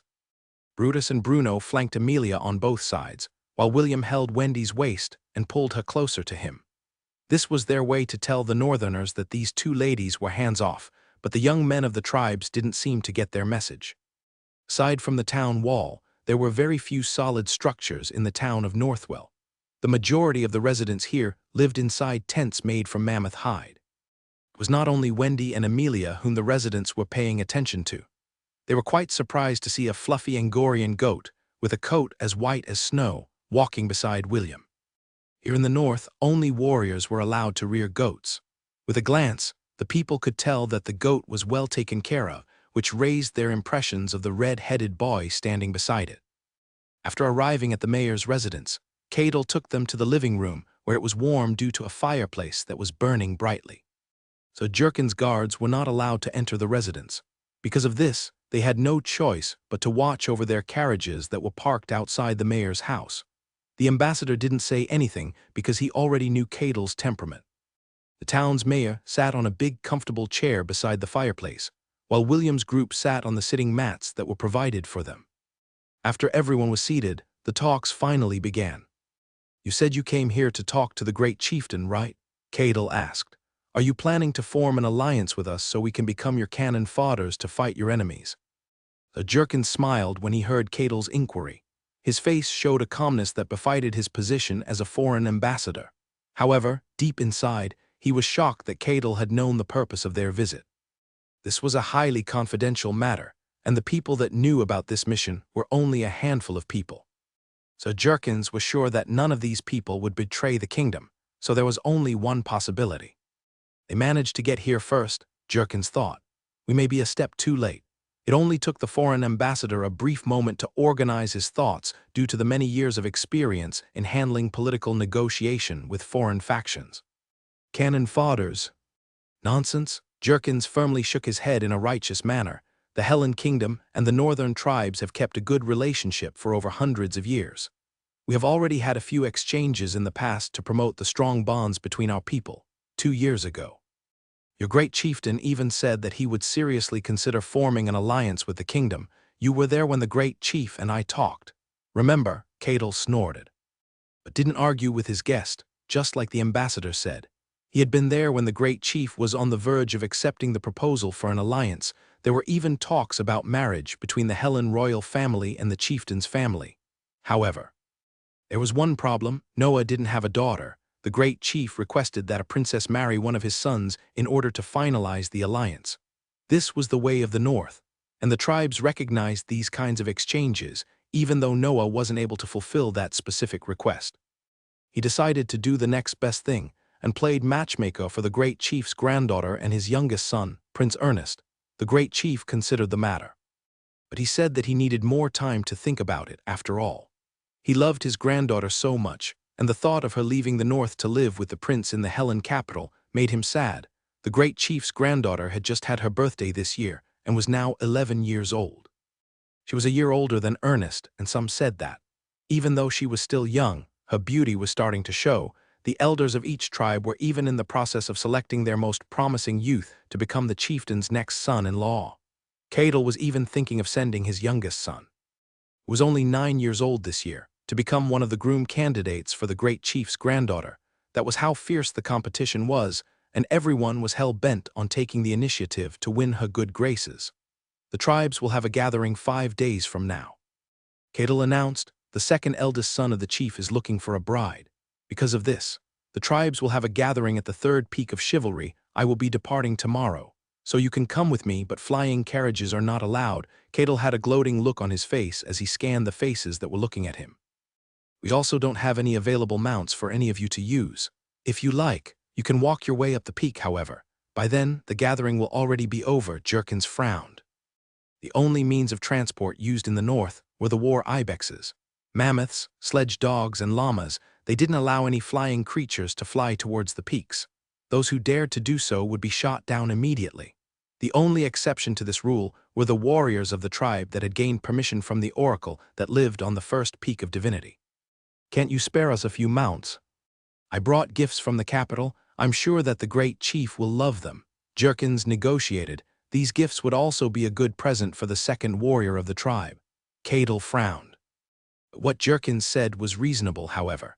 He wouldn't allow all of them to climb the third peak with him, so he intentionally made things difficult for the ambassador and his entourage. I will provide only one llama for your group, Cadel said as he looked at Jurkens, and you will be the only one riding it. As for the rest, they can walk. Cadel was firm in his decision. He was even laughing internally. He really didn't like the representatives from the Hellen Kingdom and looked down on their attempts to form an alliance with their tribe.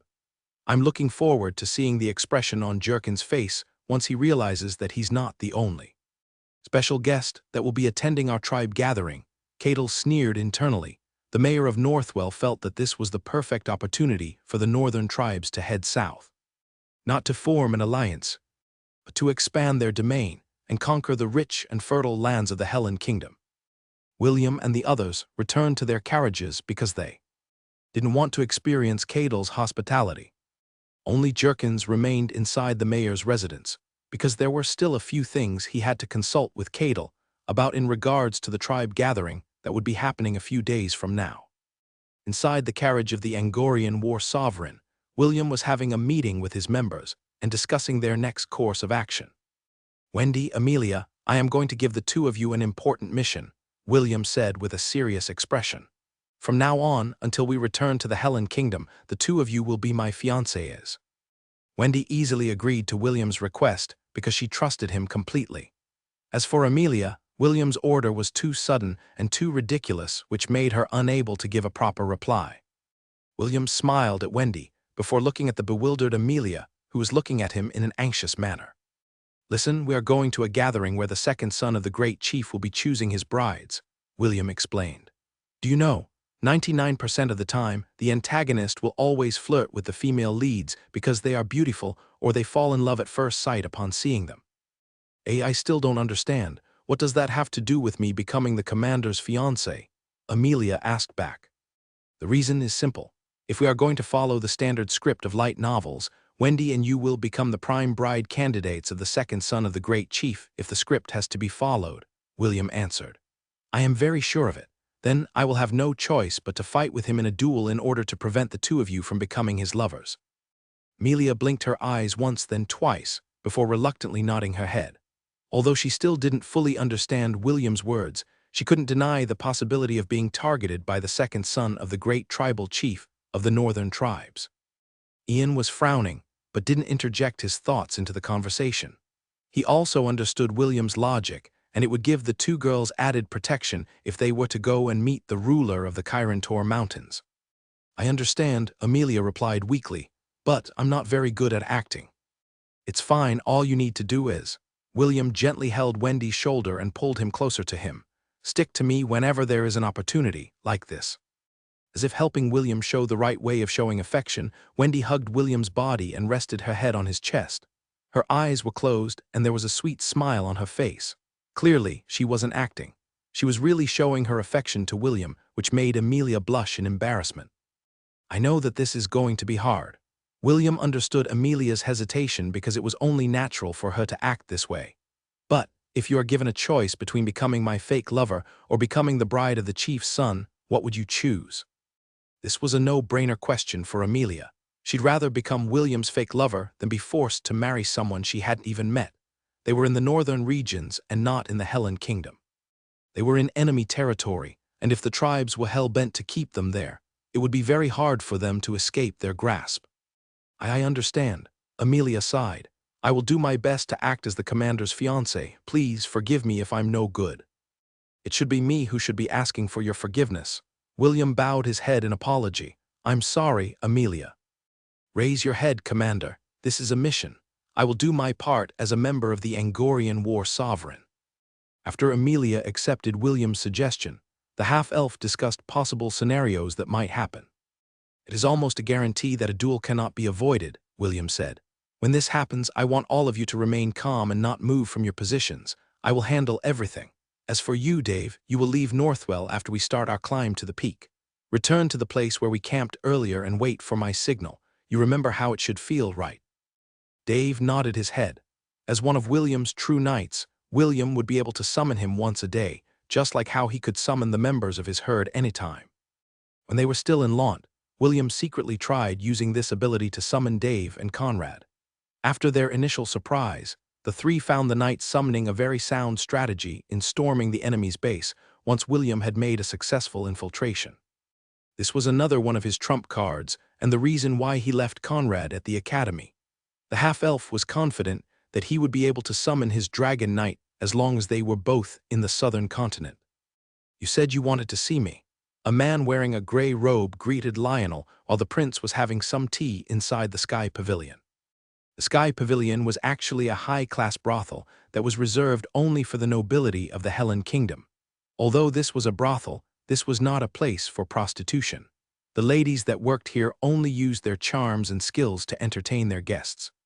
Singing, dancing, playing musical instruments, and other literary arts were the foundation of the Sky Pavilion. Harassing and molesting the ladies of this establishment was strictly prohibited. Any offenders would immediately be thrown into the jails of the Hellen Kingdom. Some of them would never see the light of day again. Lionel raised his head and made a gesture for his guest to sit down in front of him. The man wearing the robe nodded his head and sat according to the prince's wishes. A pretty lady that served as the prince's personal maid poured the newcomer a cup of tea before leaving the room. As soon as the door closed, Lionel took a scroll from his pocket and placed it on top of the table. The man wearing gray robes picked it up and began to read its contents. He read silently for 2 minutes before returning the scroll on top of the table. If the two of us are going to work together, then it is only fair for our side to show you our sincerity, the man said in a business-like tone. The first answer to your question is yes. Lionel sighed internally because his suspicion was confirmed. The first question written in the letter was whether the secret organization had already found the hidden domain. The answer to your second question is another yes. The man continued. We are willing to give you a quarter of the gains we can get from you-know-what. Lionel nodded his head. His second question was whether the organization was willing to give the prince a slice of the riches that would be found inside the domain of the first king of the Hellen Kingdom. Even though it was only a quarter, that was already a good bargain for him. The answer to your third question will depend on your ability. The man chuckled. We have no need for useless people. There are plenty of candidates to choose from. Remember that, okay? Lionel's third question was if they were really going to support him in becoming the emperor of the southern continent. Depending on his performance, they could discard him anytime if he didn't meet their expectations. As for your last question, the man rubbed his chin. Although it will require a lot of effort on our part, we can do it. The man paused and clapped his hands as if remembering something. A month from now, the Hellen Royal Academy is going to have an inter-division battle between all the year grades, right? The man inquired. I think we can have the princess visit during that time to promote the good relationship between the two kingdoms. I think that there will be nothing wrong with that arrangement. Lionel clenched his fist as he kept the calm expression on his face. Deep inside, he was feeling excited. At the end of the scroll had been his biggest request. Lionel asked the organization to show him their sincerity by bringing the third princess of the Kingdom of Frisia to the Hellen Kingdom. Lionel promised that he would work with them if they were able to accomplish this task, and the man in front of him promised that he would comply with his request to have the princess visit their kingdom. Finally, I will be able to see her again, Lionel thought happily. Sidoni, after many years, I will once again gaze upon your beauty. The man wearing the gray robe eyed the prince with a friendly smile. He answered all of the questions truthfully because he really had no interest in ruling the southern continent. What he planned to achieve was a greater calling, something that mere mortals couldn't possibly comprehend. He would gladly hand the southern continent to Lionel on a silver platter if the prince could acquire the key for him, the key that opened the domain that held the secret to immortality. Cadel led the way up the mountain while riding on it. Angorian wore ibex. He turned his head to look at the stragglers who were walking behind their group and sneered in his heart. He thought that William and the others would beg him to give them some mounts to help climb the mountain, but they didn't do it. Instead, they just walked as if they were tourists doing some sightseeing. We are increasing the pace, Cadel announced. He then urged his partner to run, and the rest of his retainers followed behind him. Jerkins turned to look at William, and the latter only nodded his head. They had already talked about this. If Cadel decided to leave them behind, Jerkins was to follow him closely. William assured the ambassador that they would be fine. He insisted that Jerkins should just focus on keeping up with Cadel's group instead of worrying about them. With a wave of his hand, Jerkins urged his mount to run after the war ibexes in the distance. They're already gone, Brutus commented. Are you sure we're going to be fine, Commander? William smiled and nodded his head, gate open, suddenly. 6 war ibexes appeared behind William. The half-elf hugged all of them and patted their heads affectionately. Let me introduce you to my friends that will help us reach the third peak of the Kyrantor Mountains. William said, this is Kronos. Aslan, Baldur, Echo, Keith, and Jed, don't worry, they are very friendly as long as you don't do anything to hurt them. They will not do anything to any of you, ironically. The war ibexes were wearing custom-made saddles that allowed everyone to mount them easily. William helped Wendy mount Ella's back because the two of them would be riding together. After making sure that the beauty in front of him was properly seated, he glanced at his subordinates to check if they were having any problems. Fortunately, all of William's members had plenty of practice riding different beasts, so they easily adapted to their new traveling partners. Let's go, William ordered, and Ella led the sprint up the mountain. The other goats ran behind their leader in a uniformed manner without having their riders order them on what to do. 5 minutes later, Catel's party appeared in their vision. The mayor of Northwell heard hoofbeats coming from behind their entourage and turned his head to look. He almost fell from his mount when he saw William's group catching up to them. What shocked him the most was that all of them were riding Angorian war ibexes. The war ibexes held a special status among the northern tribes, and only warriors were allowed to ride them.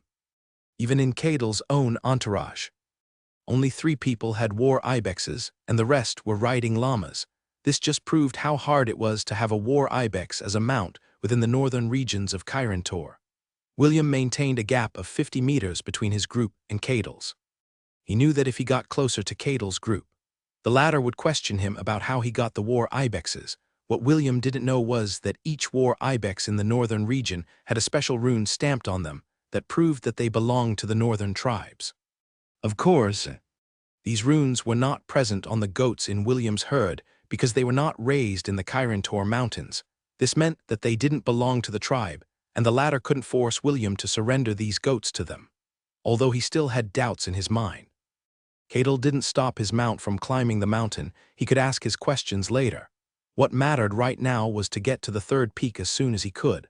The travel towards the peak usually took 2 days from the base of the mountain. Only the beasts raised by the northern tribe would be able to climb without being attacked by wild beasts because of the runes embedded on their body. These runes signified that they belonged to the divine oracle, and no beasts that resided within the mountain were allowed to attack them when the sun was about to set. Catel called for a halt, and his group started to set up camp. William didn't join Catel's camp, but set up his own, although there was no snow in their location. The temperature was very cold, fortunately. They had prepared adequately for their mission, and there was no danger of suffering from frostbite, just as William expected. Catel wasn't able to resist his curiosity and walked towards their camp. He looked at the war ibexes that were resting on the ground with a fierce gaze. It was as if he was looking at a woman who had the beauty to bring down nations, as a veteran warrior. He was also an expert when it came to appraising beasts with a glance. He could tell that the war ibexes were of the highest grade. These kinds of goats could only be ridden by the elite warriors of the great chieftain, who went by the name Garm. They were the elite defenders of the Kyrantor Mountains that prevented the kings of the Helen Kingdom from conquering their domain. "Boy, where did you get these goats?" Catel asked without even looking at William. He was so focused on admiring the goats that he found it beneath him to even glance at the half-elf, whom he treated as one of Jerkin's attendants. William ignored him and started to throw some vegetables into the pot in front of him. He was planning to make some vegetable soup that would warm them up for their long night in the mountains. Catel frowned because he didn't hear William's reply. He then finally turned his head to look at the boy who was busy stoking the campfire to cook their dinner. "Boy, didn't you hear what I said?" Catel asked.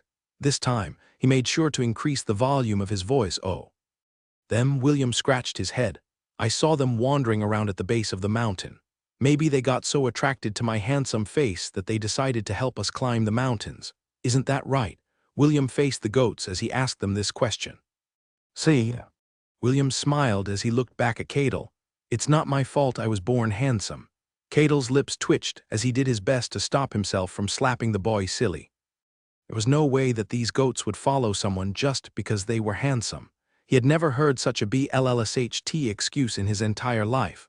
"Boy, I asked you a serious question," Catel glared. "Don't forget that. Without my approval, you and your group would be barred from entering the 3rd peak, and who told you that I needed your approval?" William asked back. The system had already informed him of the rules of the Kyrantor Mountains. No one was allowed to attack anyone that was being accompanied by an Angorian war ibex. Doing so was tantamount to attacking the dignity of their guardian deity. No tribe would dare to commit such a nefarious act, not even Cadel, who had just remembered this age-old rule in the Kyrantor Mountains. There was a myriad beast that was close to becoming a demigod. They said that the myriad beast was a celestial goat that could see everything that happens inside its domain, for as long as the tribes of the north followed its rule, its protection would remain intact. This was the reason why none of the former kings of the Hellen Kingdom were able to invade the northern region. When they found out what kind of being lived in this domain, they decided to scrap their plans of expansion. Only stupid people would dare to poke a hornet's nest and face the wrath of a pseudo-demigod. Go back to your camp, William ordered. You have no power here. William closed the lid of the pot as he waited for it to boil. He didn't say anything when he was still in the town of Northwell because the system was busy collecting data at that time. One of its functions was to unearth the recorded history of a location. The only condition was that William had to be in that location as well. When the system discovered this rule, it immediately informed William, which allowed the half-elf to use it to its advantage. Fool. The moment I learned this rule was the moment you lost your authority over me. William sneered still. This is a very convenient loophole system. Do you think I could tame that pseudo-demigod? Maybe I can bribe it to join my herd. Should I attempt to tame it? The system wanted to say no, but then it remembered the goat that was currently resting beside William. If something like that was willing to follow William, then taming a pseudo-demigod was nothing, of course. The system couldn't say that out loud. So it decided to compromise. There's a very, very, very small probability that you can tame it. Host, William sighed, and remembered the titanic green-scaled trollhound that he failed to tame last time. If he wasn't able to add a Class S beast to his herd, then he shouldn't even think about adding a myriad beast that was a step away from the Calamity class. That would just be kicking an iron plate without boots on, and it might even cause the northern tribes to hunt him to the ends of the world. While William was pondering about these things, Cadel returned to his camp with a grim expression on his face. He had a feeling that he had unintentionally brought a troublemaker into their territory. The mayor of Northwell glanced at William, who was brushing Ella's head. In his eyes, William was a wolf in sheep's clothing, a wolf that had snuck inside the goat pen, and the boy had been bold enough to do it right under his nose.